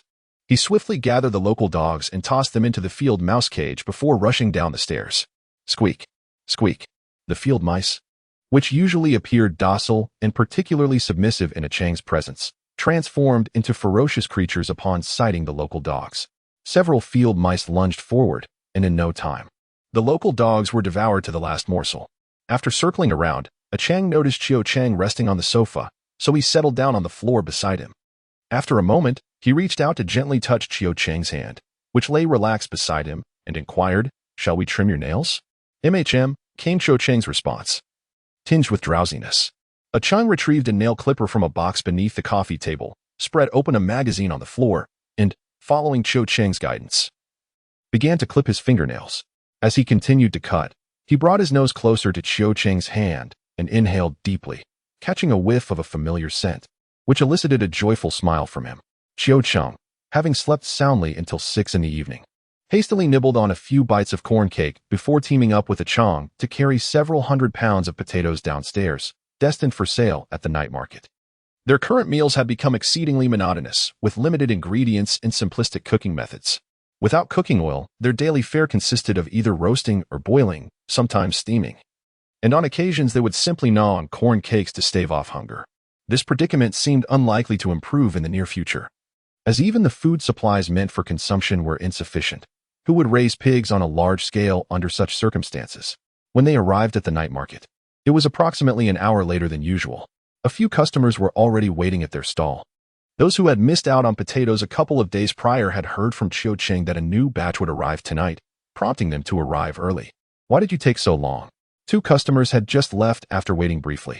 At that moment, Old Feng was standing with Chiu Chang, not doing much but engaging in casual conversation with those waiting to purchase potatoes. Through these exchanges, friendships gradually formed, making it likely that when these individuals sought to trade for cornmeal in the future, they would turn to him. "It's busy today," Chiu Chang remarked as he parked the tricycle. "When the goods arrive, there's bound to be a lot to handle, right? Come on, lend a hand." Old Feng cheerfully assisted Chiu Chang in lifting the potatoes, adding, "I just received a fresh batch of cornmeal a couple of days ago. Let's swap some after we finish for the night." Chiu Chang replied. Under the luminous glow of the evening, the bustling trade was anything but trivial. Old Feng, brimming with joy, wore an exceptionally radiant smile. As the first sack of potatoes was unsealed, he exuberantly exclaimed, "Ah, this batch of potatoes is splendid. Far superior to the ones from the past few days." With the influx of customers, the scene became chaotic. Chiu Chang was tirelessly weighing both potatoes and corn cakes. Overwhelmed by the demands, occasionally entangled in disputes over a few scallions or chili peppers. Amidst this turmoil, some individuals, unable to resist temptation, contemplated pilfering a few potatoes, presuming that Chiu Chang would be none the wiser. A lanky man in his 30s, clutching a potato, was just about to slip it into his pocket when he sensed a piercing gaze upon him. Upon lifting his eyes, he encountered Ah Chang, whose fierce expression and unwavering stare were fixed on his hand clutching the potato, accompanied by a low, guttural growl reminiscent of a wild beast. "Startled me," Chiu Chang remarked. "For a moment, I thought it was rabies." He often emulated what he saw on television. "My little rascal is just the same." The man chuckled lightly, easing the tension in the air. Many of their loyal customers were aware of Chiu Chang's brother, who was not particularly bright, which made sense if it were truly rabies. The affliction would manifest with far less control. That night, with a Chang keeping watch, not a single potato was stolen, and all were sold promptly. The potatoes moved quickly, and when they finally closed up shop, the hour was still early. Chiu Chang first exchanged some cornmeal at Lao Feng's stall, but he did not redeem all of it, as there might still be a few homeowners willing to accept corn cakes tomorrow. As he rode along, he noticed a stall selling Sichuan pepper and spices, beside which an old man had set up 2 buckets to sell fish.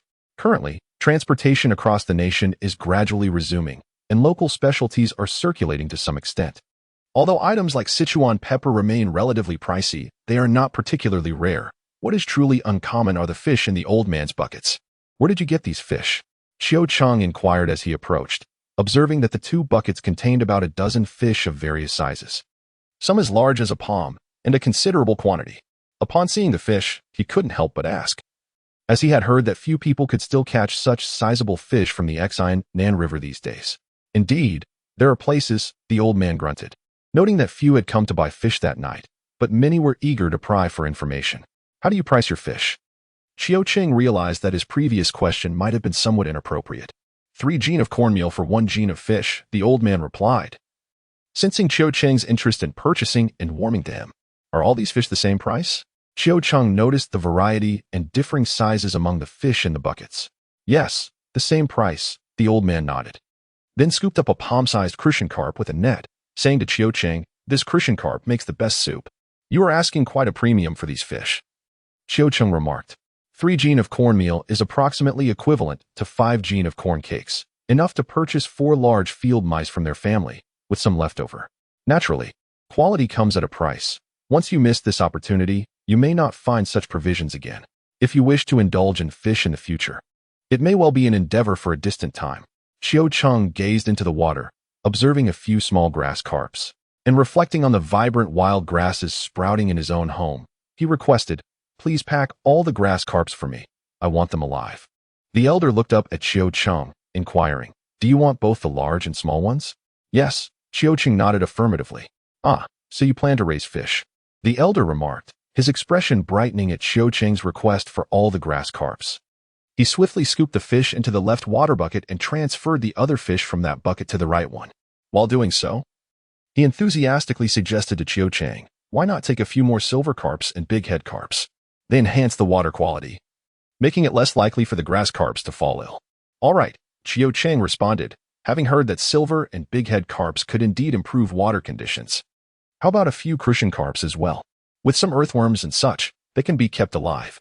The elder continued, "Shall I gather those crucian carps for you?" Qiu Cheng, who favored the tender meat of crucian carp, agreed. "Yes, please."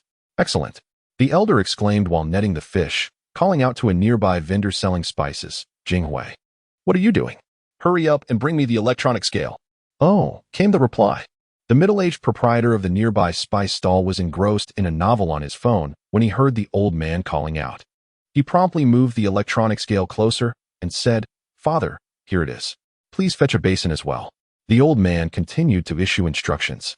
16 jin, 7 liang. For Qian, you can charge me for 16 jin and 7 liang, and I will take an additional water bucket. After weighing the fish, he poured them into the bucket and began measuring out cornmeal. Qiu Cheng first provided him with a 10 jin bag of cornmeal, then measured out an additional 6 jin and 7 liang. Having purchased the fish, Qiu Cheng mounted his tricycle and continued his journey beyond the night market. Once he exited the market, the roads became remarkably smooth. The temporary base had been disbanded at the end of February, and now 2 months had swiftly passed. With May approaching, during this time, the transformation of Xin Nan City had been significant. Once a desolate wasteland, it had been tidied up. Though it lacked the previous vibrancy and bustle, it had regained some vitality. Most areas were now electrified, and numerous shops had opened, with cornmeal and corn cakes circulating as currency. Freed from the constraints of the temporary base, everyone endeavored to improve their lives and those of their families, whether by selling properties, hoarding goods, or scavenging for scrap metal and plastic in the streets. Some, like old Hu and his companions, even ventured to distant lands to trade and conduct business. Naturally, they had also engaged in less savory activities. The fish in the rivers had been electrically stunned to near extinction.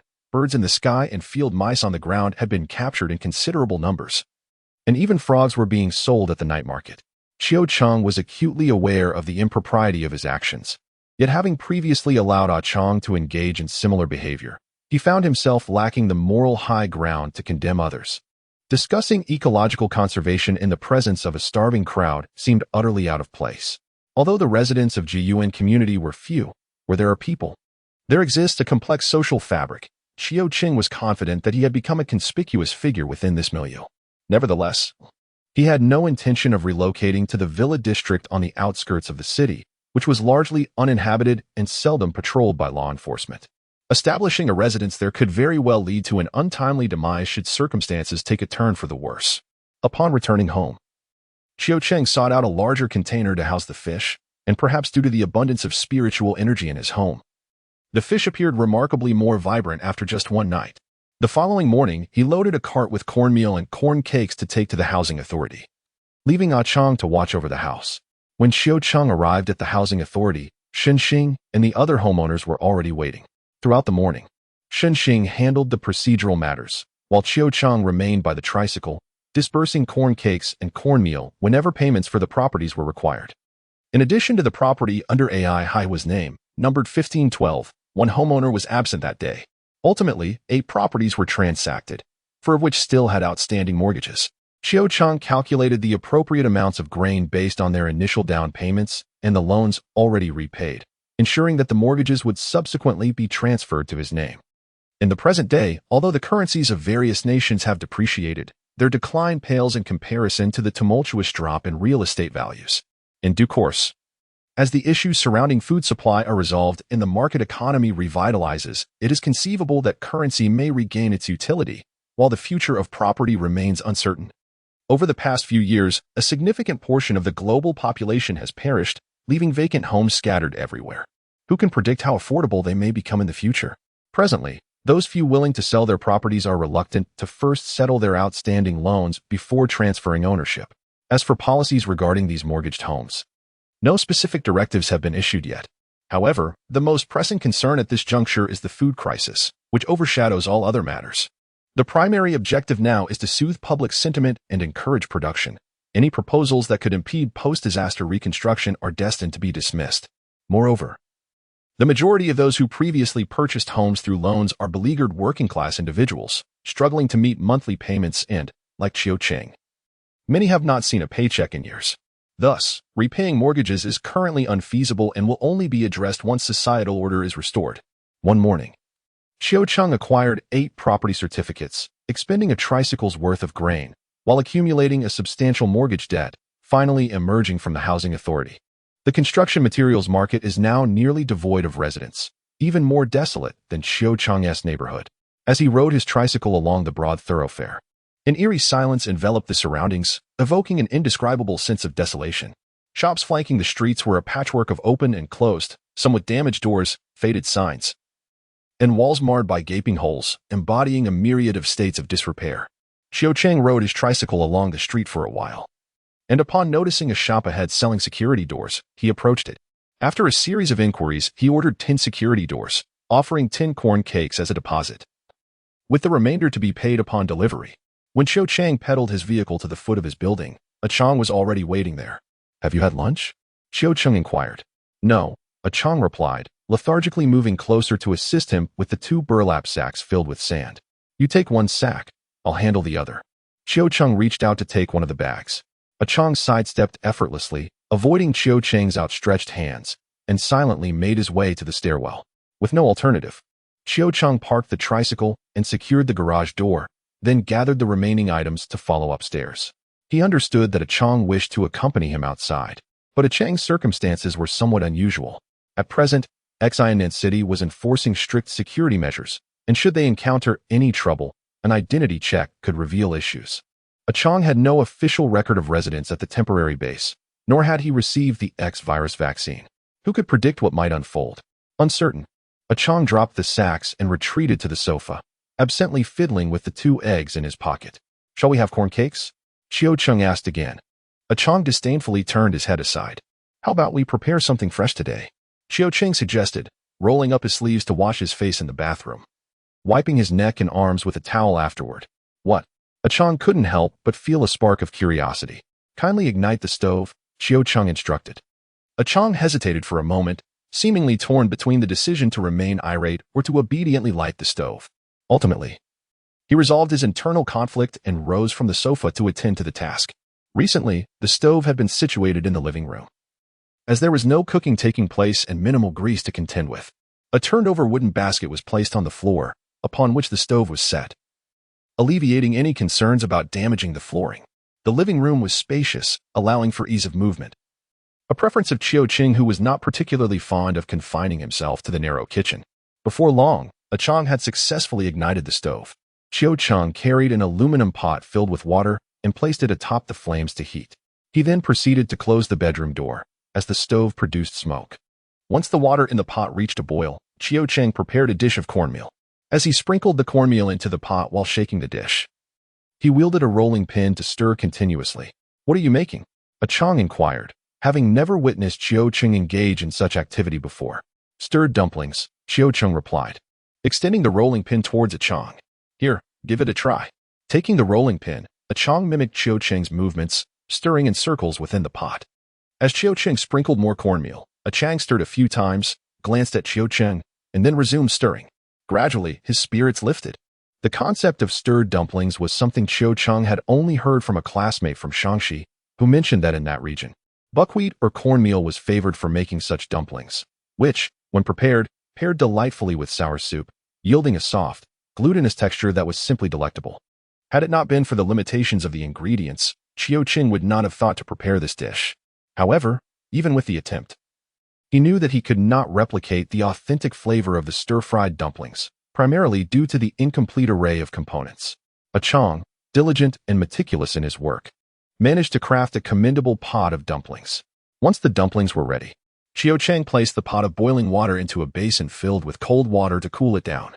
He then peeled several potatoes, stripped a few leaves of cabbage, and washed and chopped them before placing them into the pot to boil. As they cooked, he added a sprinkle of salt, soy sauce, and various spices, along with some chopped chili and garlic leaves.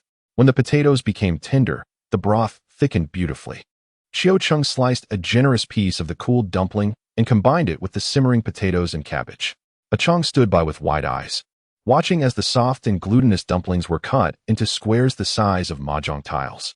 As Qiu Cheng stirred them with a spatula, they gradually became enveloped in the rich potato broth, adorned with a hint of chili powder, rendering them exceptionally appetizing. Although Qiu Cheng had contemplated adding a dash of fragrant vinegar, he found himself lacking that ingredient. Once the dish was complete, he generously served a large bowl to Chang first. "Is it delicious?" Qiu Cheng inquired. Chang nodded enthusiastically, his memories of food always being rather monotonous. Never before had he encountered such a variety. Following the usual custom, he delivered a bowl each to the two chefs upstairs before finally settling down on the sofa to enjoy his own bowl alongside Chang. The dish of cornmeal mush was far from authentic, and its flavor was not particularly exceptional, yet both of them relished it with great delight. The mush, soft and yielding on the palate, exuded a subtle fragrance of corn, and dipped in the broth, it proved to be quite delectable.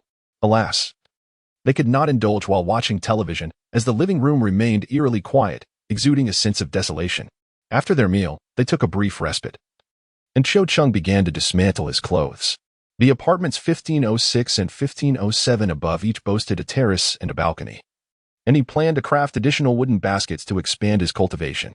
The remaining apartments, 1502, 1503, 1504, and 1505, all faced south, although they lacked terraces. Each had a south-facing balcony. In contrast, apartments 1508, 1509, 1510, and 1511 faced north, lacking terraces and featuring balconies that received little sunlight, making agricultural endeavors challenging. Dismantling clothing was a meticulous task, consuming time, yet not exhausting in terms of physical exertion. Seated on the sofa, Qiu Cheng wielded a pair of scissors, carefully unraveling the seams of a pair of jeans with the pointed tip, the scissors emitting a soft clicking sound as they severed the threads. As he extracted a piece of fabric, he casually handed it to Chang, who sat on the floor, spreading the material before him, meticulously picking at the loose threads and discarding them into a nearby trash bin.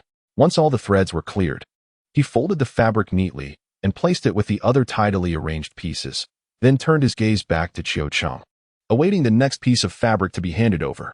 Around 4 o'clock in the afternoon, the batch of putty powder, ordinary silica cement, and cationic chloroprene latex ordered by Qiu Cheng arrived. The delivery team, along with 2 craftsmen from upstairs, totaled 6 individuals. For the 15-story building, they divided into 3 groups, each carrying up to 5 floors, and within half an hour, they had completed the task. That evening, Qiu Cheng and his companions visited the night market, where they heard a vendor calling out, "Roasted locusts, 10 for just 1 corn pancake," for were offered for a single pancake. Yet capturing 40 locusts was no simple feat. That night, their stall was devoid of potatoes, roasted sparrows, and even field mice, making it rather desolate, allowing Qiu Cheng some leisure to engage in idle chatter. "What's difficult to catch? Just turn over the earth, and they all come crawling out." Old Feng asserted that a locust was not worth a corn pancake. Besides, what is appealing about locusts? They lack meat and oil. Just a source of protein, I suppose. At that moment, a customer approached Qiu Cheng's stall. The young man, in his 20s and holding 2 of locusts, inquired while munching, "Boss, when will you have roasted sparrows at your stall?" "Ah, what a pity. Regardless of the era, there are always individuals who need not worry about food, at least not about being filled." "What does it taste like?" Old Feng couldn't help but ask. "Just the flavor. Sprinkled with a bit of pepper and salt, it's quite palatable," the young man replied, pocketing 2 tomatoes from Qiu Cheng's stall and leaving behind a corn pancake. "What a fortunate fellow," Old Feng sighed as he watched the young man depart. "Would you like some?" Qiu Cheng inquired of Chang, "since it's not expensive." Why not buy a string and savor the taste? Chang shook his head, resolutely refusing to eat insects. The following morning, the long-awaited security door that Chang had ordered finally arrived. He accompanied Chang downstairs to greet the delivery, intending to assist in transporting the doors upstairs. It was then that he noticed the workers brought a hammer drill. Are we going to use a hammer drill? Chang asked. Indeed. An older worker quickly grasped the implication of his question and responded, Is there no electricity here? No worries, I'll find a solution, Chang nodded, signaling them to proceed with moving the door panels upstairs. Although their home was without power, it was not an insurmountable issue. As he looked up, he noticed a woman on the second floor, cradling a child, peering out of the window at them. Do you have electricity? Chang called out loudly. With a thud, the woman fell silent, retreating with her grandchild and shutting the window. 1 unit of electricity for half a corn cake, Chang added. Really? The window creaked open once more. Ultimately, Chang and his companions procured a roll of electrical wire, affixed a meter to it, and lowered it in a basket for the woman to connect at her window. This lady lived in Unit 0201, a spacious residence occupied by 7 family members. Each month, they received a modest allocation of 35 kilowatt-hours. While that amount was sufficient for their household needs, Chang's willingness to exchange corn cakes for electricity brought a smile to the elderly woman's face. The installation of tin security doors requires a considerable amount of time. It is certain that it cannot be completed in just one morning. The mere transportation of those door panels consumed a significant portion of the time. Throughout the installation process, Chang and Chang observed closely until 11 o'clock when Chang finally descended to prepare lunch. After preparing the meal, the two of them dined first, and only after they were satisfied did they carry the food upstairs.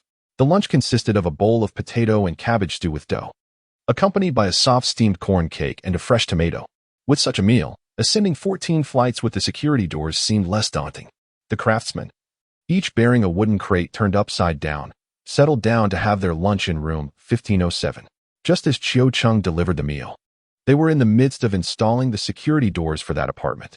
The 2 craftsmen responsible for applying the putty also joined them for lunch, creating a lively atmosphere. Take your time eating. I'll go check on room 1501, Chang remarked as he exchanged tools, including a hammer drill, with them. Be cautious, advised the eldest of the craftsmen before allowing them to borrow the tools. In this day and age, being provided a meal for installing a door certainly indicates a certain level of connections. He suspected that Chang must have concealed something valuable in room 1501 that he wished to keep from their sight. Chang intended to install the security doors for both rooms 1501 and 1506 himself. For a robust young man with strong manual skills, installing a security door was not an overly challenging task, especially with assistance at hand. Chang learned swiftly, having lived with Chang for only a brief period.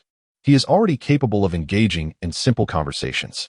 Today, he observed the installation of a security door for an entire morning, and now, as he takes action, he appears quite proficient. Ah, how delightful. It has been ages since I've savored the scent of soy sauce. A young craftsman in his 20s dipped a small piece of cornbread into a bowl and popped it into his mouth, chewing with evident satisfaction and letting out a contented sigh. Had I known, I would have brought a lunchbox, lamented the older craftsman. I should have invited my brother as well, remarked another craftsman. That's because he is not in good health. Besides, if you're allowed to bring food, why not me? Countered the first craftsman without backing down. My son is still quite young, he added, and upon mentioning his son, he broke into a smile. Look at you, such a foolish father, laughed several other craftsmen, while the older craftsman chuckled good-naturedly.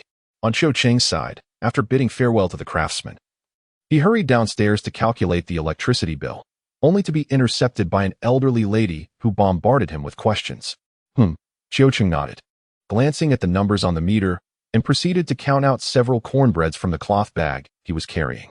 With so many doors, have you purchased all the apartments on the 15th floor? The elderly lady accepted the cornbreads, counted them, and displayed a look of satisfaction. As for the meter, she didn't even glance at it.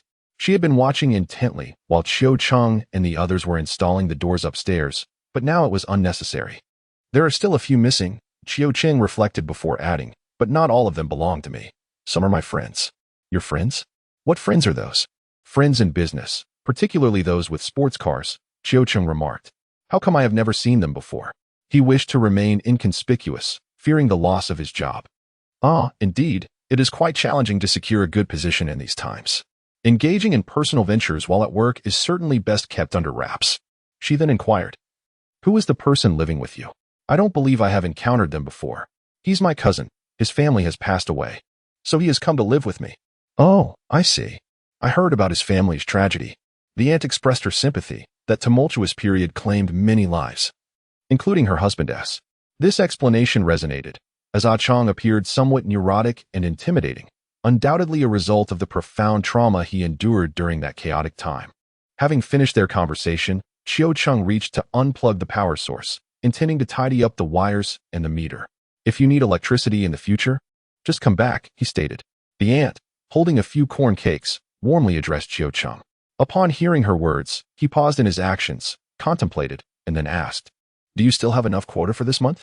"Yes, we do," she replied, initially puzzled, but soon her face brightened with a smile. "Your household is out of power, isn't it? No worries. There's no need to unplug that. You can just use it as is. And what about the electricity bill? We can settle it at the end of the month. There are only a couple of days left in this month. Let's wait until next month's end to discuss it." With the prospect of an additional source of income, the aunt was quite pleased. After the installation of a security door and the application of putty, Chiao Chung proceeded to repair the fish pond, intending to place it in Unit 1505, a modest suite comprising a single room and a bathroom, devoid of a living area. According to the original design, the kitchen was intended to be situated on the balcony. However, it was not individually partitioned, allowing residents the discretion to forego a kitchen if they deemed it unnecessary. The Jiayuan community is conveniently adjacent to Xian Nan University, where numerous students from more affluent backgrounds opt to rent accommodations off campus. Typically, these residents do not engage in cooking, as there exists a student street nearby, and the university provides dining facilities, making meals readily accessible. In the city, certain small-scale investors have strategically targeted this market, acquiring properties adjacent to the university for rental purposes, with the aim of profiting from a future increase in property values. This is a significant factor contributing to Chiao Cheng's acquisition of 10 units in the building, of which only 4 are mortgaged, otherwise, in Xian Nan City. The majority of citizens tend to favor mortgages when purchasing homes. Upon entering Unit 1505, one is greeted by a corridor. To the left lies a bathroom. After being inundated with water, a low wall, less than half a meter in height, was constructed at the end of this brief corridor. Inside the unit, there is no partition between the balcony and the interior room, except for the position intended for a sliding door, where a beam and wall supports are present. The exterior of the balcony is adorned with wrought iron railings, and within the confines of these railings, Chiao Chung has also erected a low wall. Once these 2 low walls had been sufficiently constructed, he commenced applying waterproof mortar. In order to prevent any potential leakage to the greatest extent, he applied the mortar generously in 2 successive layers. The fish pond, once completed, would measure approximately 40 square meters, with a height of less than half a meter. Considering the weight-bearing capacity of the floor, Chiao Cheng decided to maintain the water level at a mere 30 centimeters. Was it finished? That morning, Chiao Cheng and A Chang went to room 1505 to inspect whether the waterproof mortar had dried. A Chang pressed his finger against the surface of the mortar, which felt cool and firm to the touch, yet he was uncertain if that signified it was dry. Thus, he turned to inquire with Chiao Chung. "Almost there," Chiao Chung replied, meticulously examining the conditions of the room. "Will it be suitable for raising fish?" A Chang asked again. Previously, Chiao Chung had informed him that once the pond was complete, they could house the fish from home there, feeding them daily as they grew swiftly. However, the pond was not yet finished, and rain had begun to fall, causing the humidity to slow the drying process considerably. "Yes," Chiao Chung nodded, responding, "Please go and fetch a mirror." When A Chang returned with a mirror, Chiao Chung had also brought several wooden crates from another location. He placed them upside down along the inner side of the pond, neatly arranging them in a row. He then positioned the dressing mirror atop the crates, adjusting the angle to reflect the outdoor light into the room. Even in the midst of a gloomy downpour, the radiant light reflected by these mirrors brightens the interior significantly. A Chang, observing every movement of Chiao Chung, notices that as the room becomes increasingly illuminated, the expression on his face appears to mirror that brightness. "Are we filling the water?" A Chang inquired promptly, as Chiao Chung adjusted the angle of the mirrors. Rainy days, it seems, are not devoid of advantages. Recently, they have placed numerous basins and buckets on the rooftop to collect rainwater. They even crafted a rudimentary water channel using a wide tarp, securing 2 edges to the railing at one corner of the roof. while propping the other two edges with various pieces of furniture to create a slope. Rainwater falling onto the tarp flows toward the center. On rainy days, their crops require no watering, and their daily water consumption is minimal. A Chang assists Qiu Cheng in transferring the collected rainwater from the tarp into various containers, eagerly anticipating the moment when this makeshift fish pond can be put to use. First, we shall plant grass, Qiu Cheng declared. A Chang widened his eyes, puzzled by the meaning of planting grass. In the neighboring empty houses, several wooden crates have accumulated over the past few days, lined with fabric and some already filled with soil, awaiting the sun's return to sow crops. Without sunlight, no matter how abundant the spiritual energy, the crops cannot thrive. Qiu Cheng moved several wooden crates filled with soil to room 1506 and then, using a shovel, he scooped up a patch of grass along with the soil and placed it atop the crates. After filling several crates with grass, he, along with a Chang, transported these wooden crates to room 1505, placing a few in each corner of the fish pond. I'll go fetch some water. A Chang glanced around, contemplating that it was likely time to begin filling the pond. Do you know about siphoning? Qiu Cheng turned to him, a smile dancing in his eyes. I don't know. The shy-cat man lowered his head, unaware of what siphoning entailed. After all, he had only recently learned to speak. No worries, I'll teach you, Qiu Cheng chuckled, placing his arm around a Chang's shoulder as they headed to room 1501 to look for a hose. He recalled having seen a bundle of hoses when transporting various items from a Chang's outposts. The two rummaged through a pile of clutter resembling a small mountain for quite some time before finally unearthing it. Qiu Cheng took the roll of hose upstairs, rolled up his pant legs, and climbed into the makeshift water trough they had constructed with tarpaulin, above room 1505. He let one end of the hose dangle from the roof, assessing its length before securing it to the railing with a piece of rope. After examining the remaining length of hose, he retrieved a small knife from his pocket and cut it, setting the excess aside. He then connected the remaining hose to the one below and placed it conveniently into the water trough beneath him. After completing these tasks, Qiu Cheng led a Chang downstairs and entered room 1505. He pulled the hose hanging over the railing back inside. A Chang then witnessed him place the hose in his mouth and begin to suck. As he drew in air, water began to flow out in a continuous stream. Qiu Cheng discarded the hose onto the floor, where it continued to leak, and a Chang watched in as the water level in the pool rose, soaking the ground and gradually creeping higher until it submerged their feet. Let's go upstairs and take a look, Qiu Cheng suggested at that moment. A Chang had no objections and dutifully followed him up to the rooftop. They stood by the water tank, waiting for the rainwater to be sufficiently siphoned. When the water level was low enough, Qiu Cheng climbed in, using his thumb to block the hose's opening as he retrieved it from the shallow puddle and placed it beside a large water jug next to the tank. A Chang observed as he skillfully maneuvered the hose from one container to another, gradually draining the rainwater without exerting any effort, allowing it to flow seamlessly into the repaired fish pond. As Qiu Cheng siphoned the water, he instructed a Chang to run down and check. When the water in the fish pond reached the red line he had painted along the wall, he pulled the hose out of the water. This time, he did not use his thumb to seal the opening. As the end of the hose broke the surface, air rushed in, signaling the end of the siphoning process. Was that fun? Qiu Cheng couldn't help but chuckle. Yes. A Chang nodded vigorously in agreement. Do you want to learn how to do it? Qiu Cheng inquired. Absolutely. A Chang eagerly affirmed. Very well, let us commence our lessons today, Qiu Cheng declared. Outside, the rain drizzled gently as Qiu Cheng and a Chang lingered on the rooftop for a while, both soaked by the persistent downpour. Upon descending, they first poured the fish into the newly constructed pond on the 15th floor, then proceeded to boil a large pot of hot water. After enjoying a refreshing shower, they began their lessons. Although Qiu Cheng did not possess elementary school textbooks, he had a Xinhua dictionary on his shelf. He began by teaching A Chang the 26 Chinese pinyin letters, encouraging him to use the dictionary to recognize characters independently. Previously, A Chang had merely mimicked Qiu Cheng's pronunciation. But after learning pinyin, he grasped the origins of these sounds. However, after a prolonged silence, his vocal cords seemed somewhat stiff, resulting in an odd intonation. For this, Qiu Cheng could only encourage him to practice more. Goose, goose, goose, with a curved neck singing to the sky. On yet another rainy day, neither Qiu Cheng nor a Chang ventured outside. The cat boy furrowed his brow on the sofa, deeply engrossed in a book of nursery rhymes that Qiu Cheng had procured from the night market. Meanwhile, Qiu Cheng sat at the opposite end of the sofa, chopping chili peppers on a cutting board placed on the coffee table. A few days prior, he had inquired with Old Feng about the recipe for tomato chili sauce. With the incessant rain, their visits to the night market had dwindled. While most items at home remained in good condition, the tomatoes were perishing, and it would be a pity to let them rot. Simply making plain tomato sauce lacked appeal for the spice-loving residents of Newnan City. The method was remarkably straightforward. Requiring no lengthy cooking, one merely needed to chop the tomatoes, peppers, ginger, and garlic, and then season them with a bit of salt to marinate for several days. In recent days, Xiao Cheng has diligently prepared an ample supply of tomato chili sauce, intending to sell it once the weather improves. He has also cultivated a variety of Chinese cabbage on the terraces of Units 1506 and 1507, where, despite insufficient sunlight, the cabbages continue to thrive.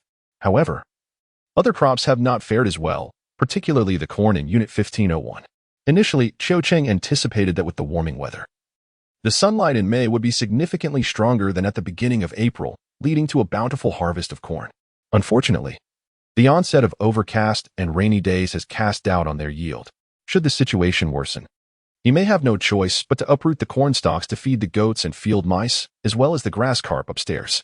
A Chong read 2 nursery rhymes, but soon lost patience and yawned, meandering over to watch Xiao Cheng chop the peppers.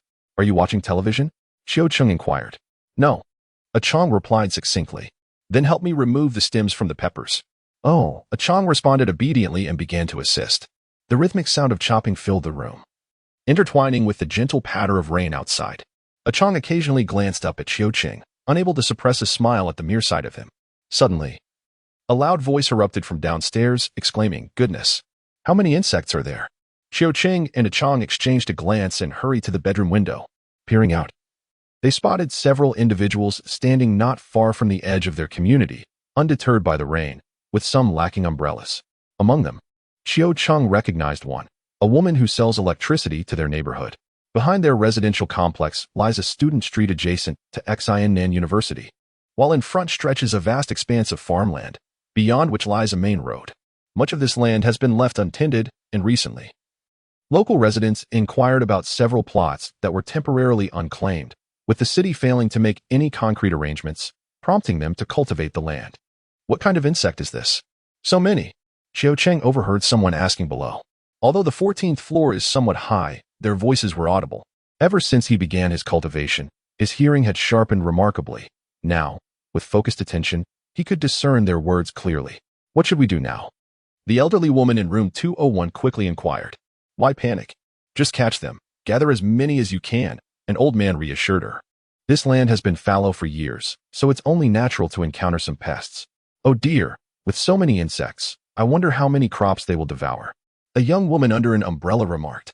"What nonsense are you spouting? Won't they apply pesticides if there are pests?" The old man retorted sternly. "Even if this crop is damaged, can't they plant another? Why are you being so harsh?" "I'm merely expressing my concerns," the woman countered. "Furthermore, it is not as simple as just planting another crop. Seeds must be available first. Haven't you heard that many seed companies have been destroyed?" The woman displayed a certain quick wit, her words resonating with reason, albeit touching upon a sensitive subject. "Thank you. You two are such helpful souls." The elderly woman from room 201 expressed her gratitude. Xiao Cheng generally refrained from engaging with the residents, unaware that her surname was Chun, as they affectionately referred to her as Aunt Chun. "I'm helping my grandmother catch insects," a young girl's tender voice chimed from beneath the umbrella. The young girl hesitated for a moment, but ultimately complied, leading her brother home. What was a mere drizzle compared to the torrential floods of '98? Just a few steps into their journey, they spotted Xiao Cheng and A Chong emerging from the building, the latter clutching a red bucket. On such a rainy day, where could they possibly be headed? Chen, recognizing Xiao Cheng, could hardly pretend not to see them and felt compelled to greet him. "We're off to catch some insects to feed the field mice," Xiao Cheng replied with a smile. Chen regarded the young man before her, whose gentle smile made him appear quite amiable, much more so than when he had previously come to her for electricity, offering corn cakes in exchange. "Why not come to my plot? The crops are nearly devoured by pests," Chen suggested to Xiao Cheng. "Certainly," he responded, and thus accompanied her to the fields, with A Chong naturally joining as well. The others, witnessing this interaction, couldn't help but display expressions of surprise. They had previously heard Aunt Chen mention Xiao Cheng purchasing electricity with corn cakes, which seemed inconsequential at the time. After all, he had food to spare. But why now? Of all times, these onlookers were not naive. They understood that he was there to lend a helping hand. And their perceptions of Qiu Cheng and Chang began to shift. Initially, they had regarded them with suspicion, as single men without families often elicited a sense of wariness in such times. Qiu Cheng spoke little, merely nodding to greet them before he and Chang headed towards the fields. Aunt Chen's plot was primarily dedicated to corn, as during these times, everyone favored cultivating it, not out of sheer preference, but for its high yield and ability to stave off hunger. Alas, such misfortune. I have observed the recent heavy rains. There is no need for much irrigation. Truly a stroke of calamity. Just days ago, I spotted a few pests and thought I could manage them, yet now, so many have emerged. As Aunt Chen busily gathered the insects, her heart ached, and she lamented. The only one who seemed pleased was perhaps Chang. Having never experienced a better life, his memories painted the world in its current state, which he deemed sufficient. With Qiu Chang by his side, who possessed various skills and delighted him with many treats, he felt content. Qiu Chang, so many bugs. Chang exclaimed excitedly after gathering a round of insects, cradling a water bucket. Oh, Qiu Cheng responded with a smile, prompting Chang to joyfully continue his hunt. At 26, Qiu Cheng estimated Chang's age to be around the same. Their exchange hardly constituted an argument. Qiu Cheng was puzzled by her inquiry. It's nothing. Let them argue. That old coot is my father-in-law, idling away at home, constantly meddling. He is driving me to distraction, she said, waving her hand dismissively. What are you saying? At that moment, her husband approached. Don't let him overhear. Otherwise, our home will be in disarray again. Fear him? He incessantly boasts about his past contributions to the family. Bah, those were merely his obligations. What kind of man intends to marry and raise children without the intention of supporting his family? Just look at him. He seems to treat your mother as a mere servant. I merely remarked, Mother has worked hard today for wild vegetables, and he berated me, claiming I lacked respect for my elders. Bah, a shameless old man. The more she spoke, the angrier she became, almost ready to unleash a torrent of curses. Ah, how embarrassing. Her husband awkwardly smiled at Qiu Cheng, who noticed that he appeared to be around 28 or 29, of average build, standing beside his wife and appearing somewhat diminutive, with an unremarkable appearance and a gentle demeanor.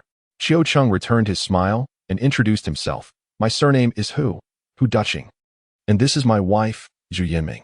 Hu Dutching added, initially, my father opposed our marriage, saying that when our names were combined, they formed Qingming, which is rather inauspicious. Zhu Yinming interjected, I am Zhu Yinming. Qiu Cheng continued, I am Qiu Cheng, and this is my younger brother, Chang. A simple introduction ensued. Thank you. How quickly do they grow? Not very quickly. I've heard it takes 2 to 3 months for them to mature. Previously, I obtained a litter of young mice, and they've only just reached half size. Ah, how difficult it is to catch these field mice. How did you manage to catch them? Where could I possibly catch them? Qiu Cheng chuckled and replied, I had someone gather them from the village. Well, if there are any more in the future, could you perhaps procure a few pairs for us? Hu Dutching inquired, a hint of embarrassment in his tone. Currently, it is difficult to gather field mice, and I have already sold everything I could. All that remains are some half-grown ones. Would you be interested? Since they were neighbors, it would have been acceptable if the other party had chosen to remain silent. However, given that they had initiated the conversation, Qiu Cheng felt reluctant to decline.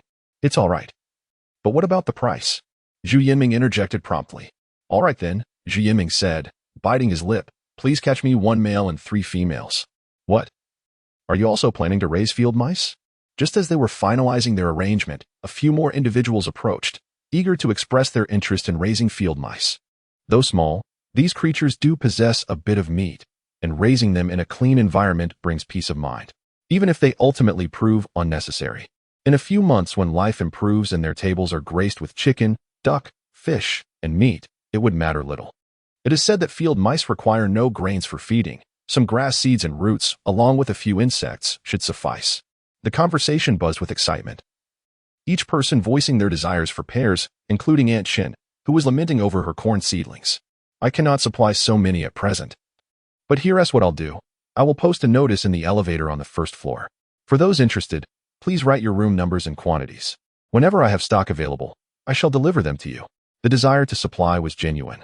Yet releasing this batch of field mice would significantly reduce the population in their household, impacting future breeding and growth. Old Liang, are you almost done catching them over there? Zhu Yinming called out to the person in the adjacent field. I have already caught all the pests in my plot, but there are still plenty in the nearby wasteland. Alas, they will surely crawl over here soon. An elderly gentleman, clad in spectacles and presumably in his 50s or 60s, responded with a hint of resignation as he rose from the furrow, his white shirt speckled with mud and his trousers even more so, though their dark hue concealed the stains. He appeared quite disheveled, soaked to the skin by the rain.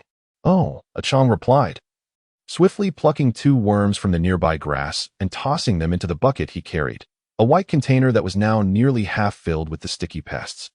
Some were collected by them, while others had been contributed by others. On this rainy day, after spending considerable time at the field's edge, everyone was covered in a mix of mud and water. Aunt Chen expressed her apologies and promised that once this crop of corn matured, she would treat everyone to sweet corn. Qiu Cheng's hair was drenched, nearly saturating his scalp, with his bangs clinging damply to his forehead. The spring rain had rendered him almost luminous, captivating Chang's gaze. Chang nonchalantly shifted his attention to the terrace, his ears tinged with crimson. "We'll head to the night market soon," Qiu Cheng added. "What will we sell?" Chang inquired, recalling that their family had recently pickled chives and scallions.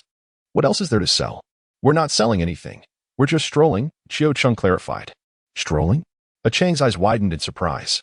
On that night, Qiu Cheng had brought nothing with him, and together with Chang, they sheltered under a large black umbrella as they walked to the night market.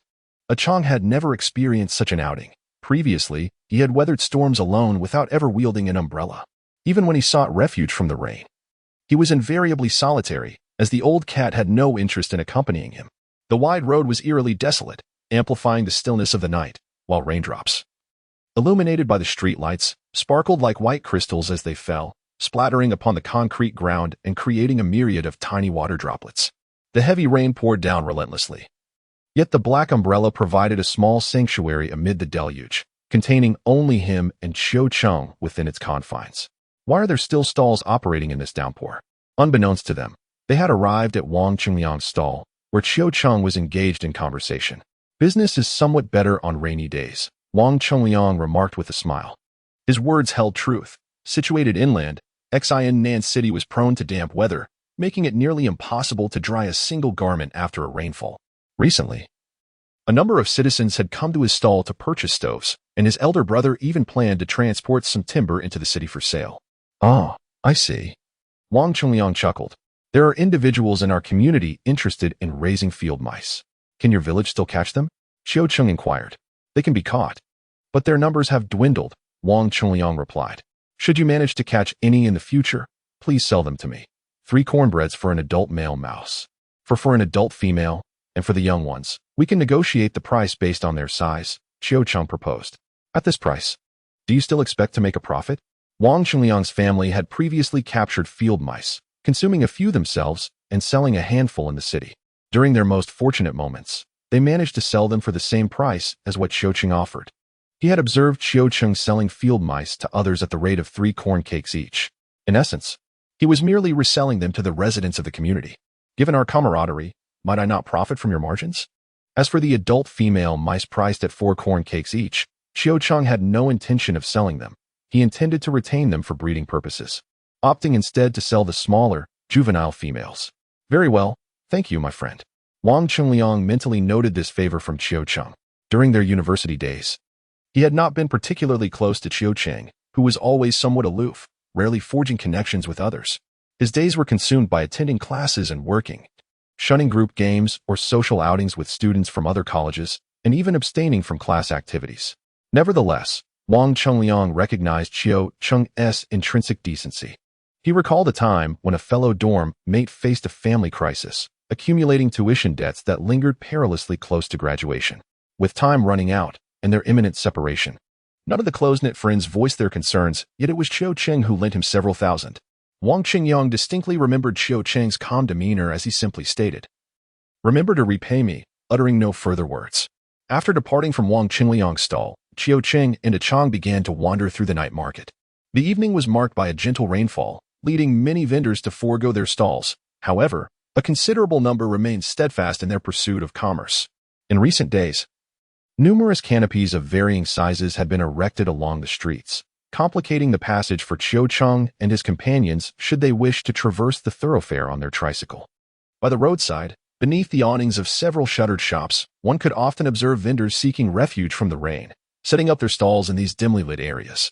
The inclement weather further shrouded the surroundings in darkness, and with fewer patrons venturing out to explore the night market, the atmosphere appeared notably desolate. Among the vendors, one had even climbed atop a stool, their lively shouts drawing a crowd. Their offerings were vibrant and appealing, creating a lively ambience around their stall.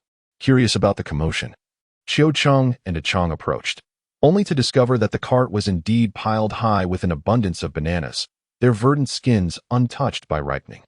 1 banana for a corn pancake? That seems exorbitant, remarked one. Indeed, I find even half a corn pancake to be too dear, the other agreed.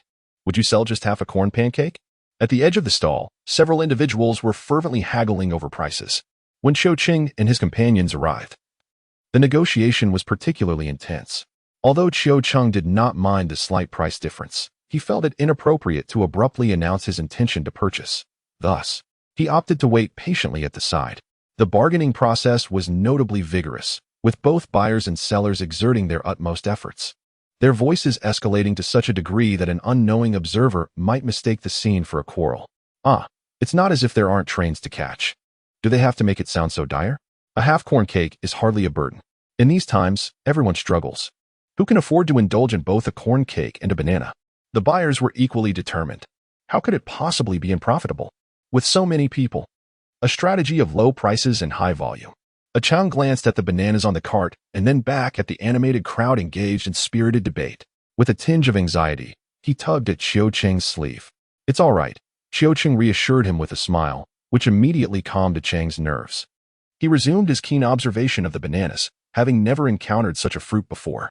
Judging by the crowd's reaction, they must be quite delicious. He wondered how many Qiu Cheng intended to purchase for him. After a significant passage of time, around half an hour, the crowd around the cart had swelled. The young man who had been calling out from the stool finally descended, declaring, "Let us lower the price a bit. It's better to sell than to let it go unsold." With that, he exchanged knowing glances with several others. The other young men swiftly grasped his meaning. "Oh well, let us consider this trip a wasted effort. 2 corn cakes and 3 bananas. The villagers can choose for themselves. There are no cheaper options available." Qiu Cheng, with clear eyes and a discerning mind, instantly recognized the situation. It was evident that they had likely conspired beforehand. Given the number of people present, he was not the only one who noticed, yet it seemed negotiating a better price was now out of the question. "Cut me 6 from here," he stated. Acknowledging the situation was settled, Qiu Cheng no longer hesitated and was the first to purchase bananas. Very well. One of the young men nearest to him promptly took the bunch of bananas, skillfully separated 6, and tied them together with a slender straw rope through the gaps. He first accepted the 4 corn cakes that Qiu Cheng handed over before passing the bananas back. The nationwide militarized management had concluded over 2 months ago. Although life remained arduous for many, goods were beginning to circulate between regions. Qiu Cheng observed vendors selling kelp and seaweed at the night market, as well as a storefront displaying signs for flour and soybeans. Nevertheless, he had no intention of making purchases at that moment, understanding well that these items were likely quite expensive. Upon returning to Jiayuan community, Qiu Cheng spotted a sheet of white paper that Aunt Chun and the others had posted in the elevator area. The paper listed the apartment numbers and the quantities of field mice each household intended to buy. Qiu Cheng noted the first few sets of numbers before taking the elevator to the 14th floor with the Chang. Regarding the issue of elevator usage, the residents of this building have reached a consensus. When descending, they should primarily rely on walking. They strive to conserve energy whenever possible and refrain from unnecessary trips. As for the remaining matters, they will deal with them as they come. Fortunately, there are no individuals with disabilities in their building. Upon returning home, Qiu Cheng retrieved a bucket, placing several clean cloths inside before adding a few bananas. He then sprinkled some white liquor into the bucket. This half bottle of liquor had been salvaged from a previous operation led by a Chang, since it had been opened and stored for several years. Qiu Cheng was hesitant to consume it or use it as a seasoning. However, it served well to accelerate the ripening of the bananas. Finally, he covered the bucket and set it in the corner of the small dining area opposite the kitchen.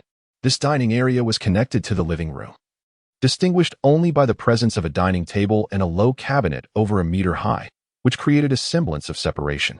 In the following days, a Chang visited the bananas multiple times, occasionally lifting the bucket lid when Qiu Cheng was distracted, peering through the gap to observe the changes in the bananas. He watched as the fruit gradually turned yellow, its fragrance becoming increasingly intense. You shouldn't keep lifting the lid, Qiuqing thought, knowing exactly what Chang was up to. He too wished for Chang to enjoy the bananas sooner, but how could they ripen quickly with the lid being frequently lifted? How many more days? Chang licked his fingers, gazing at the bucket before him. Let's wait a couple more days and see, Qiuqing replied, uncertainty lingering in his voice. In recent days, the city of Xinan has been enveloped in relentless rain, a characteristic of this region where numerous days throughout the year are marked by precipitation, particularly in May and June when the downpours seem ceaseless.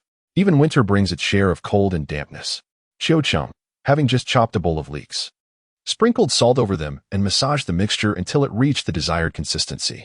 He then added previously minced chili peppers, blending them harmoniously before filling a prepared glass jar to the brim, sealing it tightly, and placing it in the corner beside the sofa. This corner has now accumulated quite a collection of jars, containing tomato chili sauce, chili leeks, and chili scallions, all crafted by Qiuqing in recent days. The jars used for these pickled vegetables are second-hand, yet he has meticulously cleaned and sanitized them with boiling water. For it is unlikely that anyone would fuss over such details in these times, though Qiuqing and his companions lead a tranquil existence. This tranquility does not reflect the true state of Xinan at present. What else could it be? We must resolutely eradicate the caterpillars to prevent their metamorphosis into moss that may migrate northward to ravage the crops. Wenhai brushed the rainwater from his hair and, with a hint of irritation, remarked, who doesn't he know we need to exterminate them? Damn it, this rain is relentless, and the pesticide shows little effect. He continued.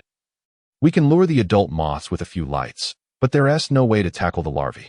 Remember how we managed it at the temporary base? We sprayed the pesticide, and those that survived were dealt with by sending people into the fields to catch them. With the incessant rain lately, the spraying has yielded minimal results. Do you think we should recruit more hands? A tall, older man interjected. I refuse to believe it. Evenhai remarked, in recent days, you've been spreading the word that we are collecting caterpillars, offering half a corn cake for each pound of the pests. Why not raise chickens instead? A robust man inquired. Chickens are ideally suited for this purpose, and they grow faster than pigs. Those so-called broiler chickens can be ready for slaughter in just 45 days. Even if one opts not to raise broilers, 3 months should suffice, wouldn't you agree? Which do you prefer to eat, pork or chicken? Evenhai posed the question. Pork. The sturdy man responded without hesitation. Pork is rich and desirable. Who wouldn't want it? Then that settles it, Evenhai concluded. They deliberated further and concluded that while they could indeed collect the caterpillars, they must not do so indiscriminately. They decided to announce a collection period from May 9th to May 11th, spanning 3 days, after which they would reassess the situation to determine whether to continue the collection and in what quantities. Soon, they erected a red tent at the train station square and disseminated the information that they were collecting caterpillars, offering half a corn cake for each pound. They also plastered colorful flyers throughout the streets of Xinan City to promote the initiative. In no time, word spread that on May 9th, there would be a collection of caterpillars at the train station square, exchanging a pound of caterpillars for half a corn cake. Although catching a pound of caterpillars is no simple task, and half a corn cake is hardly substantial, it is certainly better than nothing. These days, life is challenging for everyone. Every little bit helps, and gathering caterpillars is beneficial in itself. Collecting more of these pests means less harm to the crops, ensuring the stability of grain production, which ultimately leads to a better quality of life for all.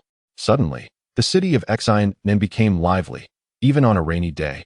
Qiuqing and his companions, standing on the upper floor, could see numerous individuals clad in raincoats or wielding umbrellas of various hues, scouring the ground for insects. As dawn broke, Chang slowly opened his eyes to the gentle morning light. Tilting his head, he scanned the space beside him and indeed found that Qiuqing was no longer there. He yawned and sat up from his bed, feeling the 2 eggs nestled in his pocket, still silent. While Qiuqing suggested they might be spoiled, Chang knew otherwise. He sensed that the chicks were on the verge of breaking free from their shells.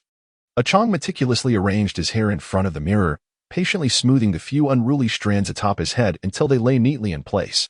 Satisfied with his appearance, he exited the room. At that moment, Qiuqing sat cross-legged near the door by the terrace, a cushion beneath him. His legs were folded in a traditional position, hands resting in a meditative mudra, his posture perfectly aligned, neither slumped nor rigid, neither bowed nor elevated. His eyes were gently closed, clearly immersed in deep meditation. Chang approached Qiu Cheng with silent steps, gradually crouching down to observe the man meditating in the morning light. To Chang's eyes, Qiu Cheng appeared remarkably serene during his practice, as if his entire aura had settled into a tranquil harmony with the surrounding nature, nearly blending with the leaves and fruits on the terrace. This sight left Chang feeling unsettled. After a prolonged gaze, he reluctantly moved away. No matter how long he lingered, Qiu Cheng would not open his eyes to acknowledge him, which disheartened Chang. He first ascended to the 15th floor, where he tended to the crops growing on the terrace and balcony, weeding and removing pests, while also administering fertilizer, since it had not rained since yesterday afternoon, and they had neglected to water the plants the previous evening. He discovered that the soil in many wooden baskets had already begun to dry. Chang then took the insects he had collected and the weeds he had pulled to room 1505, where he fed them to the fish in the pond. The pond housed 4 species of fish, with the smallest being the crucian carp, yet they were the most aggressive. As Chang tossed a handful of insects into the water, they splashed about, competing fiercely for the food and creating a flurry of white ripples on the surface. The grass carp, in contrast, exhibited a more refined demeanor, gently swimming to the various corners of the pond where he had scattered the fresh grass. They nibbled delicately, though the room's corners were also adorned with grass, some of which drooped into the pond, serving as readily available sustenance.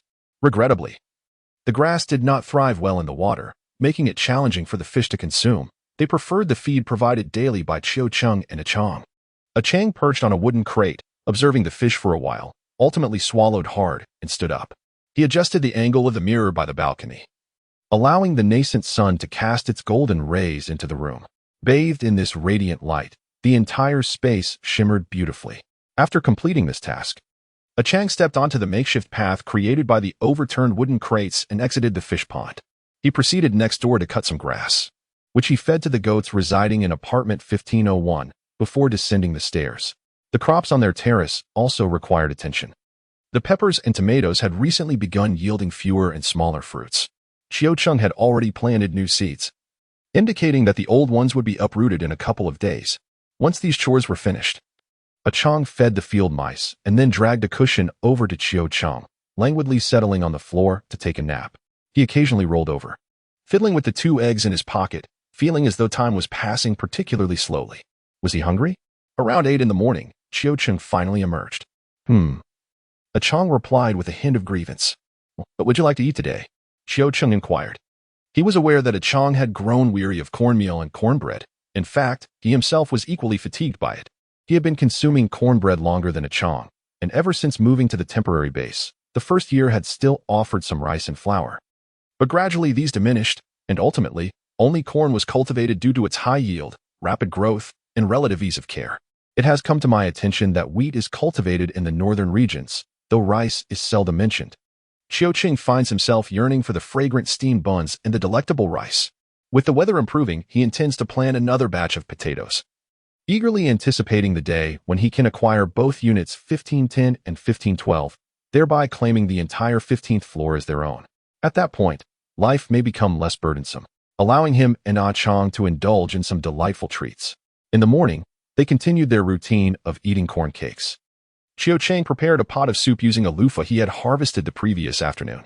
The broth was light and devoid of any oil. Yet Chang seemed to appreciate the loofah's flavor, consuming 2 generous bowls. After their meal, they peeled the last 2 bananas and savored them while watching television, taking bites of the fruit. Once indifferent to bananas, Qiu Cheng now found them remarkably sweet. Upon finishing, Chang gazed at the banana peel in his hand, sighing with a hint of regret. As evening fell, Qiu Cheng and Chang ventured to the night market to sell the batch of pickled condiments they had recently prepared. After days of rain, the skies finally cleared, prompting many citizens to emerge early to enjoy the vibrant night market, which was already bustling before dusk.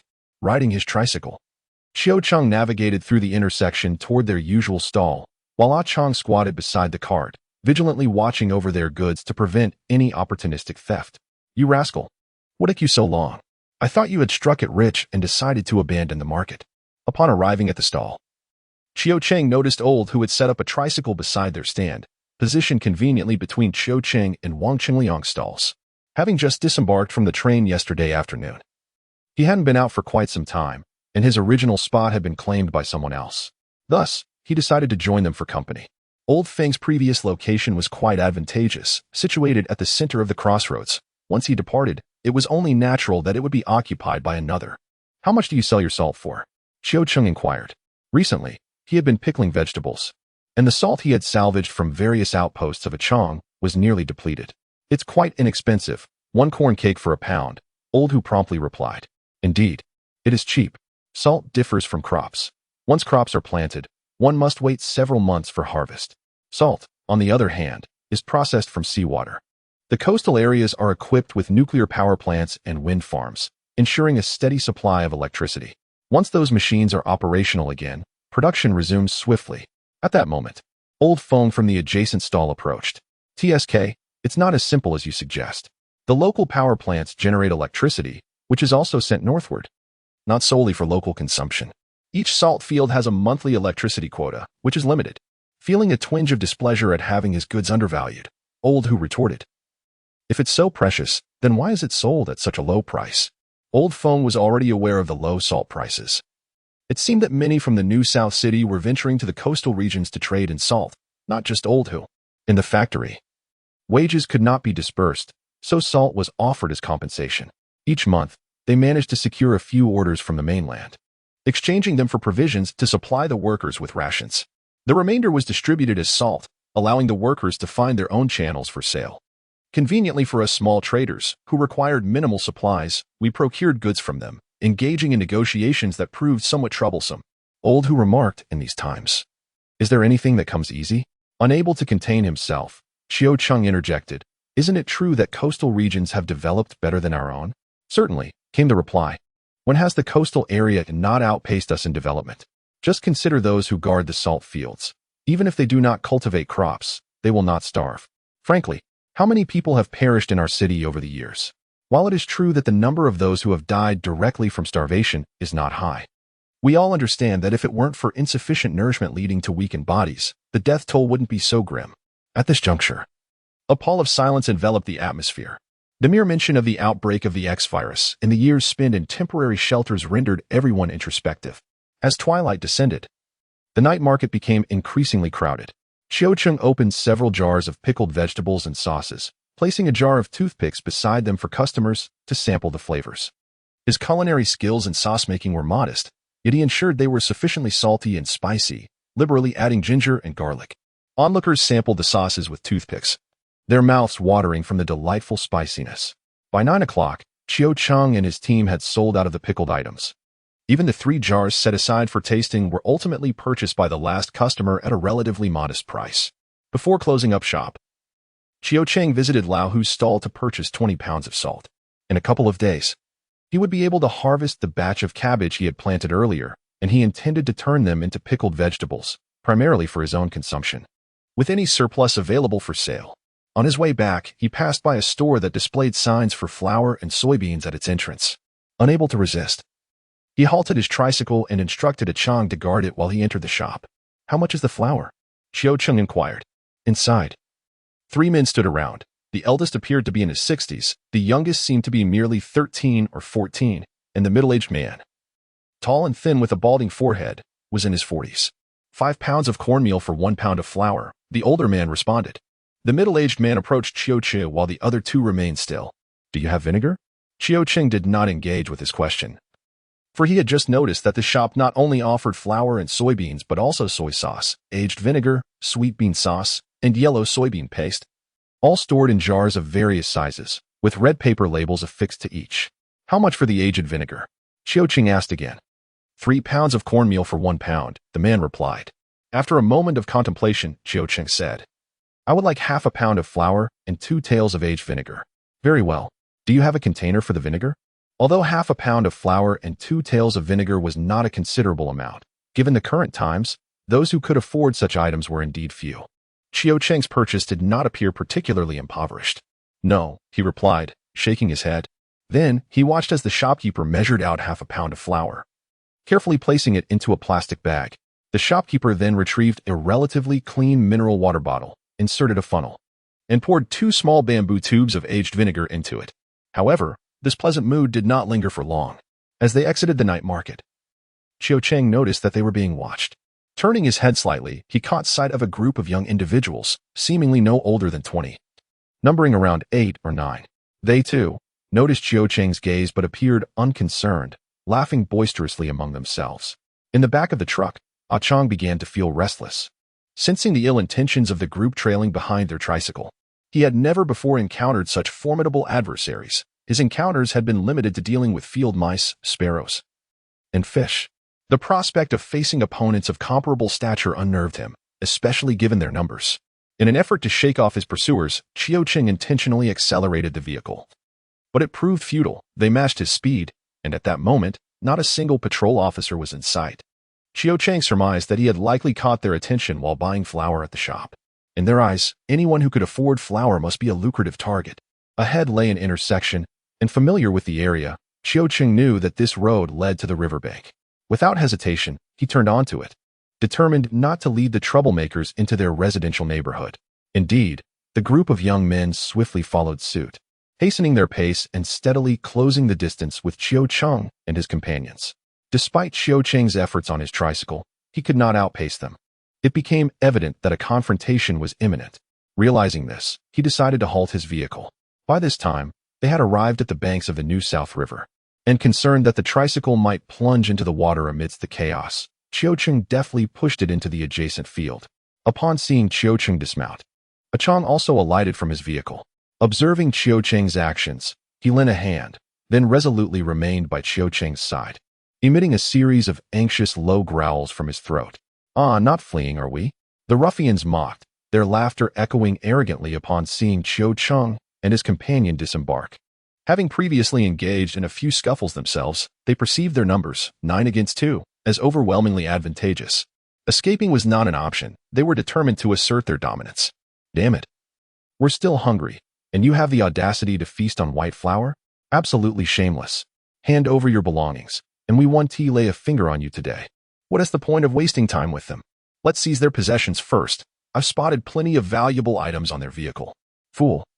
This meager haul is hardly worth our time. We must pay a visit to their home afterward." In the eyes of these individuals, Qiu Cheng and his companions had become mere fish on a chopping board. However, Qiu Cheng harbored a different sentiment. Before he embarked on his cultivation journey, when he was still solitary, such a predicament would have left him with no choice but to accept his fate. Yet, times had changed. Before they could approach, Qiu Cheng charged at them with determination, followed closely by Ah Chong without hesitation. The night was shrouded in darkness, and along the banks of the Nan River, streetlights were absent, for no one would venture into such dimness at this hour, rendering the expenditure of electricity unnecessary. Nevertheless, under the moonlight, Qiu Cheng could discern the thugs with clarity. These boys, aged 17 or 18, possessed a certain ferocity. Upon witnessing Qiu Cheng and his group rushing towards them, they realized they had encountered formidable opponents. Yet, fear was a foreign concept to them. Their bravado led them to adopt a reckless stance. Previously, Qiu Cheng was not adept at fighting. As a child from a single-parent family, he had always refrained from causing trouble to spare his mother worry. Now, amidst the fray, he grappled with a group of thugs, utilizing fists, kicks, and even headbutts, employing every tactic at his disposal. Although he had attained a modicum of skill, he was far from a martial arts master and sustained a few blows in the chaos. Suddenly, he heard the ominous sound of a blade slicing through fabric. Instinctively, he moved in the opposite direction with utmost speed, only to feel warmth spreading across his arm as a liquid trickled down his skin. Ah! Ah Chong lunged forward, forcefully bringing the thug wielding the knife down onto the pavement. Ah Chang! With a commanding shout, Qiu Cheng lifted his leg and forcefully kicked the thug, who was still grappling with him, into the water. He then hurried over and seized Ah Chong by his clothing, attempting to pull him away from the thug. However, despite his efforts, Ah Chong remained unyielding. "Ah Chong!" Qiu Cheng barked sternly, aware that he could not afford to take a life. With 9 individuals present, the consequence of one death would render the remaining witnesses. Was he to eliminate them all? Let him go. He softened his tone, clearly observing the thug on the ground, who was now struggling for breath. Ah Chong remained silent and motionless, yet in their shared gaze, his previously resolute demeanor began to soften. The fierce intent in his eyes gradually gave way to a mixture of indignation and reluctance. "Be good, obey me." Qiu Cheng gently ruffled his hair and pulled him up from atop the thug. Coughing violently, the thug gasped for air. having genuinely believed that this madman would end his life. Although they typically engaged in wrongdoing, he had never encountered such overt murderous intent directed at himself. In that moment, fear enveloped him. However, his nightmare was far from over. Once A Chang stood, Chiao Cheng crouched beside him, swiftly snatching the short knife from his grasp. Without a flicker of hesitation, he plunged it directly towards A Chang's neck. In that instant, the shadow of death loomed ominously over him. Clang! The blade pierced the concrete floor, emitting a sound that was not particularly crisp. As the edge grazed his neck, it broke the skin, allowing a few drops of crimson blood to trickle down the blade. Next time, I shall slay you all and cast your bodies into the Xian River. Chiao Cheng's emotionless voice echoed in his ears. He did not wish to take a life. He longed to keep his hands, alongside A Chang's, untainted by blood.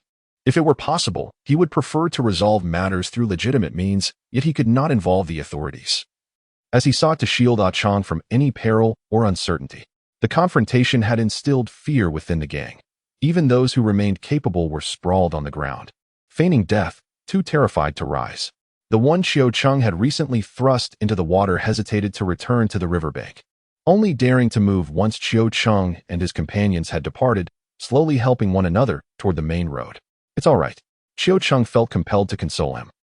A Chang remained silent, cautiously leaning closer to examine Chiao Cheng's injured arm before lifting his gaze to meet Chiao Cheng's, his expression one of utter bewilderment.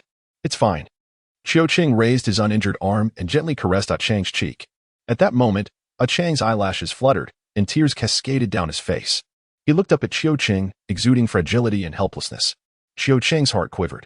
His lips moved, yet ultimately, he uttered nothing, merely wiping away the tears that adorned A Chang's face. He had grown accustomed to a solitary existence, harboring no grand ambitions and possessing little foresight for the future. Yet now he found himself compelled to contemplate such matters. In the past, within the temporary base, the implementation of militarized management ensured that, despite the hardships, order prevailed. Although there were clandestine factions operating in the shadows, they deemed individuals like Chiao Cheng unworthy of their attention, sparing him from trouble. Rarely did he encounter provocateurs then, for the stringent regulations of the temporary base dissuaded most from causing disturbances. Now, however, the landscape had shifted. With an increase in his possessions, Chiao Cheng naturally became a target, and the absence of militarized oversight rendered him more vulnerable. In confrontations, he no longer possessed the same carefree attitude he once had. Previously, he would engage without hesitation, whether it meant fighting or visiting the police station, unencumbered by reservations. But now, the situation was markedly different. Observing A Chang, Chiao Cheng felt a tumult of emotions. A Chang's constitution was extraordinary, and the reasons for this eluded Chiao Cheng, as did A Chang's own explanations. Yet, a faint suspicion lingered in Chiao Cheng's mind. Perhaps the peculiarities exhibited by A Chang were tied to the emergence of the new breed. With this conjecture taking root, Chiao Cheng was all the more reluctant to expose A Chang's existence, fearful that he might attract the attention of those with ulterior motives. Had it been 5 years ago, at the onset of the X-virus outbreak, amidst the chaos of that time, it would not have been particularly difficult to exploit the disorder and assume another's identity. Now, however, such possibilities have vanished. The identity and household registration management in their nation is already stringent, compounded by years of militarized governance, where every detail is meticulously accounted for, leaving even a mosquito seemingly required to be registered. In such an environment, a living individual like A Chang finds no loopholes to exploit, even if there were. They lack the necessary connections to pursue any course of action. That evening, Chiao Cheng did not abandon his meditation. He was acutely aware of the benefits that his cultivation brought him. Had it been in the past, even with determination, he might have struggled against 2 such ruffians. In the realm of combat, being outnumbered has always been a significant disadvantage, in these times, whose fists are not formidable. Just moments ago by the riverbank, Chiao Cheng had effortlessly knocked down 3 opponents single-handedly, a considerable improvement for him. Had the scene not been so chaotic, and had both he and A Chang possessed more combat experience, they might not have suffered such a blow. Chiao Cheng focused his mind, casting aside all distractions, and soon entered a state of tranquility. A Chang, curled up on the nearby bed, initially lay still, but once Chiao Cheng fell into meditation, he sat up, leaning closer to sniff at Chiao Cheng's wound, emitting a few mournful low sounds from deep within his throat. Ultimately, he languidly settled beside Chiao Cheng, feeling the 2 round, smooth objects on his abdomen. A Chang couldn't help but bare his teeth, unfastening his waist pouch with the intention of discarding them onto the floor to shatter.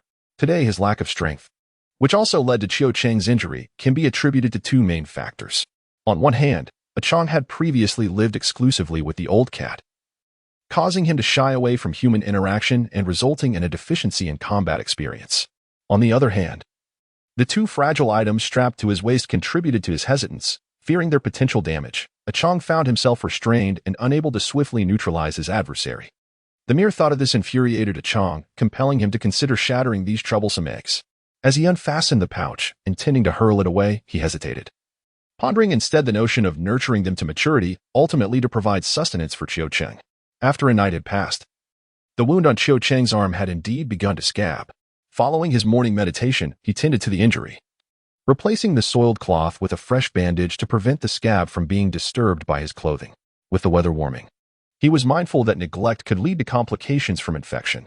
After a hasty breakfast, Qiu Cheng prepared to venture outside, but Chang, bounding around eagerly, was quelled by Qiu Cheng's firm instruction. You stay here and guard the house. Ensure that nothing is taken from our home. Given that the two neighboring families were currently absent, Qiu Cheng resolved to secure the door, with the intention of later providing them each a key, which was preferable to the current situation where anyone could freely access this floor. Naturally, if the opportunity to purchase the property arose, it would be prudent to do so sooner rather than later. After their departure, Qiu Cheng first checked on his 2 cages of gerbils, then visited room 1505 to observe the fish, which were growing well, albeit at a rather languid pace. The corn in 1501 has not thrived particularly well. The stalks are tall yet slender. In recent days, a few ears of corn have emerged, though they appear rather diminutive, suggesting a meager harvest. However, Qiu Cheng hesitates to uproot them just yet, feeling a twinge of regret, and intends to wait a couple more days to reassess the situation. On his terrace, several baskets of potatoes are ready for harvest. Qiu Cheng spreads a tarpaulin in the living room and instructs Chang to bring the wooden baskets inside, inverting them onto the tarpaulin to release the potatoes along with the soil. It is time to thoroughly aerate the earth, if any pests are lurking within. This will provide an opportunity to extract them. Chang diligently dumps basket after basket of potatoes and soil onto the tarpaulin, while Qiu Cheng, using his uninjured hand, sorts through the earth to retrieve the potatoes. When encountering hardened clumps of soil, he deftly loosens them with a spade. From the assorted items collected from Chang's various outposts, there are dozens of spades, and Qiu Cheng selects a few heavier ones to serve as gardening tools, finding them quite adept for the task. Having endured continuous rainfall for some time, the wooden baskets left out on the terrace have been soaked daily, causing the soil to become somewhat compacted after more than 10 days. This process of loosening the soil requires considerable effort, due to severely inadequate sunlight. This batch of potatoes has grown poorly, yielding small sizes and sparse quantities. Qiu Cheng meticulously extracts all the potatoes from the soil, aerates it once more, and strives to remove any pests or eggs, ultimately mixing in some fertilizer before repacking the enriched soil into the baskets. The reason for cultivating these crops lies in Qiu Cheng's reflection after selling pickled vegetables at the night market last evening. He calculated that vending such items could yield a decent profit. With tomatoes and peppers bearing fruit abundantly, planting a few of these would ensure daily harvests once they ripened. Additionally, both chives and leeks could be harvested daily. The locals have a penchant for spicy flavors, and he prepared a blend of salty and spicy pickles for sale, which he believed would not yield less profit than potatoes. After completing this task, Qiu Cheng and Chang took some wooden crates to room 1506, where they used shovels to gather the remaining sod. They filled the crates with it, placing some by the fish pond against the wall, while transporting others to room 1501, where they stored them in the room housing the goats, ensuring they received ample sunlight by the window. The goats would graze on the fresh grass daily. Having cleared out room 1506, which benefits from sunlight exposure from both the south and west, Qiu Cheng deemed it a waste to use it solely for grass cultivation. He planned to add some soil and plant potatoes there. It was only mid-May, with over a month remaining until the peak of summer heat. If the weather remained favorable and sunlight abundant, along with the influence of the gathering spirit array, planting 2 more batches of potatoes should pose no challenge. Recently, after a heavy rainfall, the city's water pipe repair work had been delayed. Just a few days ago, while delivering a field mouse to a resident in the community, Qiu Cheng heard that water supply to this area would soon be restored. However, 2 days had passed since then, and there had been no further developments. Qiu Cheng had heard from others at the night market that both tap water and electricity were subject to usage limits. However, there were claims that many coastal cities had already opened their resources, allowing consumption as long as one could afford the utility fees. He hoped that the day would soon come when his city, Xin Nan, would follow suit. At that moment, Qiu Cheng was meticulously chopping leeks into fine pieces, which he then placed into a rice cooker inner pot, adding some seasoning before stirring them vigorously with chopsticks. The once fluffy leek leaves were reduced significantly in volume by his efforts. A Chong, squatting across from him at the tea table, watched with curiosity as Qiu Cheng prepared the filling and then moved on to knead the dough. Following Qiu Cheng's instructions, he retrieved the stove from the corner and ignited it, subsequently filling a large pot with water to boil. Making dumpling wrappers and wrapping dumplings were tasks Qiu Cheng had mastered long ago. During his first year in college, before he had secured a proper tutoring job, he had spent his time handing out flyers and assisting at restaurants for minimal pay. It was at a northern dumpling house where he learned the art of dumpling wrapping, even acquiring techniques from the owner on how to create beautifully rounded dumplings with thin skins and generous fillings. Having wrapped dozens of dumplings, Qiu Cheng noticed that the water in the pot had just begun to boil. With precision, he dropped the dumplings into the pot, gently stirring them with a spatula. After a while, the fragrant aroma of the cooking dough filled the air. He added a splash of cold water and allowed them to boil a little longer until the dumplings floated to the surface. Finally, he scooped them out using a slotted spoon and placed them into 2 large bowls. Qiu Cheng meticulously crafted his dumpling wrappers, which, when boiled, turned out tender and slightly elastic. A Chong, emulating Qiu Cheng's technique, scooped dumplings from the bowl with a spoon and placed them into his own dish, giving them a brief dip in the vinegar sauce before savoring them. Upon the first bite, his eyes squinted in delight. A Chong cast a glance at Qiu Cheng, resembling a blissful little bride, beaming with happiness. Make sure to eat more. There are plenty. Seeing a Chang's enjoyment, Qiu Cheng felt a surge of joy himself. With half a kilogram of flour transformed into these generously filled dumplings, they surprisingly finished them in no time. After devouring the dumplings, they also relished a good amount of dumpling broth. A Chong, cradling his round belly, settled on the sofa to watch television, while Qiu Cheng returned to his meditation. That evening, they chose not to go to the night market to sell goods, as they could prepare pickled vegetables and sauces from the fresh produce, allowing them to venture out only every few days. With the time saved, Qiu Cheng resolved to dedicate himself to further cultivation. According to the wood cultivation notes, once he successfully established his foundation, he would gain additional lifespan, transcending the mortal realm to become a true cultivator. However, what occupied Qiu Cheng's thoughts was the notion that upon transcending the mortal coil, his combat prowess would undoubtedly surpass his current abilities. Should he encounter situations similar to the events of the previous night, he would no longer be a burden to a Chong. The meditation spot remained near the terrace door, surrounded by abundant crops, where the spiritual energy felt more concentrated than elsewhere in the house. The fragrance of the plants facilitated Qiu Cheng's ability to enter a deep meditative state with remarkable ease. A Chong flipped through several channels with the remote, finding the offerings rather uninspiring. Ultimately, he decided to turn off the television altogether. He dragged a sofa cushion over and settled beside Qiu Cheng, mimicking his posture in a cross-legged meditation. However, it wasn't long before he succumbed to slumber, snoring softly. As another day passed, the soil in room 1506 was freshly tilled, and potatoes were sown. The cabbages planted in room 1507 had reached maturity, and Qiu Cheng harvested them all, reserving a few for the upcoming days. The remaining cabbages were sliced in half and placed in a water jar in room 1508. Each layer was sprinkled with salt, and as the jar neared fullness, a considerable number of cabbages remained. Qiu Cheng filled the jar with water, using 2 large jugs to press down the contents, and then covered the opening with a cloth, securing it with a rope along the rim to prevent any debris or insects from entering. He then left it undisturbed. He recalled hearing from the proprietress of a northern dumpling house that their pickled vegetables were prepared in this manner. Left to sit, they could be consumed within a month during winter. It was essential to blanch the cabbages beforehand, yet lacking experience, Qiu Cheng opted not to attempt this step. The remaining cabbage, already halved, was counted by Qiu Cheng, totaling 6.5 pieces. Gazing at them, he was reminded of the once popular spicy pickled cabbage from a few years back. Without further contemplation, he procured a large barrel and salted the cabbages.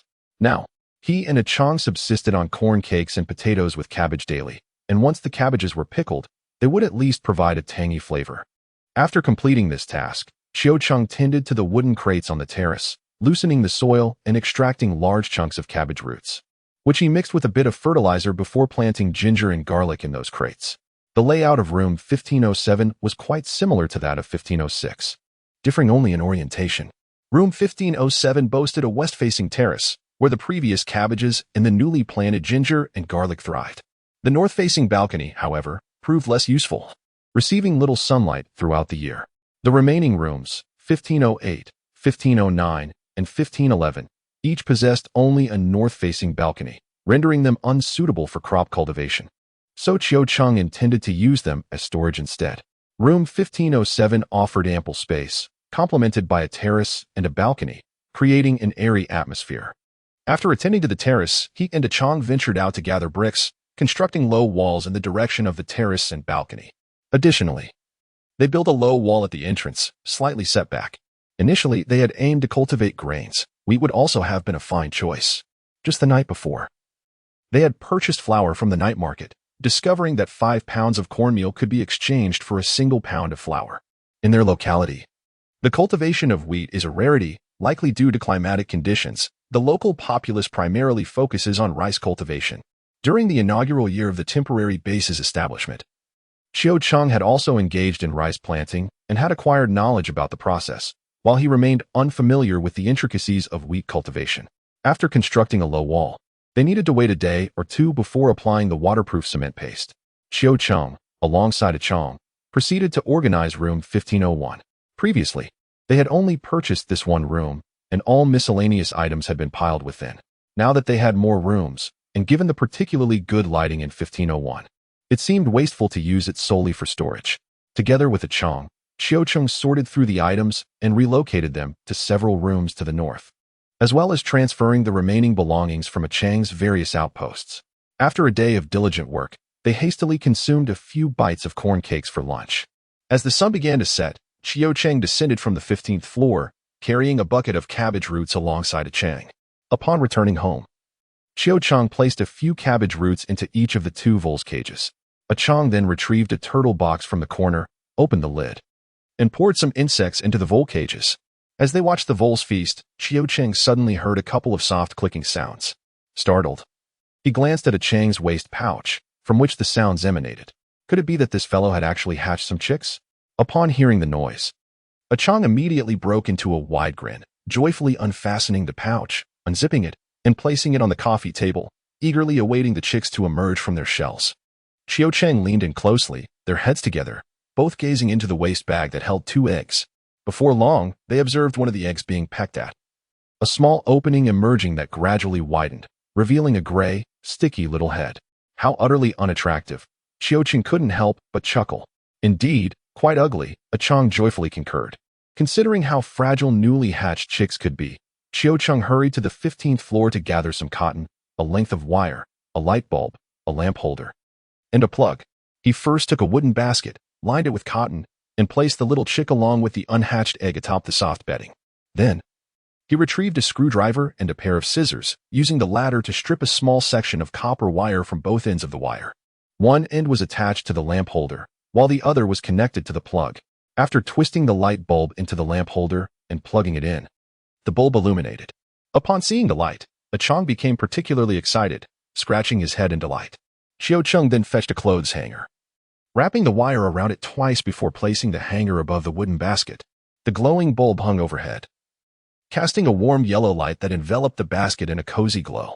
Recognizing that the chick would need nourishment, Xiao Cheng crumbled a small piece of cornbread, soaked it briefly in cool boiled water, and then drained off the excess water, offering the damp, soft crumbs to the chick. After Xiao Cheng returned home, he prepared breakfast for the 2 of them before heading to room 1507. There, he applied a layer of waterproof slurry to the ground and the base of the walls. Later, he spent the afternoon in his living room crafting a pickled vegetable sauce. To sustain this business long-term, relying solely on canned jars would prove impractical. Yesterday, Xiao Cheng unearthed several jars from a stash belonging to Chang, yet they remained of little use at present. The daily harvest of tomatoes, leeks, and scallions from their home was insufficient to fill even a single jar, as dividing the preparation of one jar into 2 separate batches would not yield satisfactory results. Therefore, those jars would have to wait. That evening, Xiao Cheng and his companions ventured to the night market, bringing along the pickled vegetables they had accumulated over the past few days, along with a modest collection of newly harvested potatoes. The atmosphere at the night market had recently improved. It had been some time since the incident involving the seed company explosion, and the television had been broadcasting ongoing reconstruction efforts in our country and around the globe. The extensive field shown on screen gradually reassured the citizens.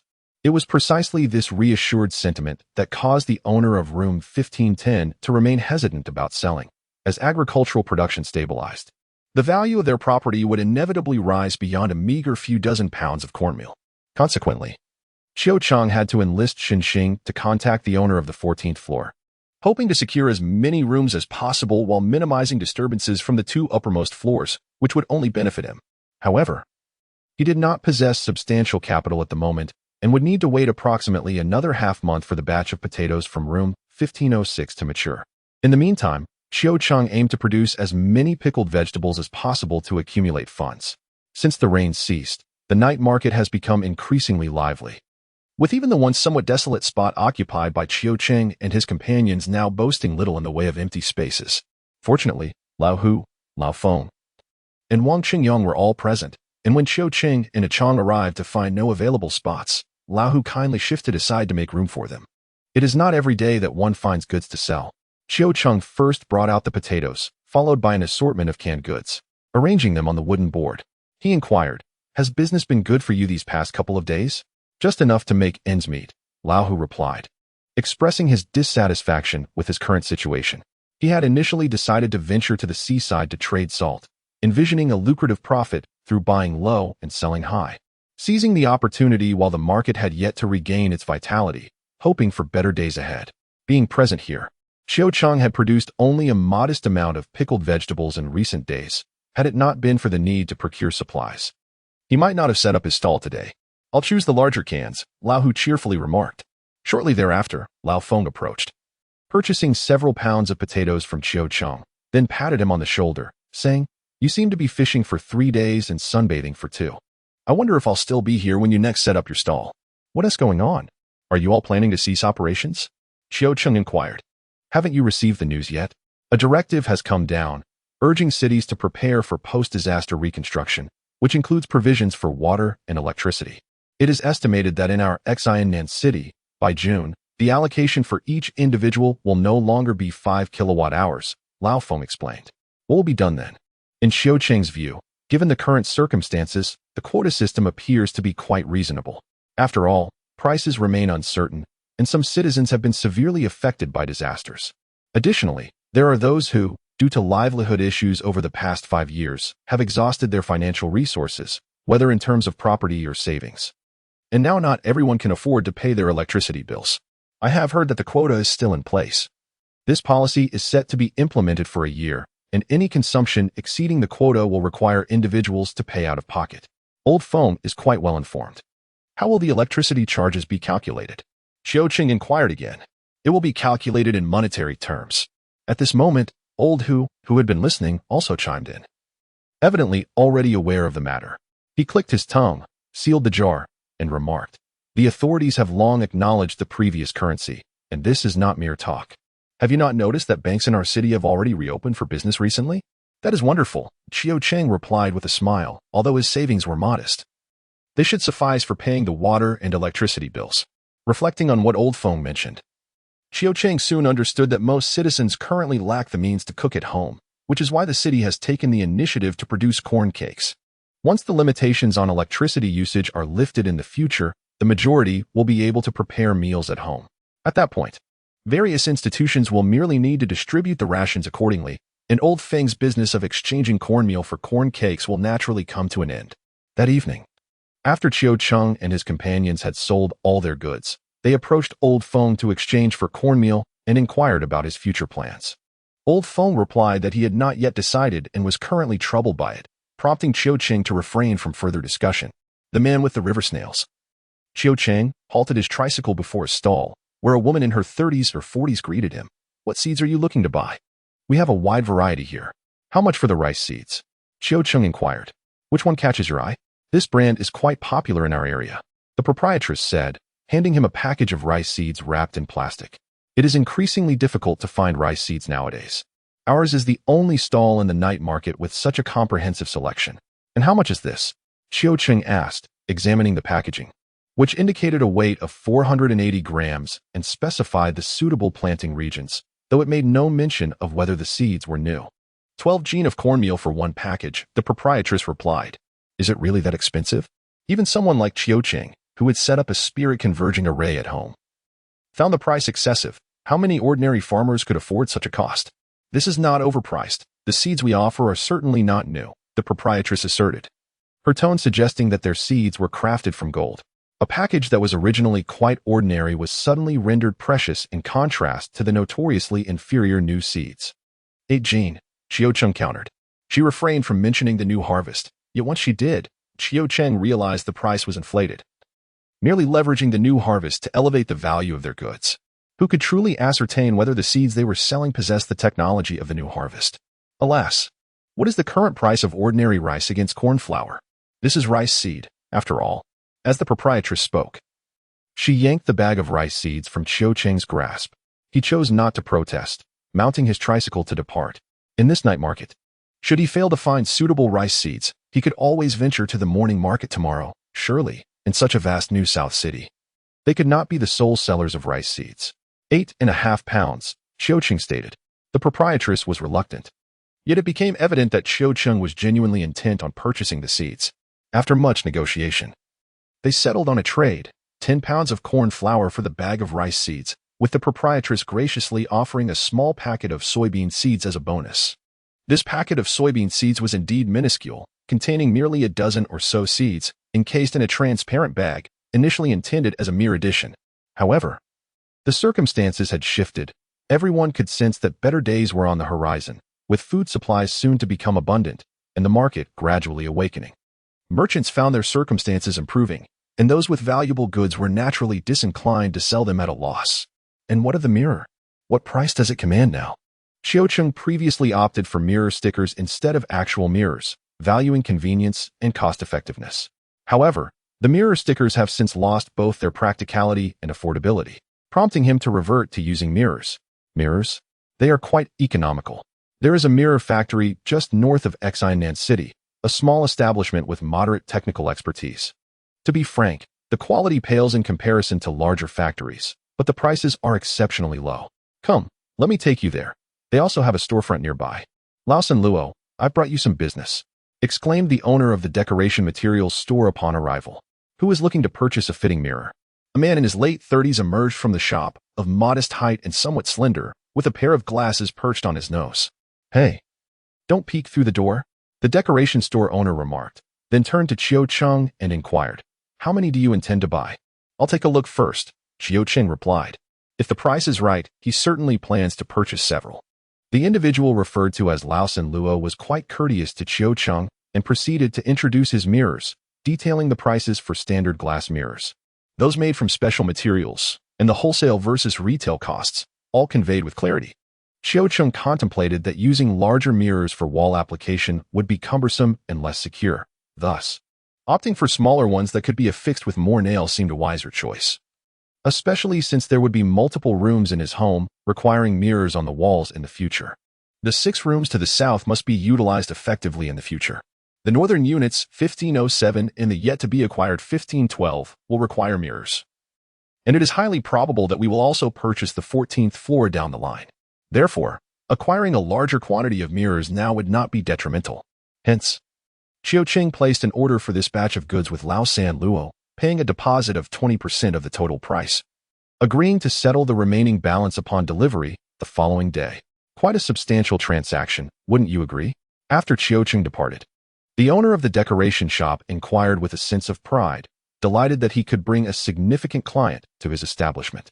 Having closed a lucrative deal, Laosan Luo also felt quite pleased and brought out an electronic scale to weigh the cornmeal for the intermediary. Do not underestimate the small business I usually bring. In times of hunger, a corn cake can indeed be life-saving, the shop owner remarked as he crouched down to observe Laosan Luo measure the cornmeal, hoping he would not be shortchanged. Is this all? Did you not just receive a deposit? Once he pays the remaining balance, I will give you the rest. With the deposit made, the deal is secure. Can't you provide it in advance? What risks would I be incurring? Did you even account for the weight of that cloth bag? How heavy could it possibly be? Without the burden of excess, one must still peel away the layers. As he journeyed towards the night market, Qiuqing stopped at a roadside stall and purchased a half-used impact drill, a reputable brand, along with an assortment of drill bits, primarily those suited for glass and standard drilling. Upon returning home, he noticed that the first coat of waterproof mortar in room 1507 had nearly dried, prompting him to apply a second coat late into the night. Can this be eaten? A Chang inquired, as he reached into the water, retrieving a snail the size of a mung bean. Frowning, he examined it, struggling to perceive it as something edible. If it grows larger, it can be eaten. At that moment, Qiuqing was laboriously hauling a large water jug filled with half a pot of water from the river to place it onto the tricycle, diligently filling it with buckets of water. Is it delicious? A Chang appeared skeptical. Indeed, the water quality of the Xiannan River is quite good, and the snails it produces are excellent. I've enjoyed stir-fried snails since childhood. Really? A Chang's eyes sparkled with curiosity. Yes, Qiuqing affirmed, with a broad smile. A Chang dashed away in delight, presumably off to hunt for snails. Qiuqing paid him no mind, returning to his task of filling the water jug. Once completed, he picked up the turtle box and ventured into the nearby fields to catch insects. Seeing Qiuqing smile filled a Chang with a joy that left him unsure of where to place his hands and feet. Guardianship upon returning home. The clock had yet to strike 7. Qiuqing had nurtured these river snails, setting aside approximately a pound to be raised in brine, while the remainder was kept in a bucket filled with river water, with plans to later introduce them into the rice fields. Initially, when Qiuqing had foraged a few snails from the river, he felt rather indifferent. The fish pond housed crucian carp, whose diet was quite varied. The larger river snails were of little concern to them, but the smaller snails were devoured with ease. With their presence, the proliferation of these river snails was significantly hampered. At this moment, the two little chicks at home were already chirping with hunger. Qiuqing fed them some crushed corn cakes that had been soaked in water.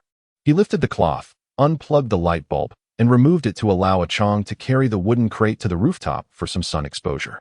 Qiuqing then took a few bites of the corn cake himself and commenced his meditation for the day, intending to prepare breakfast only after his session.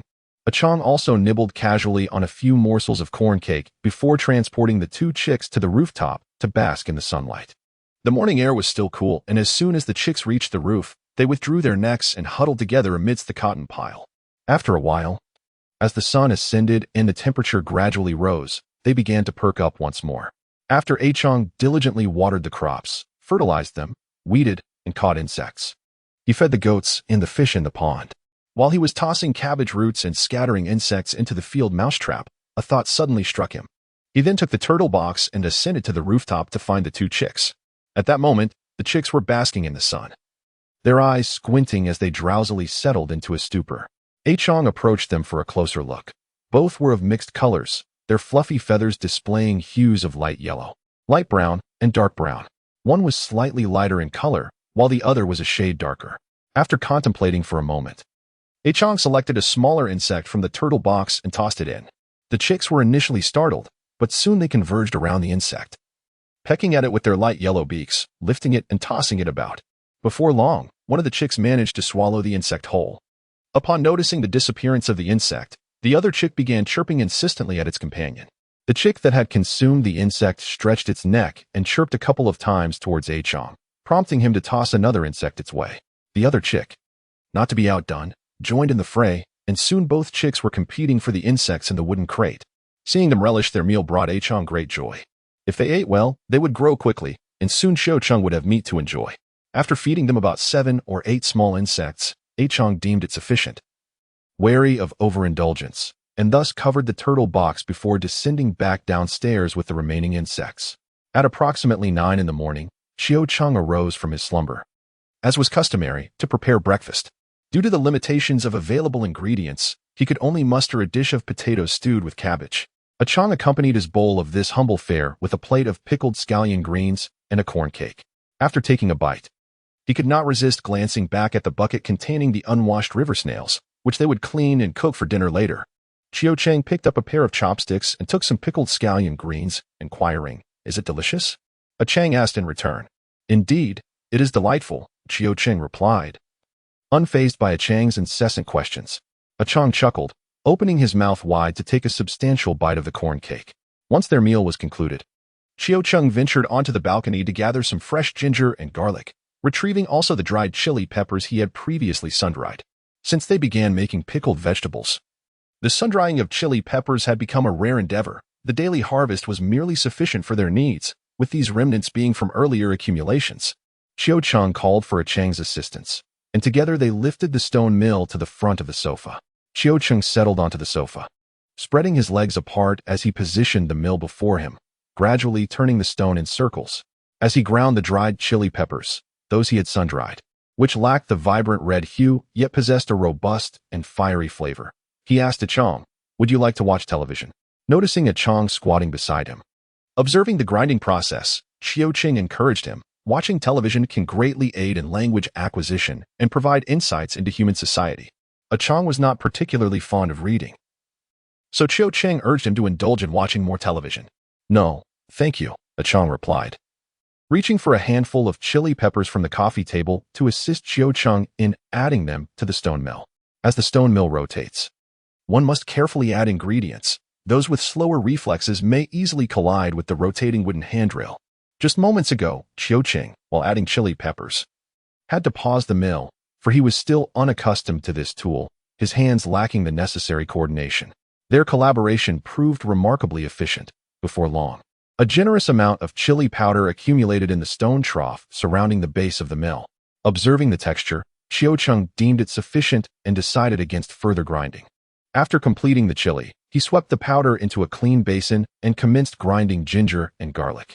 The ginger and garlic, rich in juice, released their essence as he ground them, the liquid trickling along the stone trough and dripping steadily into a clean basin placed below.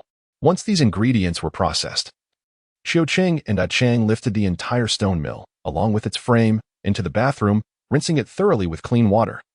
Then positioned it against the wall to dry. The upper and lower parts of the mill were disassembled and leaned at an angle against the wall, awaiting reassembly once dried. Chiao Chung then retrieved a handful of chives from the terrace, mixing them with the freshly ground ginger, garlic, and chili powder before carrying them upstairs. The cabbage, which had been pickling in a bucket since yesterday, had released a considerable amount of water, causing the leaves and stems to soften. In the room, Chiao Chung arranged a large basin, gently wringing out the cabbage before placing it inside. He then washed the original pickling bucket with clean water, setting it aside to dry. The batch of mirrors ordered yesterday was delivered shortly after noon. Upon hearing the commotion, Chiao Chung rushed downstairs, only to hear Luo Laosan inquire, "Is there no elevator? Which floor do you reside on?" Although the elevator's electricity usage is limited, it does not automatically cease like residential power once the quota is reached. Safety concerns arise, as one must consider the possibility of someone being trapped inside the elevator during a power outage, which could lead to dire consequences. Hence, a staff member must always be present to verify the situation before power is cut off. Fortunately, New South City is relatively small, with few high-rise buildings, and the number of elevators in operation is limited. They manage to keep up with the demand, which would undoubtedly be unfeasible in a larger metropolis. Reluctantly, Chiao Chung had to negotiate with several porters, offering 2 corn cakes each for their assistance in transporting the goods to the 15th floor. These 5 robust young men, initially waiting downstairs and concerned that Luo Laosan would withhold their promised corn cakes if they did not help, were instantly cheered when they learned they would receive 2 corn cakes each for their labor. They thought to themselves that their luck was indeed favorable that day. Although there is a glimmer of hope in everyone's lives, it does not imply that every household is thriving. They wish that while this item is valuable, it cannot fill one's belly. With no jobs and no other means of income, they could only rely on their physical strength. However, even that is not easily sold. During unfortunate times, they might go days without finding any work, leaving their families to subsist on foraged wild vegetables to stave off hunger. The 15th floor was rather elevated, making it impossible to ascend in one breath. With precisely 6 individuals present, they decided to divide into 3 groups of 2, each responsible for 5 floors. As soon as Luo Laosan initiated the discussion, he included himself in the count. Chiao Chung instructed Chang to monitor the mirrors below, while he effortlessly lifted several mirrors and ascended with the first group. He intended to organize a space for unloading on the upper floor, and since the 15th floor served as their stronghold, he felt it imperative to oversee the area, ensuring no one wandered aimlessly and stumbled upon any discoveries. Although 5 large trucks filled with mirrors appeared substantial, the task was completed in less than 2 hours. Had it not been for the fragility of the items, they might have finished even sooner. With the waterproof mortar on the ground still not entirely dry, Xiao Cheng and Achong entered barefoot, positioning mirrors along the edges of the wall until they reached a height of one person, at which point they paused their efforts. The remainder would be attended to the following day, once the ground had fully dried, to avoid damaging it with the ladder, which would necessitate reapplying the mortar. After tidying up their tools, Xiao Cheng and Achang first tended to the crops on the 15th floor, watering them before checking on the goats. They also watered the wooden crates filled with fresh grass in one of the rooms. Subsequently, they ventured to room 1505, discarding the wild grasses and captured insects into the fish pond. They then ascended to the rooftop, bringing down the 2 chicks that had basked in the sun all day. The spacious top floor was bathed in sunlight. However, Xiao Cheng was hesitant to establish a spirit array for cultivating crops in such an exposed area. Fearing that a large target might attract unwanted attention, he planned to enhance the utilization of indoor space in the future, even refraining from placing spirit arrays on the terraces. However, if one could procure a sufficient quantity of seeds, Xiao Cheng would not mind cultivating a patch of sweet potatoes on the rooftop. Without the necessity for a spirit-gathering array, he could simply plant them diligently, yielding some harvest, which would certainly be preferable to leaving the space barren as it is now. It is rumored that numerous citizens in the city have taken to rooftop gardening, and the government is supportive of such endeavors. Local news has even featured this initiative. The weather in New South City during May is not overly hot, with the sun not particularly harsh. The 2 chicks, having spent the day on the roof, appeared quite spirited and began chirping for food upon seeing Xiao Cheng and Achong approaching with wooden crates. The river snails, having been soaked in salt water for a day, were now nearly clean. The locals are well aware of the method to cleanse the snails, as it is said that they are averse to salt upon sensing it. They instinctively drink copiously, thus flushing themselves out. Xiao Cheng scooped the snails into a large storage box, added some water, covered it, and shook the box gently. After several exchanges of water, the snails emerged pristine. The beauty of stir-fried snails lies in the fact that they do not stick to the pan, even without oil. Xiao Cheng added ginger, garlic, and chili, followed by soy sauce and star anise. Though devoid of oil, the aroma was delightful. Achong, inhaling the fragrance, finally came to believe that snails could indeed be quite delectable. The 2 enjoyed their meal, savoring the snails while watching television, fully relaxed. It was not until nearly 10 o'clock that Xiao Cheng began to tidy up the coffee table and commenced his evening meditation. Achong leapt from the terrace of the 14th floor and, with a deft motion, grasped the railing of an apartment on the 13th floor, flipping himself inside. He opened the door and stepped into the corridor, descending the stairs with haste, soon emerging from the Jiayuan community. The night in New South City was eerily silent as Achong stealthily traversed the streets and alleys. Just as he was nearing the exit of the city center, he suddenly heard faint rustling sounds emanating from an alley ahead. Instinctively, Achong tensed his body and concealed himself in the shadows, remaining motionless. "Hurry up. My back is about to break under your weight," came a low voice from a short distance in the alleyway, where several dark figures were attempting to scale the 2nd floor of a residence, one of them urging the others in hushed tones. The 2nd floor was equipped with security bars, yet this posed no issue. The 3rd floor was unprotected, allowing them to ascend via the bars of the 2nd floor. "A little higher," whispered one shadow above. Then, "Soon we," another voice murmured ideas. Achong, hidden in the darkness, watched as they pushed the foremost figure onto the 2nd floor's security bars. The figure then dangled from the bars, reaching down to assist a companion below. Achang's eyes widened in realization. He recalled the door on the 13th floor that had not been securely closed and the knife wound Xiao Cheng had suffered by the river days earlier. Rage surged through him as he sprinted back towards the Jiayuan community, disregarding the need for stealth, and in his haste, he knocked over a trash can while turning. Clatter! The trash can toppled off the curb, rolling far into the street, its noise resonating sharply in the stillness of the midnight residential area. Currently, the Newnan city is on high alert due to poor public safety. Residents are cautious and reluctant to sleep soundly at night. At the slightest noise, nearby households quickly illuminate their lights, while some brave men peek out of their windows to investigate. There are thieves. Those who dare to invade others' homes in the dead of night are swiftly discovered by vigilant neighbors. Damn it! Don't let them escape. Open your eyes and see. How dare they attempt theft in this community? Let us ensure none of them get away. Achong hurriedly made his way to the Jiayuan community, climbed to the 13th floor, entered room 1306, and securely locked the door. He then climbed over the railing and scaled the corner of the wall. Grasping the railing of room 1406, he cautiously peeked out and sighed in relief upon seeing Chiu Chang sitting there unharmed. Chang quietly entered the room, sniffed near Chiu Chang, and dragged a cushion from the sofa over to nestle quietly upon it, refusing to leave.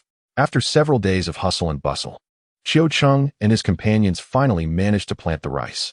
Room 1507, located at a corner of the 15th floor, has a reasonably good load-bearing capacity.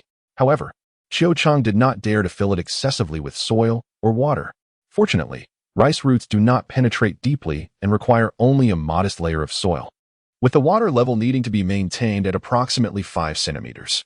At this moment, the steel plate doors they had previously ordered have been successfully installed.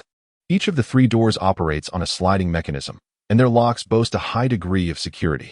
Additionally, several robust latch locks have been affixed within the doors. Once these are secured, even the most skilled locksmith would find it impossible to open them from the outside. Chiu Chang is quite pleased with these 3 steel doors. However, the payment for this installation has depleted the modest reserve of corn flour he had accumulated. The corn kernels, being more durable and easier to dry, remained unground until absolutely necessary. The corn stalks from Unit 1501 have all been pulled up by Chiu Chang and his companions. The few corn cobs they managed to gather yielded only a meager amount of kernels, which were left to sun-dry on the rooftop for several days, resulting in just a small pouch of corn kernels. The wooden baskets originally designated for corn on the terrace have all been repurposed for planting peppers. Inspired by the delightful taste of the pickled cabbage they had previously prepared, Chiu Chang aims to cultivate a greater quantity of peppers to dry and grind into chili powder for future use. Meanwhile, the wooden baskets on the balcony have been filled with Chinese cabbage.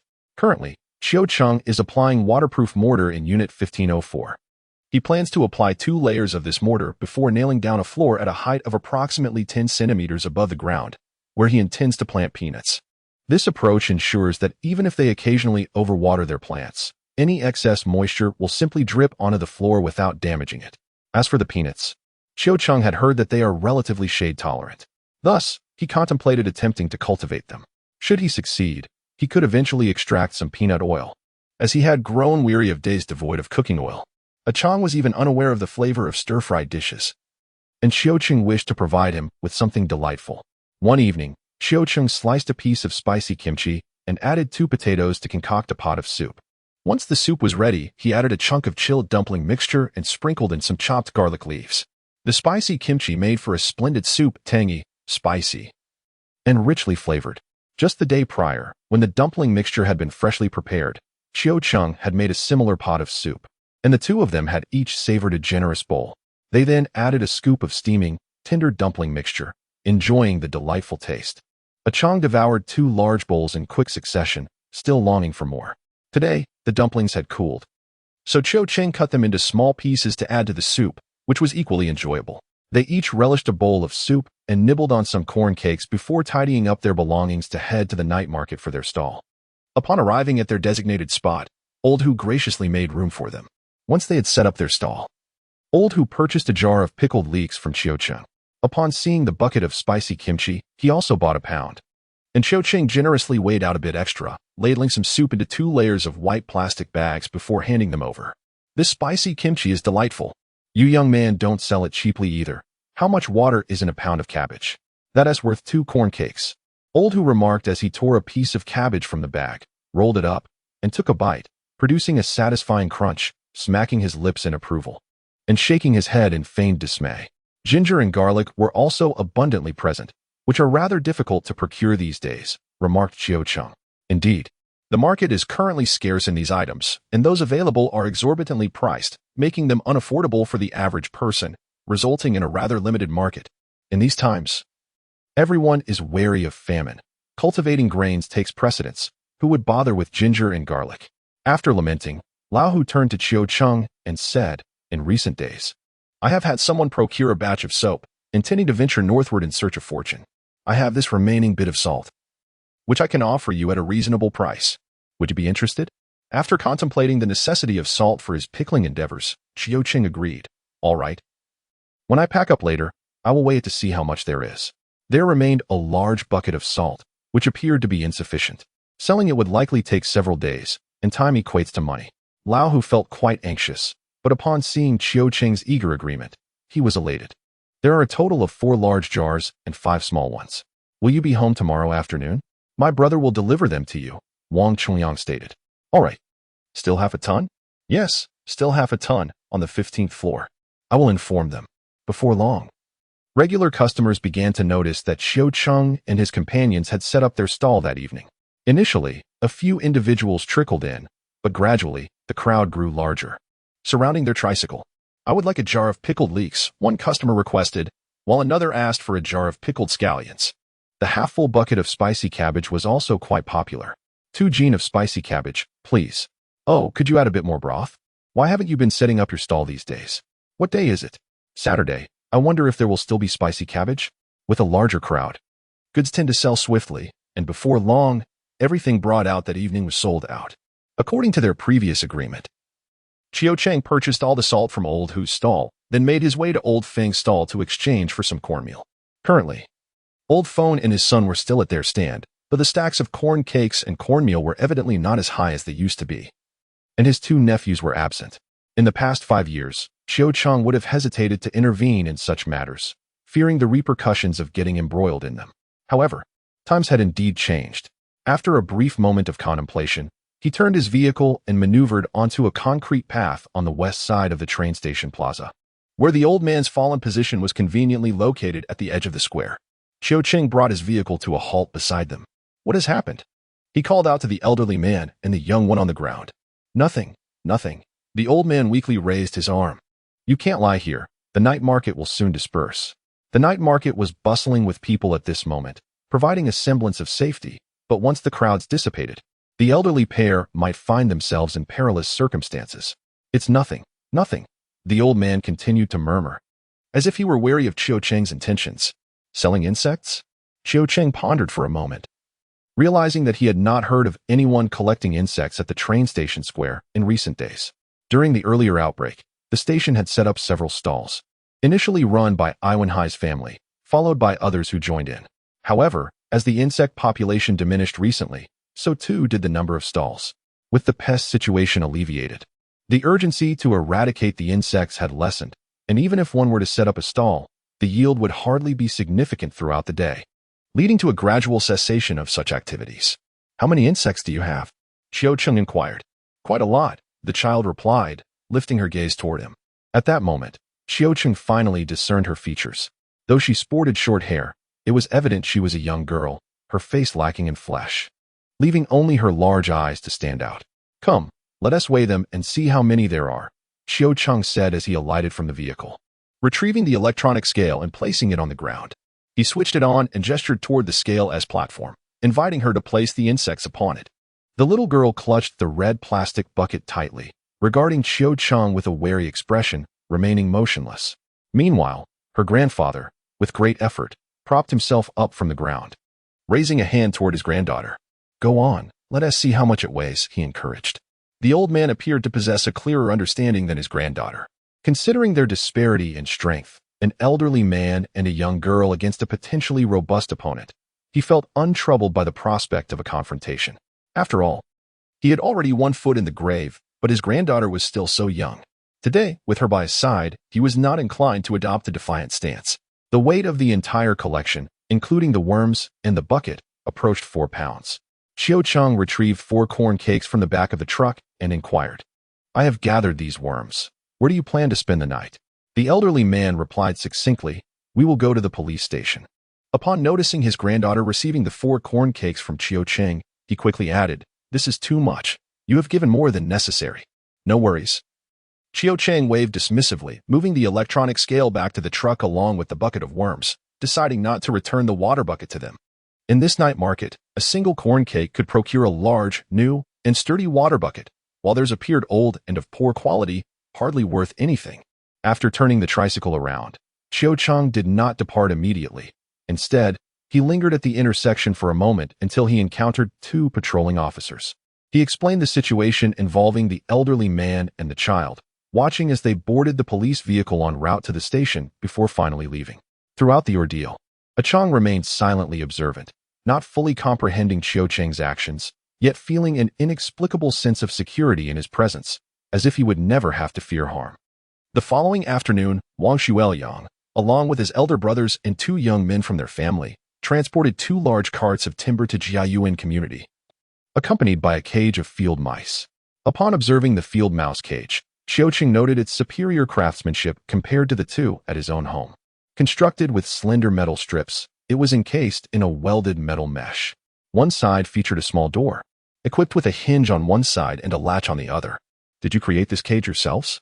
Qiuqing inquired of Wang Qingyang, his elder brother. "We have plenty of materials at home from collecting scrap. It was quite easy to put together," Wang Qingyang replied, lifting his shirt hem to wipe the sweat from his brow. The journey had not been easy, especially with the recent heat, leaving them all drenched in perspiration. "Do you have enough materials at home? Can you make to larger cages?" Qiuqing asked, aware of their arduous trek. "I also keep a fair number of field mice." Wang Qingliang's brother wiped his brow. "How large do you need them?" "Just a tad smaller than this one. Each compartment should suffice for a nest of field mice. I estimate around 100 compartments would be ideal. A few more or less would not matter." "You can decide," Qiuqing replied. Although he currently did not possess 100 nests of field mice, he preferred to have a surplus to avoid future inconveniences. "All right, once it's done, I'll deliver it to you." Wang Qingliang's brother nodded in agreement. "I must step out for a moment," he said to a Chong. "Where are you going?" A Chong, who was standing by the restroom door, asked. "Are you delivering keys to someone?" A Chong inquired further. "There are 2 rooms upstairs that do not belong to us. We should deliver the keys to them," Qiuqing remarked. "Although those 2 households do not reside here, the property still belongs to them. It would be quite inconsiderate to install a steel door without notifying them first, and if we fail to return their keys, they may arrive one day to find themselves unable to access their own home, which would undoubtedly infuriate them. Can we not wait until tomorrow?" After washing his face, Qiuqing emerged from the bathroom, with a Chong trailing closely behind. "Tomorrow, we plan to go and look for river snails," Qiuqing stated. For the past few days, each morning when they fetched water from the river, a Chong had pointed downstream, indicating where the river snails could be found. With no pressing engagements tomorrow, Qiuqing intended to accompany him. "Would you like to join?" A Chang's eyes sparkled. Aside from visiting the night market, he had never ventured further afield with Qiuqing. "Yes, let us go together," Qiuqing nodded affirmatively. "Are we heading over there?" A Chang's voice brimmed with excitement. "Yes, we shall go to that very place," Qiuqing replied with a smile. "No need for that. Let's discuss it here," Qiuqing gestured, as he had no intention of lingering. A brief conversation sufficed, whether indoors or out. Moreover, as a single man, he felt it prudent to avoid any potential misunderstandings with Xing, a single woman. "Oh, then let us converse here." Xing acquiesced, having little objection. She was somewhat reluctant to invite Qiuqing inside.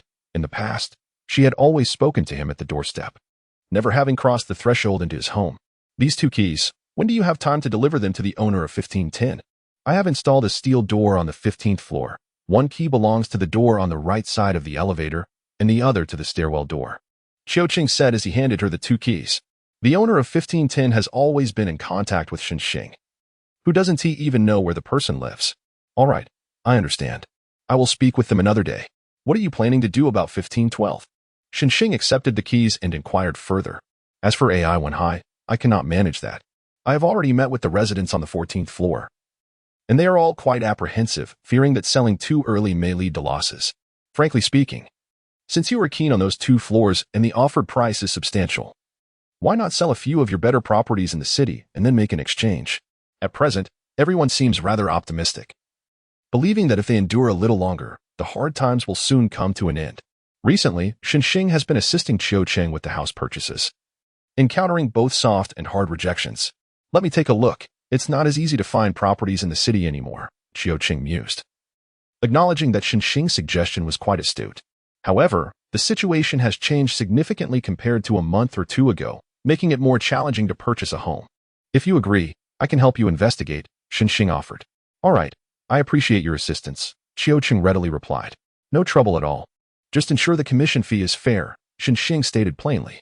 In the past, she had always looked down upon those in the business of sales, believing that even if she were to starve, she would never stoop to such work. When she finally found herself so ravenous that her vision blurred, laboring tirelessly for merely a couple of corn cakes, she lost all inclination to be particular. Compared to the hardships she had endured in the past, Receiving a few disdainful glances or hearing a handful of unkind words felt utterly inconsequential. How could Qiu Cheng possibly have shortchanged her on the commission? He responded with a smile and then departed on his tricycle. It was still early, not yet 2 o'clock. As Qiu Cheng emerged from the old street where Shenxing and her family resided, he took a detour to the morning market. Though the morning market had likely dispersed by this hour, there was a vegetable market nearby that had always been bustling with vendors selling agricultural products, as well as a few seed shops in the vicinity. Upon arriving there, he indeed spotted a seed shop at the entrance of the vegetable market. Entering to take a look, he found the selection rather limited, even sparser than the stall at the night market. The shopkeeper, a young man in his 30s, displayed little enthusiasm for his trade. Upon noticing Qiu Cheng's entrance, he merely lifted his eyelids and greeted him with a brief acknowledgement, then stood at a distance, neither promoting his goods nor engaging further, simply waiting for Qiu Cheng to make his selections. Observing that the items in the shop were all clearly priced, Qiu Cheng did not inquire further. He first picked up a packet of peanut seeds and then perused the other offerings. He noted that the price for rice seeds was 2 pounds of corn flour, cheaper than what was offered at the night market. And it spared him the hassle of bargaining. Is business particularly good today? At that moment, a tall, lean man in his 40s entered the shop. Hearing the commotion, Qiu Cheng turned to glance outside. His tricycle was parked right at the shop's entrance. The store was small, and it was merely a few steps from the inside to the outside, with hardly anyone on the street at that hour. He opted not to bring the items from his tricycle into the shop. Huang, the shopkeeper, amiably addressed him as brother while respectfully presenting a corn cake. His demeanor markedly more cordial than when he had greeted Qiu Cheng earlier.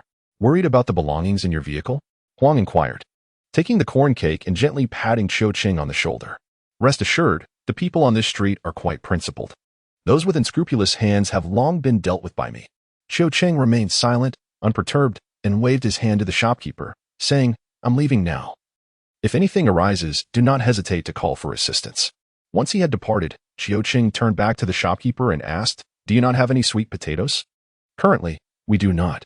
However, if you wish, you may leave a small deposit and return in a couple of days, replied the shopkeeper, known as He. What is the price of the sweet potatoes? Qiu Cheng inquired further. 1 pound of sweet potatoes costs 1.5 pounds of corn flour. It's quite reasonable. The shopkeeper responded. I will order 10 pounds, said Qiu Cheng. The deposit is 30%. You can provide 4.5 pounds now, and I will give you a receipt. You can collect them the day after tomorrow. Do you procure your goods from the provincial capital? Indeed, the shopkeeper succinctly replied. Who was that individual just now? Qiu Cheng could not help but ask as he measured the corn flour. That was Turtle Huang. He currently holds sway over this street, with a dozen or so subordinates who are reckless in fights. They are always around, and if anything happens, they arrive faster than the police and are far more daring. He referred to corn flour and issued a note to Qiu Cheng, detailing an order for 10 pounds of sweet potatoes as seed, with a delivery date set for the day after tomorrow. He had already received 4.5 pounds of corn flour as a deposit. Do we have to provide them with a corn cake daily? Qiu Cheng inquired. There is no alternative. Better to suffer a financial loss than a disaster. In the past, several families who refused to comply were swiftly removed from this street. Fortunately, aside from the daily corn cake, they do not cause any further trouble. Qiu Cheng carefully tucked away the order and exited the seed shop, clutching a packet of peanut seeds. This packet weighed approximately half a pound, encased in a transparent sealed bag, adorned with a price tag of 5 pounds of corn flour. Additionally, it bore a sheet of paper outlining the cultivation techniques for peanuts, likely intended to assist those inexperienced in farming, such as city dwellers. Strangely, not a single swimmer was seen today, despite the fact that the water quality of the Xian River has significantly improved over the years. What about potatoes? Guha Chang, caught off guard by the question, was left bewildered. I reside in Building 6 of Jiayuan Community. Recently, I purchased most of the 15th floor and installed a steel door. I heard that the owner of 1512 is AI Wenhai, and I've come to deliver the key. Qiu Cheng explained his purpose. That afternoon, AI Wenhai happened to be at home. Upon hearing about this matter, he instructed them to escort Qiu Cheng upstairs. Upon reaching the floor, Qiu Cheng encountered AI Wenhai in a room that resembled a conference hall. AI Wenhai was not particularly tall, but had a robust build, appearing to be in his 40s. With a strong presence and a booming voice as he spoke. You've purchased the entire 15th floor? Upon their initial meeting, AI Wenhai inquired of Qiu Cheng. What remains is 1510 and 1512. Xiao Cheng responded, haha, the young man is quite remarkable. Pray tell, if I were to sell you that particular room, what price might I command? In the past, when AI Wanhai procured that dwelling, he intended to reside there himself. However, now that Xiao Cheng has acquired all the surrounding properties, it is evident that he can no longer inhabit it. Moreover, times have changed. The very apartment beneath his feet, once an unattainable dream, is now within reach. He no longer regards a unit in Jiyuan community with any significance. I have no desire for cornmeal, AI Wanhai remarked, waving his hand dismissively. Shall I bring you potatoes instead? Xiao Cheng proposed. That would be suitable. Simply let me know the day, AI Wanhai replied. At present, aside from corn cakes, the only sustenance left consists of leafy greens and wild vegetables. The brothers subsist in this manner, while AI Wanhai and his family occasionally indulge in improved meals. The scarcity of flour, coupled with the necessity to consider the sentiments of his comrades, dictates this arrangement. About a week's time, he noted. In approximately a week, the batch of potatoes from 1506 would be ripe for harvest, and with the recent favorable weather, they had been thriving. Once Xiao Cheng departed, AI Wanhai sank into the sofa, his expression grave as he let out a deep sigh. You have truly sold that house? Gu Hanchang and a few others emerged from the adjacent room. Moments ago, they had been in the living room. But AI Wanhai had requested some privacy to host Xiao Cheng, prompting them to relocate to the nearby bedroom. What else can we do besides selling? Shall we hold on to it and perhaps stretch it a bit further? Maybe a few more pounds of cornmeal? AI Wanhai chuckled and shook his head. He had no need for an excess of cornmeal, so why bother? Moreover, this young man named Xiao Cheng, though seemingly unremarkable, must possess some exceptional qualities to have managed to purchase most of the 15th floor. There is no need for me to harm others to benefit myself and unnecessarily create another adversary. What shall we do next? Gu Hanchang paused, choosing not to mention Xiao Cheng any further. For the next few days, let us be more proactive and acquire more plots of land, suggested AI Wanhai. Just before Xiao Cheng's arrival, they had been deliberating this matter. What about the pests? Gu Hanchang still expressed some hesitation. We cannot concern ourselves with too many details. If we can catch them, we shall, and if not, we will let them be. We will gather whatever we can. It cannot be that we harvest nothing at all. As AI Wanhai leaned back on the sofa, he could not help but sigh again. Recently, they had received news indicating that the armorworm had shown signs of migrating north. Various regions were intensifying their pest control efforts, and in their Xin Nan city, the work had been commendable. However, other areas were not performing as well. Not to mention the vast stretches of uninhabited wilderness. The northern regions were already struggling under the chaos caused by local dogs, and the situation was far from the optimistic portrayal in the news. Now, if the armorworm were to invade, even if they were able to control it in the end, there would surely be a reduction in grain yield. As for the extent of the reduction, no one could dare to speculate at this moment. Concerning pest infestations, experts have identified several contributing factors. One significant reason is the degradation of land over the years, which has led to an increase in certain insect populations. Additionally, the spring of this year witnessed a catastrophic decline in natural predators such as frogs, birds, and field mice, resulting in a rampant proliferation of insects in the wild. A phenomenon that is quite natural under the circumstances. Another critical issue pertains to the resistance of pests to pesticides, a topic that has been repeatedly raised over the past 5 years. However, during that period, humanity was preoccupied with its own challenges and lacked the capacity to concern itself with the well-being of insects or any potential changes in their behavior. During these 5 years, the acreage of arable land has dramatically diminished, leading to intensive cultivation on the limited available land. Pests that are impervious to pesticides have prompted farmers to resort to manual collection, as labor costs are minimal. Yet, this approach is becoming increasingly unfeasible, particularly as the global trend shifts towards expanding agricultural production, with vast tracts of land being cultivated, especially in northern regions known for grain production, where fields can span dozens or even hundreds of acres. Is it practical to send workers into the fields to capture insects? Such efforts could extend indefinitely. Some assert that the transformation of pests is linked to new beginnings, although there is no definitive evidence to support this claim. A majority of people have nonetheless come to associate the phenomenon with the notion of newness. Regarding this concept, Wanhai, a businessman of rather average educational background, hesitates to make any sweeping judgments about its merits. He often recalls a lesson from many years ago, when a language teacher introduced them to the tale of Pandora's box from Western mythology. Driven by curiosity or perhaps greed, Humanity has opened this box. And while there may ultimately be hope at the end, it is preceded by an unending series of calamities. In the latest update, Qiuqing was taken aback by how readily AI Wahai agreed to sell in the property at 1512. On his way home, his thoughts lingered on the two individuals he encountered that day, the tortoise Huang and AI Wahai. One was dark, the other light. He pondered which path he would take to assist Chang in obtaining his identity in the future. Would it be the shadowy route or the righteous one? Regardless of the choice, he knew that neither was feasible at present, for he remained too feeble. Seeking assistance from others would inevitably expose Chang's existence, and they lacked the strength for self-preservation. Outside the Jiyuan community, Qiuqing observed a group of plumbers inspecting the pipes in their vicinity. Surmising that the day when water would flow was not far off, a sense of joy welled up within him. Indeed, today was filled with good fortune. Not only had he settled the housing matter with AI Wenhai, but now even the water supply was about to be restored. The residents of the community had evidently received the news as well. Many elderly men and women who had not gone out to work emerged, surrounding the plumbers with inquiries. Qiuqing exchanged greetings with a few acquaintances. This afternoon, Chang, intrigued by the commotion outside, had stretched his neck from the balcony to observe. Suddenly, his eyes brightened, and a smile spread across his face. Ignoring Qiuqing's gestures signaling him to stay put, he turned and dashed downstairs. Chang squatted on a tricycle, asking no questions about their destination. As long as he was with Qiuqing, he was content to go anywhere. Qiuqing smiled gently. Aunt Chen's children were both married now, and the two young couples lived with the elderly woman. During the day, the four young adults ventured out to seek work, while Aunt Chen remained at home to care for the children. The older girl was her granddaughter, and the younger boy was her nephew. However, both children affectionately referred to Aunt Chen as Grandma. What is this? Such a large cart. Aunt Chen straightened her back and spoke to Qiuqing.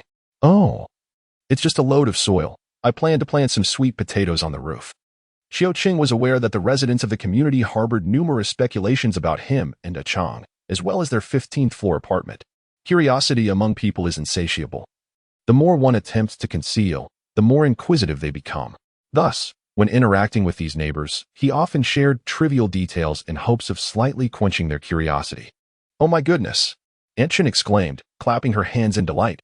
They grow so well. I feed them with these little bugs, and they become so plump and shiny. Wait a moment, she interrupted. I have a question. You mentioned planting sweet potatoes, but where did you buy the seeds? I'm also considering planting some. As Qiuqing prepared to leave, Aunt Chen hurriedly inquired, are they expensive? How much do they cost per pound? 1.5 pounds of cornmeal. I went a day, but there was none available. I had to place an order. Qiuqing replied candidly. 1.5 pounds of cornmeal? Oh dear, that makes me a bit uneasy. Aunt Chen said, if you're not planning too many, just take some from me when the time comes. Qiuqing held a favorable impression of Aunt Chen. His hearing had improved, allowing him to catch snippets of conversation from downstairs while he toiled away upstairs. Aunt Chen spoke kindly of their family, and having heard her commendations, Qiuqing did not hesitate to bid her farewell before departing on his tricycle. Upon returning home, he and his companions took a brief respite before ascending to the 15th floor to continue their work. The walls and ceiling of room 1504 had been adorned with mirrors, and the floor and corners had been coated with waterproof mortar. Only the wooden framework and soil remained to be laid. They spent several hours erecting the framework in room 1504, and as the sun began its descent, they ventured to their own fields to water and fertilize their crops. They also checked on the goats and fish pond, ensuring that the water was replenished and the grass was provided. The rice in room 1507 was thriving, as the seedlings had begun to tiller in just a few days, creating a lush green expanse that promised a bountiful harvest. Qiuqing and his companions rolled up their pant legs and waded into the rice paddies to uproot the weeds. After finishing their task, they trudged back through the mud, retrieving a water jug from the corridor to irrigate the field. The rice plants were quite thirsty, and a moment's negligence could drain their small plot entirely. Once their work was complete, they ascended to the rooftop to bring down the two chicks that had basked in the sun all day. These chicks had grown sturdier in recent days, with hearty appetites, eagerly consuming whatever they could find. Qiuqing was cautious about overfeeding them, fearing they might, like goldfish, inadvertently gorge themselves to their detriment. Qiuqing has now attained a commendable understanding of the growth rate of crops within the spirit-gathering array. Typically, seeds develop at a sluggish pace immediately after being sown. However, once they sprout, their growth accelerates significantly. The advantages of seedling cultivation are twofold. On one hand, It provides the sprouts with a nutrient-rich environment conducive to their development, leading to a more bountiful harvest. On the other hand, this process allows for the elimination of seeds that fail to germinate, thereby enhancing land utilization. Furthermore, the seedling process requires minimal space. For instance, even though Area 1504 has yet to be properly arranged, Qiucheng and his team can already commence their seedling work. While Qiucheng busied himself with the seeds, Chang had already watered and fertilized the plants on the terrace, gathering a basket of ripe fruits, predominantly tomatoes. The previous batch of tomatoes has not yet been completely removed, and the subsequent batch has begun to bear fruit, accompanied by a fair number of peppers and 2 loofahs. Today, they decided to harvest a pumpkin. At this moment, Qiucheng also moved the 2 wooden crates containing the buried seeds to the terrace. Finding no suitable place to set them down, he resorted to blocking the passageway with them. He intended to uproot the aging tomatoes and chili peppers in the next day or 2, thus freeing up space. Are they old enough? Chang inquired, approaching to inspect the pumpkins. To prevent the vigorous pumpkin vines from overshadowing other crops, Qiucheng had thoughtfully constructed a trellis for them to climb. The pumpkins dangling from the vines were secured in net bags, and after assessing their readiness, Qiucheng utilized a knife to cut the oldest one. He then removed the net bag and carried the pumpkin into the house. Is it delicious? Chang inquired from behind. Indeed, it is. Qiucheng replied as he carried the pumpkin into the kitchen, cleansing it thoroughly before retrieving the cutting board and knife. He placed the items on the coffee table and sat on the sofa, commencing the laborious task of peeling the thick, tough skin of the aged pumpkin. The moment the skin was removed, a distinctive fragrance wafted through the air, captivating Chang, who relished the aroma. Do taste it, Qiucheng suggested, slicing a piece of the peeled pumpkin and offering it to him. Without a moment's hesitation, Chang accepted the morsel, biting into it and savoring the crunch before swallowing. He gazed longingly at the remaining pumpkin in Qiucheng's hand, prompting Qiucheng to cut him another slice. The pumpkin they cultivated was of a modest variety, weighing approximately 3 pounds. After peeling, Qiucheng sliced it and placed the pieces in a pot to steam. Once cooked, he served a generous bowl for Chang to enjoy with a spoon. For the remainder, he added a bit of cornmeal to the mixture, kneading it thoroughly. Initially intending to shape it into steamed buns, he found it too soft, so he added more cornmeal, wary of compromising the texture. Opting for a different approach, he retrieved 2 steaming trays, lined them with cloth, and divided the pumpkin-infused dough into 2 portions, flattening them into round discs before placing them in the steamer. The 2 sat comfortably on the sofa, a large bowl of steamed pumpkin on the coffee table, sharing bites as a nostalgic television drama played in the background. Steam billowed from the stove, and Qiucheng occasionally turned to check the fire, adding a piece of wood to keep the flames alive. Indeed, it was a judicious decision to forego the addition of extra cornmeal. Ultimately, the 2 large cakes that emerged from the pot were delightfully soft and glutinous, imbued with a rich aroma of pumpkin, far surpassing the corn cakes they typically consumed. That evening, Qiucheng and Chang devoured one of the cakes, while the remaining one was reserved for their outing the following day to gather rice snails. On the subsequent morning, Qiucheng and Chang first collected ample river water for the day's needs. Qiucheng meditated while Chang tended to the family's crops, feeding the chickens, sheep, and field mice, and scattering some grass and worms into the fish pond. He also enriched the rice paddies with water and fertilizer. Once Qiucheng completed his meditation, they tidied up and set off early, clad in shorts and flip-flops, with a water bucket in hand and a bag filled with delectable treats. Chang found everything beautiful in the gentle breeze of early summer. He resolved to gather a multitude of rice snails, determined to prove to Qiucheng that he was not merely a handsome face. In the latest update, Qiucheng and Chang traversed through the New South City on a tricycle, heading directly towards the suburban outskirts along the lower reaches of the New South River. They navigated several streets lined with towering buildings before emerging into an older district, where expansive fields of farmland came into view. The crystal-clear river meandered through the fields, and not far off stood a bridge, accompanied by a railway track. Hurry! Let us disembark from the tricycle, but don't venture too close to the village. Qiucheng called out to him. I understand, Chang replied. Throughout their journey, Qiucheng had repeatedly cautioned him that should a quarrel arise, they might find themselves at the police station.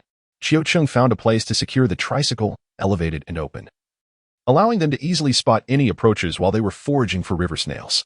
Certain areas were abundant with river sand and silt, overgrown with wild grasses, indicating a promising yield of snails. Upon reaching the riverbank, Chang removed his sandals and placed them in a bucket, then extended his hand towards Qiu Qing. Understanding his intention, Qiu Qing refrained from handing over his own sandals. Instead, he plucked several resilient blades of wild grass from the shore, took off his flip-flops, and fashioned a makeshift holder to suspend them from his waistband. He then retrieved a Chang's sandals from the bucket and similarly secured them at his side. A Chang twisted his neck to glance back, visibly pleased, and flashed a grin at Qiu Cheng before descending into the water with the bucket. Under a Chang's guidance, they ventured directly into the thicket, where the dense grass initially made Qiu Cheng ponder the possibility of encountering water snakes.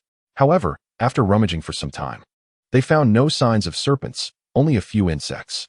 Though the quantity of river snails was not particularly abundant, their keen eyesight ensured that they thoroughly scavenged every last one, both large and small, yielding a significantly better harvest than their usual morning water collection spot. "Hey, what are you two doing here?" At that moment, a group of children, approximately 6 or 7 in number and seemingly under the age of 10, approached the riverbank. Though Qiu Cheng and Ah Chong were both adult men, the presence of so many youngsters rendered them less fearful. "What is the matter?" Qiu Cheng inquired.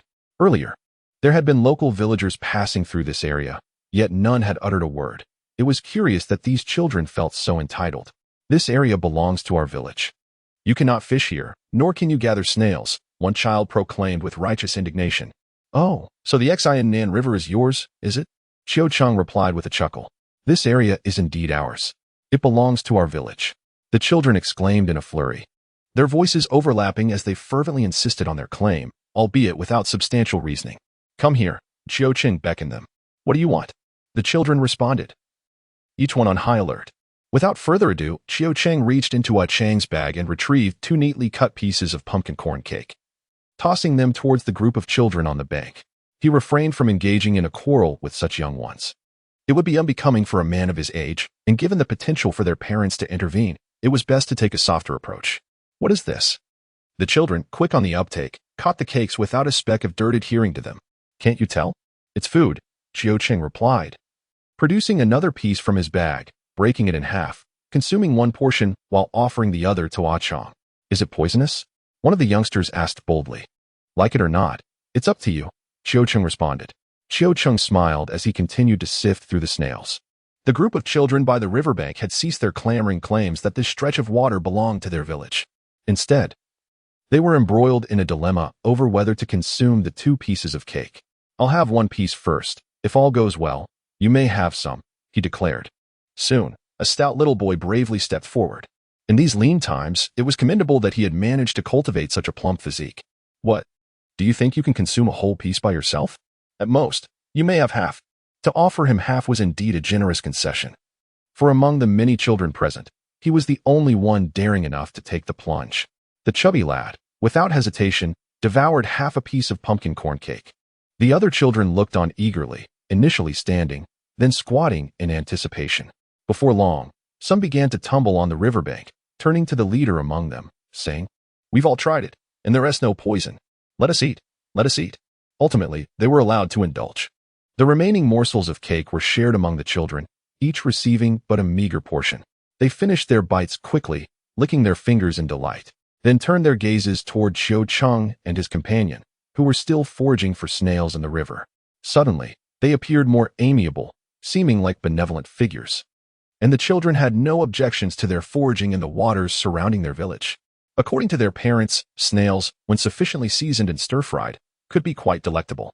However, the children had little recollection of such culinary delights, as they were too young to remember much from the time before the outbreak of the X virus. All they knew was that snails, whether boiled or grilled, paled in comparison to the taste of the local mutts. The children lingered by the shore for a while, perhaps out of sheer boredom, and began to roll up their pant legs to wade into the water, assisting Qiu Qing and the others in foraging for river snails. A merry band of youngsters, they giggled and chattered as they collected the snails, placing them into the water bucket held by a Chong.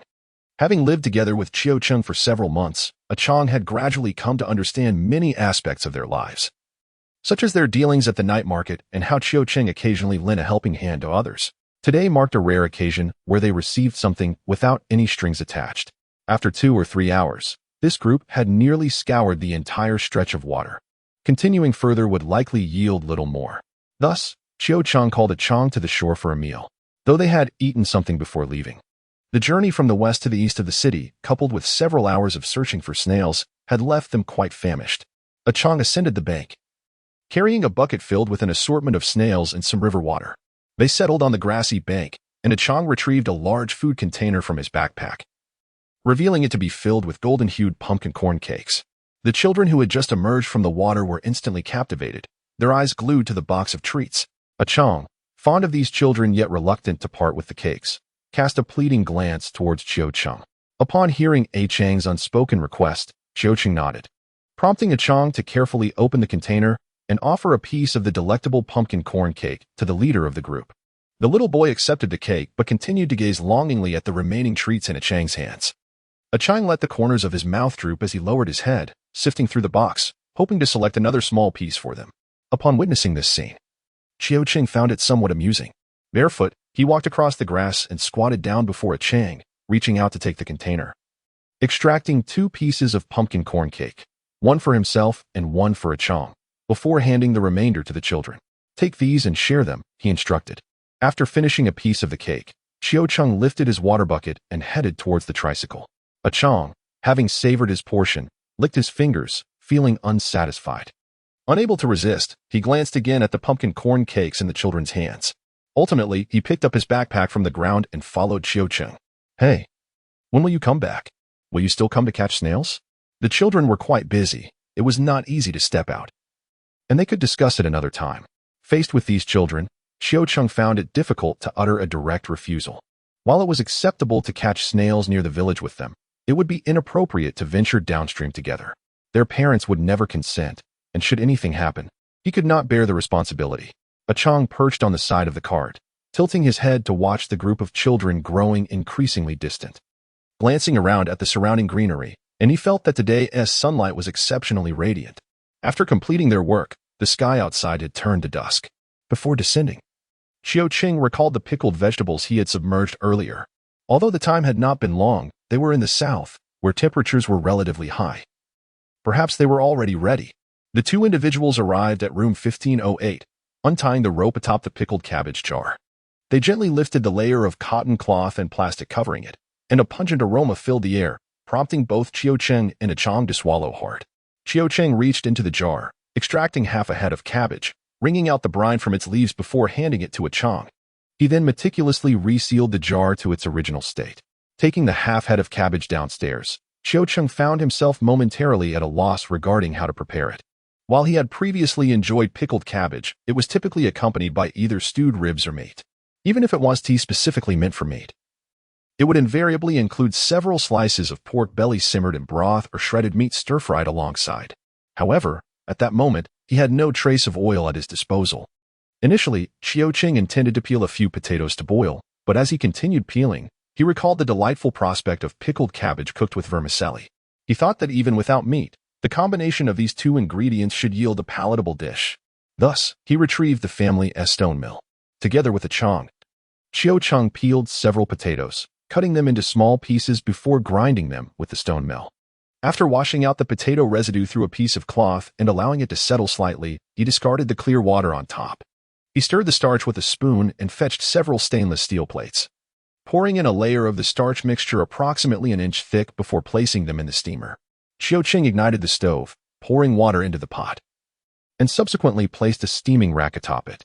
He positioned a dish filled with a potato starch slurry on the rack, followed by a pair of chopsticks laid across the dish, and then another plate placed above that. This meticulous arrangement continued until the stack reached the height of the pot lid, effectively steaming the potato flour they had ground that evening. The washed potato residue was not discarded. It would be repurposed to feed chicks, field mice, and goats. Yesterday, the pumpkin peels had been given to the field mice, and a handful of fresh, aromatic pumpkin skins tossed in provided them with a delightful feast for quite some time. As the steaming progressed, Chang and Chang settled on the sofa to watch television for a while. After approximately 20 minutes, Chang surmised it was nearly done.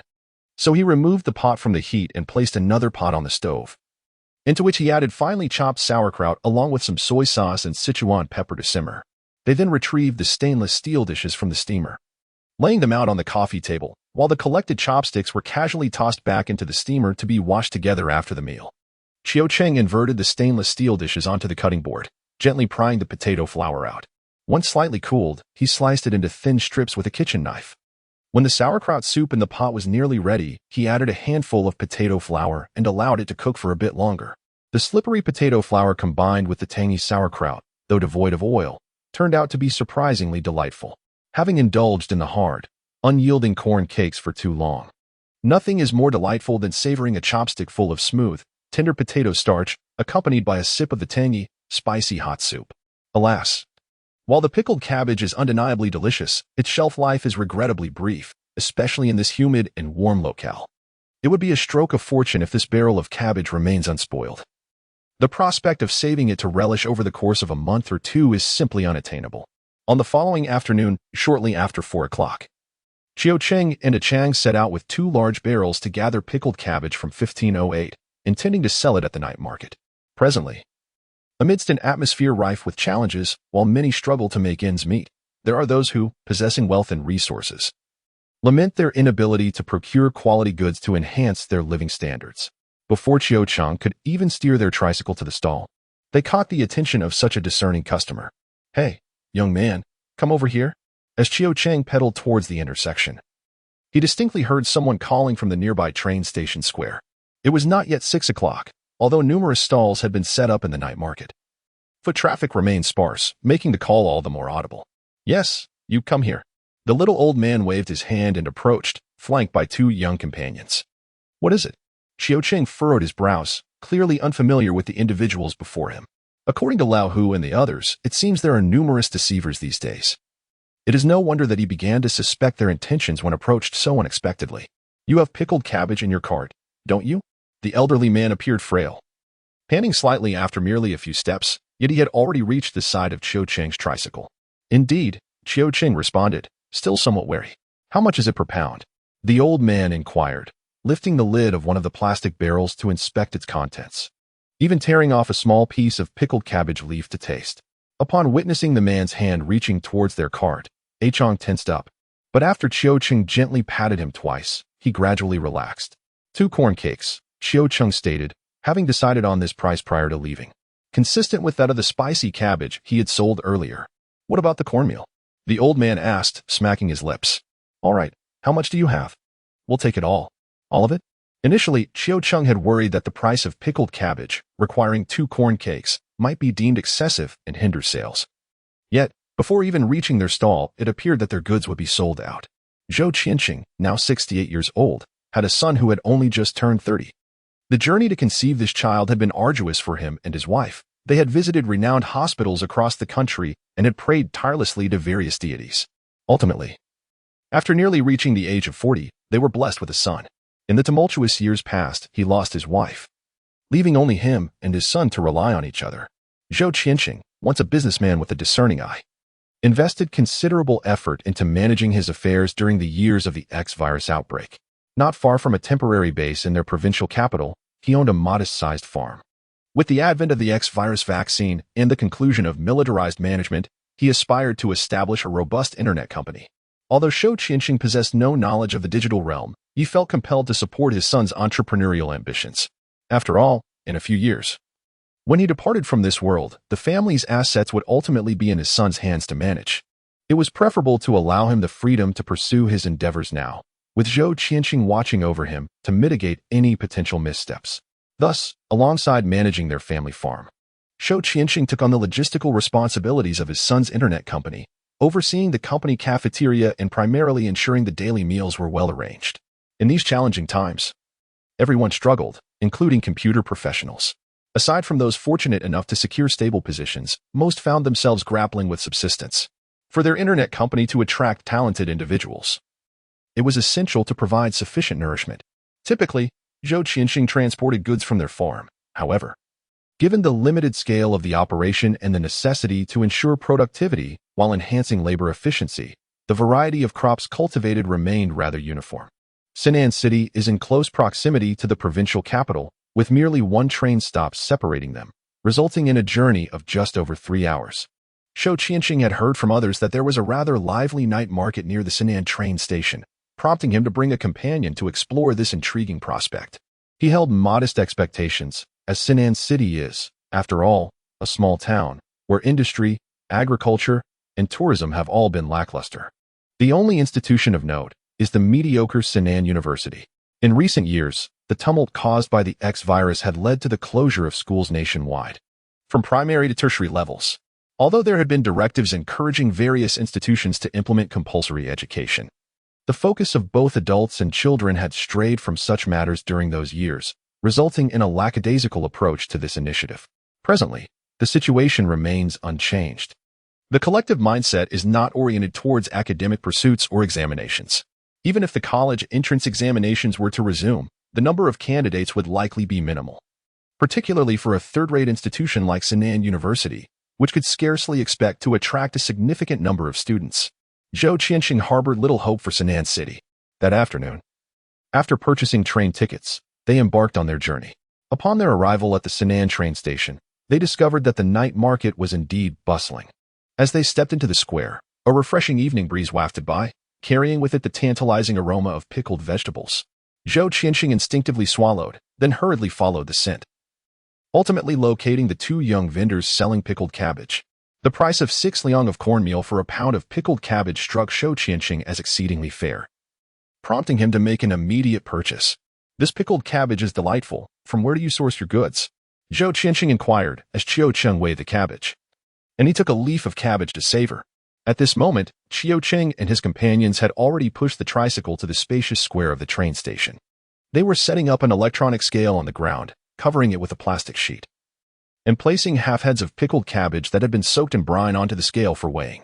Zhou Qianxing, observing this, felt a sense of satisfaction. He was an experienced businessman, astute yet not always wearing his cleverness on his sleeve. Occasionally, he would deliberately remain silent, watching how the other party would respond. If Qiu Cheng had attempted to take advantage of his amiability by placing both the cabbage and water on the scale for weighing, Zhou would certainly have refused. However, he remained taciturn, even appearing somewhat naive at times, while Qiu Cheng showed no signs of attempting to gain an upper hand. Zhou noticed this and mentally awarded the young man a commendable impression. "There's no problem, once it's wrapped up. It can be stored in the refrigerator for a week or so," Zhou said. "In a few days, there should be a batch of potatoes," Qiu Cheng replied. "What is the price for the potatoes?" Zhou inquired, knowing that potatoes were frequently seen in their provincial city. 1 pound of cornmeal for 7 pounds of potatoes," Qiu Cheng stated, revealing the trading price he had agreed upon with Guo Chang. "How many can you procure?" Zhou's eyes lit up at the price. "I'm not sure. It depends on the situation at the time," Qiu Cheng casually responded. "The quality of the potatoes won't be subpar, right?" Zhou pressed further. "Once the shipment arrives, please reserve a few £100 for me. As for this cornmeal, the quality is excellent, isn't it? It's all grown on our own farm. Thoroughly sun-dried and ground with a stone mill, processed multiple times to ensure it is both fine and dry." At this moment, Qiu Cheng had already weighed the pickled cabbage. Zhou Qianxing instructed the two young men accompanying him to bring over the cornmeal for weighing. As they scooped the cornmeal onto the scale, he began to boast about himself. "You have a farm? What do you cultivate?" Upon hearing that the other party owned a farm, Qiu Cheng felt a stir of interest within. "Ah, primarily corn. And I also grow potatoes, though they are just tender seedlings at the moment." Zhou Qianxing was rather reserved about discussing his own farm. "Have you started raising chickens?" Qiu Cheng inquired directly. "I just began with a batch this spring." "Why are you interested in raising chicks as well?" Zhou Qianxing's question eased his apprehension somewhat. "Is it easy to buy chicks in the provincial capital?" Qiu Cheng raised his head to look at Zhou Qianxing. "It's not particularly difficult. Our provincial capital is well connected by train in all 4 directions, and there are many merchants coming and going. It just depends on luck. These things sell quite quickly." Zhou Qianxing replied. "Oh, then I'll set aside some potatoes for you. Can you keep an eye out for chicks in the provincial capital over the next few days?" Qiu Cheng asked. "Sure, I can keep an eye out for you. Just reserve 500 jin of potatoes for me. Let us meet here at the same time next week to trade. How does that sound?" Zhou Qianxing proposed. Qiu Cheng had no objections. In fact, he wanted to inquire about piglets through Zhou Qianxing, but since they had just met, he felt it inappropriate to make too many requests. He decided to secure the chicks first before pursuing further discussions. Recently, as the 2 chicks at Qiu Cheng's home grew day by day, his thoughts became increasingly lively. He envisioned raising a flock of chicks, and in 3 to 5 months, they would have both chicken meat and eggs to enjoy. After exchanging a few more words, Qiu Cheng inquired with Zhou Qianxing about the typical price of chicks, while Zhou Qianxing asked Qiu Cheng where to purchase agricultural products at their night market. Once they completed their transaction and reconfirmed the time and place for their next meeting, they each returned to their respective tasks. Upon returning home, Qiuqing and Chang devoted their evening solely to laboring with earth. They transported truckloads of soil into the community, then carried large bags upstairs until they had filled the wooden frame in Unit 1504 with soil, mixing in some fertilizer before finally ceasing their efforts. The previously sown seeds of peanuts and soybeans had begun to sprout tender shoots. Soon, they would be ready for transplantation to Unit 1504. Recently, Qiuqing found his meditation practice less effortless than at the outset. He meticulously revisited his woodworking notes, finding no faults in his cultivation process. He surmised that perhaps a breakthrough was imminent, yet he refrained from seeking immediate results, diligently maintaining his daily practice. At 9 o'clock, after concluding his meditation, Qiuqing prepared breakfast for the two of them. The potato flour they had steamed 2 days prior had not fully dried. He casually grabbed a handful from the drying rack and boiled it with some pickled vegetables. After finishing breakfast, Qiuqing was set to head into the city to collect the 10 pounds of sweet potatoes he had ordered a couple of days prior. As he was gathering his belongings and preparing to leave, he noticed Chang gazing at him with eager anticipation, which softened Qiuqing's heart. Chang nodded enthusiastically. Seeing Chang's joy brought happiness to Qiuqing as well. He found himself increasingly compelled to engage in activities that would elate Chang. That morning, they set out with buoyant spirits, only to be met with an unexpectedly somber atmosphere in the city. Goodness, I had heard rumors about this year's severe pest infestation, but I never anticipated it to be so dire. Outside De Hie's shop, a small group was gathered, conversing animatedly. What is going on? Qiuqing halted his tricycle, unable to restrain his curiosity. During their ride, they had overheard numerous discussions regarding the pest issue, yet the specifics remained elusive. You're not aware yet? There's a global pest crisis unfolding, and someone conducted a survey that has even made its way online, remarked an elderly gentleman who seemed to be a local resident. Why would our area be exempt from what is affecting others? The old man glanced at Qiuqing with a hint of superiority.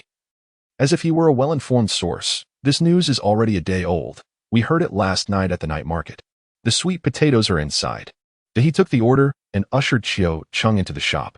After a moment of consideration, Qiuqing decided against leaving Chang outside alone. He locked the tricycle, grabbed some cornmeal, and entered the store with Chang. With so many people watching, why bother locking the vehicle? As they entered, a murmuring arose from outside.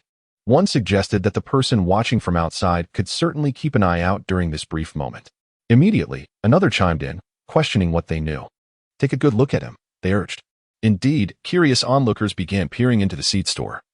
Just as Qiuqing was placing cornmeal on the counter for to heat away, Chang, intrigued, began to glance around.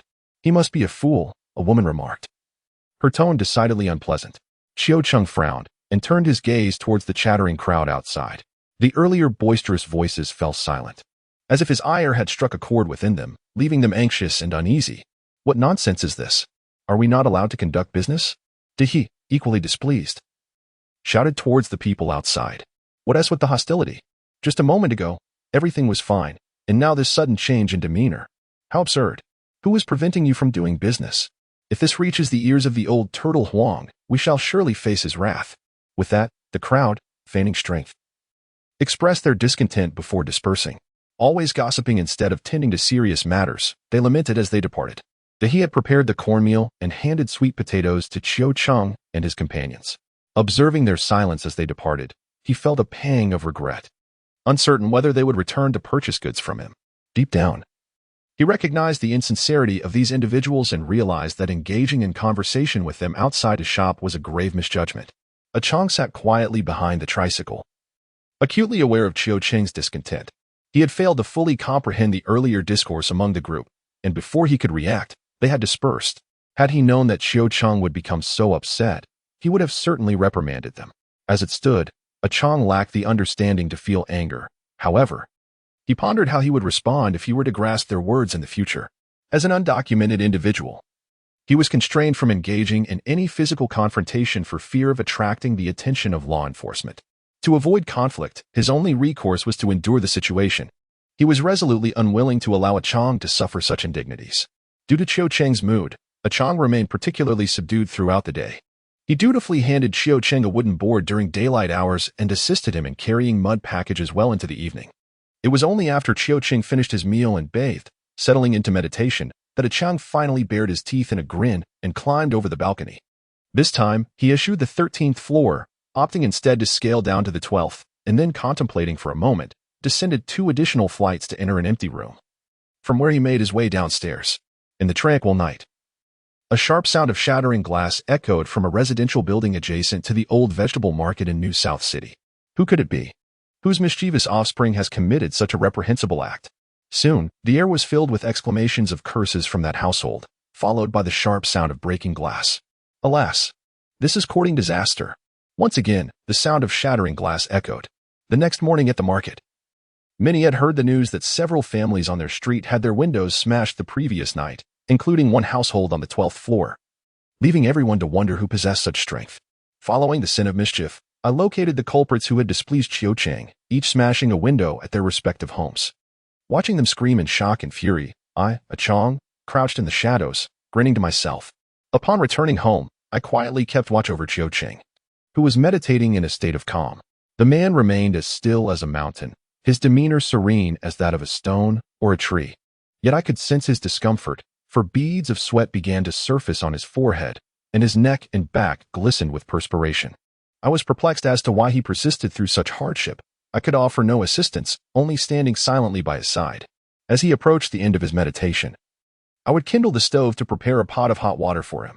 When Chiu Chang finally emerged from his trance, his eyes first fell upon me, Chang, nestled on the sofa cushions, snoring softly. Then, he noticed the stove, nearly extinguished, with a kettle releasing steam nearby. Why not go to sleep? During the night meditation, Chiu Chang typically sits from around 9 o'clock until past midnight, sometimes extending his practice even longer. He does not feel drowsy. Chang stifled a yawn and mumbled a vague response. Chiu Chang, feeling helpless, gently patted him before rising to fetch the kettle of hot water into the bathroom. Lately, he has often found himself sweating during meditation. A warm bath afterward is incredibly soothing, especially before bed. When he emerged from the bathroom, Chang was still nestled on the sofa cushion. Upon seeing him, he turned his head slightly, a faint smile gracing his lips, a mixture of shyness and pride. You should really go to sleep, Chiu Chang remarked, unable to suppress a smile of his own. In the bedroom, Chiu Chang unfurled the quilt, and they climbed into bed, one on each side. Chiu Chang reached out to turn off the light, and as the room plunged into darkness, a serene stillness enveloped the space. Chang burrowed closer to Chiu Chang beneath the covers. Chiu Chang responded. What does full mean? Chang inquired, recalling how he had restrained his curiosity during the day when he noticed Chiu Chang was in a foul mood. After a brief silence, he could no longer contain his feelings. Do they dislike me? Perhaps, Chiu Chang replied, turning to lie on his side to face Chang, gently running his fingers through his hair. Why? Chang murmured. He relished the sensation of Chiu Chang's fingers gliding through his hair, the gentle strokes providing immense comfort. Who knows, perhaps it's simply because of your striking beauty. Chiu Chang's voice was low, laced with amusement. Really? In the darkness, Chang's eyes sparkled. He pondered seriously for a moment. It was indeed a possibility. Whenever they set up their stall at the night market, he always found himself wishing those particularly attractive men and women would hasten their departure. In retrospect, those individuals were not truly malevolent. This realization made Chang feel a twinge of regret, and he stealthily glanced at Chiu Chang's expression, his face flushed with embarrassment as he confessed, I broke their windows. Chiu Chang paused in his gentle grooming of Chang's hair, asking, Did anyone get hurt? No, Chang replied swiftly. That's good, Chiu Chang chuckled. Those people were truly insufferable. As long as no one was injured, a few shattered panes of glass are inconsequential. Chiu Chang called out again into the darkness. Chiu Chang responded. Chiu Chang called him once more. His long, thick eyelashes fluttered gently, brushing against Chiu Chang's nose and cheek. He initially held his breath, carefully teasing and pressing until he could no longer suppress the yearning within him. With a swift motion, he flipped Chiu Chang beneath him, prying open his lips with his tongue and plunging deep into the sweetest depths. When Chiu Chang awoke the next morning, bathed in the soft morning light, he felt as though every bone in his body had been thoroughly chewed. Although Chang, that foolish lad, still had yet to figure out how to complete the final act, an entire night of being tossed and turned, kneaded and nibbled, was more than most could endure. The water was ready. Chang perched at the edge of the bed, resembling a spirited big cat. Chiu Chang turned away, unwilling to look at him. He had already expressed his exhaustion last night, yet this fellow stubbornly persisted, using sheer brute force to ravish him time and again, leaving him somewhat irked. The bugs had also been caught. Chang crawled to the other side of the bed and spoke to Chiao Cheng. Chiao Cheng flipped over again, burying his face in the pillow. Are you hungry? Chang's gaze drifted to the cluster of red marks on Chiao Cheng's shoulder. He found them both beautiful and inappropriate. Chiao Cheng remained silent. Chang stole a glance, carefully gauging his breathing rhythm, sensing that Chiao Cheng had fallen asleep once more. Thus, he succumbed to the call of the devil within his heart, leaning in to indulge in Chiao Cheng's scent, licking and nibbling at the crimson marks, leaving behind even more traces.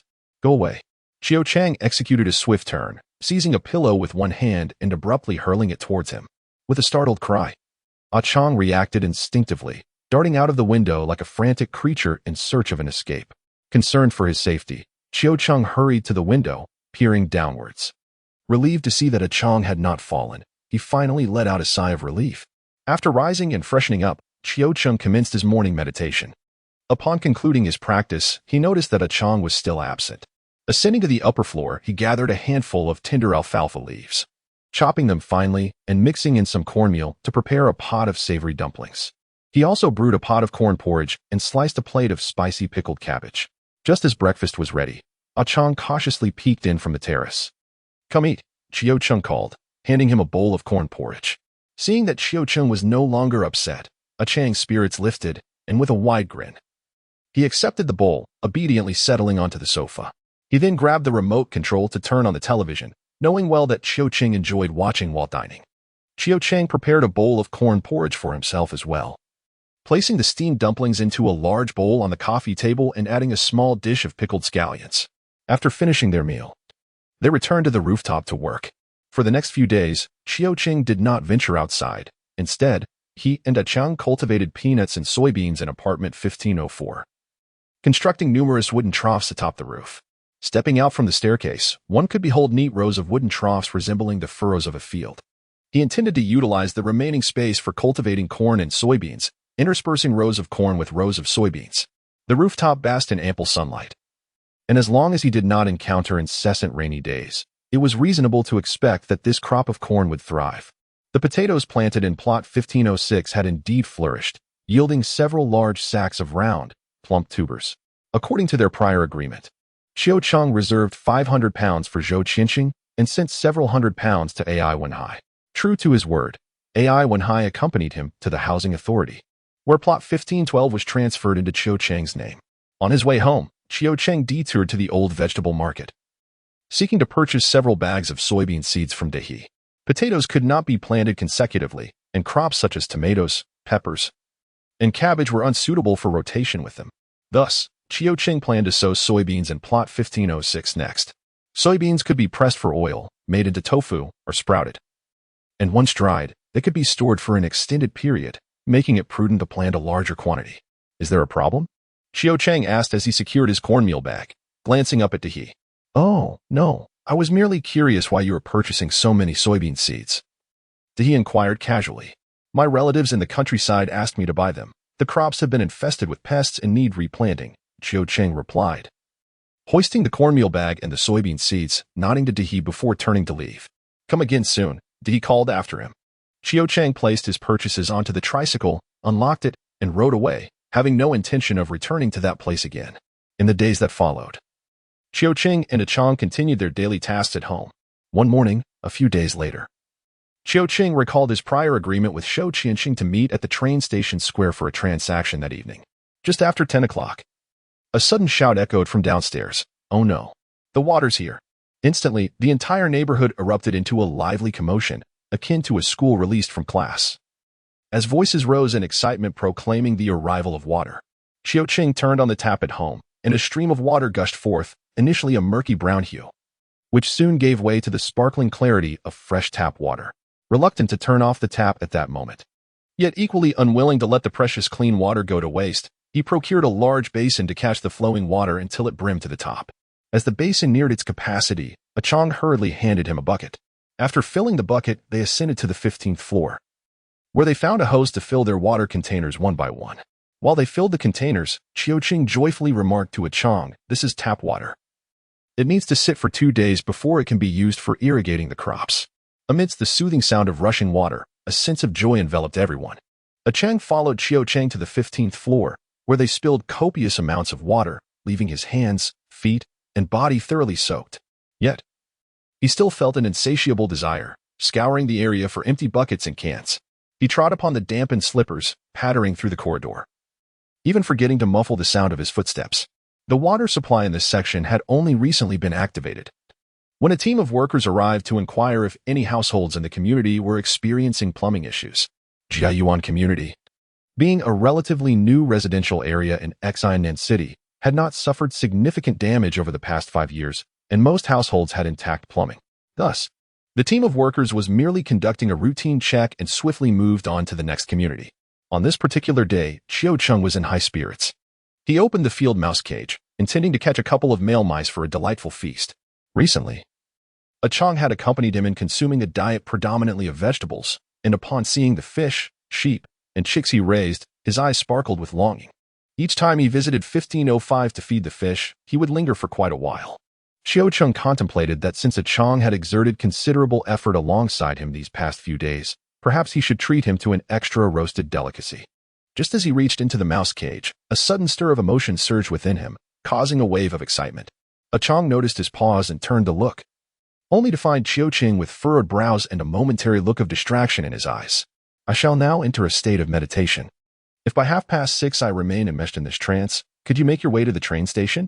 Seek out Shou Qianqing and deliver this note to him.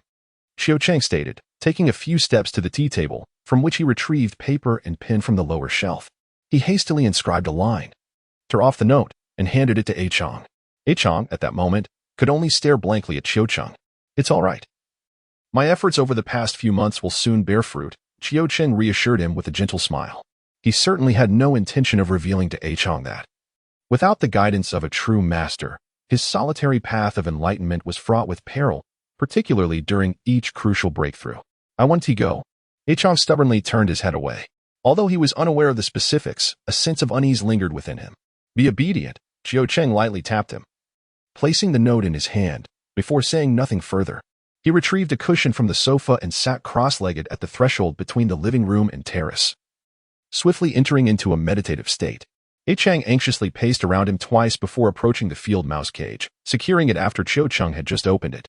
Qiu Cheng was never one to be careless. Today, however, he had forgotten to close even the mouse cage. A Chang, filled with worry, found himself irked, for he had never been fond of Qiu Cheng's unwavering routine of meditation twice daily, as if the mere closing of his eyes transported him to another realm, a realm to which A Chang could never venture. The clock transitioned from 4 to 5, then from 5 to 6, and soon it would be 7.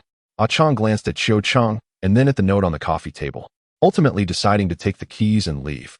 Before departing, he meticulously checked the doors and windows of his home, and after stepping outside, he carefully locked his front door once more with the key. As for the note on the coffee table, he left it untouched. 500 pounds of potatoes were packed into 4 large burlap sacks. Ah Chang first carried 2 sacks down several flights of stairs, placing them in the hallway, and then swiftly ascended to retrieve the remaining 2 sacks. Concerned that someone might take his potatoes if he left them unattended, he never placed them beyond his reach. After finally moving all the potatoes downstairs, Ah Chang produced his keys and unlocked the garage, from which he pulled out a tricycle. He first removed the electronic scale from the cart, placed all 4 sacks of potatoes onto the vehicle, and then positioned the scale securely to prevent it from falling. Riding the tricycle posed no challenge to Ah Chang. Just days prior, during their daily trips to fetch water by the river, Qiu Cheng had taught him to ride. With his feline agility and exceptional coordination, Ah Chang had mastered it in no time. Meanwhile, at the train station square, Shou Qianqing sat by the flower bed waiting. Having already passed the appointed time by more than half an hour, yet Qiu Cheng had not yet arrived. How much for the chicks? A passerby inquired upon hearing the chirping. Not for sale. Shou Qianqing waved his hand, dismissing the individual. Xingbo, why don't we take these chicks to the night market to sell?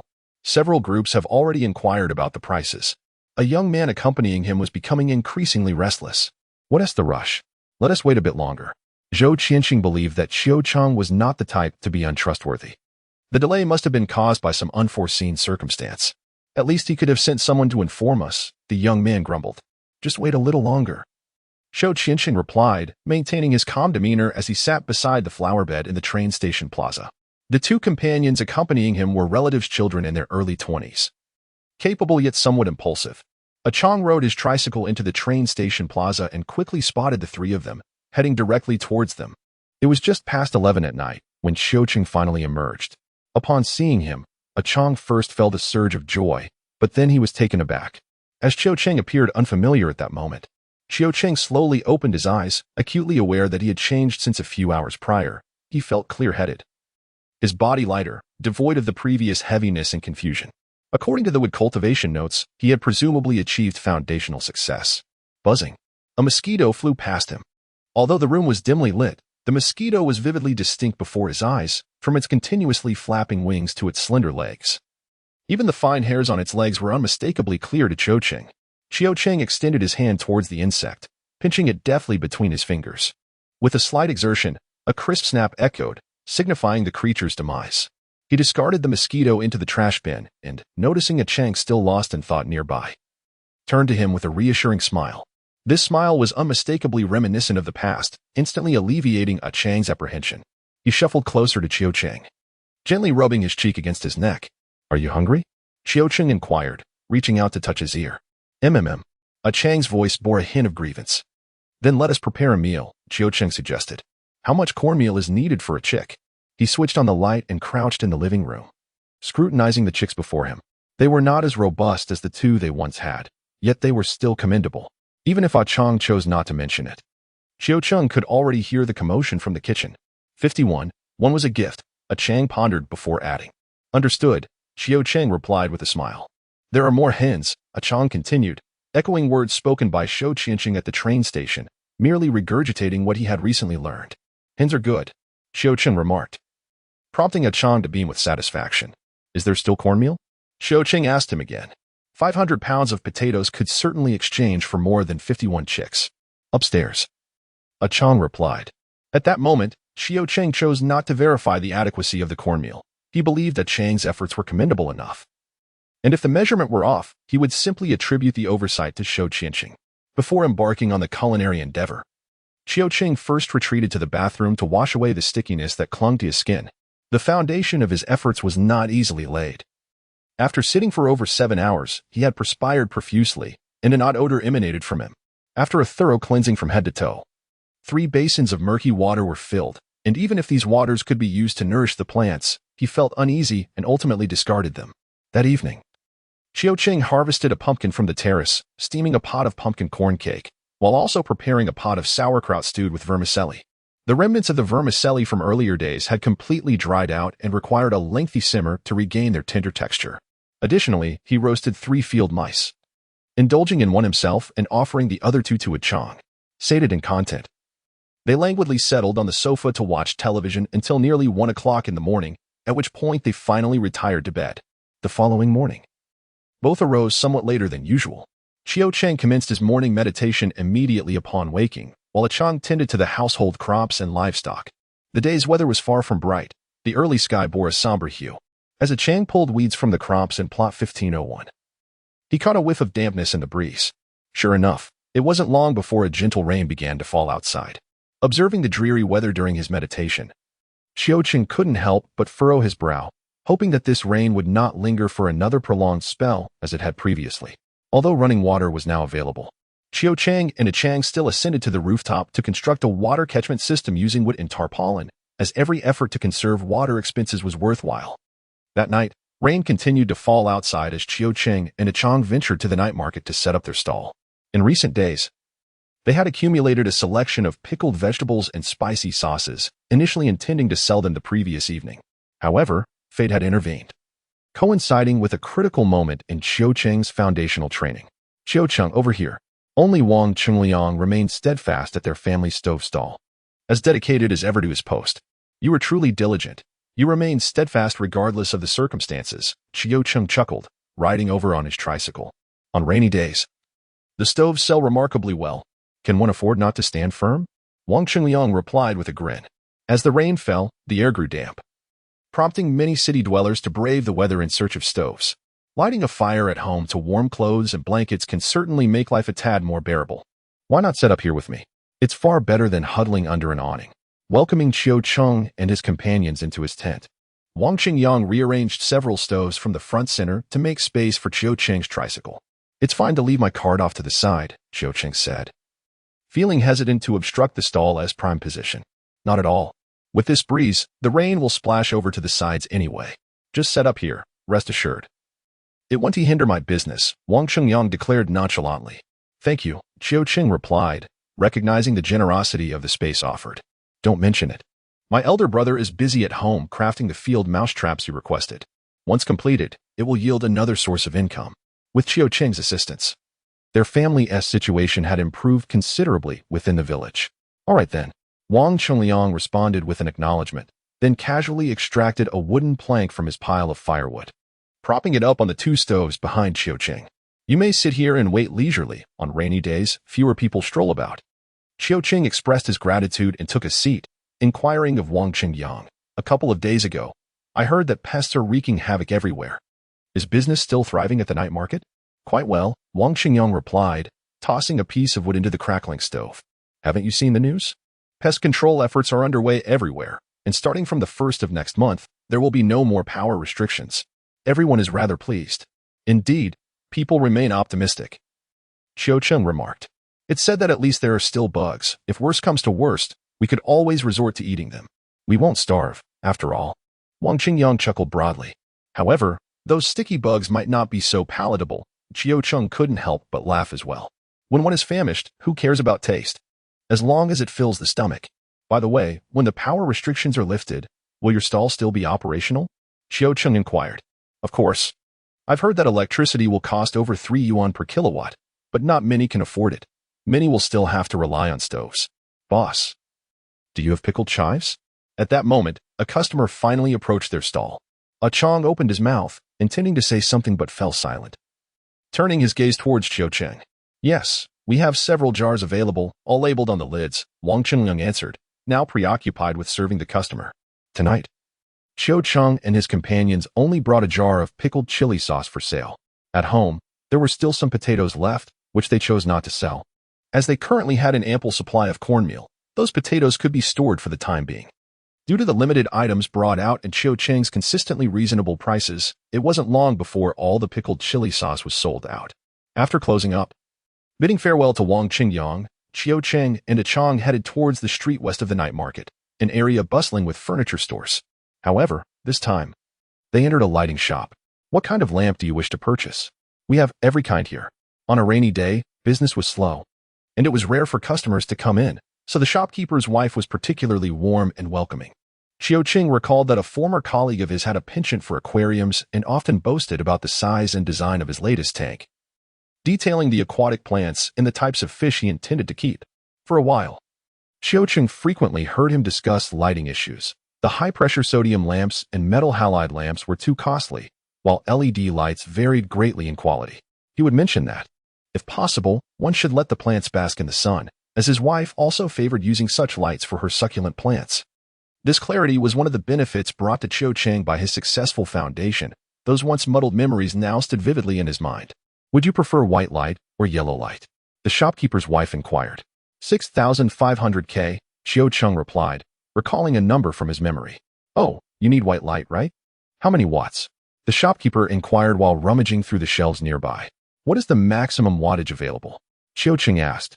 The largest? The shopkeeper paused momentarily. 105 watts. Qiuqing took a look and noticed it was a brand that was rather common in the market before, and he asked her, what is the price? For this one? Just give me 2 gin of cornmeal, the shopkeeper replied.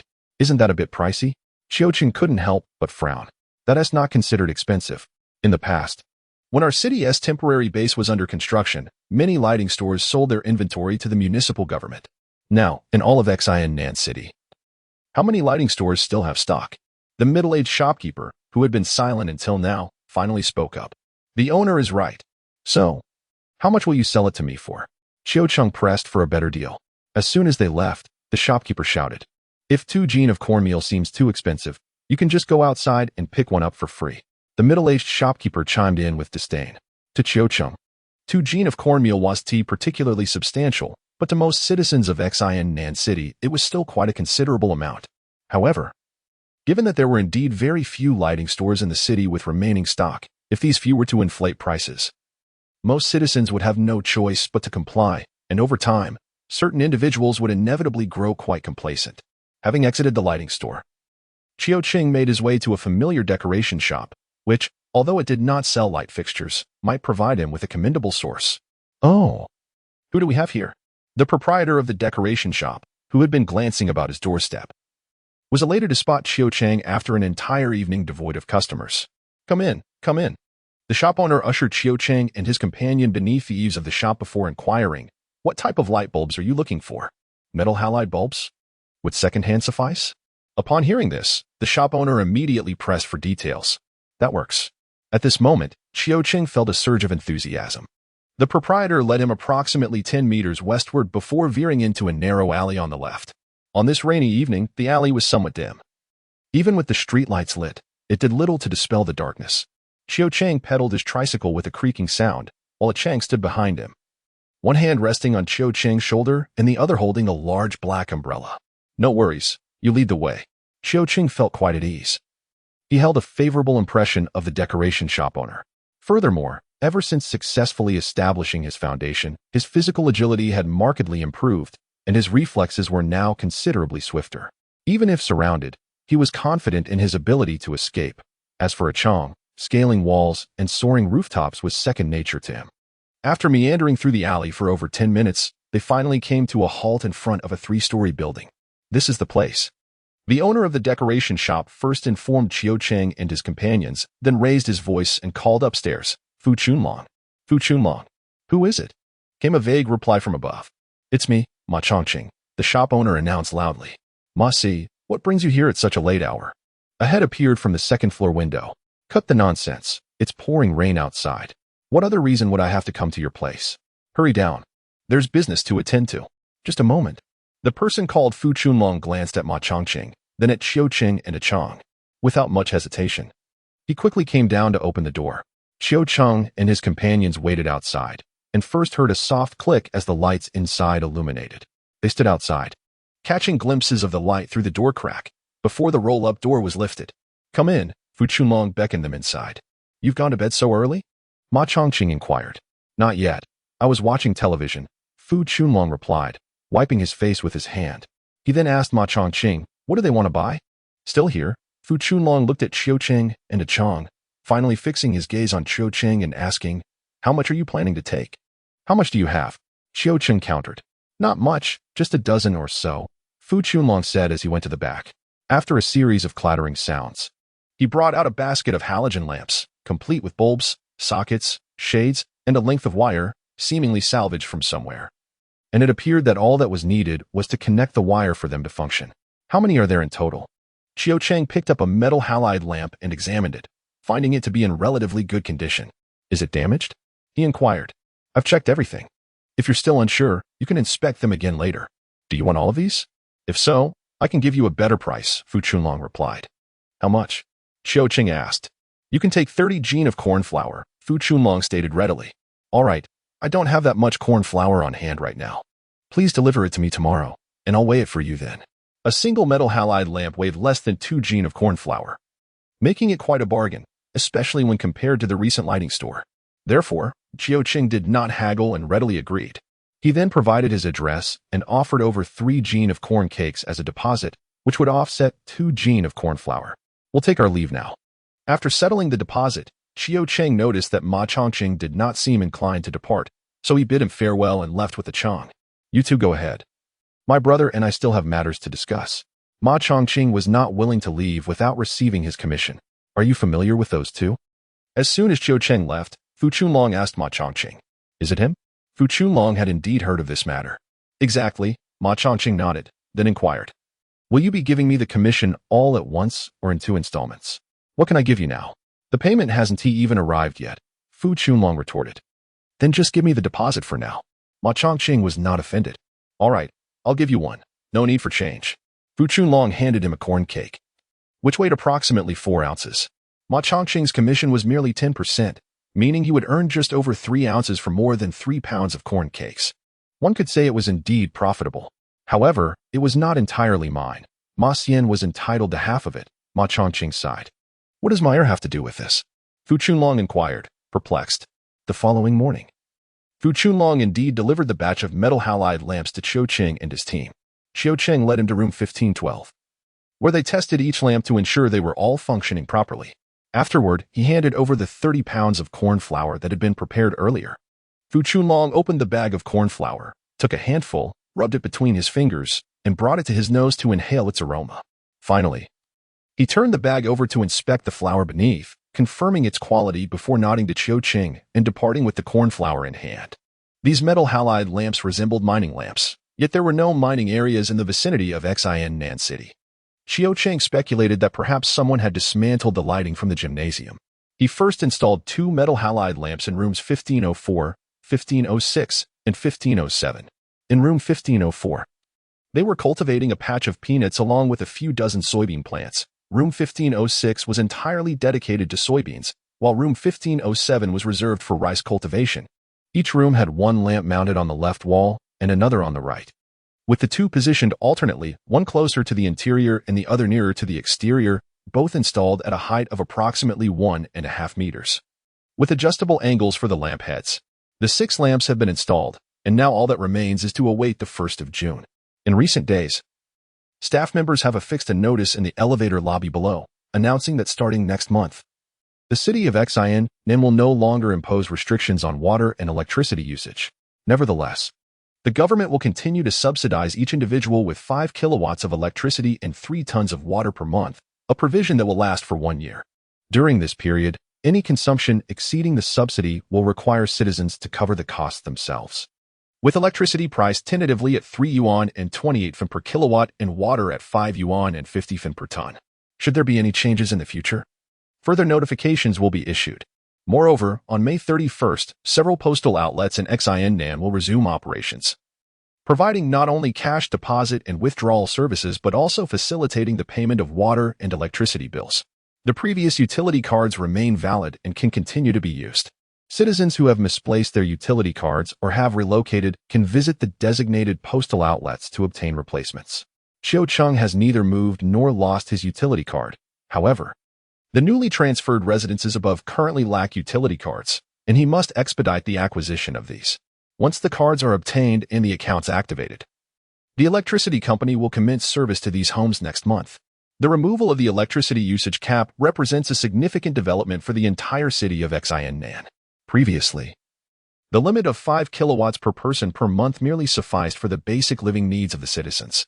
With the abolition of this restriction, various sectors are poised for growth in the forthcoming period. Although the cost of electricity has risen to over 3 yuan per kilowatt, for individuals like Qiu Qing, this is still within manageable limits. What they truly cannot bear is the burden of managing their electricity consumption to a mere 5 kilowatts per person each month, thereby evading the need to pay for electricity. However, the implications of this notice extend beyond mere resource management. It significantly influences the prevailing value of currency. Previously, the government announced its recognition of old currency notes, yet despite this proclamation, the populace remained skeptical, rendering it ineffective.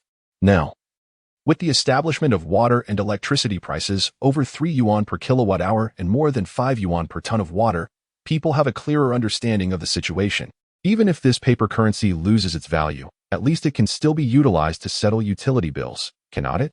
On the morning of May 31st, following the issuance of the notice, Qiu Qing first prepared some food for himself and a chang before gathering his belongings to venture out.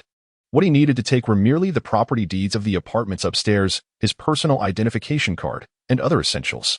In these extraordinary times, simplicity is paramount. What once required visits to several departments can now be accomplished with a single trip to the bank. Anticipating that his outing might be lengthy, Qiu Qing decided to bring a chang along, reasoning that on a day like this, a visit to the bank would likely be free from disturbances. Upon arriving at the nearest postal outlet to their home, they found the time nearing 11 o'clock in the morning, and a long queue awaited them. Qiu Qing and a chang positioned themselves at the end of the line, initially bracing for a prolonged wait. To their pleasant surprise, the efficiency of the bank staff was commendable, and before long, the queue had significantly diminished. Qiu Qing leaned forward to take a glance. Noticing that all the windows at the counter were open, even during the lunch hour, there were personnel available to assist, and no window had ceased operations. They had waited for less than 2 hours in total, and when it was finally his turn, he presented all his property certificates along with his identification card through the window. Immediately, he heard the rhythmic clattering of keyboards and the incessant whir of the printer from within. Are all these accounts requiring a top-up? Qiuqing inquired. As the printer continued its task, the staff member, having completed their immediate duties, looked up and responded, there will be an automatic top-up machine, though the exact implementation timeline remains uncertain. As the staff member spoke, they efficiently retrieved 2 printed documents from the printer, extracting a copy from each and handing them to Qiuqing for his signature. Accounts 1501 to 1507 will each require 20 tons of water and 200 kilowatt-hours of electricity, while the remaining accounts will be set at 5 tons of water and 50 kilowatt-hours of electricity each. Qiuqing nodded and handed over the necessary funds he had on him. He had always been accustomed to using his postal savings card. Unlike some individuals who preferred to possess multiple cards, he only owned 2, one for deposits and another for online shopping, the latter typically holding a minimal balance. Very well. Please hold on. The staff member promptly resumed their flurry of activity. After successfully entering the password and processing the payment, they swiftly handed Qiuqing another slip for his signature. As he glanced at the numbers inscribed on the document, a wave of unease washed over him. The balance was clearly displayed as 257.41. Currently, the utility charges in Xianan City are governed by a prepayment policy to utilize water and electricity. One must first remit payment, as overdrawing is not permitted when the account balance is insufficient. On his way home, Qiuqing gazed at the thick stack of IC cards and then at his own card, which contained a mere 200 yuan, unable to suppress a deep sigh. Had he known the value of currency, he should have sold more tomatoes to Xinxing's mother. What purpose does it serve? Chang inquired, reaching for a card to examine. At that moment, the rain had ceased, yet the sky remained overcast, the humidity palpable. It's for expenses, Qiuqing replied. Expenses? Chang's eyes widened in surprise. Indeed, Qiuqing affirmed with a serious nod. Out of money. Chang, having gleaned some understanding of finance from his extensive television watching, seemed to grasp the situation. Yes, nearly destitute. I can hardly afford the utility bills. I must devise a means to acquire some funds. I have some, the Catman declared, lifting his chin with a smug expression. That amount is insufficient, Qiuqing remarked, while rummaging through Chang's belongings, where he discovered some cash, albeit meager and scattered, totaling less than 1,000 yuan. There is plenty, Chang insisted once more. Where? Qiuqing halted in his tracks. Over there. Chang pointed across the Xianan River. Plenty? Qiuqing sought confirmation again. Yes. Chang nodded vigorously, a grin nearly stretching from ear to ear. That evening, as darkness enveloped the city, the two of them stealthily exited Jiayuan community, making their way toward the opposite side of the Xianan River. At the foot of the mountains across the river lies a residential area of villas, nestled against the hills and facing the water, a rare gem of feng shui. Coupled with the splendid surroundings, adjacent to the new South River Park, the property prices have consistently remained elevated, making it one of the most prestigious neighborhoods in New South City. On this rainy night, the atmosphere was eerily tranquil, and the two did not ride a tricycle but chose to walk instead. Upon locating their hideout, Chang glanced around to ensure no one was in sight before swiftly climbing onto the terrace of the 3rd floor of a villa. The security measures in this residential area were notably robust. The doors and windows on the 1st floor were solid, and the walls appeared smooth, offering no footholds for climbing. Although the 3rd floor had a terrace, it would be quite challenging for an ordinary person to ascend without tools. Originally, Chang intended to enter the house first and then descend to let Qiuqing in, but unexpectedly, as soon as he arrived, Qiuqing followed closely behind. The two entered the house in succession, descended the stairs to the 1st floor, and then Chang retrieved a fruit box from beneath the television cabinet. Despite the dim lighting, Qiuqing could discern the kiwi design adorning the exterior of the box. Chang placed the fruit box on the coffee table and pulled out bundles of 100 yuan bills, stacking them into a small mountain on the table. He then inquired of Qiuqing, "Is this enough?" "It's sufficient," Qiuqing replied, feeling assured that he would never again need to worry about utility bills. Chang remained silent, gazing intently at Qiuqing with his bright, sparkling eyes. "Wonderful," Qiuqing said, affectionately reaching out to pat Chang's head, as one might do with a child. Chang's previously eager expression suddenly withered. With a soft kiss, Qiuqing, noticing his disheartened demeanor, leaned in to press his lips against him. Chang silently squatted there, head bowed, his fingers absently tracing the plush feather carpet beneath him. He had relinquished his most cherished stronghold, and yet it was still insufficient? Qiuqing chuckled softly, leaping forward to pin Chang to the ground. faces mere inches apart, and then he plunged into a deep kiss. Chang's eyelashes fluttered momentarily before he allowed his gaze to drop, his eyes gradually clouding over. Once the kiss concluded, Chang planted a tender kiss on his cheek and then climbed off them, taking a moment to survey the entire villa. He noted that many valuable items remained untouched, suggesting that the villa's owner had left in haste, perhaps unable to endure the 5 years in the temporary base before passing away, or possibly having met an unfortunate fate during the initial chaos. Otherwise, there would be no reason for these belongings, these treasures, to linger here, especially since the temporary base had long been disbanded. Today, he would claim these. Chang found a shopping bag to stow away the money and casually gathered several pieces of jewelry from the master bedroom. Chang, his ears flushed, offered no objections to Chang's decision. Let us depart. It is beginning to rain outside. Within the confines of the house, Chang could distinctly hear the sound of rain falling, even discerning the intensity of the downpour by its rhythm. Chang, eyes cast down, followed closely behind him, mirroring his every step. The sound of rain pattering against the umbrella drowns out various other noises, allowing them to feel a sense of control over their surroundings. Moreover, the dryness and warmth beneath the umbrella can easily lead to a loss of vigilance. With the newfound funds, Chang boldly indulged in the use of water and electricity. On the morning of June 1st, he turned on the supplementary lights in rooms 1504, 1506, and 1507. The warm glow of the halogen lamps illuminated the crops within, resembling the golden sunlight of a clear day. From 6 in the morning until 6 in the evening, Chang provided these plants with 12 hours of additional light each day. After several days, he noticed that the crops, which had previously begun to exhibit signs of excessive growth due to consecutive rainy weather, were gradually becoming robust and no longer stretching awkwardly towards the sky. Recognizing the efficacy of indoor lighting, Chang swiftly commenced preparations for rooms 1502 and 1503. On such rainy days, indoor cultivation holds significant advantages over outdoor methods. At the very least, there is no concern about crops being damaged by flooding, and the soil's nutrients are not relentlessly washed away by the incessant rain. In conditions of insufficient light, providing supplementary illumination becomes considerably more manageable. As Chang and his team applied the first layer of waterproof slurry to the ground of rooms 1502 and 1503, the batch of Napa cabbages previously planted on the balcony of room 1501 reached maturity, with a relatively short growth cycle and a certain resilience to shade. This batch of Napa cabbages thrived remarkably well. Chang decided to dedicate all of them to the fermentation of spicy cabbage, based on his previous experience. Under the current temperature conditions, the fermentation of spicy cabbage could be ready to consume in as little as 3 to 5 days. The initial salting of the cabbage required approximately 12 hours, followed by marinating it with chili sauce, which would take another 2 to 3 days at room temperature. 2 days after commencing the fermentation, the skies finally cleared again. After finishing his morning meditation, Chang, accompanied by Chang, ventured into the city to inquire about car rentals.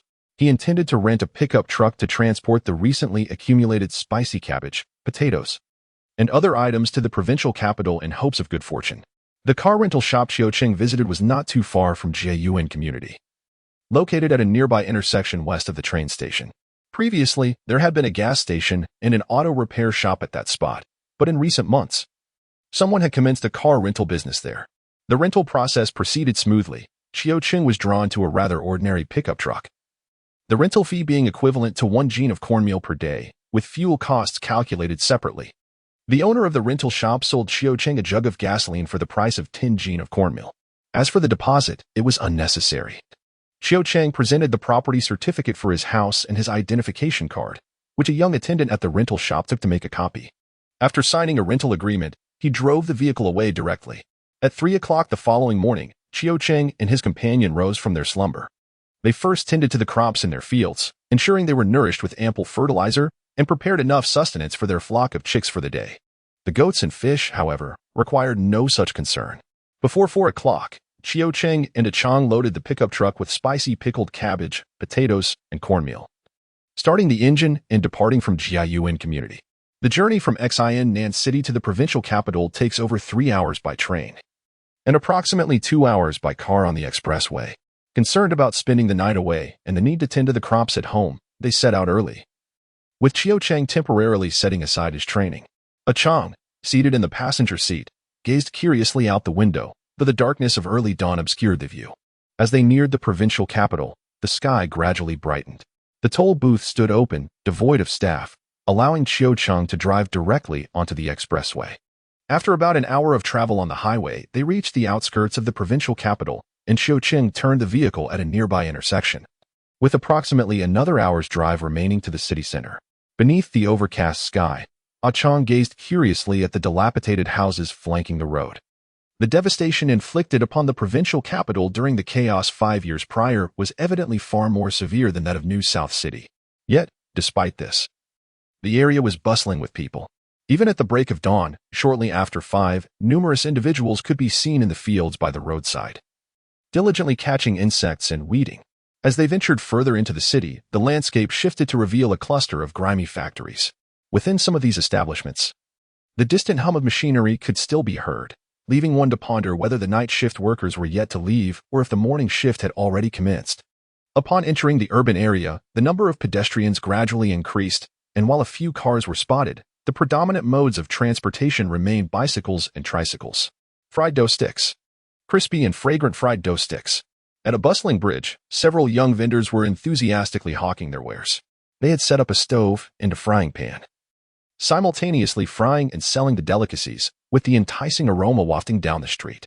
Chang pressed his face against the car window, his eyes fixated on the golden fried dough sticks resting on the black wire rack above the pot, their appearance suggesting they were utterly delectable. "How much for the fried dough sticks?" queried Qiucheng as he parked the pickup truck beside the stall. 500, replied one young vendor, flashing a hand to indicate the price. Upon hearing this, Qiucheng initially contemplated mentioning that the electricity fee was merely over 3 units per kilowatt, but quickly recalled that he had once sold 2 tomatoes for 100. Even in the present-day Xin Nan City, one can scarcely procure food with cash. However, should there be sellers, like those young individuals in the provincial capital who charge 500 yuan for a single youtiao? How many citizens of Xin Nan City can afford such extravagance? It is worth noting that the remarkably low prices of electricity and water are largely facilitated by the machinery of the state, which has covertly subsidized the power and water companies to an unknown extent. Nevertheless, the advantages of access to water and electricity are undeniably evident. Without these essentials, the factories they encountered along their journey would be incapable of functioning, and the productivity of society would regress at an excruciatingly slow pace. 2, please. Chang had just had his box of red bills confiscated, and Qiucheng decided to be a bit more generous. All right. Soon, someone approached their stall with 2 youtiao. Collecting a stack of red bills from Qiucheng and inquiring, "Would you like 2 cups of soy milk?" 100 yuan each. "I'll take one," Qiucheng replied, handing over another bill. Before long, the soy milk was delivered, and they set off from the bridge. Chang took one of the 2 youtiao in his hand and offered it to Qiucheng. "You eat, I'll drive." Qiucheng leaned in and took a bite, signaling for him to eat as well. Subsequently, Chang turned his gaze away from the scenery outside, munching on the youtiao while watching Qiucheng. When he saw Qiucheng swallow the bite he had taken, he eagerly held out the youtiao for another bite. Seeing Qiucheng enjoy it brought him immense joy, as if it pleased him more than eating it himself. Upon receiving the peanuts and soybeans, we shall indulge in frying some crispy dough sticks at home. After consuming an entire dough stick, Qiucheng felt a lingering desire for more. "I want many," Chang remarked, licking his fingers. "I will fry 10 for you." Qiucheng replied. 20, Chang countered, gesturing with his fingers. Very well. Qiucheng was relatively familiar with the provincial city. On the way, he inquired with several individuals and learned that the most bustling area was near the train station. Thus, they drove in that direction. Along the route, they encountered numerous vendors selling various goods, some engaging in barter while others accepted cash, albeit at exorbitant prices, often demanding several banknotes. Upon arriving near the train station, cash transactions were scarce. Many of the street vendors appeared to be from out of town, with most recognizing only grains as currency. Adjacent to the train station, there was a street bustling with vendors selling agricultural products. Qiucheng and his companions found a suitable spot to park their vehicle. Choosing not to unload everything from the truck bed, they merely poured some potatoes from the sack and opened a large barrel of spicy pickled cabbage, extracting half a head and placing it on the inverted lid. With a small knife, they sliced it into bite-sized pieces and set a toothpick beside it. This spicy pickled cabbage was both tangy and crisp. In an effort to sell their goods swiftly, they knew that calling out was essential. "You must be newcomers today?" Qiucheng had barely shouted a couple of times when a man approached, casually picking up a toothpick, spearing a piece of pickled cabbage to taste it. The flavor is quite good. I'll take 2 pounds, he said. Xiao Cheng, adhering to his words, packaged 2 pounds for him. The man reached out, took it, and walked away without inquiring about the price or offering payment. Chang had never witnessed anyone daring enough to brazenly seize something from their stall. He was about to rush over to confront the fellow when Xiao Cheng abruptly restrained him. That just now is by Lauda. You two have not yet been introduced. Have you? The stall owner, a man in his 40s or 50s, remarked. This individual sold jars, displaying an assortment of them of various sizes along the roadside. With a truck parked nearby, seemingly having arrived from afar. Who is he? Xiao Cheng inquired. This street and the one over there are now under his dominion. Rest assured. Since he took your spicy cabbage, your stall fee for today is waived, the stall owner replied. How much is the stall fee for a day? Xiao Cheng asked again. It varies. It depends on the size of the stall.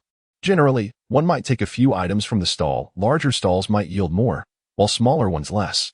For items they truly disdain, they simply accept corn cakes, the stall owner explained, clearly well-versed in such matters. Have you been operating here for long? Xiao Cheng inquired, feeling the man's friendliness and opting not to delve further into his own curiosities, engaging in casual conversation instead. I've been here for over a month, the stall owner replied. Stifling a yawn, he then asked Xiao Cheng, would you like a jar? I could trade you a jar for some spicy cabbage, just a pound will do. You may choose any jar under 80 centimeters from my stall. Though, to be honest, those above 80 centimeters aren't worth much. Transporting them has consumed quite a bit of fuel. Such a delightful scene unfolds as I gaze upon the wares of your vehicle. Oh. The spicy pickled cabbage paired with potatoes, these two items are particularly sought after. Pray tell, what price do you propose? The moment the vendor learned that Xiao Cheng intended to purchase a jar, his spirits soared. He hurried to the side of the pickup truck and, upon seeing these two offerings, his joy was palpable. The pricing is uniform, 8 taels of corn flour for a pound. And the same applies to these pickled vegetables, 8 taels of corn flour per jar. Having incurred the expense of transporting these goods to the provincial capital, a slight markup is inevitable. However, it remains quite reasonable. In this city, there are many who are willing to indulge, and should fortune favor them, they might very well sell out in an instant. The spicy cabbage, brimming with flavor, commands a price of 8 taels of corn flour per pound. Although the vendor currently finds Xiao Cheng and his companions quite agreeable, he cannot in good conscience declare it as a bargain. He can only assert that it is not overly expensive. Spicy cabbage, both tangy and crunchy. Passers-by, come take a look and enjoy a complimentary tasting. The vendor eagerly assists in promoting their offerings. The allure of free samples is simply irresistible, and soon a crowd gathers around Xiao Cheng's stall, attracting a significant customer. Although this patron does not make an extravagant purchase, he nonetheless buys 2 large buckets of spicy cabbage in one go, since the cabbage is freshly prepared for immediate consumption. Xiao Cheng feels it impractical to extract and weigh each piece individually, as potential buyers might find it unsightly. Ultimately, he deducts a few pounds from the total weight, including both the buckets and the brine. In a remarkably short span of time, the stall's inventory is entirely cleared.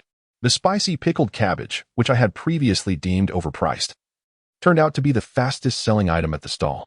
Indeed, as some had remarked, the affluent individuals in the provincial capital are more willing to indulge in culinary delights.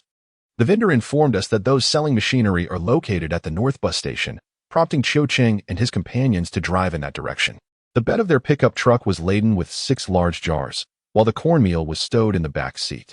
Fresh ginseng for sale. Fresh ginseng for sale, the vendor proclaimed, offering their homegrown ginseng at a bargain. The vicinity of the train station was bustling with traffic, the road conditions poor and prone to congestion. When not jammed, the pace remained slow. As Xiao Cheng and his companions crept along with the flow of vehicles, they spotted a small green truck parked by the roadside. A few tall men from the north were selling ginseng there. Hey, lads, care for some ginseng? A young vendor approached as Chang glanced in their direction, eager to promote their wares. They had strategically set up shop in this location, knowing that traffic jams would provide them with ample opportunities to sell. As vehicles would pass by one in slow procession, Chang turned to Xiao Cheng. Let us buy a few. It's the most economical choice right now. We are ginseng farmers ourselves, and all of this ginseng is cultivated from our own garden. We have both red and white ginseng, as well as American ginseng, which we imported at great expense.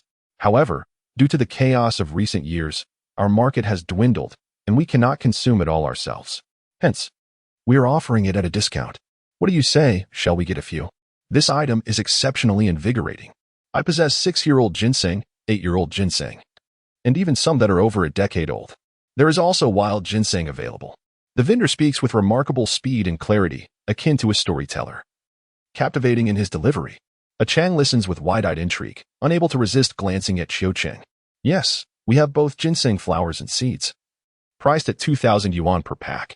How many would you like? At this moment, the vendor realizes that Cheng is the one making the decisions. Just one pack will suffice, Cheng replies, counting out 20 bills and accepting a small paper package from the vendor. Upon opening it, he discovers around 30 ginseng seeds inside. This pack costs no more than the price of 4 fried dough sticks, which is indeed quite economical. The area surrounding the North Bus Station is quite lively, bustling with not only machinery sales, but also a considerable amount of agricultural product transactions. However, most of these dealings involve bulk sales. Cheng first locates a shop selling oil presses, acquiring an electric oil press that is not overly large. Standing only half a person's height, it is rather heavy, weighing over 100 pounds. Cheng pays the shopkeeper with 65 pounds of cornmeal and places the oil press in the back seat of his pickup truck before driving away. Near the North Bus Station, there is also a vegetable market, where several storefronts facing the street engage in grain trading. These shops predominantly operate on both wholesale and retail levels, with differing prices for bulk and individual purchases. Cheng pondered for a moment, ultimately deciding to exchange all the cornmeal in his vehicle for white flour. This choice would be suitable whether for personal consumption or for sale, if sold. They could earn a modest profit, as white flour fetched a higher price in Xin Nan City. Additionally, Cheng purchased some cabbage seeds and a variety of fruit seeds from a nearby seed store. Given the high demand for spicy pickled cabbage, coupled with the short growth cycle of cabbages and their brief pickling duration, he felt that his 3 sheep were insufficient. He also aspired to rear several fat pigs. With a little ingenuity, he could convert a few kitchens and bathrooms into pigsties, regularly rinsing the floors to maintain cleanliness. He surmised that the residents below would likely have no significant objections, and ideally, it would be best if they remained unaware of his endeavors. On this sun-drenched day, they ventured out and spent the entire day working. The crops at home were somewhat parched and had sprouted a considerable amount of tender weeds. The two toiled away, watering and fertilizing until well past 7 in the evening, finally feeding the chicks before completing their tasks. After this trip to the provincial capital, Cheng felt he had gained immensely. Not only had he acquired an oil press, but he had also sensed the vibrant atmosphere of growth in the city. His understanding of the purchasing power of paper currency had become more concrete. In the face of such uncertain circumstances, hoarding money at home undeniably resembled a gamble. Cheng held little interest in gambling. He preferred to accumulate wealth gradually and live a grounded life. At present, the most reliable asset was undoubtedly food. Upon returning home, life continued as before.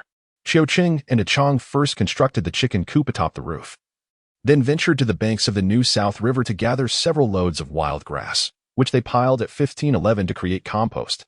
The composting container was also a self-made endeavor. They fashioned a large wooden crate, measuring 2 meters in width, 2 meters in length, and 1.5 meters in height, using timber. Inside, they lined it with a layer of tarpaulin followed by a layer of plastic film, layering the wild grass, sawdust, and sheep and chicken manure until the crate was filled to the brim. In the center, they sprinkled some previously fermented sheep manure enriched with bacteria to expedite the composting process. Composting is a lengthy endeavor. It would take at least half a year for this mound of wild grass to fully decompose into fertilizer. In the interim, Cheng and his companions could only rely on sheep and chicken manure to barely sustain their needs. They aimed to produce as much compost as possible to avoid future shortages, as fertilizers were never deemed excessive for cultivators. After a couple of days, the dozen or so soybean plants in plot 1504 reached maturity, while the peanuts, planted in the same space, could not yet be harvested due to their longer growth cycle. On this particular morning, Cheng took a Chang to uproot the soybeans, constructing a wooden frame on the rooftop to hang the soybeans, stalks, leaves, and pods for drying. Additionally, he gathered a small basket of green bean pods, washed them, sprinkled a pinch of salt, and cooked them on the stove for a meal. Their family scallions, chives, chili peppers, and tomatoes have been flourishing recently, allowing them to prepare a considerable amount of spicy sauce daily. The jars they could use at home have nearly been exhausted, prompting Cheng to resort to larger containers, including ceramic jars, glass jars, and sizable food storage boxes, essentially anything you could find to hold the sauces. With the recent favorable weather, more vendors have emerged, but their former stall has been occupied by someone else. Consequently, they have no choice but to return to Wang Qingliang's area. The field mouse traps have been completed. Will you be home tomorrow? Upon seeing the two arrive, Wang Qingliang promptly began to clear space by moving the stove for them. Yes, how has business been for you these past few days? Qiu Cheng asked while helping him move, having just disembarked from a tricycle. It's been the same. My second brother has been feeling restless lately. He wants to transport some goods north, but my father disapproves, and there's been some tension at home, Wang Qingliang replied. My father is worried. And my eldest brother is against it, so he probably can't go alone, he added with a smile. I visited the provincial city a few days ago and noticed many factories have resumed operations, Qiu Cheng remarked. Although those factories are undoubtedly pushing their workers hard. Having work means at least some income. We've heard as much, but it's futile. Good positions often require connections, and even the mediocre ones prioritize locals, Wang Qingliang said, shaking his head. Indeed, Qiu Cheng sighed in agreement. Weren't you in the provincial city? What was it like? Wang Qingliang changed the subject. It was quite lively.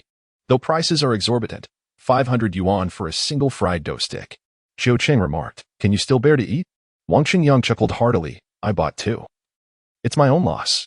Qiu Cheng joined in the laughter. Chang, don't just indulge yourself.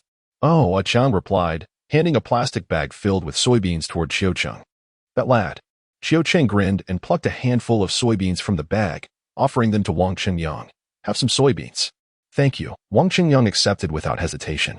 Boss, would you like some discs? We have an array of genres, lifestyle guides, movies, dramas, sci-fi, and martial arts. As closing time approached, a young man, around 18 or 19, approached their stall to peddle discs. What movies or dramas do you have? Qiu Cheng inquired. It seems the new Nan Shao TV station is out of stock lately, continuously replaying old films and shows. Both Qiu Cheng and Chang found it rather dull. Oh, we have plenty. Just tell me if you're interested in British dramas, American series, Korean or Japanese shows. I have plenty of Hong Kong dramas too. Would you like On the Cloud? The young man said, handing several discs to Qiu Cheng. I've already seen them. You wouldn't have recorded these from our city's TV station, would you? Qiu Cheng sifted through the discs, finding nothing new. We do have fresh content. The Gem of Life, my friend just brought it from Shanghai yesterday, and I copied this version overnight. There's no second copy in the entire new Nan Shao. How much do you want for it? Qiu Cheng asked. Just give me a bit of chili sauce in return, the young man replied with a grin. Given that it was his own merchandise, Qiu Cheng was generous and weighed out a substantial half a pound in a fresh-keeping bag. The pickled leeks and scallion greens had sold out, leaving only a small amount of tomato chili sauce. Once the customers departed, Qiu Cheng perused the newly acquired disc, pondering whether it contained a recipe for the tomato chili sauce. He contemplated enhancing the family recipe, which had originally been a simplistic method due to a scarcity of ingredients. Now that their yellow soybeans had ripened, they would soon be dried and pressed for oil, completing the necessary components.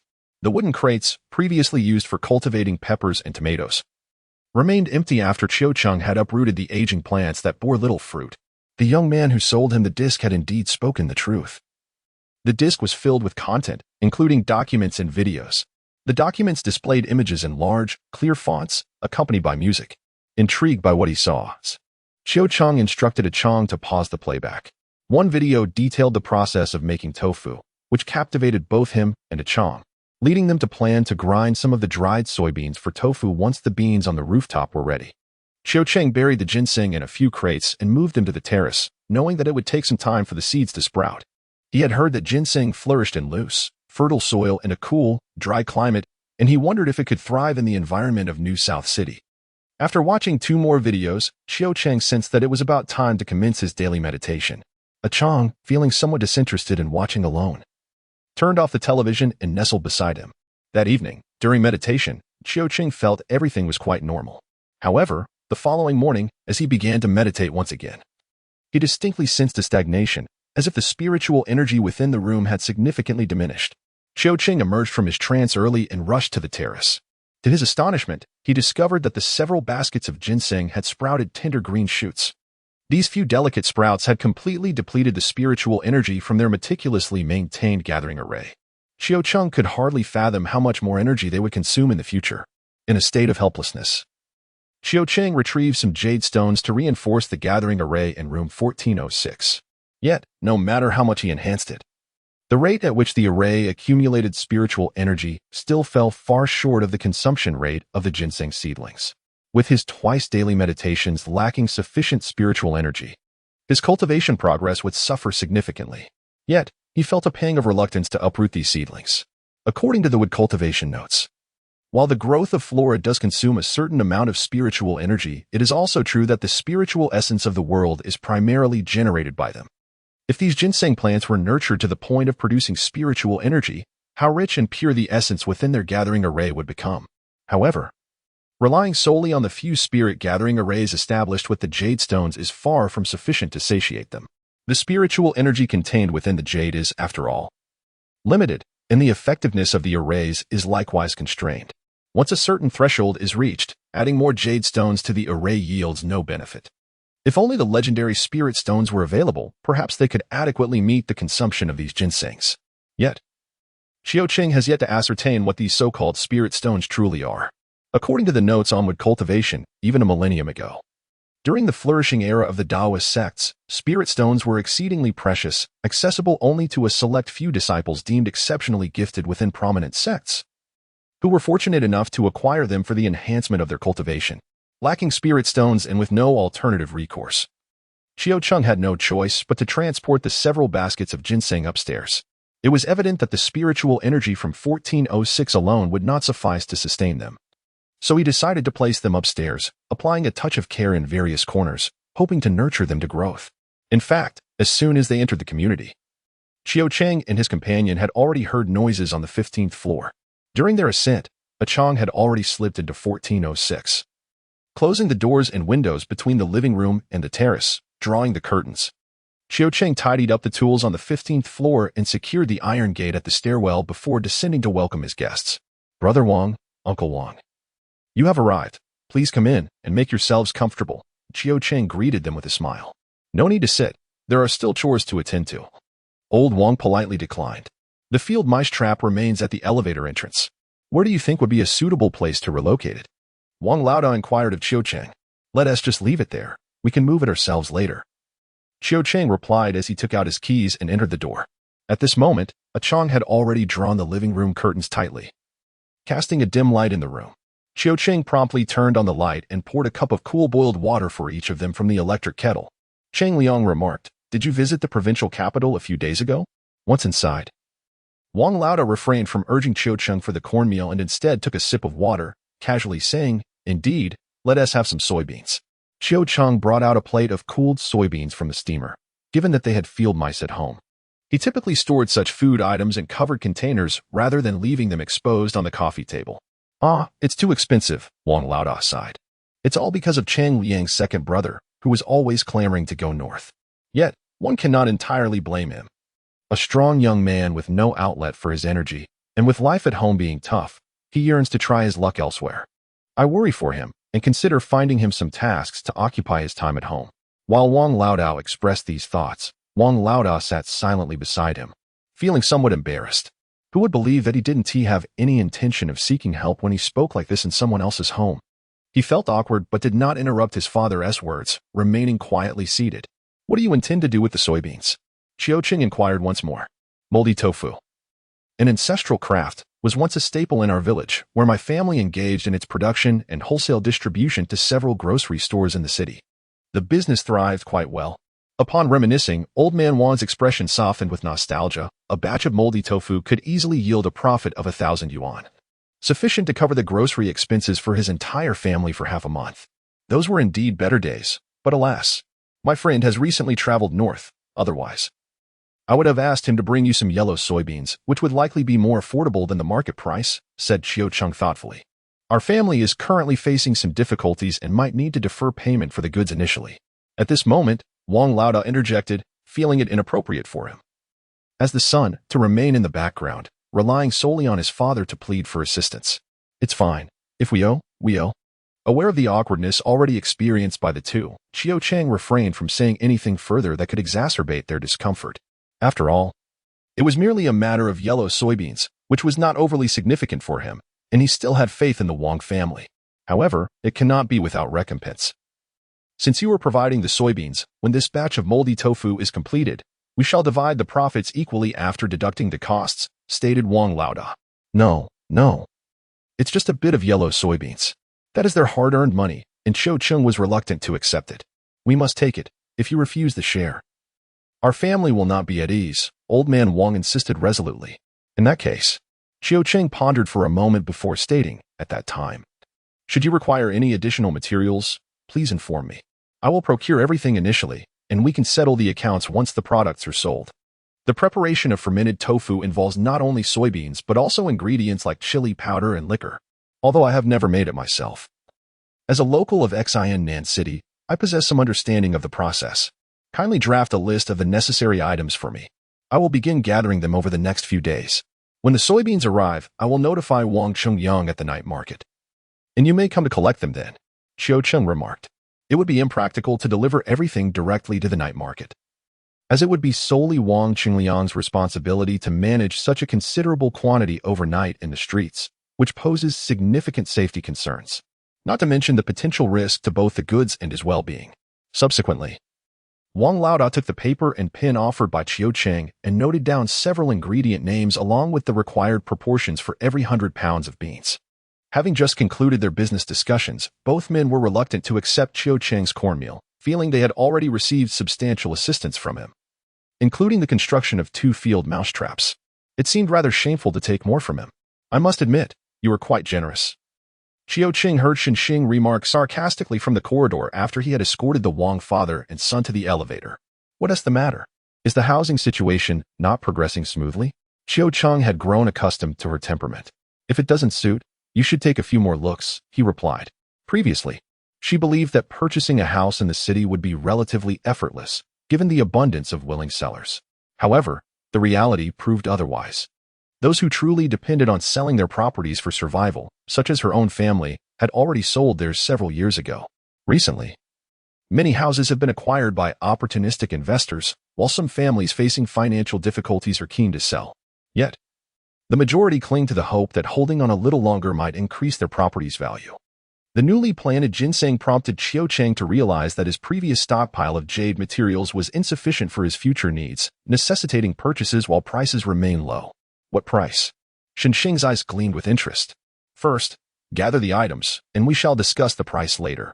Qiu Cheng was certain he would not let her incur losses. Very well. Having collaborated a few times, Shenxing had gained some understanding of Qiu Cheng and felt reassured he would not deceive her. At that moment, the elevator arrived. Shenxing concluded her remarks and greeted Qiu Cheng before stepping inside. Is everything all right at your home? Given their acquaintance, Qiu Cheng could not help but inquire further. It's nothing, Shenxing replied, reluctant to elaborate. Is there enough food to eat? Qiu Cheng pressed on. As the elevator doors slowly closed, he sighed softly.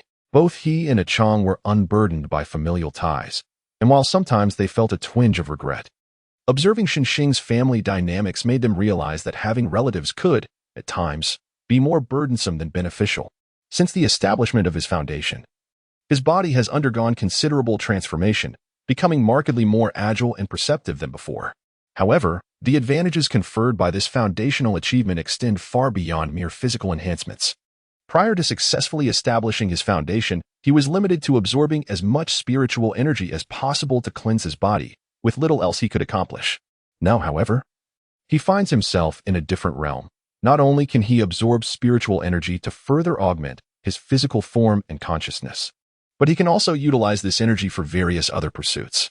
For instance, should he choose to practice martial arts, he could seamlessly integrate some of this spiritual energy into his movements, thereby enhancing the potency of his techniques beyond that of an ordinary person devoid of cultivation. Yet, at present, Qiu Cheng has not undertaken martial training and is uncertain where to begin. The wood cultivation notes offer no insights in this regard. Instead, he has discovered some content concerning alchemy and artifact refinement. As for alchemy, he deems it best to set it aside for now, as without a knowledgeable mentor, the consumption of medicinal pills could lead to troublesome consequences. He has no intention of using them himself, nor any means to sell them, thus this matter remains on hold. However, artifact refinement presents a viable avenue worth exploring. At worst, it would merely require some materials, and success or failure would not bear great significance. Moreover, This process would enhance his mastery and application of spiritual energy, proving beneficial to his cultivation journey. Qiu Cheng's initial endeavor will be to forge a batch of foundational stones for his spirit-gathering array. According to the wood cultivation notes, the materials for setting up a spirit-gathering array can include ordinary stones, jade, or spirit stones, all of which can be procured under natural conditions. Moreover, the cornerstone utilized in the formation can be artificially refined by the cultivator. The potency of the final cornerstone is contingent upon the cultivator's proficiency. In the process of refining jade, the initial step involves eliminating the impurities within the jade. During these recent days, Qiu Cheng has taken to holding a handful of fragmented jade, channeling his spiritual energy to allow it to flow gently through his palm. Following the methods delineated in the wood cultivation notes, meticulously refining the shards piece by piece.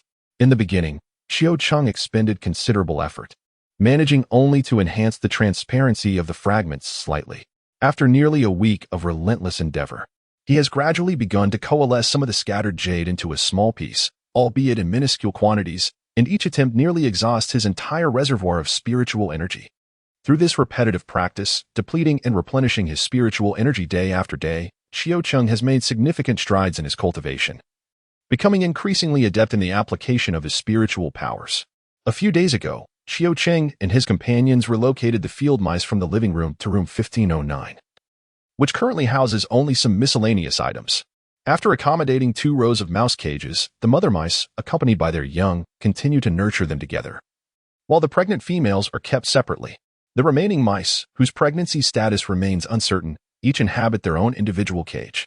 Qiu Cheng intends to periodically introduce the male mice into their enclosures until he can ascertain the pregnancy of the females. Throughout this week, aside from his spiritual practice and training, he has not neglected the household chores. The previously vacant area on the roof has now been furnished with wooden frames, upon which corn and soybeans have been planted. The balcony of room 1512, facing north, is unsuitable for cultivation. However, the terrace, located on the east side and unshaded, receives ample sunlight for most of the day. Here, Qiu Cheng has planted peppers, and he has also solidified his partnership with the Wang family in the production of fermented tofu, anticipating an increased demand for peppers in the future. He worries that the sole pepper plant on the terrace of room 1501 may fall short. After harvesting the previous batch of cabbage, Qiu Cheng promptly sowed another, which has now grown quite tall and is nearing the time for another harvest. Rooms 1502 and 1503 have also been cultivated with crops. Room 1502 is now sown with soybeans, while room 1503 is dedicated to potatoes. When Qiu Cheng purchased the oil press, the shopkeeper advised him that to achieve a high oil yield, the peanuts must be thoroughly dried. Otherwise, 10 pounds of beans may yield less than 3 pounds of oil. Returning to the year 1406, he retrieved the oil press from the corner, connected it to the power supply for preheating. Once the temperature was sufficiently elevated, Qiu Cheng utilized a porcelain bowl to transfer yellow soybeans from the winnowing basket into the funnel, one bowl at a time. In recent days, he had been relocating several baskets of ginseng upstairs, resulting in a noticeable depletion of spiritual energy in the upper gathering arrays. The most immediate consequence was that the peanuts in room 1504 and the soybeans in room 1506 had yet to reach maturity. As the spindle of the oil press whirled, slightly turbid, pale yellow soybean oil began to trickle down the inclined surface and into a small basin below. At the opposite end of the machine, thin layers of soybean dregs were extruded in spirals. Initially soft and hot, they would become crisp as they cooled slightly. The pressing of several pounds of soybeans was swiftly completed. Qiu Cheng allowed the machine to run idle for a moment before turning off the power. The yield of oil from the soybeans was modest, merely a shallow layer in the basin designated for collection, and due to the lack of filtration, it appeared somewhat murky and unappealing. Yet, this seemingly inconspicuous soybean oil became the essence of their delightful meal that evening. Qiu Cheng slaughtered 3 field mice and sautéed them with scallions, ginger, and chili peppers, creating a fragrant dish of mouse meat. He also plucked 2 nearly obsolete loofah gourds from an aging vine on the terrace, peeled them, cut them into chunky pieces, and stir-fried them tenderly with minced garlic. Qiu Cheng ultimately prepared a pot of corn porridge and steamed a batch of small potatoes. That afternoon, they savored the corn porridge alongside the salted steamed potatoes, with 2 plates of stir-fried dishes elegantly arranged on the tea table. These delectable dishes did not linger long, as within mere moments, they were consumed entirely, leaving not a drop of sauce behind. Even the plates were wiped clean with potatoes. After dinner, Chiao Cheng tidied up the bowls and chopsticks, carefully stored away the remaining soybean oil, and cleaned the oil press. Once organized, he and Achang ventured out to the night market to set up their stall. Given the delightful dinner they had enjoyed, both Chiao Cheng and Achang felt particularly jubilant as they stepped outside, especially Achang, who squatted behind the tricycle, humming the theme song of a television show they had been watching every night lately. Why just hum? Why don't you sing a few lines? Chiao Cheng encouraged him with a smile. Achang appeared somewhat reticent, seemingly disinclined to converse with anyone but Chiao Cheng. No singing, he replied.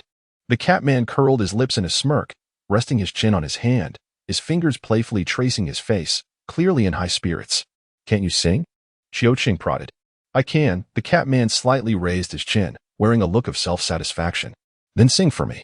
Yet the Catman remained silent, feeling a wave of shyness wash over him. Come on, sing, Chiao Cheng urged. No singing, he retorted, shifting his posture slightly, resting his face against Chiao Cheng's lower back. Sensing his movement, Chiao Cheng couldn't help but chuckle. This fellow, despite his imposing stature, was surprisingly bashful. Beep, beep, beep. What a remarkable coincidence. At that moment, a four-wheel drive vehicle turned the corner towards them. The vehicle appeared to possess exceptional performance, showing little sign of slowing down as it navigated the turn.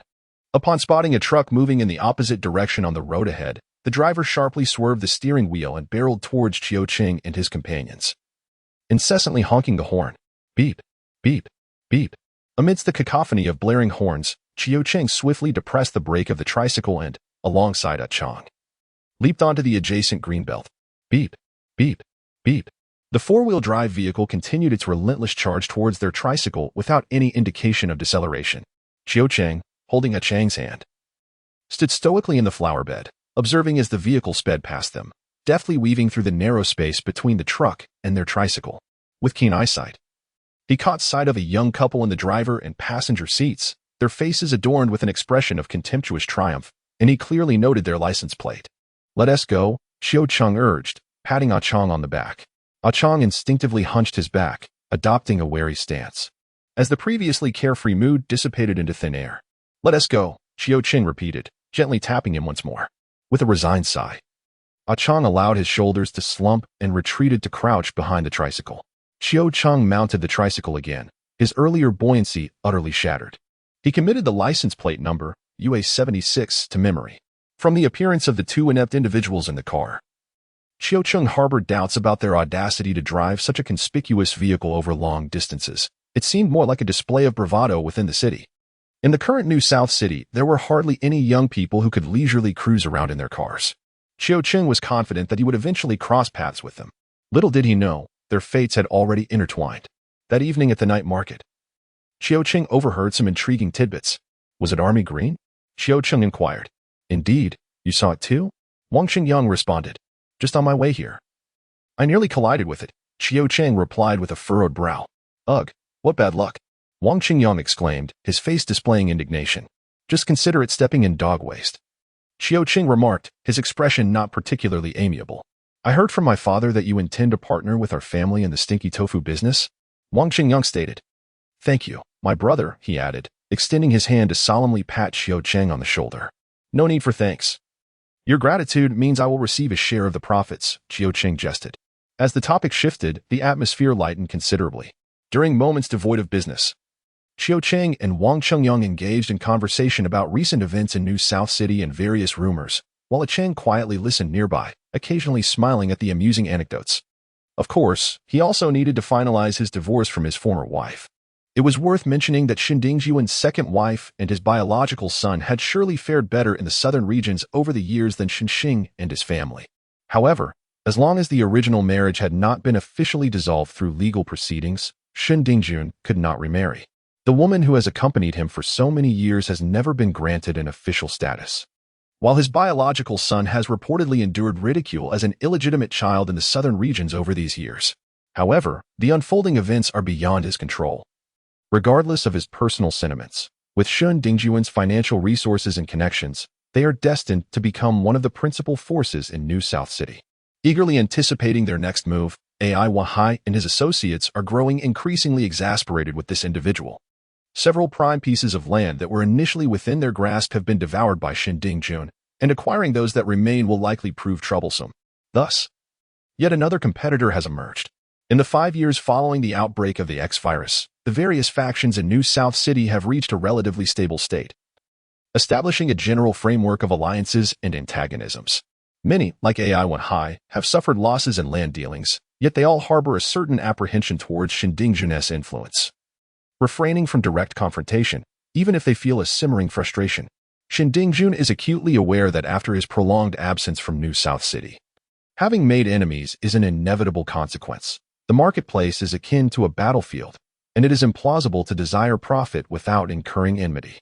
Nevertheless, unless absolutely necessary, it is prudent to minimize the creation of adversaries, as an abundance of foes can lead to dire circumstances. Much like the encounter that Xiao Cheng and his companions experienced that day, one might find themselves watching in horror as a vehicle barrels towards them, unyielding, unflinching, and relentless in its speed. The driver may even derive a thrill from the reckless endeavor, yet the pedestrians bear no amusement, even if a collision is narrowly avoided. They cannot suppress their inner curses. Moreover, the city of Xinan is not particularly vast, and few young individuals possess the financial means to recklessly roam the streets in a car. A little inquiry reveals that this is none other than the son of the second wife of Shindingjun. His name is Shin Hanyu, age 21, and he inherits the good looks of his parents. As for his lineage, one cannot hold the child accountable for the choices made by adults. After all, the family into which one is born is beyond one's own selection. Who, then, is Shin Hanyu? To put it succinctly, he is a man of superficiality. In the presence of those whom his family cannot afford to offend, he plays the role of the obedient youth, exuding charm and humor, respecting his elders, and cultivating camaraderie with his peers, while adeptly flattering those in power. However, when faced with ordinary individuals whom he deems beneath him, his demeanor transforms entirely. This sense of superiority swells within him, leading Shin to become insufferably proud, driving recklessly with little regard for others, thus earning his father considerable animosity. A couple of days later, Shinxing finally arrived at Jiayuan community with a shipment of jade stones. As she rang the doorbell, Qiao Cheng was engrossed in the delicate process of refining a handful of fragmented jade.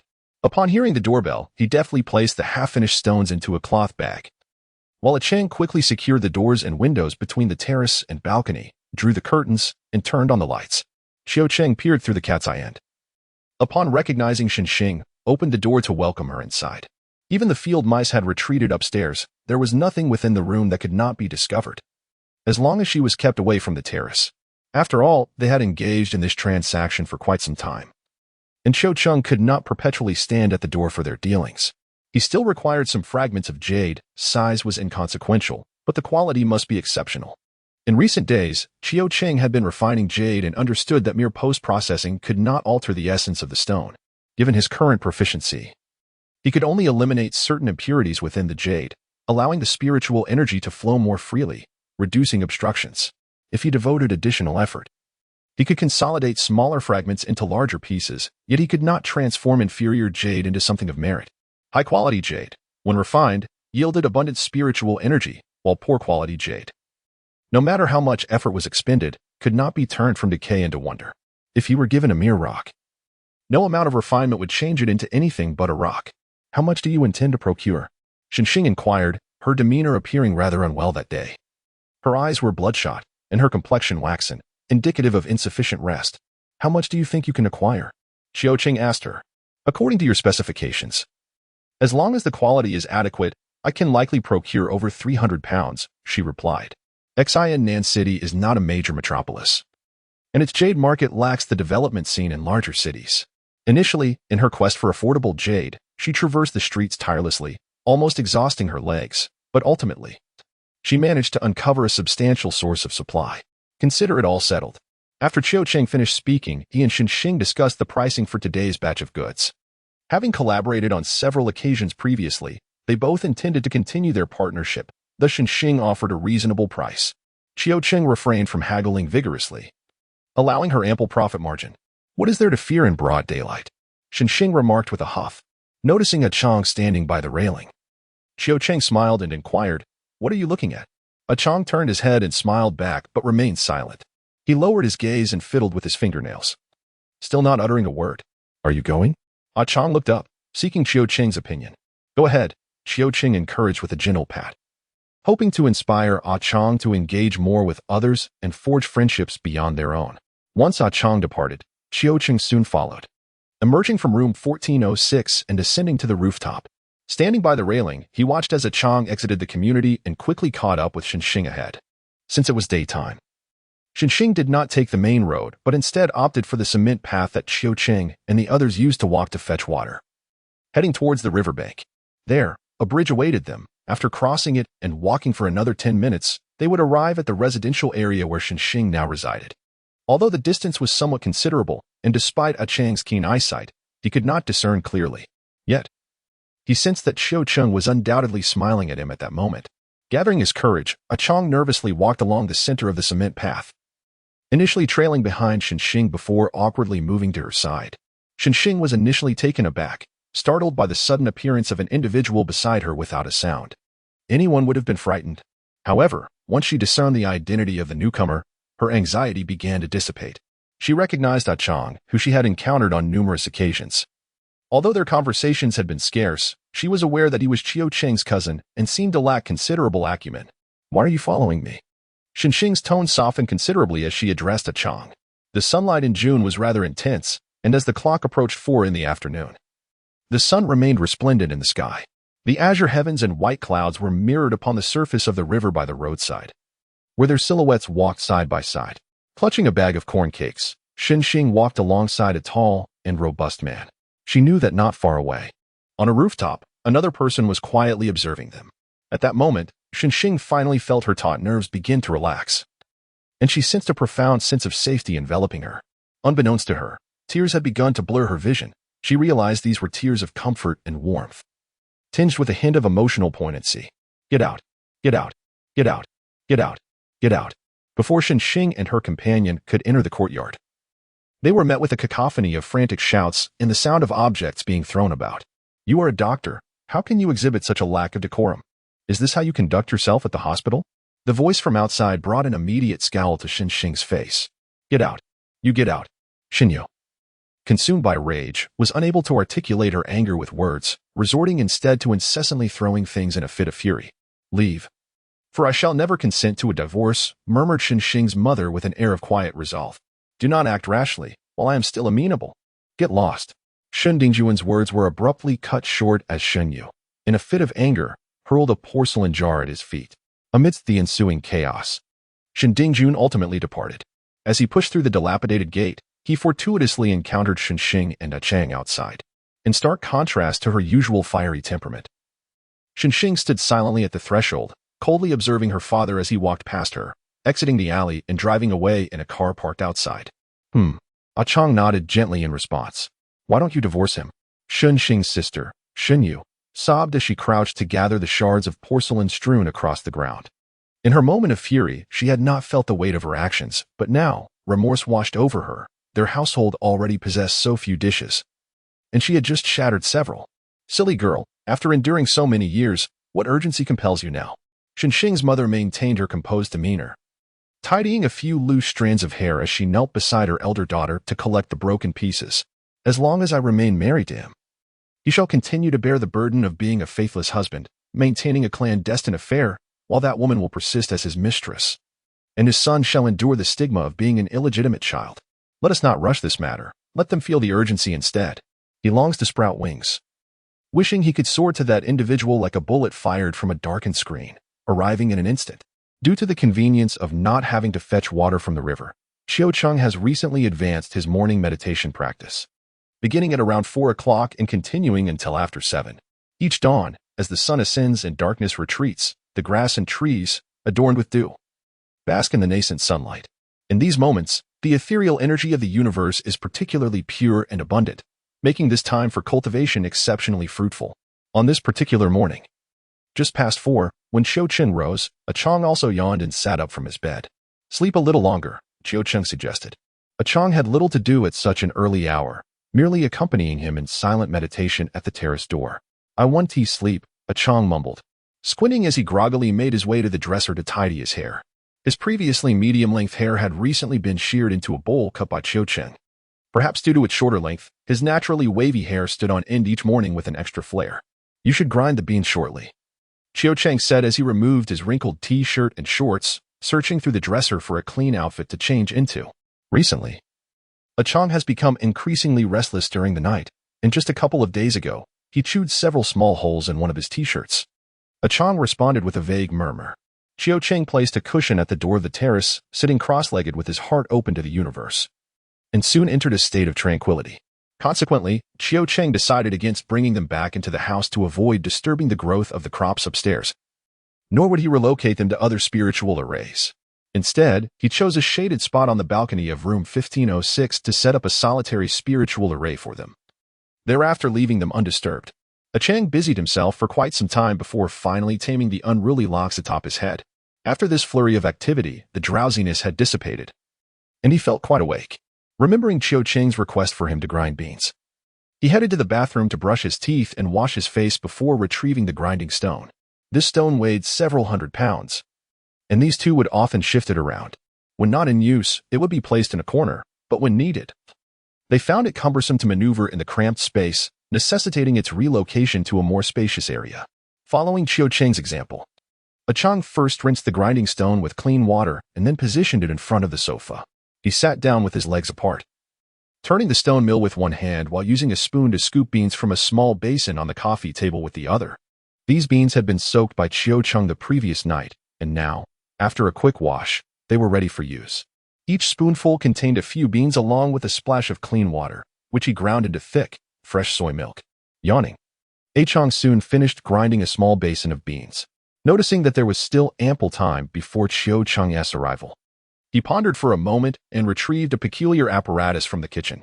This contraption consisted of a piece of gauze and two long chopsticks, with the four corners of the gauze secured at either end of the chopsticks. When the chopsticks were spread apart, the gauze formed a shallow trough in the center. He first scooped a small spoonful of the freshly ground soy milk into the gauze, then grasped the chopsticks, one hand raised and the other lowered, and shook them a few times. The liquid swiftly drained into the basin below, leaving only a trace of soy pulp. Repeating this process several times, he efficiently filtered all the soy milk. Next, he brought an electric rice cooker from the kitchen, connected a power strip to the coffee table, and poured the soy milk into the cooker to boil, stirring continuously with a plastic spoon to prevent the mixture from sticking to the bottom and burning. The wooden mold used for forming the tofu was also crafted by Chiu Chang. Since they only made tofu for their own consumption, the mold was quite small. Chiu Chang not only ensured the mold was smooth and even but also affixed two small wooden sticks to either side, enabling it to rest atop a basin or sink during the pressing process, thereby preventing the tofu water from spilling everywhere. Have you made the tofu? As Chiu Chang stepped inside, he was immediately greeted by the enticing aroma of tofu wafting through the room. Tofu pudding. Chang pushed a bowl of tofu pudding, garnished with chopped green onions and drizzled with soy sauce, toward him. Chiu Chang rose from the cushion, stretched lazily on the spot, and then carried the cushion to the sofa. He picked up a spoon and took a mouthful of the tofu pudding that Chang had prepared. Is it delicious? Chang inquired with wide eyes. Indeed, Chiu Chang nodded affirmatively. You should eat quickly. Chang, beaming with joy, urged him to hasten his meal, even scooping some of his own tofu pudding toward Chiu Chang. As two grown men, a single bowl of tofu pudding each for breakfast was certainly insufficient. After a few bites, Chiu Chang stood up to retrieve several pieces of pumpkin corn cakes from the refrigerator, placing them in the steamer. Once breakfast was concluded, Chiu Chang and Chang ascended to tend to their crops, weeding and watering them. They harvested ripe peppers and tomatoes, then proceeded to the rooftop to feed the chicks, followed by a visit to apartment 1501 to check on the goats, adding fresh water to their trough. Lastly, they visited apartment 1509 to feed the field mice and apartment 1505 to nourish the fish. After completing these tasks, Chang grabbed the turtle box they used for collecting insects, while Chiu Chang took a few burlap sacks. Together, they ventured out, taking the elevator down to the garage to retrieve their tricycle, which creaked as they made their way to the riverbank. Hey, Chiu Chang. As they rode the tricycle past the entrance of Jiayuan community, they spotted Chen vigorously waving at them. Chen, what is it? Chiu Chang pulled the brake and stopped the tricycle at the roadside. I heard that the internet can be connected now. You are aware of this, right? Chen stood in the field, wearing a pair of grimy plastic slippers. The internet can be connected? Chiu Chang exclaimed in surprise, as this news was unfamiliar to him. I must say, you two are likely unaware of this. I only learned about it last night. If you intend to proceed, you should head to the telecommunications company. Our internet lines are functioning perfectly well. You can simply reactivate your previous account. Alas, the cost is rather exorbitant, over 7,000 for just 6 months. Enchen shared all her knowledge with them. Although Qiu Qing no longer purchases electricity from her family, she has a favorable impression of these two young individuals and is more than willing to engage with them. Thank you for informing me. I will visit the telecommunications company shortly. Qiu Qing smiled at her and remarked, your crops appear to be flourishing. Oh dear, it matters little if they grow well. Enchen sighed deeply. What seems to be the issue? Qiu Qing, having not paid much attention to external affairs in recent days, was unaware of the happenings outside. A few days ago, someone came to inspect the land here, particularly the area along the New South River, which I heard is likely to be contracted out. Enchen gestured towards the barren land near the New South River that Qiu Qing frequently visited. Do you know who it is? Qiu Qing inquired. Initially, several technicians came by. The city even encouraged us to cultivate the land. Rest assured, these flourishing crops certainly cannot be uprooted on a whim. While he harbors disdain for Shindingjun, Qiu Qing does not believe he would be so foolish as to offend the local residents by carelessly contracting the surrounding land. Let us hope so. If he insists on uprooting them, we would be powerless. After all, this land does not belong to us, and Qin shook her head. Do not worry, such actions cannot be taken lightly. Qiu Qing comforted her, saying, Oh, if only that were the case. You are heading to the riverside, so do go. We shall take our leave then. Go on, go on. Currently, the peanuts from 1504 and the soybeans from 1506 have been harvested and are drying on the rooftop. When Qiu Qing cultivated crops on the rooftop, he made sure to leave a small patch for drying items. The chicks raised on the balcony are still quite young. If anything is placed nearby, they will be unable to pass through, and there is no fear of them wasting the grain. After ensuring the soil was well prepared, Qiu Qing, alongside a Chong, ascended to the rooftop to turn over the soybeans and peanuts before heading out again. The internet is indeed a wonderful resource, and Qiu Qing was determined not to miss out. The two departed just after 10 o'clock and arrived at the nearest telecommunications company service hall before 11. The internet fees were exorbitantly high, and with the poverty in Xin Nan City, few could afford them. Upon their arrival, the queue was not particularly long. Yet the pace of service was rather sluggish, despite there being only about 10 people ahead of them. Qiu Qing and a Chong had to wait from just before 11 until 12:30 before it was finally their turn. How long will it take to activate the service after payment? Qiu Qing inquired, providing his previous account number to facilitate the process. After successfully completing the transaction and paying for 6 months of service, he asked the staff at the counter, No telephone line? Qiu Qing smiled wryly. No. Apart from a few government departments and a handful of affluent individuals, who possesses a telephone? Previously, the telecommunications company had not publicly offered this service. The service hall remained closed, catering only to a select few in private. Would you like to activate a landline at home as well? The monthly rental fee is 150 yuan, with a discount for prepaying 6 months in advance. Qiu Qing activated both internet and a fixed phone, prepaying for 6 months' fees and also depositing some additional call credits. Upon returning home, he attempted to connect to the internet multiple times that afternoon, eager to see if the service had been established. It was not until after dinner that Qiu Qing finally succeeded in connecting while trying once more. After many years, he was online again, holding the mouse in his hand, momentarily at a loss for what to do next. Neither Qiu Qing nor a Chong moved. They simply sat silently, gazing at the computer screen. Shall I help you obtain an ID card? Although uncertain of the reliability of this plan, Qiu Qing felt compelled to assist a Chong in acquiring an ID card, at least as a temporary measure, with the intention of helping him secure a proper identity when the time was right. A Chong, though not fully grasping the significance of an ID card, had recently heard Qiu Qing advise him to avoid fighting in crowded places and to steer clear of police, as he lacked identification. Qiu Qing opened his browser and adeptly logged into a local forum, where he discovered some inconspicuous advertisements. He noted down several QQ numbers and then searched for methods to conceal his IP address, following the instructions provided on the webpage. He executed the steps and subsequently logged into one of his alternate accounts to add those QQ numbers. Hello, can you arrange for an ID card? He typed repeatedly. Yes, came the response, followed by an inquiry from the other party. Qiu Qing had already formulated his excuse. I had a previous altercation and a minor criminal record, making it difficult to find employment. Does it have a magnetic strip? Can it be scanned? Qiu Qing typed another line. Is it feasible? In truth, he was more concerned about whether he could evade the scrutiny of law enforcement. How is the payment structured? He inquired. It's possible. but I need to verify the goods before payment, the other party replied. No problem. The day after tomorrow, at the intersection of Winaway Road and Chaoyang Road. Beneath the trash can, wrapped in a black plastic bag. After you verify the goods, contact me to arrange the payment method. Understood. As Chiu Cheng typed these 2 words, a weight settled upon him. He had never imagined he would find himself in a situation where he needed to procure a counterfeit ID. Send me a photo so I can find a suitable match, the other party added. Please hold on. Chiu Cheng retrieved his phone from the drawer and snapped a picture of a Chang's face to send. You're quite handsome, it will suffice. Now, await your ID. The other party remarked before promptly disconnecting. Following suit, Chiu Cheng logged off as well. In contemporary times, regulations are exceedingly stringent, with numerous police officers patrolling the streets daily. The once ubiquitous advertisements for various services have vanished entirely.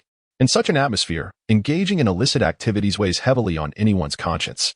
After shutting down his computer, Chiu Cheng contemplated for a moment, retrieved a pair of scissors from his drawer, and resolved to give Achong a new hairstyle. Lest they encounter one another on the streets and Achong recognize him instantly. Upon seeing Chiu Cheng brandishing the scissors, Achong leapt from his stool and retreated to a safe distance. Rest assured, I shall ensure you receive a stylish cut this time, Chiu Cheng reassured him. No. Achong protested. The last time he had heard such promises, he ended up with a bowl cut that drew ridicule from neighborhood children while he was out catching bugs. Ultimately, the two reached an impasse, leading Chiu Cheng to escort Achong to a night market where they could obtain a fresh haircut. The middle-aged barber, working from the foundation of Achong's previous bowl cut, made subtle adjustments, resulting in a notably refreshed appearance. The soft, naturally wavy short hair harmonized beautifully with his slightly elongated face and well-defined features, presenting him in an altogether agreeable light. Achong gazed into the salon mirror, inspecting his new look with evident satisfaction. How much? Chiu Cheng inquired of the barber, who also owned the shop. 100, the barber replied. Without further ado, Chiu Cheng handed over the 100 yuan and departed with Achong. The middle-aged barber silently accepted 100 yuan, watching Chiu Cheng and his companions depart, before languidly taking a seat on the stool. Throughout the entire evening, he had attended to but this solitary transaction, 100 yuan. While it may seem considerable, what could it truly procure in these times? In fact, he considered himself fortunate, for at least he possessed a shop and a skill. Yet, in this era, few were willing to indulge in a visit to the barber shop. Most preferred to trim their hair at home. He hoped that once this tumultuous period passed, life would improve. The vaccine for the X virus had been developed, and as long as the world remained peaceful, surely everyone's circumstances would eventually brighten. Achong, getting a haircut? Wang Qingyang remarked, observing the new hairstyle with approval. It looks much better than that previous bowl cut. Achong pressed his lips together. Although he too was not fond of the earlier bowl cut, it had been styled by Chiu Cheng, and hearing others criticize it left him feeling somewhat discontented. The batch of beans should be arriving soon. Let your brother come by my place in a couple of days to collect them, Chiu Cheng said with a smile. It should only be a few dozen kilos, nothing more than that. The room at 1504 is merely a few dozen square meters, and although their soybean yield is high, they cannot produce over 100 kilos. Understood. I'll have them come by the day after tomorrow to pick it up. The quantity of yellow soybeans is indeed somewhat meager. However, Wang Qingyang did not exhibit any signs of disappointment, for if it were left to their household alone, they would be unable to procure even these several dozen pounds. In a few days, I may make another trip to the provincial capital, and should I encounter suitable options, I shall procure another batch. Chiu Cheng is aware that this business of making fermented tofu is of great significance to Wang Qingyang's family. My second brother remarked that the process of crafting fermented tofu is rather lengthy, and if we could obtain a sufficient quantity of soybeans, we might also produce some tofu for sale. Notably, when producing soft tofu, a single pound of beans can yield around 10 pounds of tofu, which could then be sold at the morning market, certainly yielding some profit. Upon hearing Chiu Cheng's words, Wang Qingyang shared the discussions he had held with his family. Very well, I shall keep an eye on the soybean situation. Should they venture into tofu production, it would be inappropriate for Chiu Cheng to demand half of their profits, as this endeavor is far more laborious than merely making a bit of tofu for personal consumption. Conducting such a business requires rising early and toiling late. A true labor of love, and Chiu Cheng should not take advantage of their hard-earned money. Nonetheless, this matter can remain unspoken for now. It is best to discuss it after they have established their business, to avoid unsettling their spirits before they have even begun. Upon returning home, the hour was already late. After Qiu Cheng completed his evening ablutions, he commenced his meditation for the day. Chang dashed into the bedroom, spent a moment admiring his reflection, and then, satisfied, dragged a cushion over to nestle beside Qiu Cheng. On the day designated for collecting the identification cards, as customary, Qiu Cheng completed his morning meditation early, prepared breakfast, and after their meal, the two ascended to the upper floor to attend to their tasks. At 9:30, they set out with the 10 pounds of cornmeal weighed the previous day. Arriving at the designated intersection, they opened a roadside trash bin and, indeed, discovered a black plastic bag concealed within. Qiu Cheng opened the bag to find a transparent document pouch containing a second-generation identity card. The photograph on the card depicted a handsome young man with an elongated face, aged 27, hailing from a small city in their neighboring province. Rather than heading to the 4-star hotel, Qiu Cheng opted for a modest establishment run by locals in a nearby alley. "Do you have any rooms with computers?" he inquired upon entering. "The computer room is 500 a day," replied the proprietress, casting a nonchalant glance at the two men seeking accommodation. "How about for half a day?" Qiu Cheng pressed. 300, but you must check out before noon," she responded. "Is internet access available?" He confirmed. "Yes. We just activated it yesterday. We tested it ourselves, and the speed is quite impressive." "All right, please prepare a room for me," Qiu Cheng said, directly handing over Chang's identity card. The proprietress scanned the ID on the card reader, and with a soft beep, the computer screen displayed the young man's identification details. She collected the deposit and handed them the room key along with the ID. "Room 201. Just go upstairs and turn left." The small hotel lacked an elevator, so they ascended the stairs to the second floor, located room 201, and entered. The compact standard room contained only a single bed and a computer desk positioned by the window. Upon entering the room, Chang glanced around with a hint of curiosity, while Qiu Cheng headed straight for the computer. After logging into QQ, Qiu Cheng noticed that the other party's avatar was grayed out. He typed a brief message. "Are you there? In 10 minutes, meet me at Qinshin Inn, room 201. The door is unlocked." They chose not to depart immediately. Instead, they concealed their whereabouts and kept a watchful eye from a discreet distance. Before long, a youth, approximately 16 or 17 years old, entered the inn with a backpack slung over his shoulders.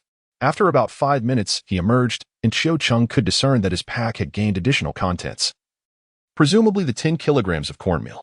The duo trailed the boy from a distance, following him through the streets until he entered an aging tenement building. "Father, it went smoothly."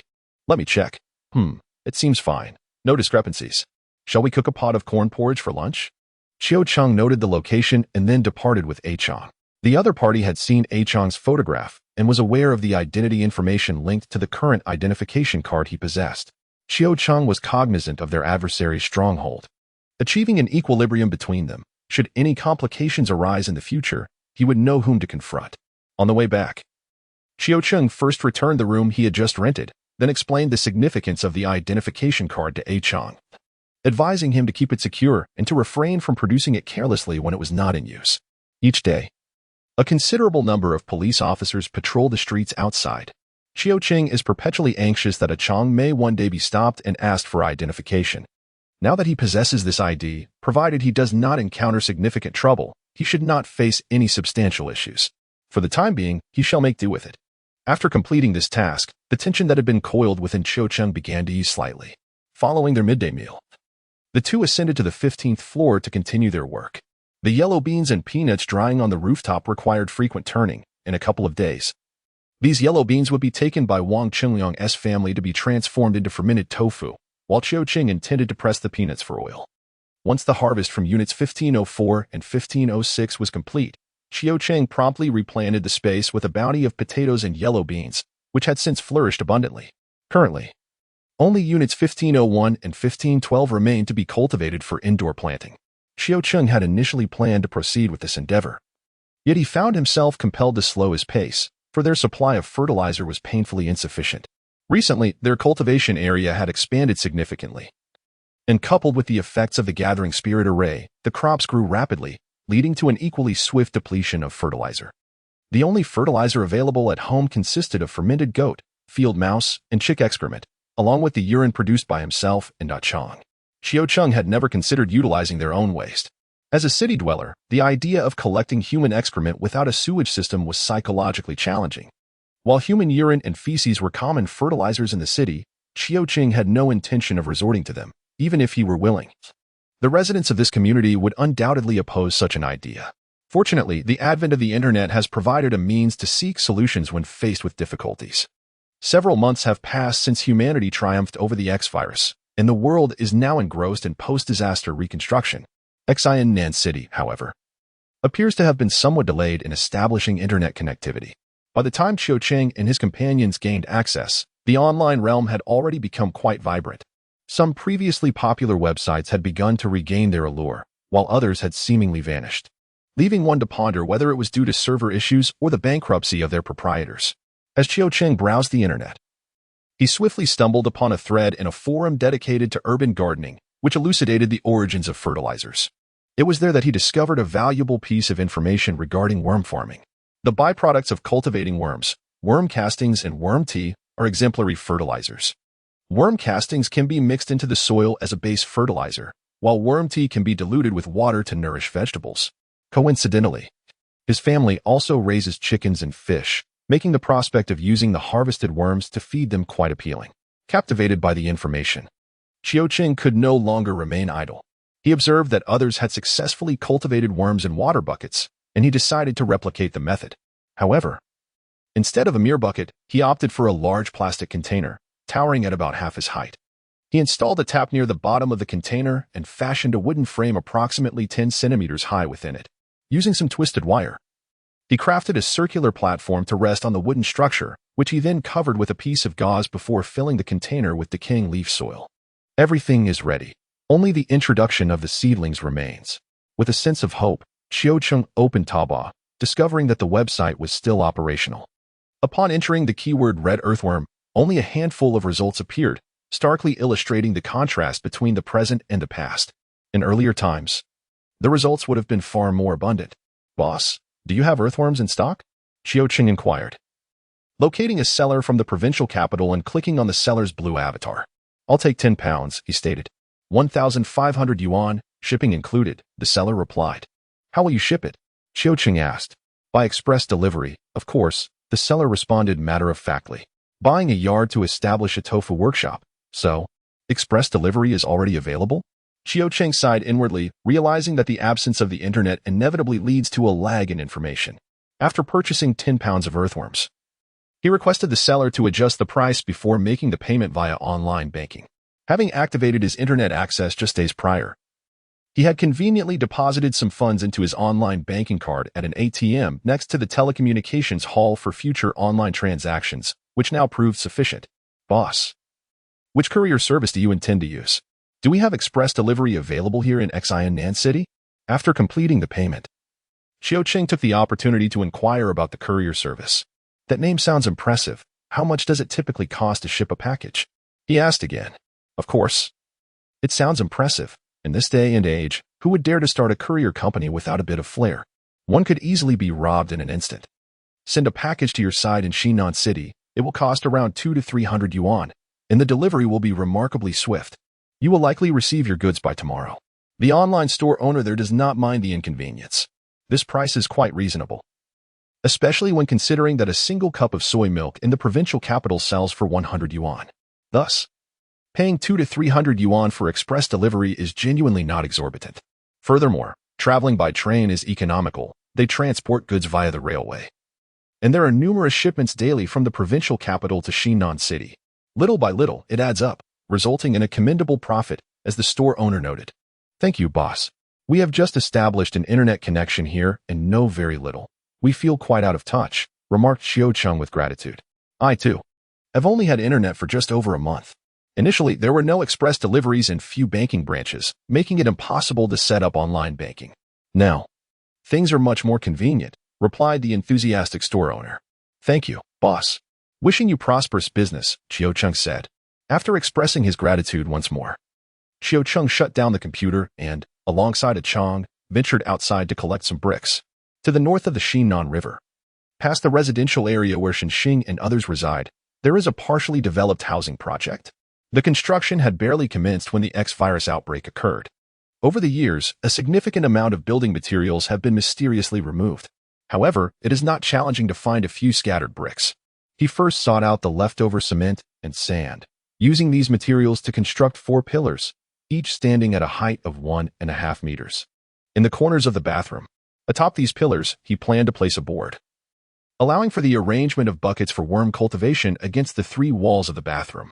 Furthermore, he built several low pedestals at the base of these pillars, upon which he intended to lay wooden planks, thereby creating 2 layers for worm cultivation. The upper layer, simply requiring a wooden crate for access to the bucket lids, would not be overly high, while the lower layer would still allow for the easy placement of basins or buckets, facilitating the collection of worm tea directly from the tap. Upon returning home, Qiu Cheng remained invigorated, diligently working until he had processed all the buckets. After calculating the quantity, he realized that the 1505 bathroom could hardly accommodate any more, and thus he sat contentedly in meditation. The following morning, after completing their household chores, Qiu Cheng and Chang ventured outside to gather worms and collect leaf mold.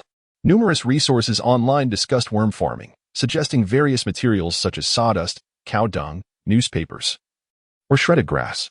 After spending approximately 2 hours outdoors, Chang had caught a box turtle filled with worms, while Qiu Cheng amassed 3 full bags of leaf mold, and both returned home laden with their bounty. "Uncle Qiu, your parcel has arrived." Upon entering the community, Qiu Cheng and Chang heard Aunt Chen's granddaughter calling out to them from their window. "Is it with you?" Qiu Cheng inquired. Yes. Hurry over to collect it." Aunt Chen waved at him. Qiu Cheng secured the tricycle in the garage, and alongside Chang, they hoisted 3 bags of leaf mold. With a few vigorous strides, they ascended to the 2nd floor, tossing the leaf mold into the corner by the staircase before heading to room 201 to collect a package from Aunt Chen. The contents remained a mystery, yet they felt remarkably heavy. Upon their arrival, Aunt Chen's grandchildren had already opened the door, eagerly awaiting their entrance. Noticing them, Aunt Chen gestured towards a cardboard box beside the door and remarked that she had purchased some items online. "Is it true that one can now shop online?" Qiu Cheng responded with a smile. "Oh, how wonderful. The internet truly makes life convenient." Upon hearing this, Aunt Chen's expression reflected a tinge of envy. "Would you like to bring a network cable from my place?" Aunt Chen, a kind-hearted woman, was met with a sense of obligation from Qiu Cheng, who believed in reciprocity. "Oh, I couldn't possibly impose," she replied, her eyes lighting up with apparent interest. "It's really no trouble at all. Just a simple task of bringing down a cable," Qiu Cheng reassured her. "Perhaps it's for the best if we don't," Aunt Chen reflected, ultimately shaking her head in refusal. "This building isn't just home to the 2 of us. If I were to start this, others would inevitably ask you for cables as well. If you were to decline, it would surely offend someone." No, that would only make things difficult for you. "It isn't merely about one cable," Aunt Chen insisted, resolute in her decision. Recognizing her firm stance, Qiu Cheng acquiesced gracefully. After exchanging a few more pleasantries and glancing at the pet field mice, he departed with the cardboard box in hand. When Qiu Cheng initially caught field mice for Aunt Chen's family, he selected a few slightly larger ones. Now, one of the female mice has given birth to a litter of rosy-hued baby mice. The 2 children in the household diligently feed them with grass seeds and insects, eagerly awaiting the day they can savor tender field mouse meat. The pillars erected yesterday have yet to dry completely, so Qiu Cheng has refrained from transferring the buckets onto the shelves, instead temporarily arranging them in the corridor to prevent the escape of the earthworms. A piece of fabric is tied atop each bucket, chosen over plastic lids to ensure proper ventilation. Around midday, Wang Laoda and Wang Lao arrived to collect the beans, and along with them, they took a jar of white liquor, a packet of chili powder, an assortment of spices, and several pounds of salt. It would take approximately a month for the beans to be processed. Before leaving, Wang Laoda told Qiu Cheng, "There's no rush. Wang Qingyang mentioned that you all are considering making tofu for sale, so I will take another look at the beans in the next couple of days." Qiu Cheng replied, "Once the tofu is ready, we can proceed like with the fermented tofu, deducting costs and splitting the profits evenly." He hesitated to engage further on the topic, feeling somewhat guilty about claiming half the profits from a venture where others toiled from dawn till dusk, especially since the other party was the brother of his university classmate. Instead, he inquired of Wang Lao, "Your family lives quite a distance from the city. Where do you plan to make the tofu?" "It's not too far. We have plenty of strength, and this distance is nothing," Wang Lao responded. In the afternoon, Qiu Cheng and Chang made their way to Xinxing's residence. Riding a tricycle that creaked as it traversed the somewhat dilapidated old street, they encountered patrolling police officers but felt no trepidation. Instead, they greeted the officers with warm smiles, leaving the 2 patrolling policemen somewhat bewildered. Recently, Xinxing had been inquiring about real estate and collecting jade, becoming quite familiar with the streets and alleys of the entire Xin Nan city, particularly the area where they resided. Upon learning that Qiuqing intended to purchase a courtyard in this vicinity for a tofu workshop, she promptly guided them westward. This old street was situated in the northwestern corner of Xin Nan city, with the city center located to the southeast. Thus, the further one ventured northwest, the more remote the area became. As they meandered through the streets and alleys, Xinxing swiftly led Qiuqing and Chang to a courtyard, exclaiming, "This is the place." She then produced a key to unlock the door. "Is this house yours?" Qiuqing inquired, beginning to comprehend the situation. "Do you think I would consume all the grains I earn? Isn't it reasonable for me to make some investments?" Xinxing opened an iron gate at the entrance of the courtyard, revealing a moderately sized space with a clean, cemented floor, as if recently tidied. Directly opposite stood two two-story brick houses, flanked by sheds on either side. "How much cornmeal do you intend to sell this house for?" Qiuqing asked her. 60 jin. Xinxing replied. Although this house is somewhat old, the area is spacious, relatively close to the city center, and adjacent to the Xin Nan River, making the land value quite significant. Qiuqing surveyed the yard, feeling quite satisfied. The price of 60 pounds of cornmeal seemed reasonable, especially considering the substantial piece of land he possessed, conveniently located near the riverbank, where a glimpse of the water could be caught from the second floor, showcasing a pleasing view.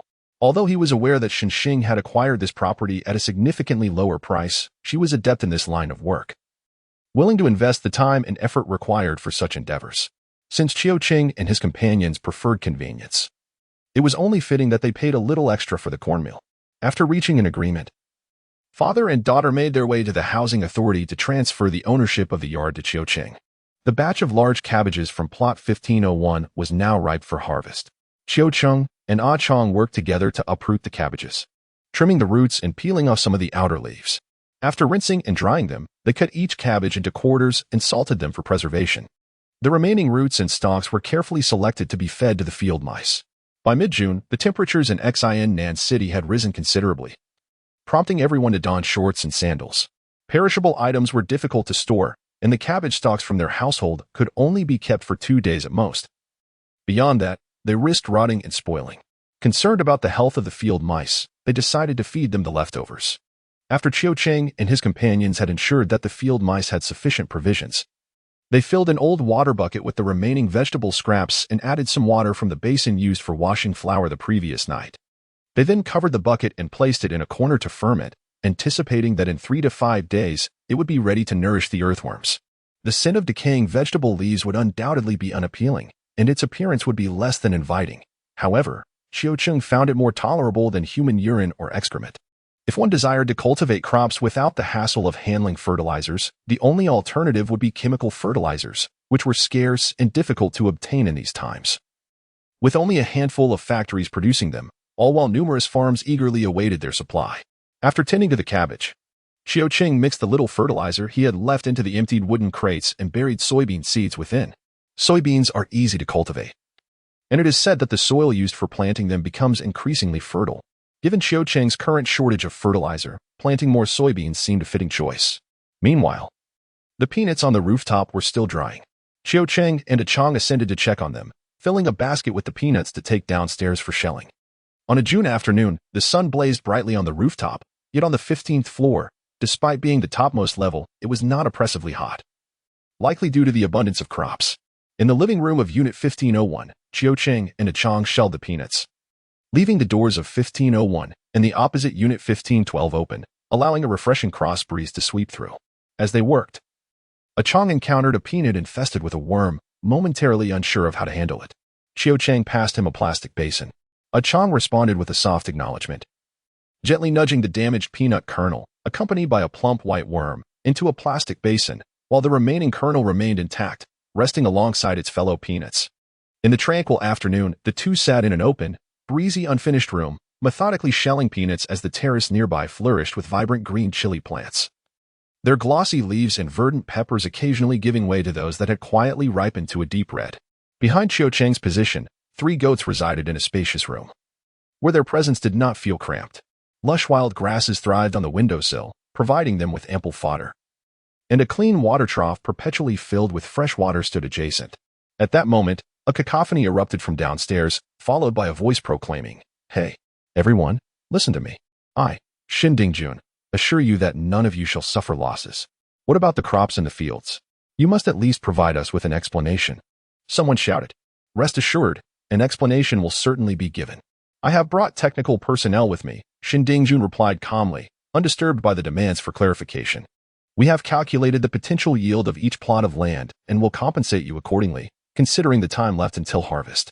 Seeds must be accounted for separately." Another voice interjected, "Do not worry, I assure you that no one will be disadvantaged. Please remain calm. Let the technicians conduct their assessments, and for now, let us discuss other matters." After Jun concluded his remarks, seemingly indifferent to the responses of others, he shifted the conversation to another matter. "Having acquired such a vast expanse of land, I cannot possibly tend to the fields myself. Apart from a few managerial staff, we must recruit a contingent of workers. Manager Chi suggested we head to the train station to find personnel, but I countered, why go there? We have ample potential employees residing right here in the nearby community, conveniently close to the work site.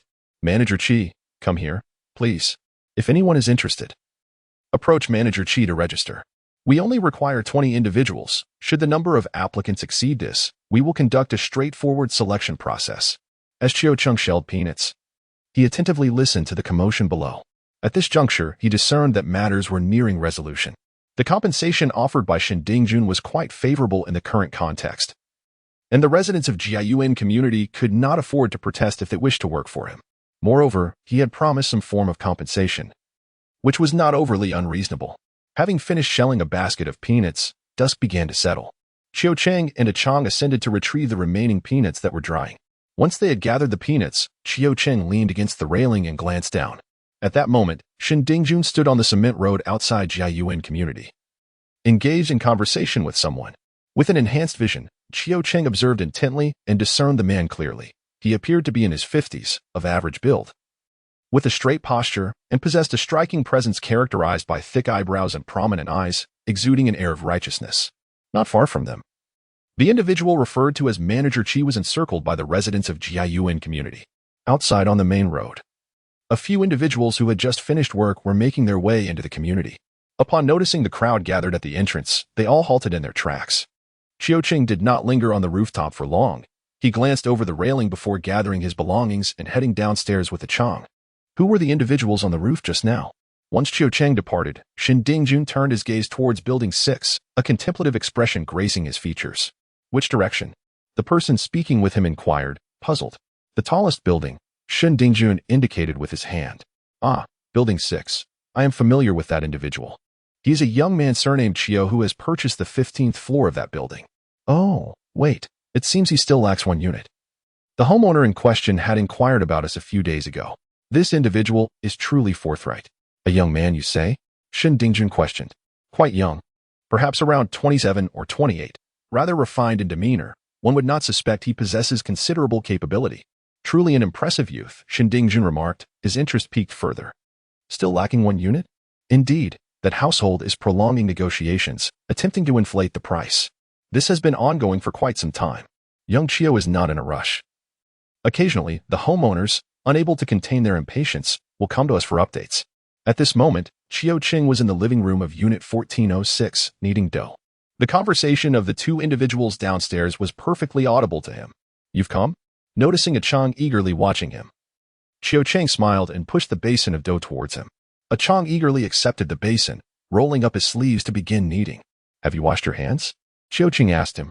After washing up, Achang echoed a response, mimicking Chiao Cheng's actions by kneading a dough in the basin, turning it over repeatedly. Observing Achang's adeptness, Chiao Cheng turned to prepare the filling, first extracting a block of tofu from the refrigerator to concoct a spicy tofu mixture. He then ventured to the terrace to harvest a handful of chives, creating a chive filling as well. When it came time to assemble the dumplings, the wrappers were rolled exceedingly thin, and the fillings were generously heaped, resulting in dumplings that truly exemplified the notion of thin skin and ample filling. After all, white flour was quite expensive. Achang seized a freshly steamed dumpling and took a bite, savoring the burst of tofu juice, which was both fragrant and spicy, tender and soft. He then grabbed a chive dumpling, biting into it to discover the chive leaves still retained a slight crispness, offering a spicy and aromatic crunch. He sipped some soup, with Chiu Chang serving him a bowl of loofah soup. With a dumpling nestled in his mouth, Chang managed to free a hand to receive the bowl of soup, placing it on the coffee table, yet he remained preoccupied with his dumplings. Chiu Chang paid no mind to him, indulging in his own dumplings while turning on the television. Having been raised in front of the screen, watching television during meals had become a habitual practice for him since childhood, and remarkably, despite all those years, his eyesight remained intact. Recently, 2 additional channels had been added, one from their provincial television station and another dedicated to variety shows. The Variety channel was airing a live interview with a male celebrity, reputedly one of the top 10 handsome men in Asia. Chiu Chang scrutinized him from various angles. Finding him quite ordinary, he wondered how this individual had achieved such recognition, for in terms of looks, he paled in comparison to Chang. "Are you full?" Chiu Chang inquired, noticing that Chang had finished his loofah soup and was now clearing the dishes. Chang took their bowls and chopsticks to the kitchen, and soon the sound of running water echoed through the air. "In a while, we shall seek out Xing and Wang Chengyang." Chiu Chang subsequently entered the kitchen as well. Chang had no objections. He had grown quite familiar with both Xing and Wang Chengyang. Chiu Chang retrieved 2 food containers from the cupboard, rinsed them under the faucet, and shook off the excess water.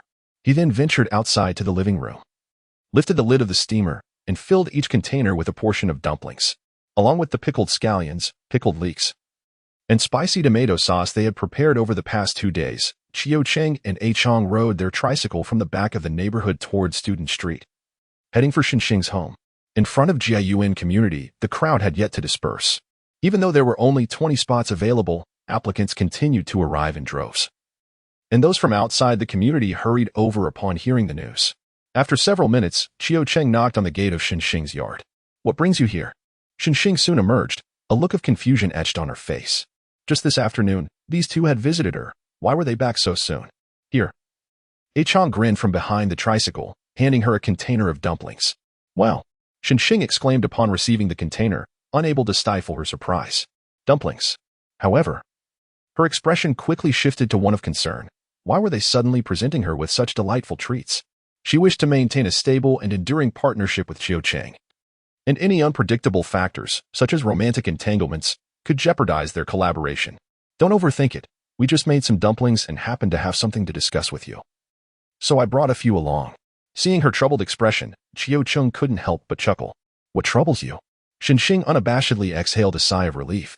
"You know that Shun Dingjun has acquired a plot of land in our vicinity, right?" Chiu Chang inquired.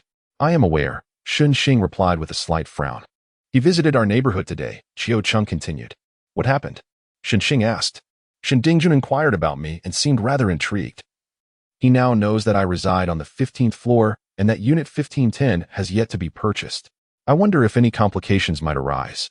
Chiu Chang recounted the recent events. "I see." Xing narrowed her eyes and said, "Rest assured, do not venture outside tomorrow morning. Await my news." She had nearly resolved the matter, but due to the myriad of household chores recently, she had inevitably become somewhat lax. Now that she heard of potential complications, she felt an urgency to expedite the resolution, even if it bore no relation to Shun Dingjun. Given her partnership with Chiu Chang, it was imperative that this matter did not go awry. "Well then, we shall take our leave," Chiu Chang stated, ready to head to the night market after their conversation concluded. "Wait," Xing called out to them. "Thank you for the bonds. I will bring the storage container tomorrow." Xing said somewhat awkwardly. Of course, Chiu Chang smiled, and with a push, he pedaled the tricycle swiftly out of the alley. Shortly after they departed, Xing too stepped outside. Feeling discontented, Chiu Chang ventured to the night market. He handed a box of steamed buns to Wang Chengyang, followed by a set of keys to a courtyard. "I purchased a courtyard previously, located just behind our school, on the old street across the Xin Nan River, number 271. What is this for?" Wang Chengyang, happily savoring a bun, found his thoughts momentarily muddled upon receiving the keys.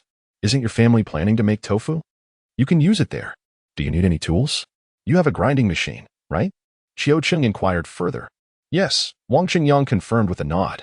"We don't require many tools. My second brother can craft the pressing wooden frame himself." "That's splendid," Chiu Chang smiled. "Hey, buddy," Wang Chengyang seemed to finally grasp the situation, holding the keys uncertainly. "This feels a bit inappropriate. I should discuss it with my family first." "Not to worry. I initially bought that house as an investment, intending to let it appreciate in value. You can use it for now," Chiu Chang reassured him, laying out the items they had brought to sell that evening. Well, thank you then. Wang Xingyang scratched his head, feeling grateful. Not a problem. After all, that courtyard would just be sitting vacant otherwise. Qiuqing spoke as he lifted the final jar from the tricycle's cargo area. He then retrieved 2 small bowls, filling one with a scoop of tomato chili sauce and placing a handful of toothpicks in the other. What kind of sauce is this? Wang Xingyang could not help but inquire upon witnessing his actions. By the time he spoke, he had already closed the lid of the food container, having consumed only 1 bun from the box, leaving the rest untouched. With 5 children at home, they would surely be overjoyed at the sight of the buns. What kind of sauce is this? Just then, a familiar customer approached their stall, noticing the unfamiliar sauce in the bowl and posed the same question. Tomato chili sauce. Qiuqing replied with a smile, a refined version. Did you add oil to it? Wang Xingyang leaned in closer, lifting the small bowl under the streetlight for inspection. He noticed the chili sauce glistened with a sheen of oil, though minimal. It was indeed a rare sight. How much is it? The customer sampled some of the chili sauce with a toothpick, smacking his lips in inquiry.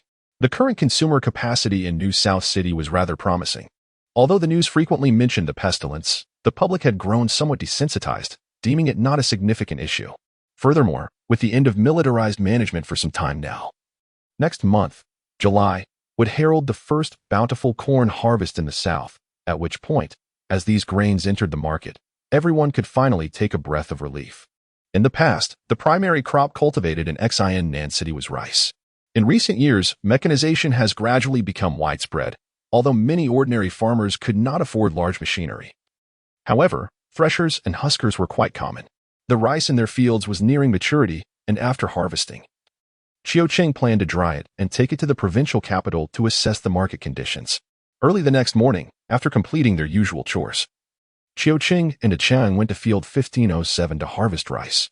The soil inside the house had not yet dried completely, so each of them wielded a sickle, barefoot, stepping into the muddy ground, beginning their work from the outer edges. The harvested rice could not be placed on the floor inside the house. Instead, they had to carry it in handfuls to the walkway outside. Fortunately, the area was not extensive, and within a short time, the 2 of them had completed the task. They then went to the bathroom to turn on the tap and wash the mud from their feet, before proceeding to the adjacent room 1508 to thresh the rice. The advantage of indoor farming is that one is sheltered from the sun and rain while working. Room 1508, being shaded, was inherently cooler. By opening the doors of the neighboring rooms, the area became remarkably airy and refreshing.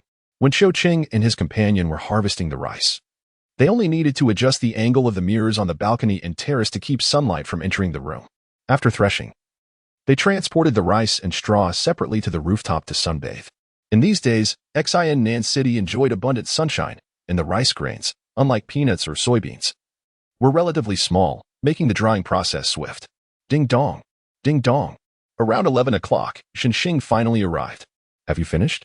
Qiuqing, reeking of garlic, rushed to open the door for her, while Chang swiftly drew the curtains and switched on the lights. All set. Shenxing panted. The elevator in your building is out of service again. Out of service? It was functioning perfectly well last night. Qiuqing ushered her inside and poured her a glass of cool water. Here is the property certificate. The house is now officially under my name. Shenxing settled onto the sofa, retrieving the property certificate and purchase contract from the bag slung over her shoulder. She then lifted the glass of water that Qiuqing had poured for her and drank it down eagerly. After running around outside all morning in this sweltering heat, she felt both hot and parched. How much cornmeal did you spend? Qiuqing inquired. Not much. I exchanged it for a studio apartment in the city center, which was about the same price as their property. Shenxing now traversed the streets daily, not only assisting Qiuqing with connections but also seizing opportunities when she encountered desirable listings she could afford, albeit her funds were quite limited. Altogether, she had only made 3 purchases thus far. Is 50 kilograms sufficient for you? Qiuqing was aware that the owner of Unit 1510 was a rather difficult character, and Shenxing had expended considerable effort on this matter. It's enough, Shenxing replied with a raised eyebrow and a smile. If Qiuqing provided her with 50 kilograms of cornmeal, she would essentially break even on this house, though it had indeed consumed a great deal of her time and energy. However, given that the best laborers in New South City only earned a meager daily wage, she felt quite satisfied with her income. We'll go for the transfer this afternoon, Shenxing stated. I shall lend you some cornmeal later. Henceforth, please proceed in this manner. As for the residences on the 14th floor, gather as many as you can. Qiu Cheng believed this collaboration to be quite satisfactory, as it allowed him to conserve his efforts while enabling Xinxing to earn a bit more, with all parties obtaining what they needed. At approximately 2 o'clock that afternoon, a knock resonated at the door of Xin Dingjuan's office. "What is it?" Xin Dingjuan's voice was robust and authoritative.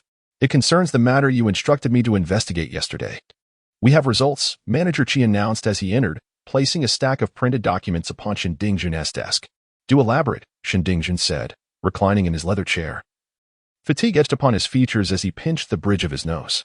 Inserting oneself into the already established interest within Xinan City was no trifling task, and he had recently devoted considerable mental energy to these matters.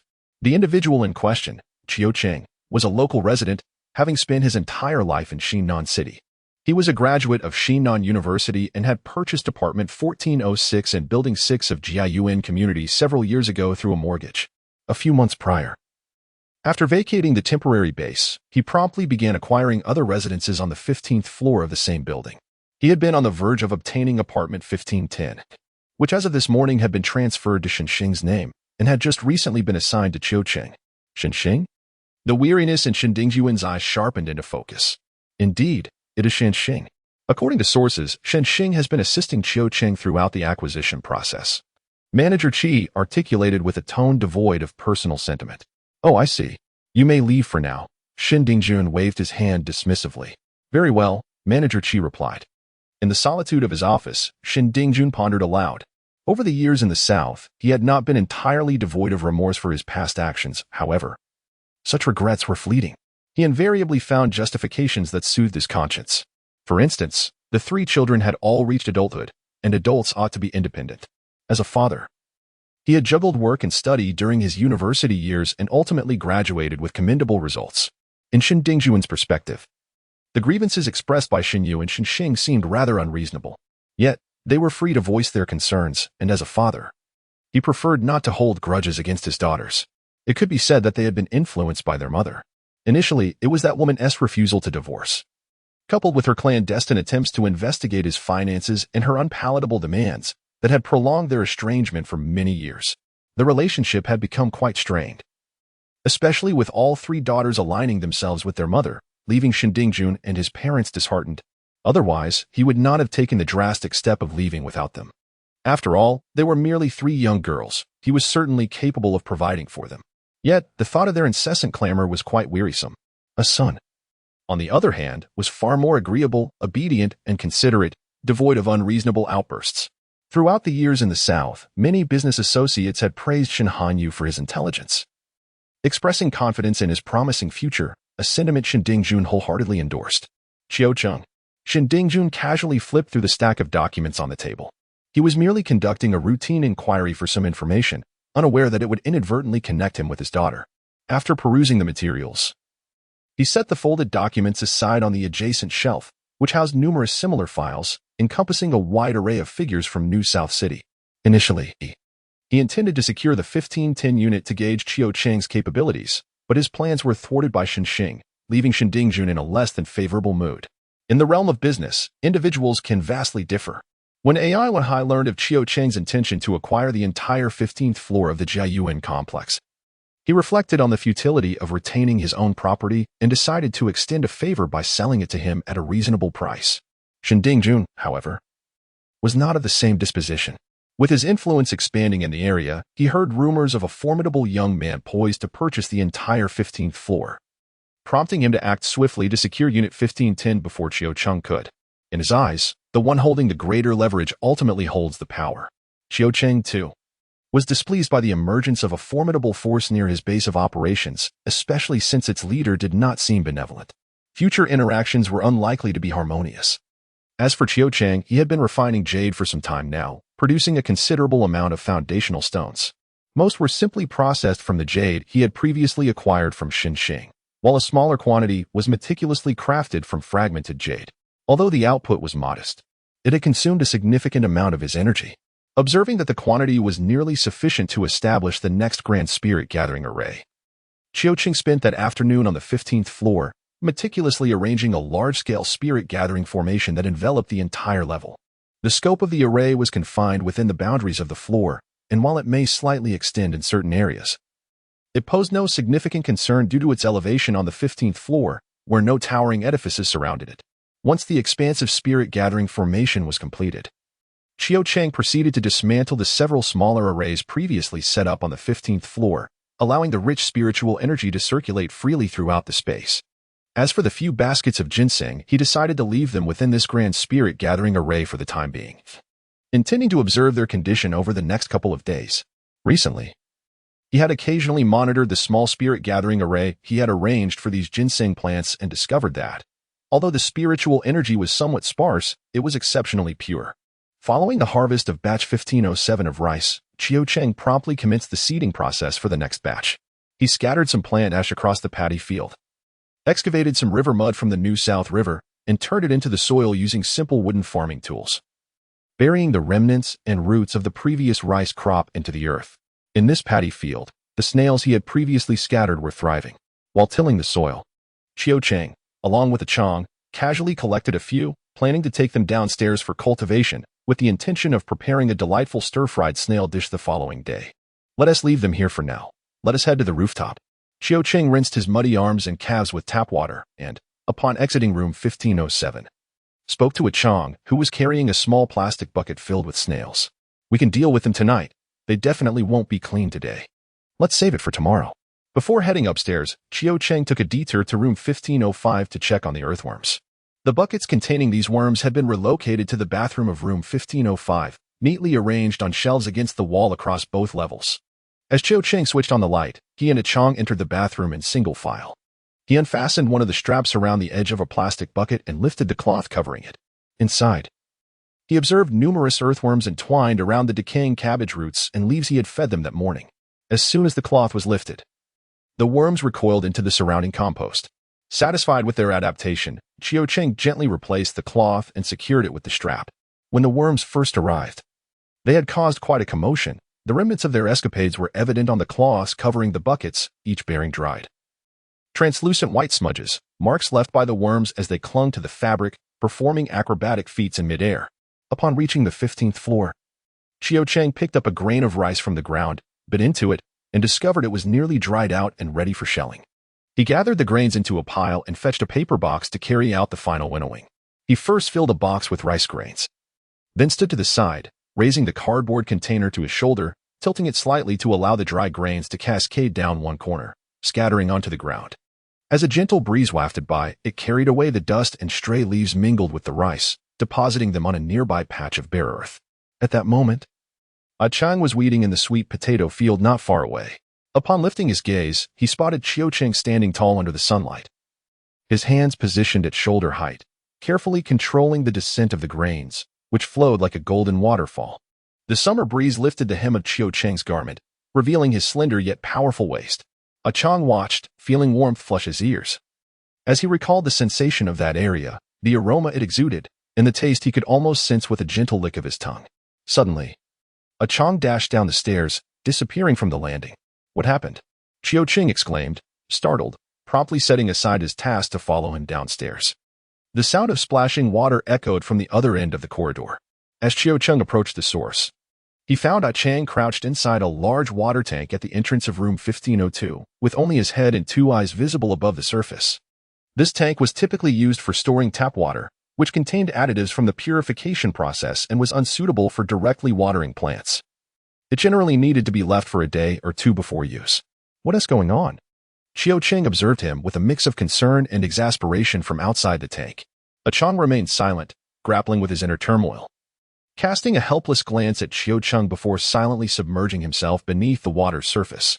After waiting for a while and seeing no intention from Ah Chang to emerge, Qiu Cheng reached in and gently lifted him from the tank. Weighing less than 140 pounds, Ah Chang was not overly burdensome for Qiu Cheng. As he was pulled from the tank, drenched and trembling in Qiu Cheng's embrace, he appeared utterly pitiable. In truth, he felt no chill. It was merely the struggle he endured that weighed heavily upon him. Qiu Cheng attempted to turn Ah Chang's face towards him, but he evaded the gesture with a struggle. "Shh, be good," Qiu Cheng murmured softly, gently caressing his ear. Reluctantly, Ah Chang yielded, allowing Qiu Cheng to cradle his face, his gaze wavering. In the fleeting moment their lips met, Ah Chang felt as though his heart was clenched tightly by a powerful hand. "Don't worry. It will be over soon," Qiu Qing whispered, brushing his lips against Chang's. With a gentle yet firm hand, he guided Chang's head to rest against his neck, his other hand slowly exploring downward, tenderly grasping the warm, firm area. Chang trembled, gripping Qiu Qing's clothing tightly, his body tensing further, warm breaths escaping his nostrils in soft puffs. Qiu Qing, with his other hand, caressed the back of Chang's head, offering soothing words, relax a little.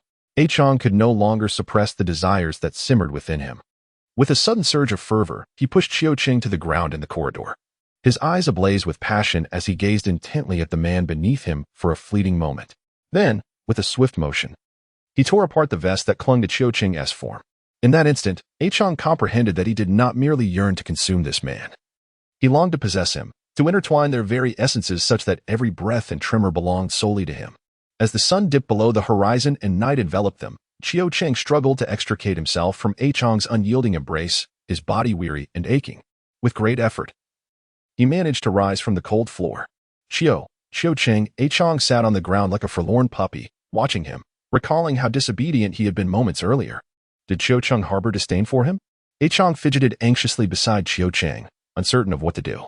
Gathering his courage, Qiu Qing retrieved the remnants of his shirt, which Chang had torn earlier that afternoon, hastily cleaning himself before pushing open the steel door at the stairwell and descending the stairs, Chang following closely behind. Qiu Qing had initially believed his body had recuperated well, but Chang's insatiable demands, akin to those of a wild beast, proved overwhelming.